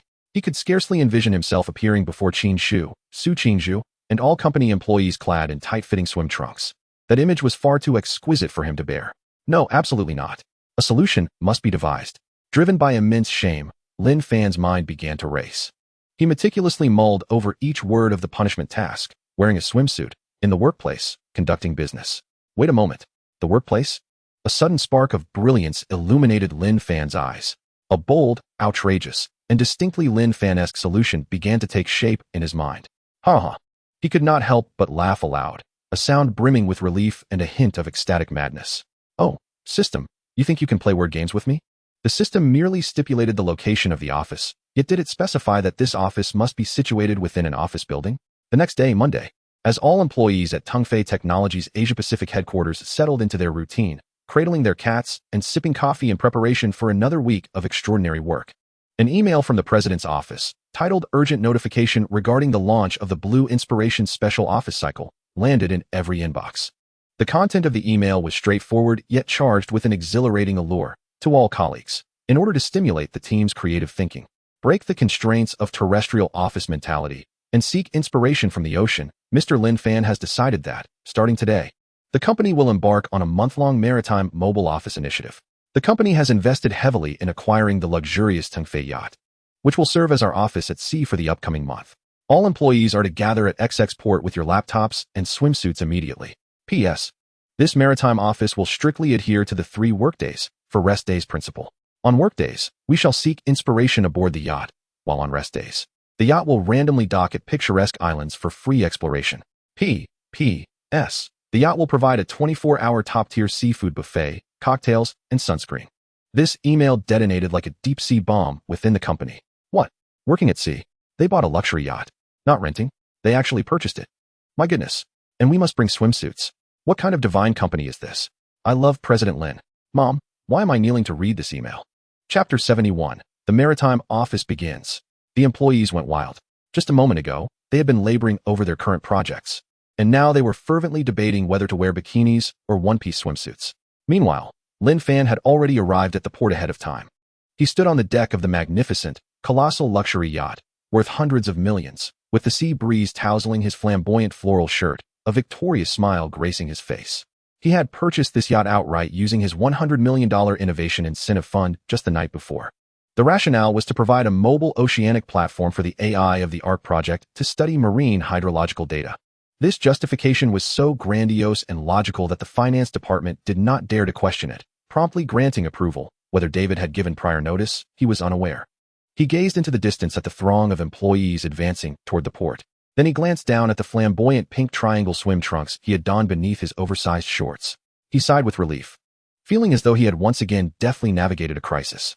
Working aboard a yacht, at sea, while wearing a swimsuit, wasn't he that a perfectly reasonable and sensible affair? Who would still consider him a pervert? Who would still perceive him as an exhibitionist? They would merely regard their esteemed Lin as a connoisseur of life, a celestial boss willing to indulge in decadence alongside his entire workforce. How brilliant I am! Lin Fan, with exuberance, spread his arms wide towards the sea. The luxurious yacht, Tongfei, officially set sail. It resembled a floating Eden, carrying a cadre of the world's most envied employees, as it gracefully glided into the azure expanse of the Pacific Ocean. Thus commenced Lin Fan's ultimate leisure-filled existence. In the morning, clad in an array of swim trunks dictated by the system, ranging from flamboyant pink triangles to the muscular Pikachu collaboration, he reclined on the lavish deck chair of the upper deck, sipping chilled coconut juice while fishing. In the afternoon, he would venture to the yacht's private cinema to watch a classic film, or engage in a spirited game of beach volleyball, in VR, with his employees in the game room. As evening descended, he relished a Michelin-quality seafood feast, painstakingly prepared by Qin Shu, who had expertly awakened her culinary prowess since boarding the vessel. Indeed, Qin Shu, once a formidable executive, had thoroughly embraced her newfound domesticity upon joining the cruise. She had acquired professional culinary texts and nutrition manuals from an unknown source. During Lin Fan's period of indulgence, she dedicated herself to mastering the culinary arts, achieving the status of an internationally certified master chef and nutritionist within a mere fortnight. Consequently, Lin Fan's humble aspirations of enjoying a simple instant noodle or a spicy snack were utterly dashed. Mr. Lin, Today's lunch features sous vide Australian Wagyu beef, complemented by French black truffles and caviar to replenish your premium protein and trace elements. Mr. Lin, afternoon tea consists of French souffle paired with hand-brewed geisha coffee, designed to invigorate your mind. Mr. Lin, the main course for dinner is Mediterranean red prawn sashimi, accompanied by my homemade sauce. Each day, Lin Fan gazed at the meticulously crafted dishes, reminiscent of artworks, with tears welling in his heart. I do not wish to be invigorated. I simply yearn for some junk food to corrupt my soul. Why is it so difficult? In stark contrast to Lin Fan's ultimate indulgence was the relentless drive of the company's other employees. This elite group, brought to the sea by Lin Fan, displayed an alarming fervor for work, undeterred by their change in environment. On the deck, one could frequently witness the peculiar sight of programmers clad in bikinis and beach shorts, gathered around a round table adorned with laptops and an array of colorful cocktails.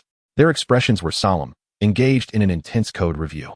Peter, the coupling of your module is excessively high. You are penalized with a deep water bomb cocktail. Anna, your API design is stunningly beautiful.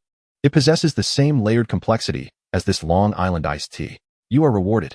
They transform meetings into pool parties and brainstorming sessions into deck barbecues. Aptly named seeking inspiration from the ocean. Among these industrious individuals, none were more zealous than Su Qingzhu and Carl. This duo, a prodigious young woman and a former elite, formed an explosive partnership following Lin Fan's delegation of power. Their enthusiasm for the ARC project had reached a fever pitch. However, they soon encountered a formidable challenge. Their boss, Lin Fan, was exceedingly elusive. To ensure uninterrupted fishing, Lin Fan frequently instructed the captain to navigate the yacht to remote, signal-deficient waters. This predicament caused considerable distress for Su Qingzhu and Carl, who were required to report project progress weekly. After enduring several instances of their boss going AWOL, leading to project stagnation, these two tech aficionados made a jaw-dropping decision. They learned to operate a speedboat.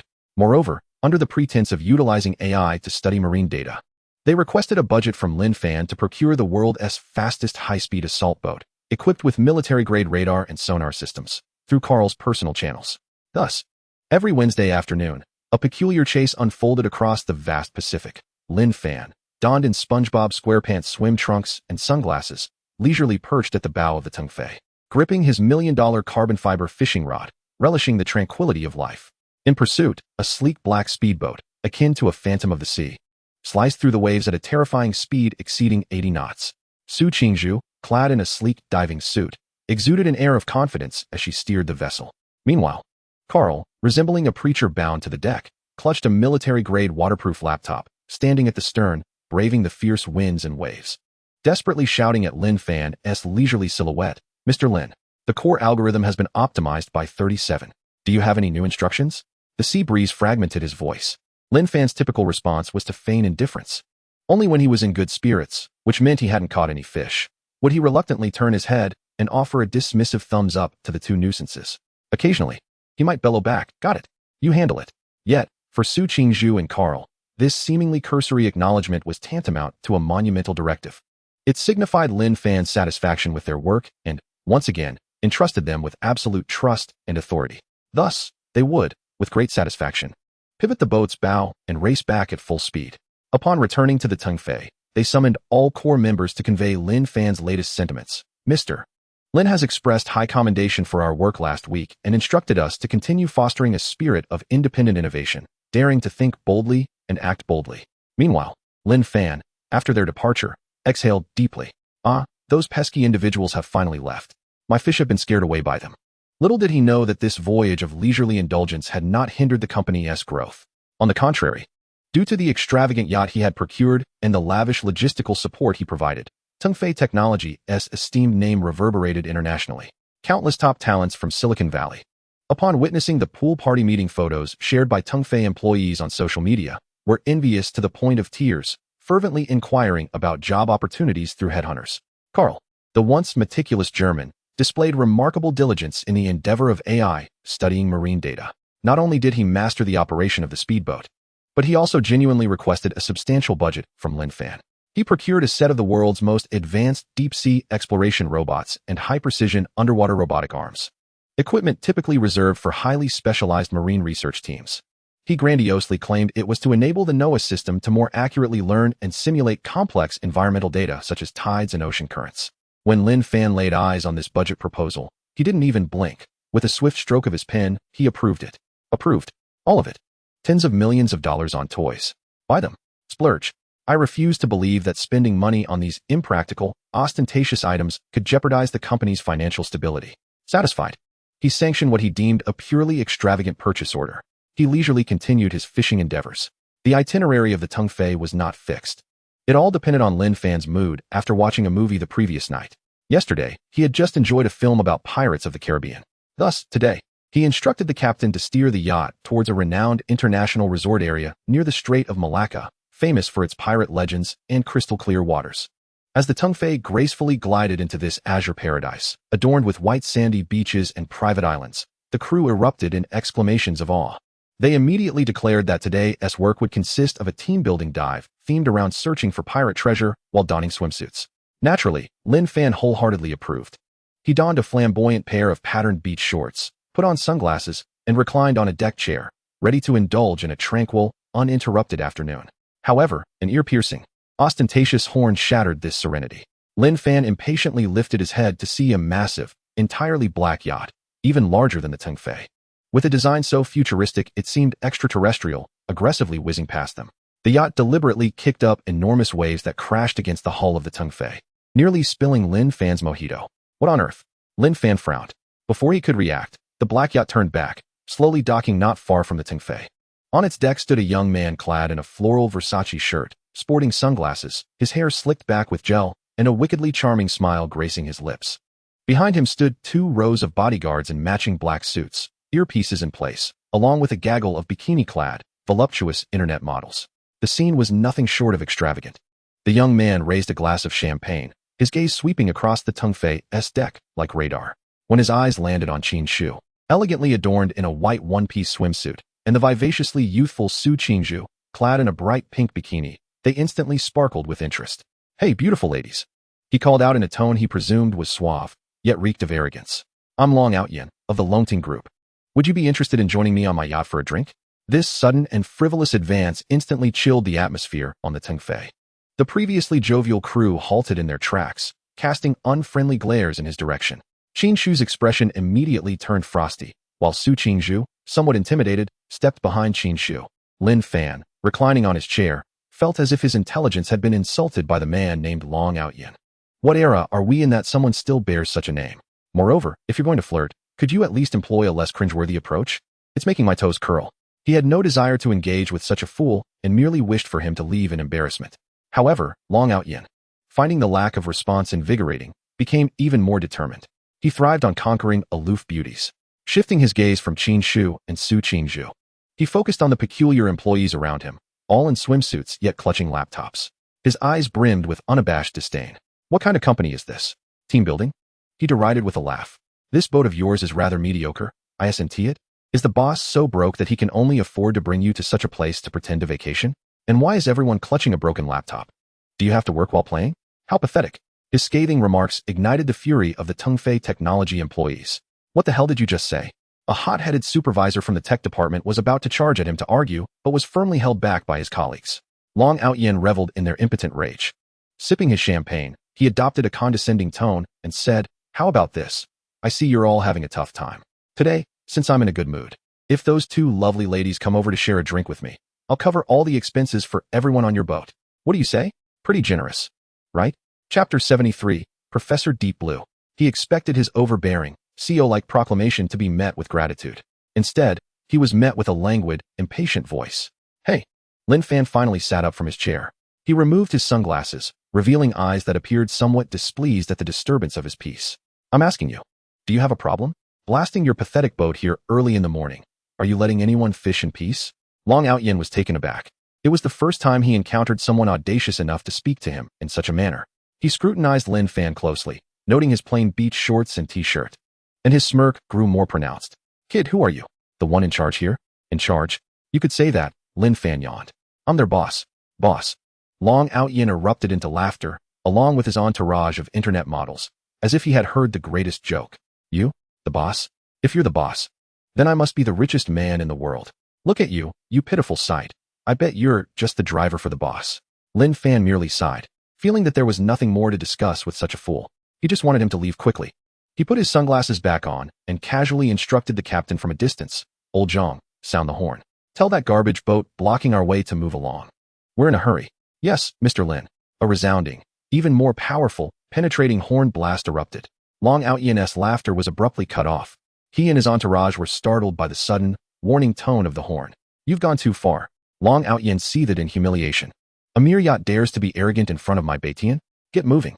Today, I shall uncover which audacious soul dares to provoke me." Long Outyan. Beside him, his bodyguard was about to take action when, at that very moment, a middle-aged man clad in a white lab coat and adorned with gold-rimmed spectacles, exuding an air of scholarly refinement, hurriedly emerged from the cabin of the Batian vessel. He appeared to have just been startled by the commotion outside. Upon recognizing the man leisurely reclining on the opposite Tung Fei vessel, his countenance shifted dramatically. "Long Xiao, this is not good. What is amiss?" Long Outyan, reveling in the exhilaration of conquest, felt a twinge of annoyance at the interruption. "That ship, it belongs to Tung Fei Technology." The assistant's voice trembled with trepidation. Moreover, that man lounging in the chair wearing sunglasses, if I am not mistaken, is Lin Fan, the newly appointed and enigmatic president of the Asia-Pacific region at Tung Fei Technology. Tung Fei Technology? Lin Fan. Long Outyan paused momentarily before scoffing dismissively. "What nonsense. I have never heard of such a president. Is it not merely a small company dabbling in mobile phones? My Longting Group could obliterate it in an instant. And no, that is not it, Long Xiao." The assistant was nearly in tears. "This company has changed. Do you not recall? They recently launched that groundbreaking product, the DTON ban, skyrocketing their stock prices. Now, Wall Street has its eyes firmly fixed on them. Furthermore, the global pinnacle group backing them is not an entity we can afford to offend." The assistant hesitated before articulating the most critical point. "More importantly, Long Xiao, why are we here? We came to secure Professor Shenlan's project. The professor despises commercial disputes and the abuse of power. If we were to engage in a conflict with the president of another multinational corporation here, and it reaches the professor's ears, our plan would be utterly ruined." These words fell upon Long Outyan like a bucket of cold water, dousing the intoxication and bravado that clouded his mind. The arrogance on his face diminished significantly. Professor Shenlan was indeed the true objective of his visit. To forge a connection with the professor, his father had exhausted every possible favor and spent over 100 million in public relations. If his momentary lapse in judgment were to jeopardize this crucial venture affecting the group's strategic layout for the next decade, he would undoubtedly face dire consequences upon his return. "Damn it," Long Outyan muttered under his breath, filled with an overwhelming sense of frustration and resentment. He glanced at the two stunningly cold women on the opposite ship and then at Lin Fan, who had treated him as if he were invisible throughout. A tremendous, impotent fury ignited within his chest, as if he were a sovereign preparing for a grand return, only to be informed by the director that the opposing party was an investor beyond reproach. How could he possibly swallow this indignation? At that moment, Qin Shu on the Tung Fei vessel finally spoke. She did not raise her voice in anger. Rather, with a cool demeanor tinged with a hint of pity, she looked at Long Outyan and said softly, "Sir, if your performance has concluded, kindly step aside. Your vessel is obstructing our sunlight." Her words were delivered with an air of nonchalance, yet carried an exquisite sting of insult, as if to imply that his recent display of bravado was nothing more than a tedious circus act obstructing the sun in her eyes. Long Outyan's face turned an alarming shade of crimson. His bodyguards and the internet celebrities accompanying him dared not breathe. "You," he pointed at Qin Shu, yet found himself at a loss for words. He knew his assistant was right. He could not afford to stir trouble now. Ultimately, all his rage and discontent coalesced into a hollow threat. "Very well, you shall wait for me." He shot a venomous glare at Lin Fan and Qin Shu before bellowing at the captain, "Turn around. Head back to the island." As the suppressed, mocking laughter of Tung Fei Technologies employees echoed behind him, the once mighty Batian vessel, akin to a defeated rooster, turned its bow and sulkily sailed towards the distant private island. "TCH, what a farce," the head of the technical department sneered, raising a middle finger at the retreating Batian. The deck once again erupted into a jovial atmosphere. On the terrace of a luxurious seaside villa on the private island, an elderly man with snow-white hair, dressed in a simple white linen shirt, yet possessing eyes as sharp as an eagle's, impatiently hung up the satellite phone.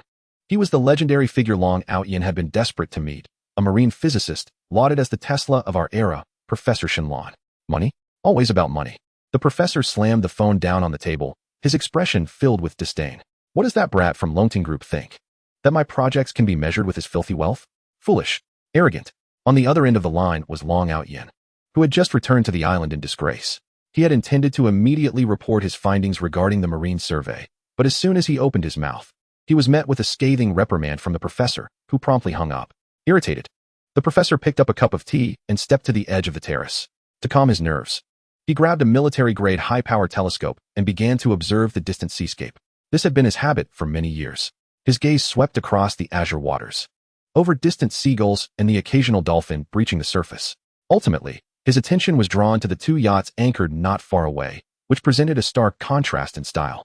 He first noticed Long Out Yin's extravagant, entirely black Batian vessel. On the deck, Long Out Yin, furious from the professor's abrupt termination of the call, shattered an expensive champagne flute on the ground. Behind him, the group of internet celebrities stood frozen in trepidation. A deeper disdain flickered in the professor's eyes. A crass nouveau riche was his final assessment of Long Out Yin. Then, his gaze shifted past the Batian to the comparatively modest white yacht, Tung Fei. His eyes became riveted. What did he see? A group of young individuals clad in vibrant swimwear gathered around a large waterproof whiteboard, engaged in an intense discussion over various diagrams and data models that, while incomprehensible to him, emanated logic and beauty. At the rear of the yacht, a state-of-the-art commercial deep-sea exploration robot was slowly submerging into the water, accompanied by a complete suite of fifth-generation, high-precision underwater robotic arms. These pieces of equipment were what his own laboratory had been unable to procure entirely due to budget constraints.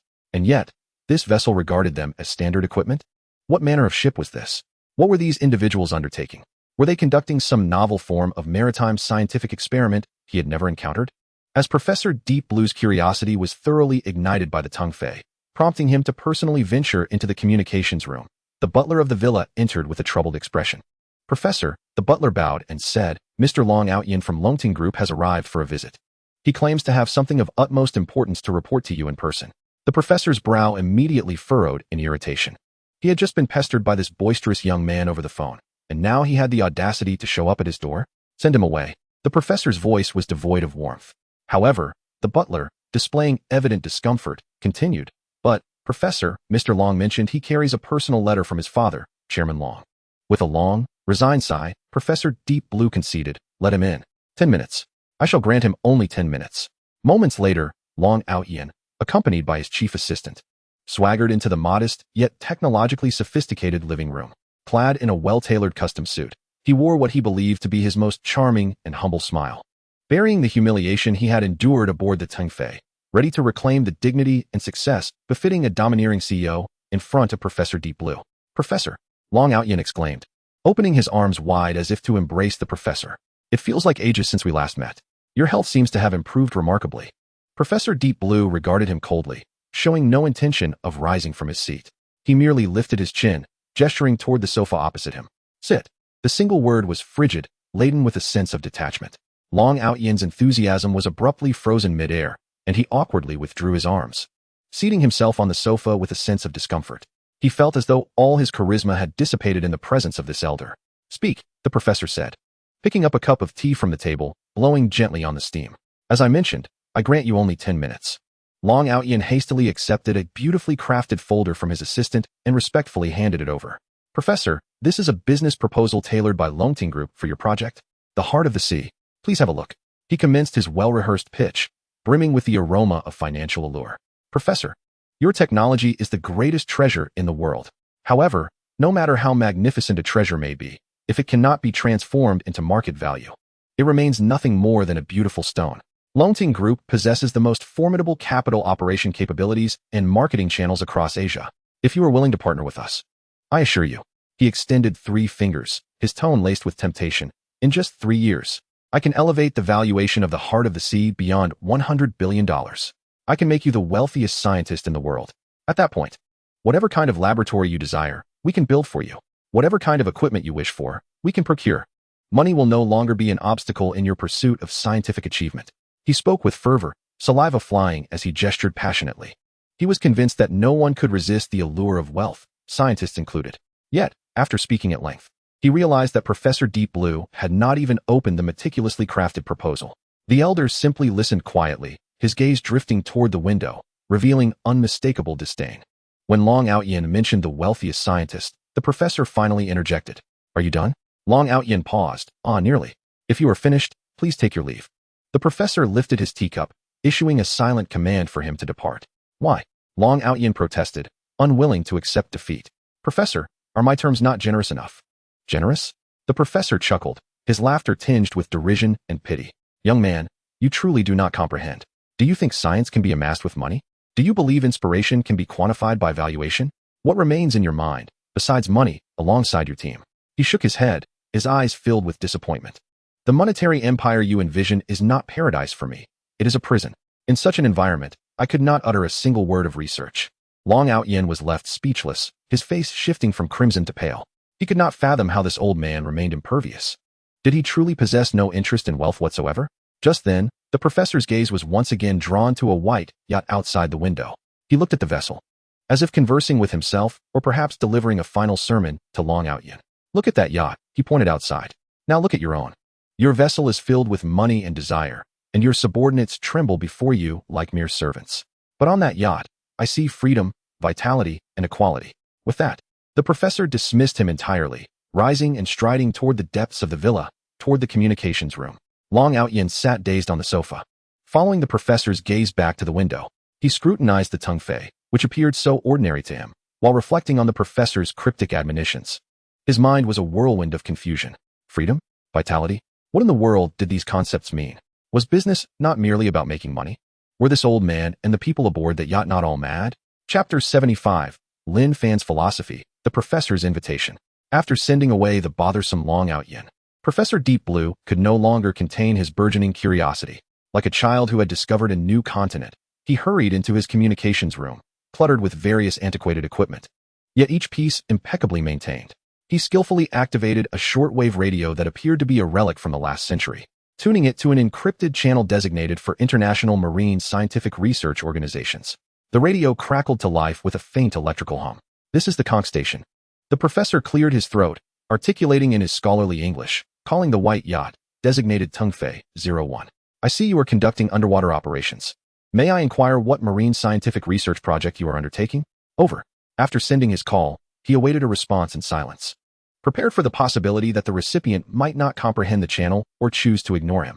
However, within mere seconds, a languid voice, tinged with a hint of sleepiness and speaking in Chinese, crackled through the airwaves. Who are you? What gibberish are you speaking? Professor Deep Blue was taken aback. Having dedicated his life to the study of the ocean and interacted with research vessels worldwide, he had never encountered such a response. He switched to the Chinese channel, exercising patience as he reiterated his question. This time, the other party finally offered a formal response. The voice remained languid, as if on the verge of slumber. Scientific research. Oh, hardly so. At this moment, Lin Fan lay on the deck's lounge chair, idly pressing the talk button on the ship's satellite intercom.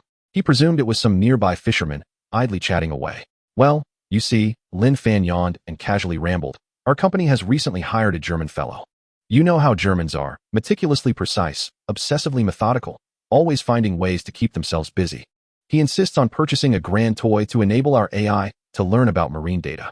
Upon hearing this, Professor Deep Blue's eyes instantly sparkled with interest. AI learning marine data? This was a remarkably cutting-edge topic. Lin Fan continued in a tone laced with sarcasm. And what happened? The toy arrived, and he's having the time of his life with it. Right now, he's down there, gathering sea cucumbers. Gathering sea cucumbers? Professor Deep Blue felt as though his hearing might be faltering. Instinctively, he raised his binoculars, focusing on the stern of the Tung Fei. Through the high-definition lens, he clearly observed the hand of Poseidon, a fifth-generation robotic arm, valued at tens of millions of dollars, slowly emerging from the water. Between its dexterous claws was a writhing, plump, wild sea cucumber. On the deck, Carl and several programmers encircled the sea cucumber, erupting in exclamations of awe. My God, its precision is astonishing. Quick, record the data. Capture the pressure feedback from earlier. This is immensely beneficial for optimizing our tactile algorithms. Professor Deep Blue, taken aback, slowly lowered his binoculars, feeling as though his worldview had been profoundly shaken. What they were doing was not merely gathering sea cucumbers. It was a vivid, intuitive, and highly creative approach to conducting extreme performance testing and data collection of their equipment. They had not relied on dry, simulated data from the laboratory. Instead, they directly used the most authentic and vibrant underwater ecology as their learning sample. Wasn't this precisely the philosophy he had pursued, where education and enjoyment intertwined, where passion served as the finest mentor in scientific inquiry? Pursuing research solely for monetary gain felt exceedingly mundane. The professor's breathing grew increasingly rapid. He felt as though he had discovered a long-lost kindred spirit. He seized the intercom, his voice trembling with excitement. Then, may I inquire, what is the ultimate purpose of your project? Are there specific task objectives? On the other end of the intercom, Lin Fan's voice grew more impatient. Objectives? What is that? Can you eat it? I told them not to labor over reports and data. They can play however they like. If they produce something, that's a bonus. If not, the company will reimburse their fuel costs. After all, enjoyment is what matters most. Boom. The phrase enjoyment is what matters most struck Professor Deep Blue's soul like a lightning bolt. Wasn't he that the very pursuit of his life? An environment unbound by any utilitarian motives. One where exploration of the unknown was driven solely by passion and joy. He had always believed such an environment existed only in his imagination. Yet today, he had truly encountered it. Sir, the professor could no longer maintain his composure. He exclaimed into the intercom, I must meet you. I am exceedingly interested in your philosophy. I am the owner of this island. My name is Deep Blue. Might I be fortunate enough to invite you and your team to the island for a discussion? Upon hearing this, Lin Fan frowned. What was this? Going to the island? This old man was exceedingly bothersome. Was he enjoying this conversation too much? No, he thought, refusing outright without a second thought. I'm busy fishing. I don't have the time. Just as he prepared to turn off the intercom and relish in the tranquility, the persistent and ostentatious Bashiando returned.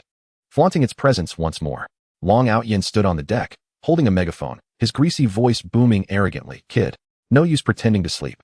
Let me tell you, Professor Deep Blue is about to sign a contract with me. Once I secure the Professor's project, I'll immediately invest and acquire your shabby company. At that point, I'll have those two beauties serving me tea and water every day. His words, intended to showcase his prowess and background before the beauties, inadvertently struck Lin Fan's sensitive nerves, especially the phrase about acquiring the company. Lin Fan's eyes instantly turned cold. What? You want to acquire my company? Are you trying to cut off my livelihood? My salary? My social insurance and housing fund? My joy of splurging with the company's funds? I can't tolerate that. He glanced at Qin Shu and Su Qingzhu beside him, who were pale with anger, their bodies trembling slightly. An uncontrollable fury ignited within him. He slowly sat up from the lounge chair, picked up the intercom he had previously dismissed, and pressed the talk button. His voice remained languid. Yet beneath that languor lay an undeniable authority. Hello, is that the old man named Deep Blue still there? The professor on the island, upon hearing this long-awaited response, excitedly replied, Yes, sir, what can I do for you? Lin Fan cast a glance at the ostentatious Bashiando and replied nonchalantly, Going to the island? Sure, but I have a bit of a cleanliness obsession. I detest flies. Chapter 76. Going to the island, he paused, adding in a dismissive tone. Could you possibly ensure that before I arrive on the island, that big, black, noisy flyboat is dealt with? Silence enveloped the intercom, a silence that stretched for 5 seconds, followed by an eruption of thunderous, hearty laughter. Ha, well said. Flyboat. That metaphor is so damn fitting. Professor Deep Blue laughed until tears nearly streamed down his face. He felt happier than he had ever been in his life. This young man not only understood him, but was also remarkably attuned to his temperament. Sir, rest assured. The professor, composing himself, declared with an exuberant tone, Give me 5 minutes. I promise to make that annoying fly disappear from your sight.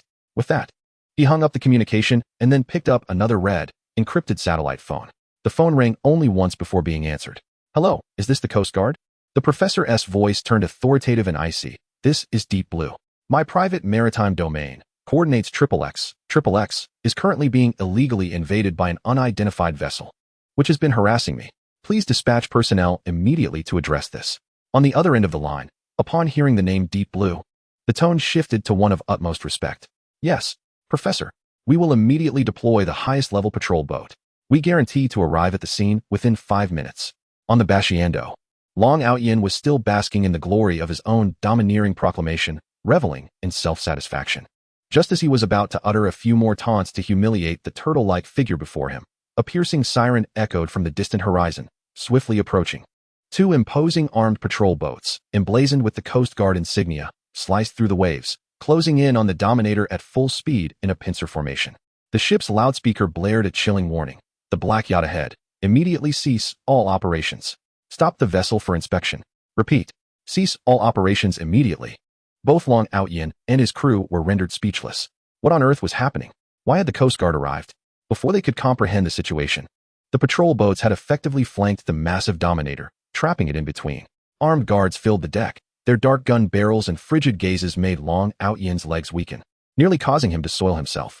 Amidst the triumphant cheers of the Tongfei technology employees and the adoring gazes of Qin Shu and Su Qingzhu, Long Outyin and his dominator were unceremoniously escorted away from the waters by the Coast Guard, like a beleaguered fly. Meanwhile, Lin Fan, having dispatched this minor inconvenience, stretched leisurely. He gazed at the distant, enigmatic private island, smirking slightly. Alas, I had no intention of going there. Now it seems. He had overplayed his hand and could not retreat gracefully. He wearily waved at the captain, who wore an equally admiring expression, before turning to head to the island. The Tongfei slowly approached the dock of the private island. At the dock, Professor Shenlong had been awaiting their arrival. He had changed out of his simple linen shirt into a meticulously ironed white lab coat, his graying hair combed with precision, presenting himself as a ceremonious old-school scholar ready to welcome esteemed guests. Behind him stood several young scholars, donned in similar lab coats, his most prized students. They surveyed the divine yacht with an expression of immense curiosity and reverence. As Lin Fan descended the gangway, clad in his signature flip-flops, one hand nestled in his pocket, Professor Shenlong's eyes sparkled with excitement. He hastened forward, completely disregarding the elegant and beautiful Qin Shu and Su Qingzhu trailing behind Lin Fan. In his view, there was only Lin Fan. With the fervor of a kindred spirit, he extended his hands, grasping Lin Fan's firmly. "Sir, at long last, it is an honor to meet you." The professor's voice trembled with emotion. "I am Shenlong, though that is merely a pseudonym. My true name is Arthur von Neumann." Lin Fan responded, "Von Neumann? Good heavens, that name sounds quite scholarly. Please, call me Arthur, or Old Arthur." The professor's exuberance left Lin Fan somewhat overwhelmed. "Sir, your recent remarks over the radio resonated deeply with me. Joy is of the utmost importance. You articulated it beautifully. This is the very essence of scientific inquiry." Lin Fan, feeling dizzy from the professor's fervor, could only force a polite smile. "Ah, is that so? Hee, you flatter me." He discreetly extricated his hand from the professor's iron grip.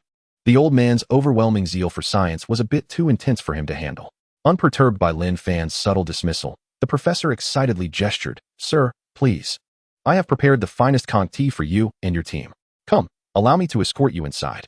He warmly led Lin Fan and his entourage into his glass villa, located at the island's center, which exuded a futuristic aura. Inside, however, the interior starkly contrasted with the exterior's simplicity. It resembled a sprawling, albeit chaotic, laboratory. The walls were adorned with intricate circuit diagrams and physics equations. Tables were cluttered with an array of peculiar components and half-finished models. Even the center of the living room housed a massive server cluster engaged in complex simulations, buzzing incessantly. The entire space was infused with a unique aroma, a blend of solder, ozone, and rich coffee. As Lin Fan surveyed this scene reminiscent of a mad scientist's lair, one thought echoed in his mind. This old man was indeed a lunatic.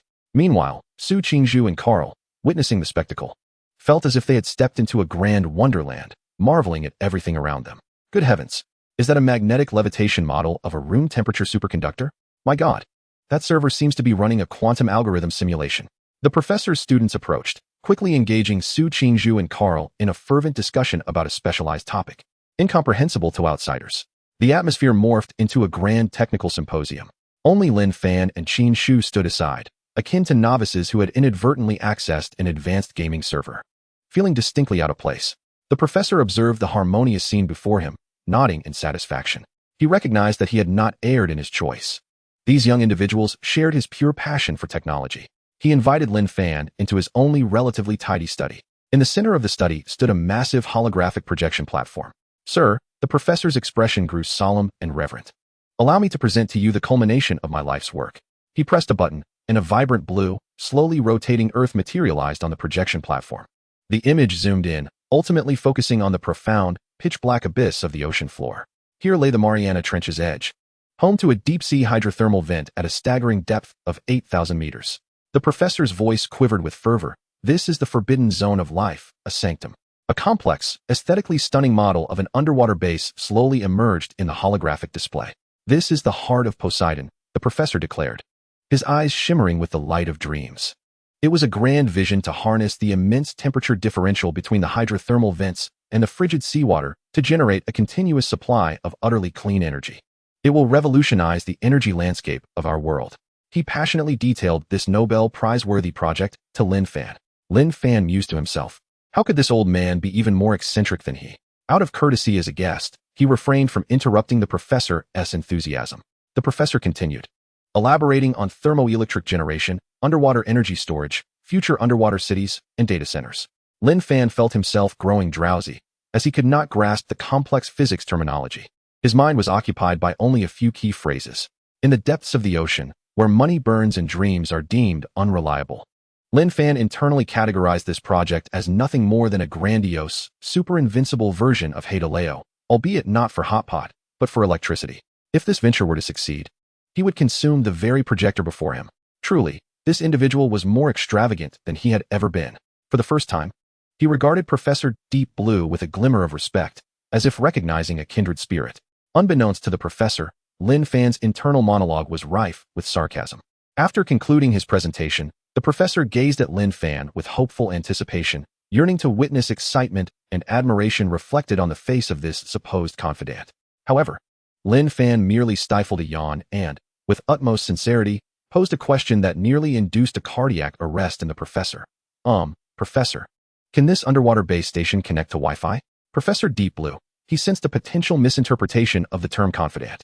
Just as he was preparing to elucidate to Lin Fan the fundamental physics principle that Wi-Fi signals cannot penetrate 8,000 meters of ocean water, a piercing alarm suddenly resonated throughout the villa. Wail, wail, wail. A young student clad in a research suit burst in, his face ashen, forgetting to knock. His voice trembled with palpable panic. Professor, something terrible has happened. The underwater monitoring station just issued an alert. The converter we placed near the hot spring vent is experiencing unusually violent activity in the seabed. Geological models predict a severe underwater earthquake exceeding magnitude 7.5 within the next 12 hours. If the earthquake occurs, that fissure in the rock will completely collapse. The converter and all its core data will be forever entombed at the depths of 10,000 meters. Buzz. Professor Deep Blue's body jolted as the color drained from his face. Was this it? Was a lifetime of dedication and all his dreams about to be obliterated in an instant? Impossible. Absolutely impossible, he murmured to himself, staggering towards a colossal computer screen. The display revealed real-time data streaming from the underwater monitoring station. A red curve, indicative of crustal stress changes, was ascending at a terrifying angle, glaring and fraught with ominous implications. The messenger student's voice cracked with tears. It's true, Professor. We've recalculated 3 times using the supercomputer. The earthquake is unavoidable. We have no time left. Su Qingzhu and Carl, caught off guard by this sudden turn of events, were rendered speechless. Although not geologists, they comprehended the significance of the data flashing across the screen. The entire villa succumbed to a profound silence, steeped in despair. Each face bore the marks of helplessness and reluctance. 12 hours. To plunge into 8,000 meters of treacherous deep sea, amidst the complex environment of a hydrothermal vent, and retrieve a precise core module containing a decade's worth of effort from a narrow rock fissure? For them at this moment, it was an impossible task. It was over. Everything was over. Professor Deep Blue stared at the incessantly rising red curve, feeling utterly drained of strength, collapsing into a chair. His once keen eyes, sharp as a hawk's, had lost their luster, now dulled and gray. Yet, amidst this ocean of despair, only one individual appeared out of place, Lin Fan. He stood there, utterly perplexed. The technical jargon, crustal stress, underwater earthquakes, core modules, was lost on him. All he registered was that this once overly enthusiastic scientific madman was now on the brink of despair. The atmosphere in the room had transformed as if they were preparing for a memorial service. What on earth was happening? He mumbled to himself. Isn't it just a failed project? Why the overreaction? My company's projects teeter on the brink of failure every day, yet I don't see myself crying. He felt that the psychological resilience of these scientists was rather lacking. All he desired was to wrap up this farce and return to his yacht to continue his unfinished fishing endeavors. Stifling another yawn, he approached the dazed messenger student, placing a reassuring hand on his shoulder. Hey, buddy. The student slowly lifted his head, his gaze vacant. Lin Fan gestured towards the white yacht docked outside, casually inquiring. I'm just curious. With all this talk of earthquakes and retrievals, it sounds rather troublesome. Why not utilize that large toy on my boat? Student. Noticing the student's lack of response, Lin Fan added, fearing he might not understand. You know, the one the Germans bought for harvesting sea cucumbers. I saw them using it quite adeptly. That mechanical claw seemed quite nimble. Retrieving a converter shouldn't pose much of a challenge, right?